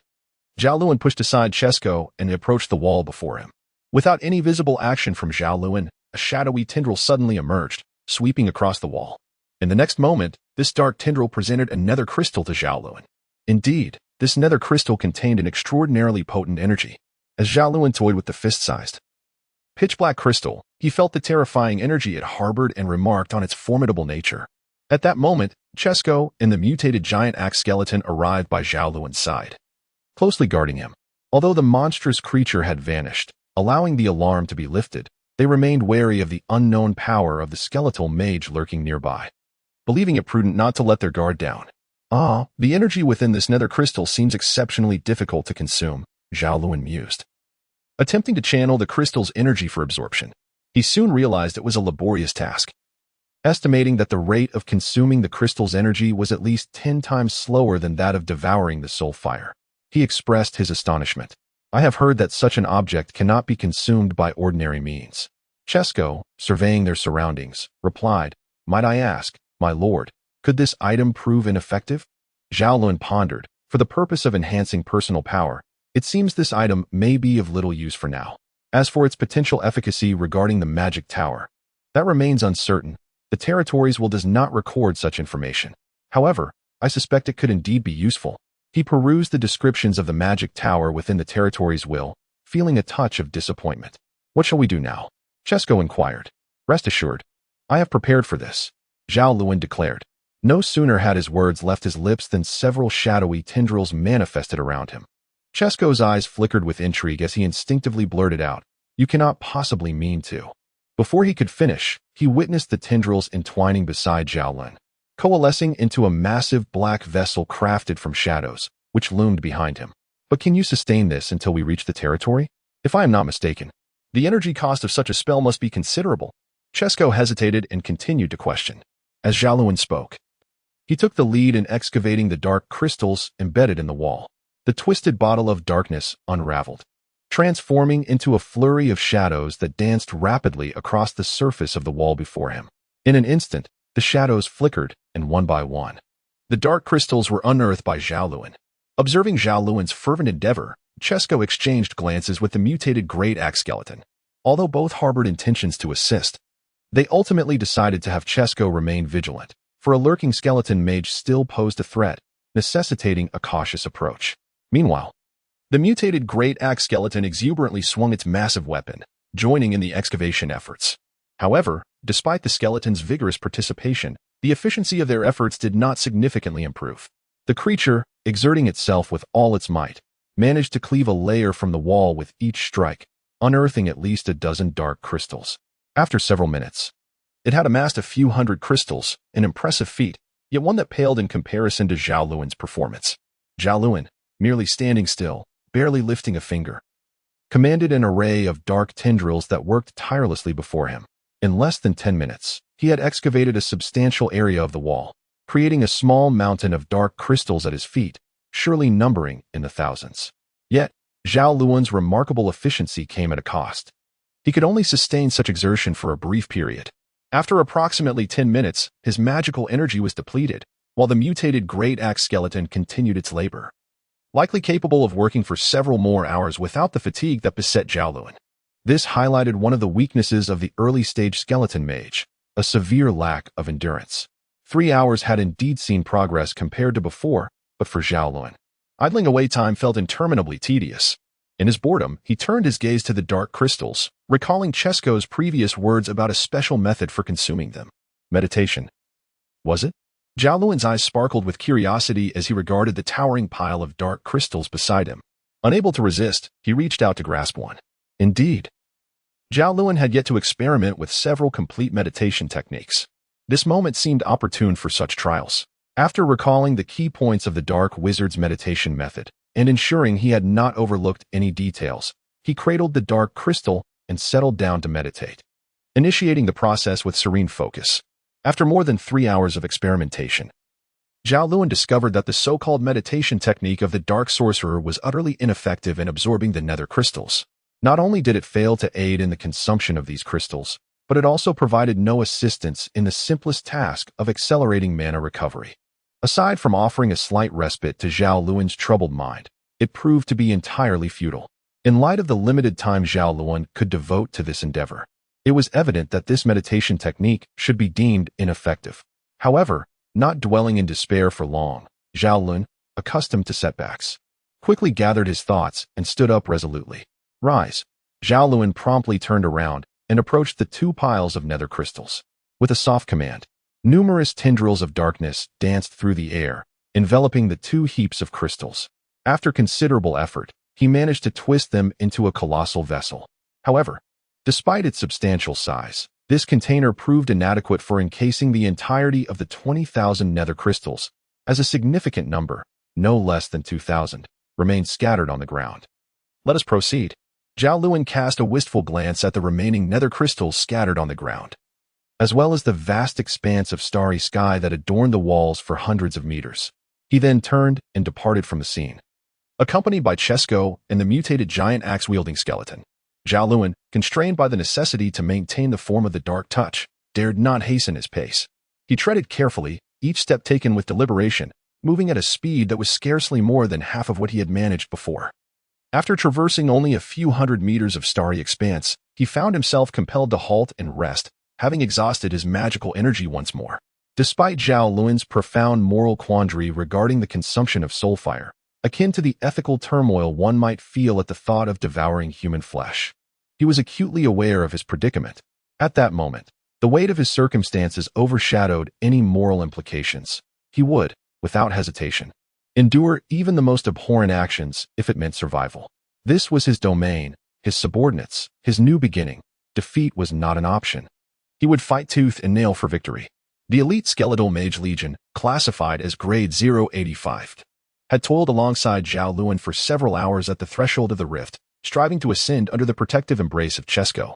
Moreover, had it not been for Zhao Lun's innovative fusion of various meditation techniques to devise a method for absorbing nether crystals, he might well have still been stranded midway. Upon returning to his territory, Zhao Lun wasted no time and hurried to the underground base with the nether crystals in hand.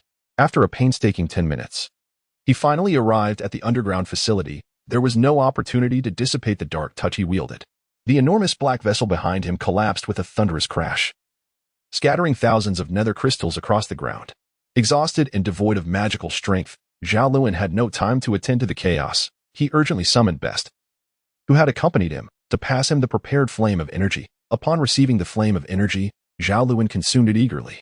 He continued to absorb 5 or 6 flames until his magical energy was replenished before finally pausing.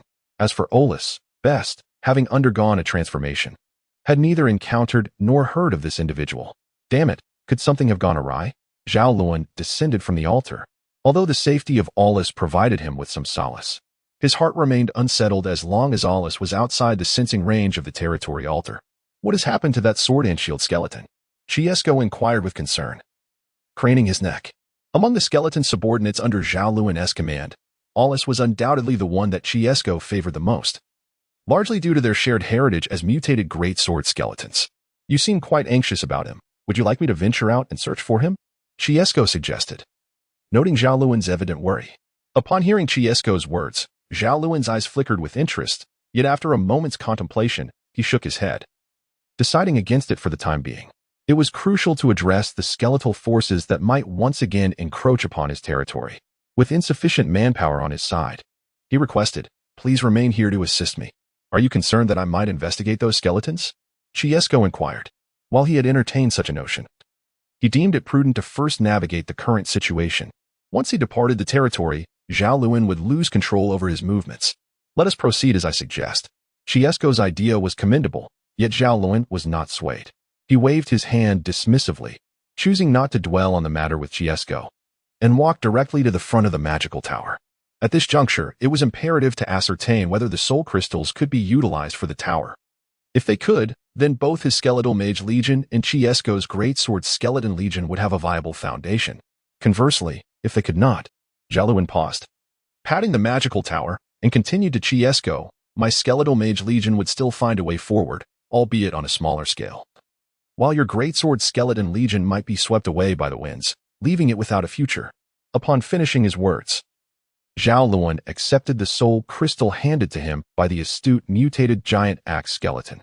Skillfully, he placed the soul crystal within the confines of the magical tower. Subsequently, Zhao Lun attempted to activate the tower and discovered that all its functions were operating seamlessly. "It seems fortune smiles upon us," he remarked with a smile directed at Chesko. "However, I must ascertain the extent of our gains." As Zhao Lun spoke, he turned his gaze around, recalling that there should be around 40 to 50 skeletal mages beneath him. He intended to casually summon one for experimentation, only to be taken aback by the astonishing revelation that there were already hundreds of skeletal mages in the underground base. Zhao Lun displayed remarkable generosity, seemingly unperturbed by Chesko's caustic remarks, or perhaps completely indifferent to them. With a wave of his hand, he summoned a level 4 skeletal mage to his side. Attack him. Zhao Lun assessed the skeletal mage before him and, with a sudden gesture, directed his command towards Chesko. Hey, my lord, what are you doing?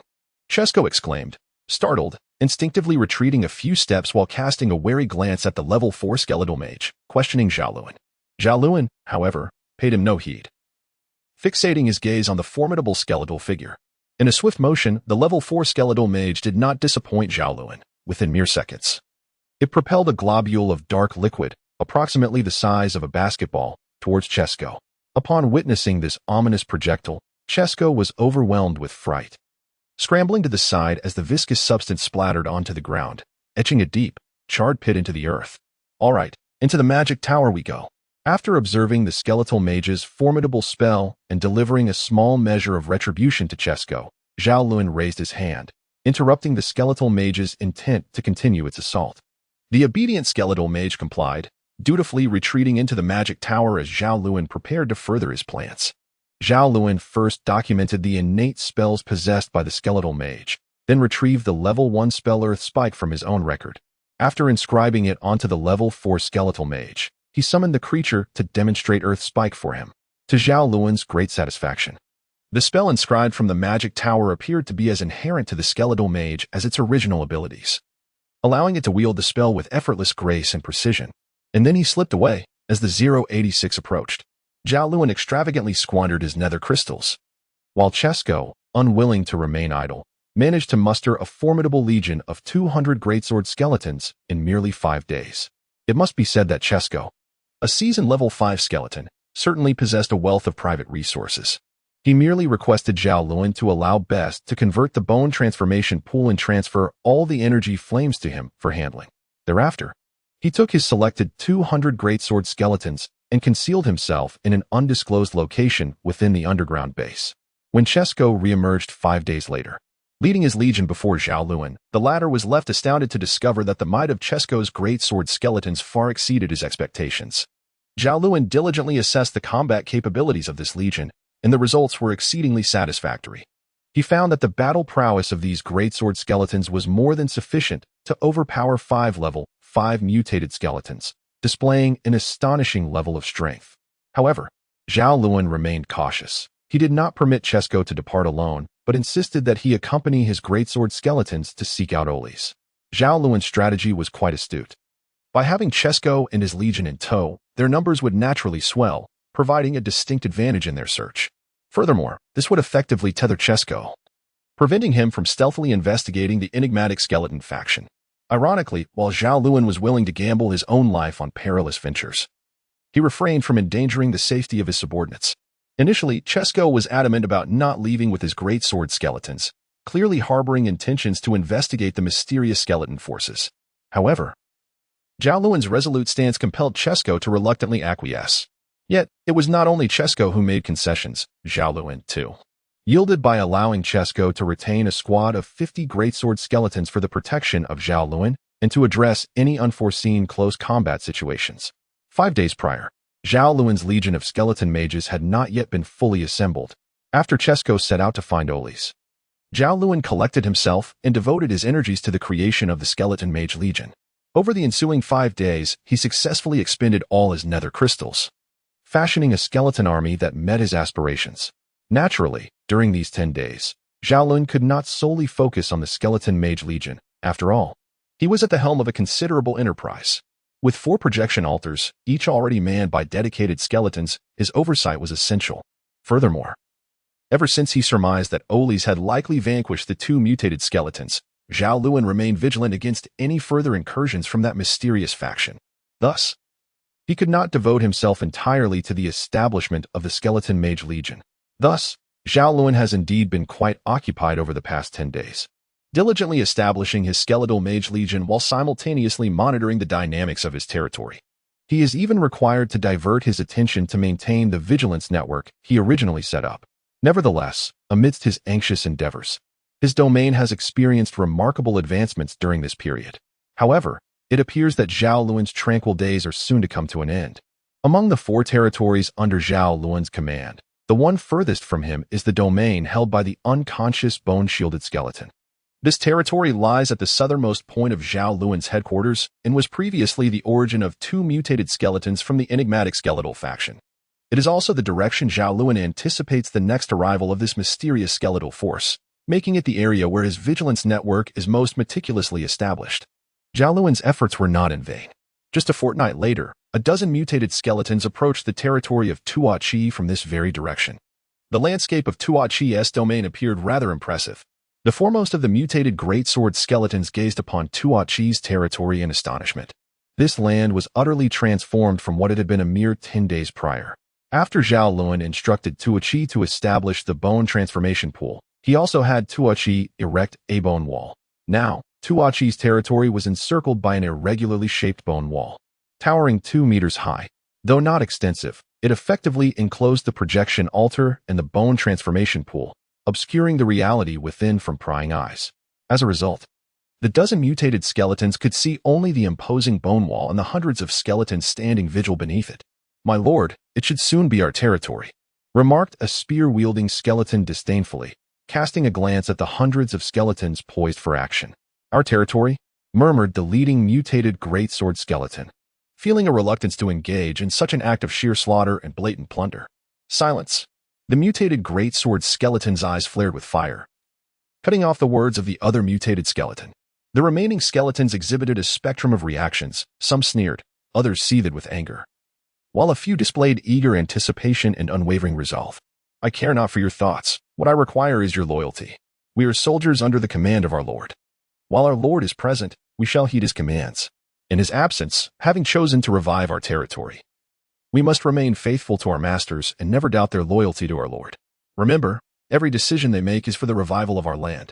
With that, the mutated greatsword skeleton raised his sword, pointing towards Tuachi's domain, continuing, "Since this endeavor is for the revival of our territory, we must resolutely fulfill our mission."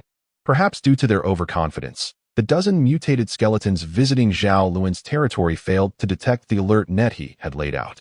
Thus, as they drew near to Tuachi's domain, Zhao Lun was already aware of their approach. Have they finally arrived? Zhao Lun's eyes flickered with intensity as he emerged from the underground base. Despite having prepared thoroughly over the past days, he couldn't help but feel a surge of anxiety upon their actual arrival, particularly for the bone shield skeleton, Tuachi. Fearing unforeseen events, Zhao Lun's nervousness compelled him to take a closer look. Upon exiting the underground base, Zhao Lun moved stealthily without alarming any skeletons or taking any with him, hastening towards Tuachi's territory at the utmost speed. Meanwhile, within Tuachi's domain, the dozen mutated skeletons wreaked havoc. The strength of these mutated skeletons, numbering over a dozen, is formidable, with none being below level 5.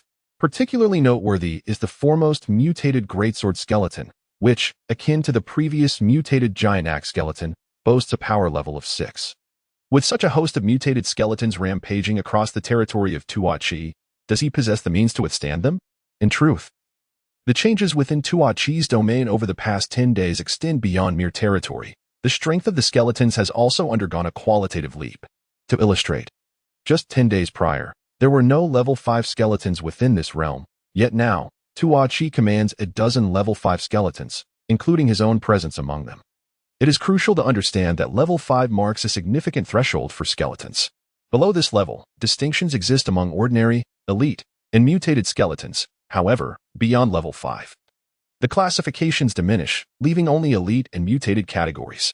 Each level 5 skeleton is at least of elite caliber, with overall power generally heightened, such that the disparity in strength compared to mutated skeletons is not as terrifying as that of those below level 4. This realization dawned upon Zhao Lun only after witnessing his subordinates ascend to level 5. To further investigate, he conducted experiments with the mutated giant axe skeleton and several ordinary level 5 skeletons.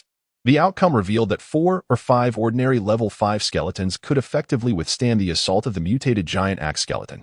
As the number of ordinary level 5 skeletons reached 7 or 8, the mutated giant axe skeleton was left with little choice but to defend itself. Thus, it appears that Tuachi's territory retains a measure of strength if they were to hold their ground, perhaps with the aid of the bone wall.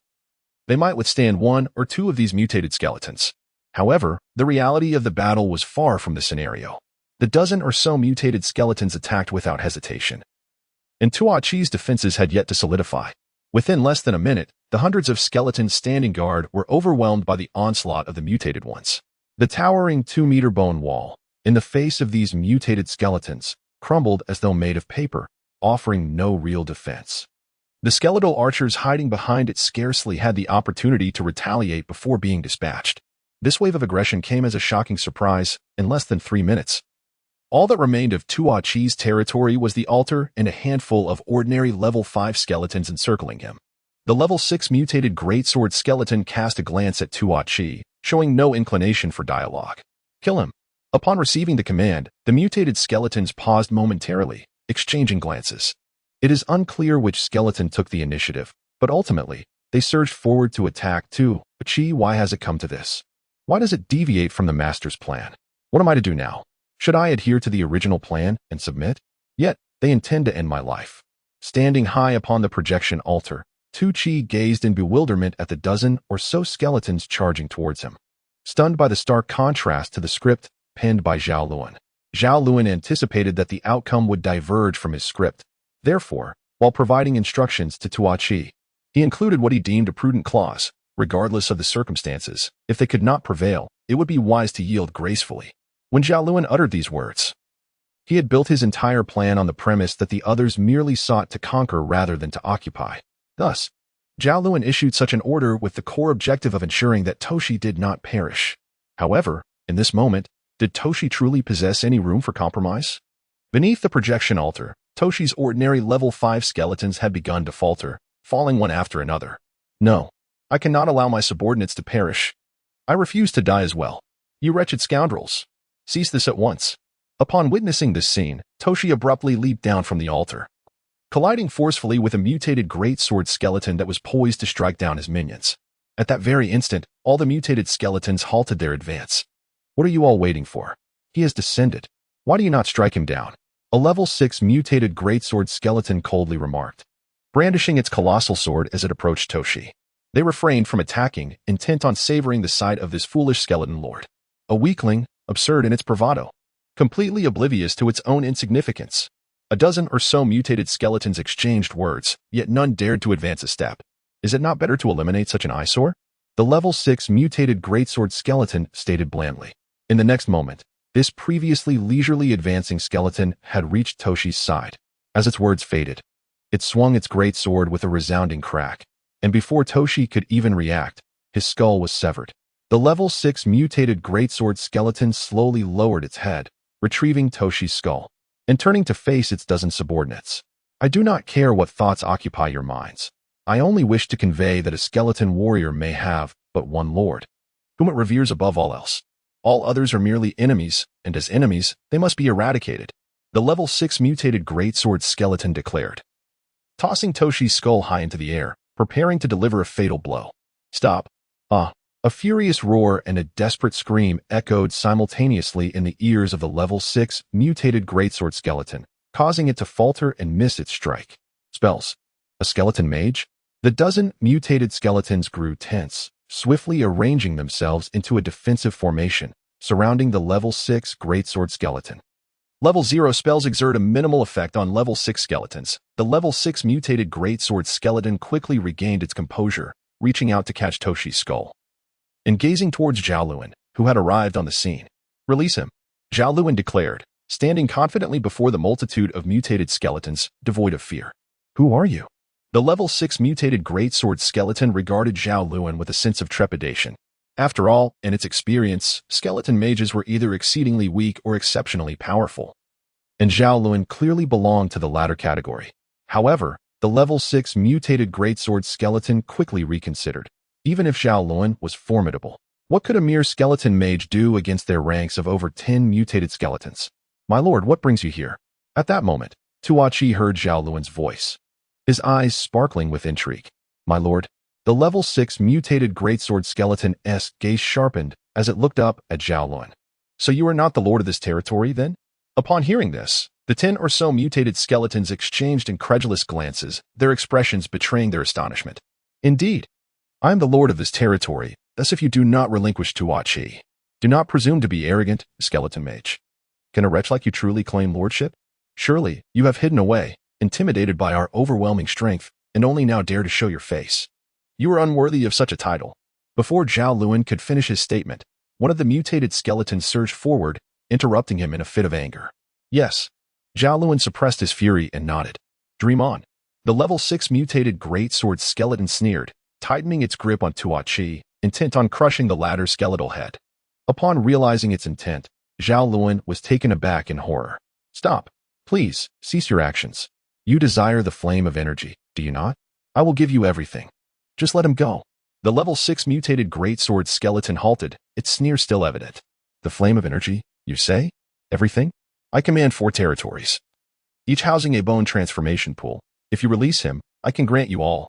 Zhao Lun, observing the skeleton's movements, felt a surge of panic. 4 territories. My lord, you are quite powerful. However, our current desire is no longer the flame of energy but rather your territory, so. As the level 6 mutated greatsword skeleton concluded its statement, it suddenly tightened its grip on Tuo Chi's skeletal hand, producing a sharp crack as it crushed the skull in its grasp. Zhao Lun gazed at the shattered skull and the fragmented soul flames within, suddenly falling silent. He addressed the dozen or so mutated skeletons before him, enunciating each word with fervor. You shall pay for this. Before today, the most distressing moment in Zhao Lun's life, both in his past and present, was when, after saving for 2 years, he purchased a beloved laptop, only to accidentally drop it as he exited the store, nearly shattering it completely. At the tender age of 13, he was already a young man, yet he could not hold back his tears in that moment. This incident marked the most sorrowful experience of his previous life.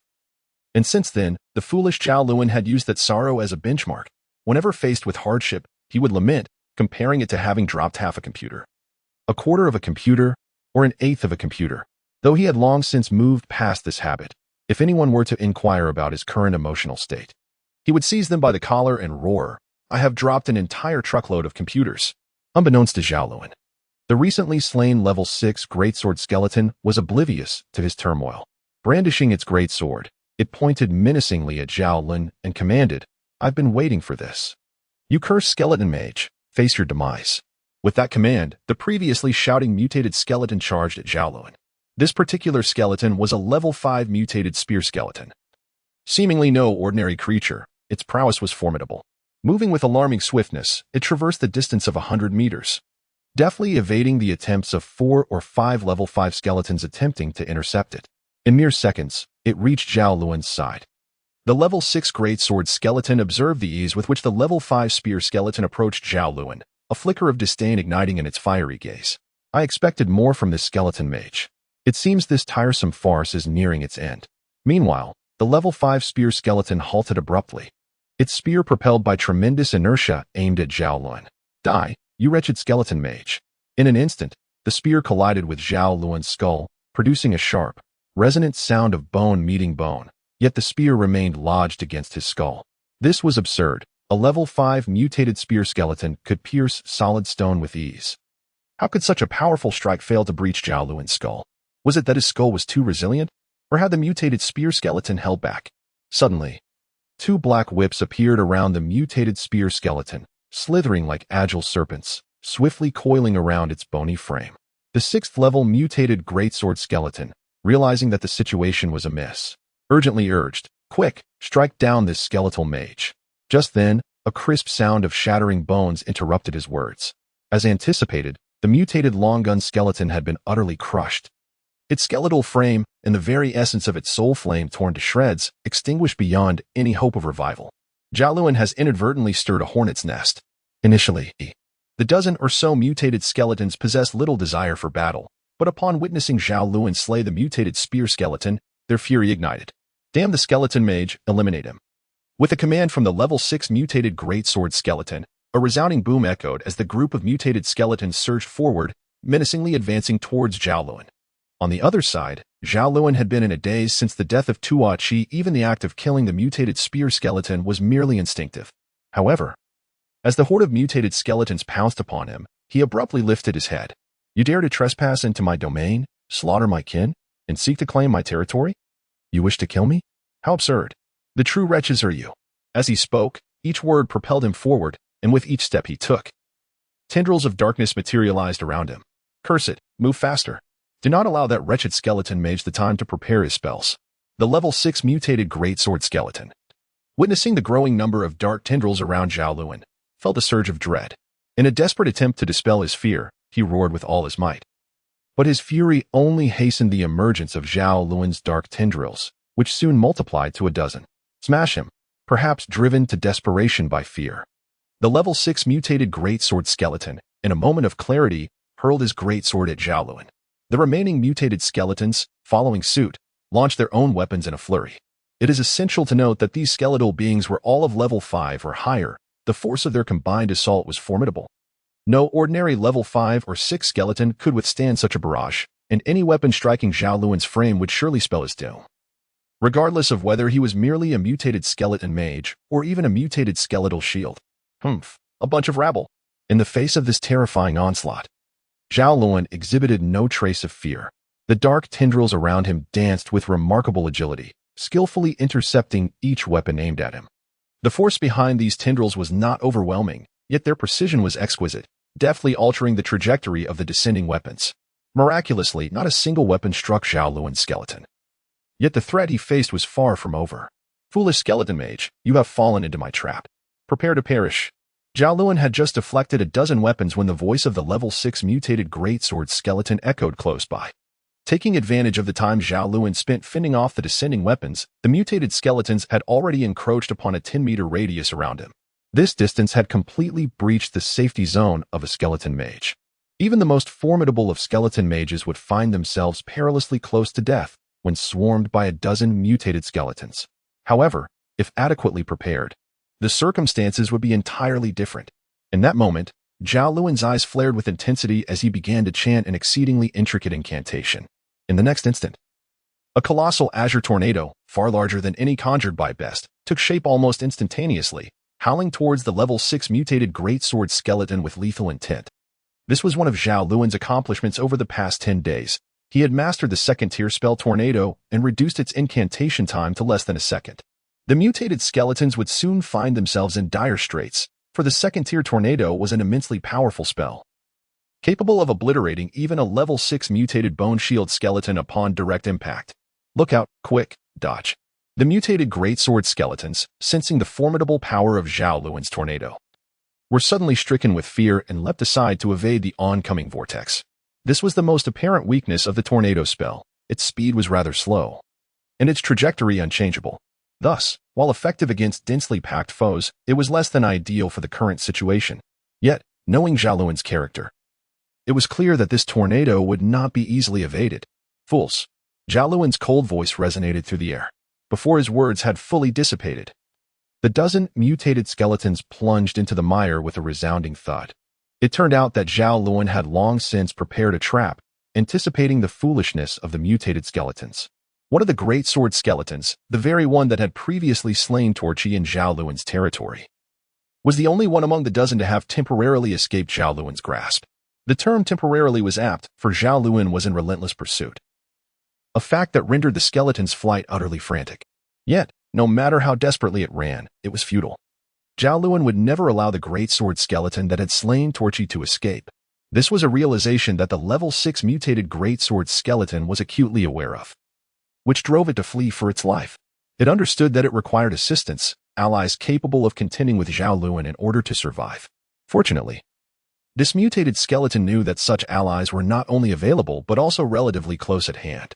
Ah, look at this wretched creature. A boisterous voice echoed from afar as the level 6 mutated greatsword skeleton fled in disarray. It's him, that very one.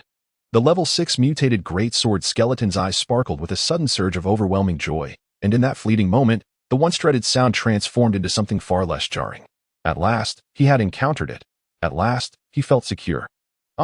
As the level 6 mutated greatsword skeleton was only halfway through its words, darkness enveloped its vision. Almost instantly, it felt as if something had ensnared it, followed by an immense force that violently dragged it closer. Thank you for guiding me. Now you may perish. A chilling voice resonated within the soul fire of the level 6 mutated greatsword skeleton. Before the creature could fully comprehend the situation, the dark tendrils binding it tightened, and with a sharp crack, the mutated skeleton was mercilessly strangled to death. Unbeknownst to it, Zhao Lun had been trailing behind the skeleton from a distance. At times, Zhao Lun's madness only heightened his sense of reason. When he recklessly eliminated over a dozen mutated skeletons, he began to contemplate the aftermath. After all, slaying so many skeletons in one fell swoop would undoubtedly attract the attention of a powerful faction. Although Zhao Lun was engulfed in rage, reason dictated that his current strength was insufficient to confront that enigmatic skeletal force. Thus, he needed to devise a strategy to downplay the incident. Even if he could not entirely obscure it, he must divert the attention of that mysterious faction. After much contemplation, Zhao Lun concluded that there was only one course of action that truly resonated with his intentions: annihilation. He resolved to eradicate every single skeleton dispatched this time. Should only a mere 10 or so perish, they would undoubtedly become vigilant, take the matter seriously, and seek retribution. However, if he were to exterminate all the skeletons they had sent forth, it was his belief that the most probable reaction from this freshly wounded faction would be sheer terror. Zhao Lun gazed at the approaching squad of over 10 skeletal figures, who had now taken notice of the situation here. With a cold demeanor, he uttered a few words, and his skeletal frame began to gradually fade, ultimately vanishing from sight. This was a level 1 spell known as invisibility, which Zhao Lun had recently acquired during his days of exploration. Its purpose was to conceal one's form. However, it proved ineffective against those whose power exceeded that of the caster by 2 levels. Just moments ago, he had utilized this very spell to closely tail a mutated giant sword skeleton. After a brief span of several seconds, the 10 or so mutated skeletons arrived at Zhao Lun's location. Upon witnessing the shattered remains of the mutated giant sword skeleton, they instantly fell into a state of heightened vigilance. Unbeknownst to them, as they cautiously approached the remnants of the mutated giant sword skeleton, Zhao Lun's figure gradually materialized behind them. A whirlwind ensued. As Zhao Lun made his appearance, he immediately took action. His entire skeletal structure resonated with movement, and a colossal whirlwind swiftly took shape, hurtling towards the numerous mutated skeletons that stood ominously close before him. A surprise attack? Retreat swiftly. The moment the whirlwind emerged, the surrounding mutated skeletons were thrown into disarray, hastily attempting to evade the impending danger.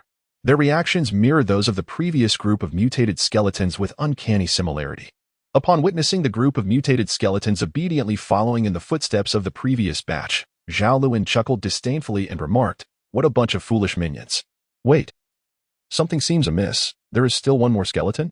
Just as Zhao Lun was about to joyfully reap the lives of this group of mutated skeletons, he suddenly discovered that a meticulously arranged swamp technique had failed to ensnare any prey.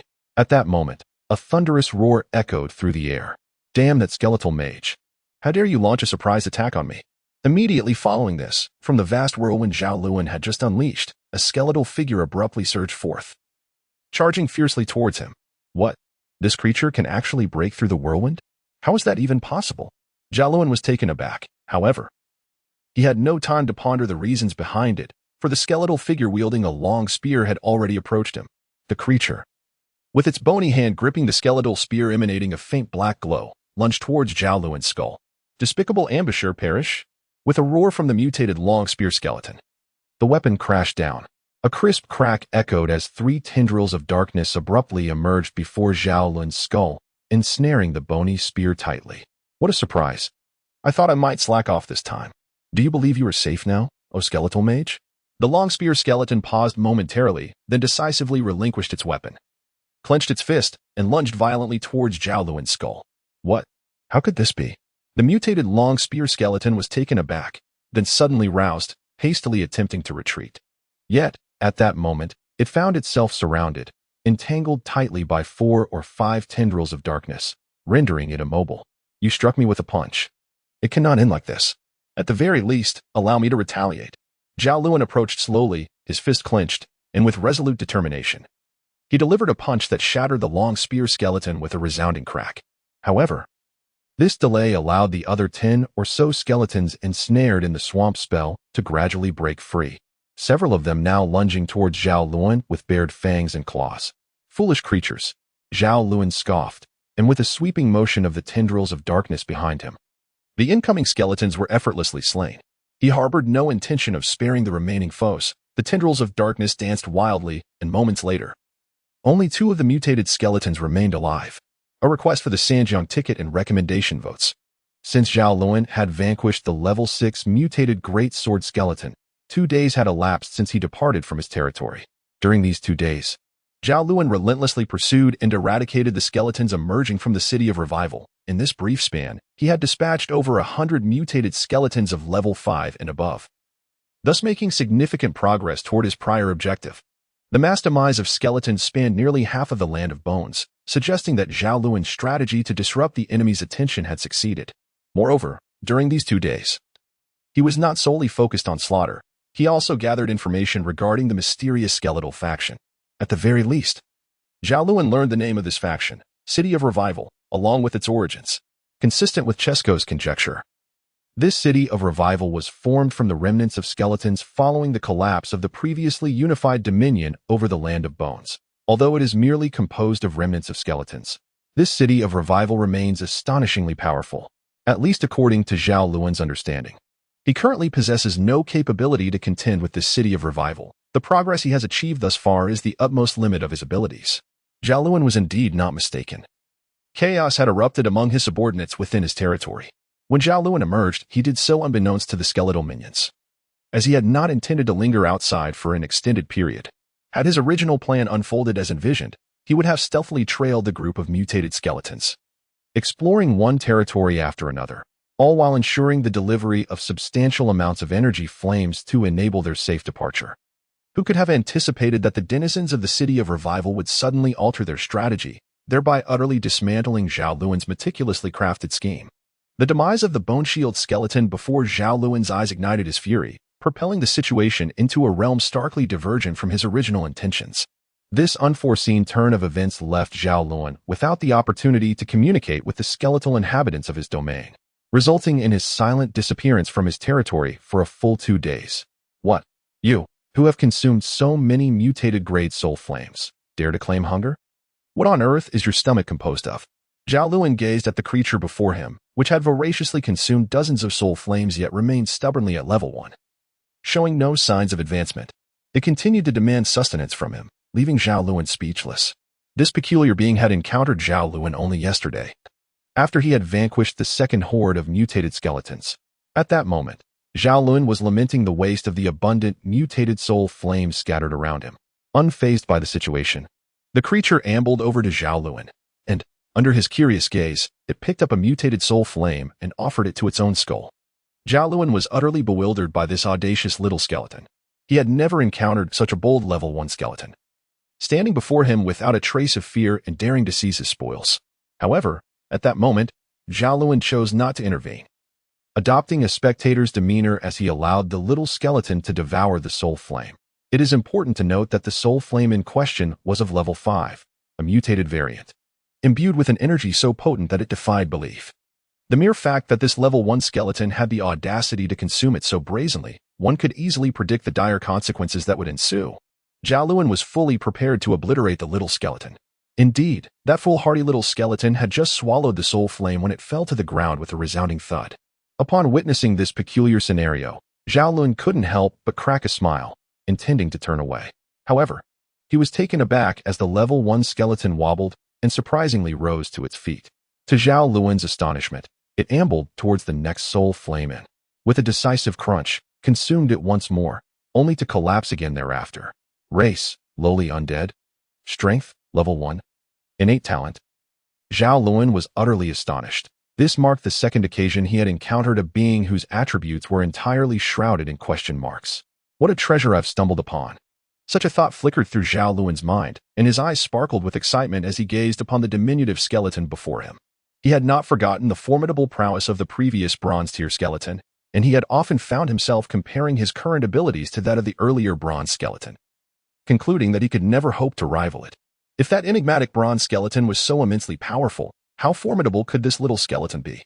Zhao Lun's gaze fell upon the diminutive creature, just in time to witness it tumble with a resounding thud, sprawled on the ground and seemingly unable to rise for quite some time. Its appearance was far from that of a formidable skeleton. Yet, Zhao Lun did not regard this little skeleton as an ordinary one. After all, its attributes were displayed prominently, and he had never encountered a typical skeleton capable of devouring a level 5 soul flame at merely level 1 without any repercussions. Thus, After a mere second of contemplation, Zhao Lun resolutely decided to subdue this small skeleton. Upon making a resolute decision, Zhao Lun immediately took action. His first move was to cast the long-concealed level 1 spell, Servant.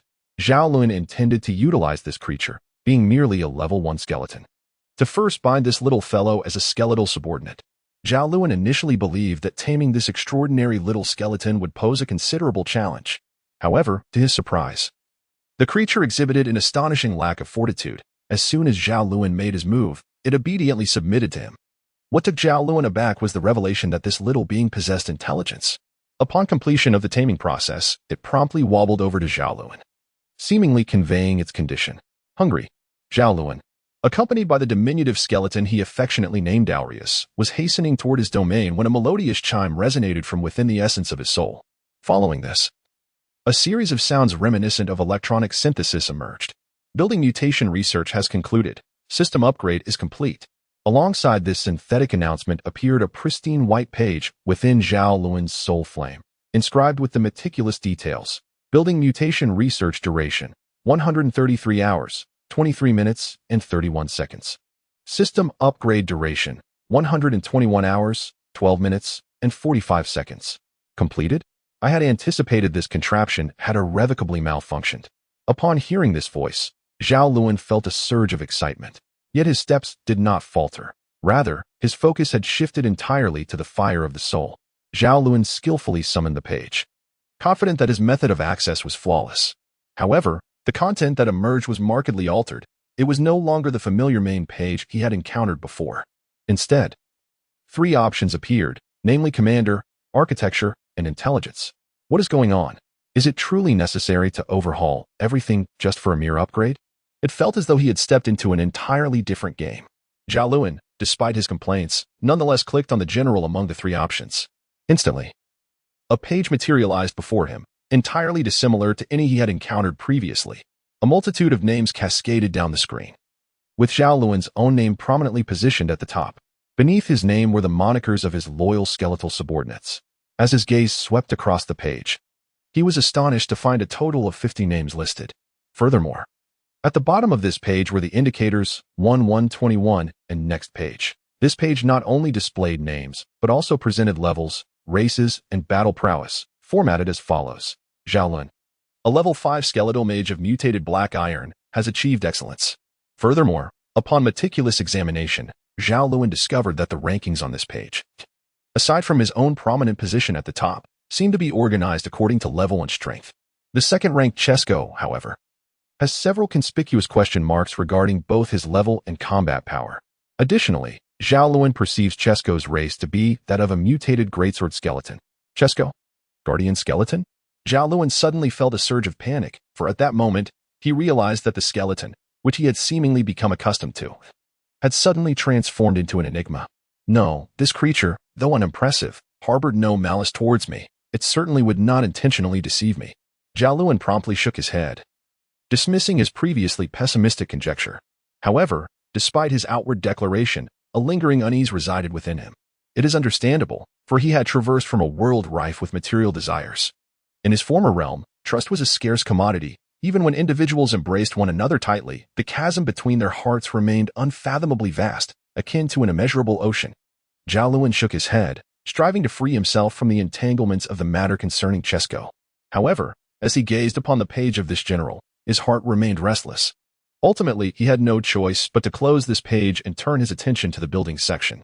Level 1 Fortress Category. Defensive Structure Construction Requirements. Man-made Edifice. Inscription of Magical Arrays. 1 million white bone fragments. 30,000 flames of energy. Function. A qualified structure capable of withstanding all attacks of level 7 and below. Level 1 Evolution Altar Category. Auxiliary Structure Construction Requirements. Man-made Edifice. Inscription of Magical Arrays. 30,000 white bone fragments. 3,000 flames of energy. Function. Facilitates the evolution of the undead. Zhao Lun gently pressed down, and after a moment, the anguished cries of the unfortunate individual erupted. There he was, clutching his own skull, collapsing to the ground and rolling about in evident agony. It was not merely suffering, it was akin to a torturous ordeal. The instant Zhao Lun activated the construction method, an overwhelming torrent of information violently surged into the essence of his soul, mercilessly disregarding whether his spirit could bear such an influx. It nearly shattered his mind. This harrowing predicament persisted for a full 2 minutes, and only after enduring such torment was Zhao Lun finally granted relief. Zhao Lun shook his head, gradually emerging from the excruciating pain, and focused his clarity on the information that had recently ignited within his soul's flame. It is often said that surviving great adversity brings forth future blessings. Having endured such immense suffering, surely this damned level 1 evolution altar must yield satisfaction. 1 minute, 2 minutes. 10 minutes passed, and suddenly, Zhao Lun's pupils sparkled with brilliance as he let out a triumphant laugh. At last, he could disregard the so-called city of revival. As long as I establish this level 1 evolution altar, if that so-called city of revival dares to provoke me again, I shall witness whether their centuries-old formidable power prevails over my own. Zhao Lun clenched his fists, the brilliance in his eyes flickering with determination. Having thoroughly comprehended the information that had entered his soul's flame, Zhao Lun now understood the true purpose of this level 1 evolution altar. Previously, when Zhao Lun was attuned to the skeletal attributes, he often encountered an evolution direction. Typically, the evolution paths for skeletal archers were either the fiery skeletal archer or the icy skeletal archer. Zhao Lun had long been perplexed by the nature of these fiery skeletal archers and icy skeletal archers, questioning their rank among the undead, their strength, and the means of evolution. However, the emergence of the level 1 evolution altar has finally addressed Zhao Lun's lingering inquiries. Indeed, the purpose of this level 1 evolution altar is to facilitate the evolution of the undead. By the way, did I not also encounter an evolution direction previously? It seemed to be something akin to the skeletal lord. Thus, with the establishment of this level 1 evolution altar, can I also undergo evolution? Zhao Lun spoke as he opened his attribute page. Name, Zhao Lun. Race, low-level undead, skeleton mage mutation. Strength, level 5, black iron. Exceptional talent, evolution direction, skeleton lord. Master of darkness, skeleton mage evaluation. The system is unauthorized to evaluate without the master's consent. Ah, another evolution direction has emerged? Gratitude to you, Fingia, for the reward. However, I would prefer your occasional presence in the review section over monetary support. I also extend my thanks to all the friends who support Undead. Chased by 092, seeking Sanjiang tickets, Master of Darkness, Skeleton Mage? Despite Zhao Lun's intense curiosity regarding the nature of this newly emerged evolution direction, he regrettably found no information about it from either the system or the will of the territory. In other words, Zhao Lun was once again left in suspense by the system, and lamentably, to satisfy his curiosity, he would have to wait until the level 1 evolution altar was established, after which he could select the Master of Darkness, Skeleton Mage evolution direction. Yet, this choice proved to be a daunting one for Zhao Lun, as it seemed that Skeleton Lord might suit him better. However, the Master of Darkness, Skeleton Mage also appeared to be quite appealing. How should he decide? Zhao Lun ultimately chose not to become entangled in this delightful dilemma. Having continuously reveled in surprises, he could no longer resist pressing the information button. As Zhao Lun clicked on the intelligence tab, a blindingly bright page materialized before him. It took considerable effort for him to discern that this dazzling expanse was, in fact, a map. Upon closer inspection, he suddenly realized that this was none other than the map of the Land of Bones. Every location marked on this map was one he had previously visited, and he noted with keen interest that there were several small, faintly crimson dots scattered across it. After careful examination, Zhao Lun concluded that these red points indicated the territories he had encountered over the past few days. Even more astonishingly, if he focused his mental energy on these dots, he could access the details of each territory, albeit limited to what he had personally observed. It was evident that he had stumbled upon something remarkable. With a sigh of admiration, Zhao Lun closed the intelligence page. As a seasoned strategist in gaming, he understood the immense potential of such a map. If he were to utilize it wisely, its significance could rival that of a level 1 evolution altar. After shutting down the intelligence feature, Zhao Lun, eager about his territory and the level 1 evolution altar, diligently set forth on his journey.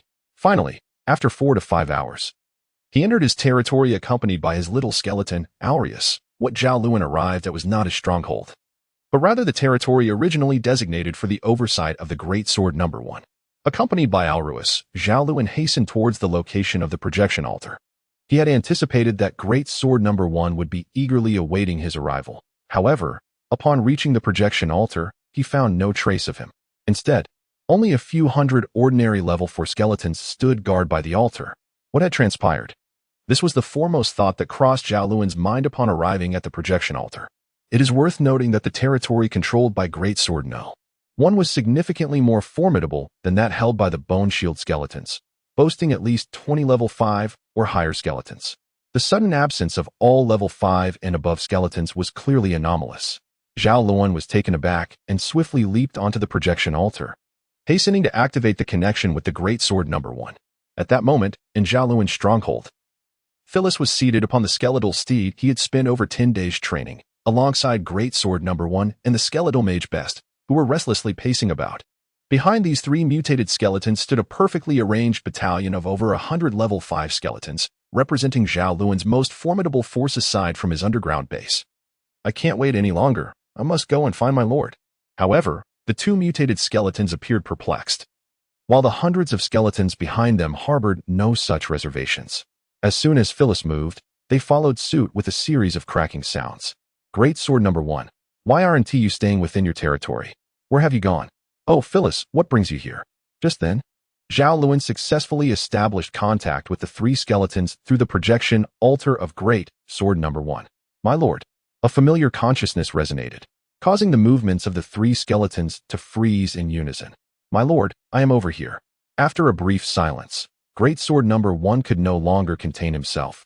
He turned and assembled the 20 or so level 5 skeletons he had brought before hastening towards his territory. Seeing this, Phyllis unhesitatingly mounted his skeletal horse and led his 30 or so level 5 skeleton subordinates to follow Greatsword No. 1 towards his domain. Meanwhile, Best, though eager to join, ultimately decided to heed Zhao Lun's earlier words, remaining steadfast in his territory and quietly awaiting Zhao Lun's return. On the other side, within the territory of Greatsword No. 1, Zhao Lun found himself facing an uninvited guest after a prolonged silence. Just moments before, while utilizing the projection altar to connect with Greatsword No. 1, he sensed a formidable skeleton approaching. The skeletons within Greatsword No. 1's territory had suffered significant casualties, and this sudden turn of events compelled Zhao Lun to cease communication and brace himself for the impending confrontation. Before long, a skeleton, stepping upon the skeletal remains of Zhao Lun's subordinates, arrived before him, gazing intently at Zhao Lun. Zhao Lun had contemplated the pursuit of the City of Revival by the Skeleton Society. Yet he did not anticipate that their actions would unfold with such swiftness, nor did he foresee the formidable strength of the skeletons mobilized. Although Zhao Lun did not cast any form of sensing upon the creature before him, he could instinctively discern that this towering sword-wielding skeleton was undoubtedly beyond the 6th level. Its power was markedly superior, even eclipsing his own. Merely standing in its presence, Zhao Lun felt an overwhelming pressure bearing down upon him.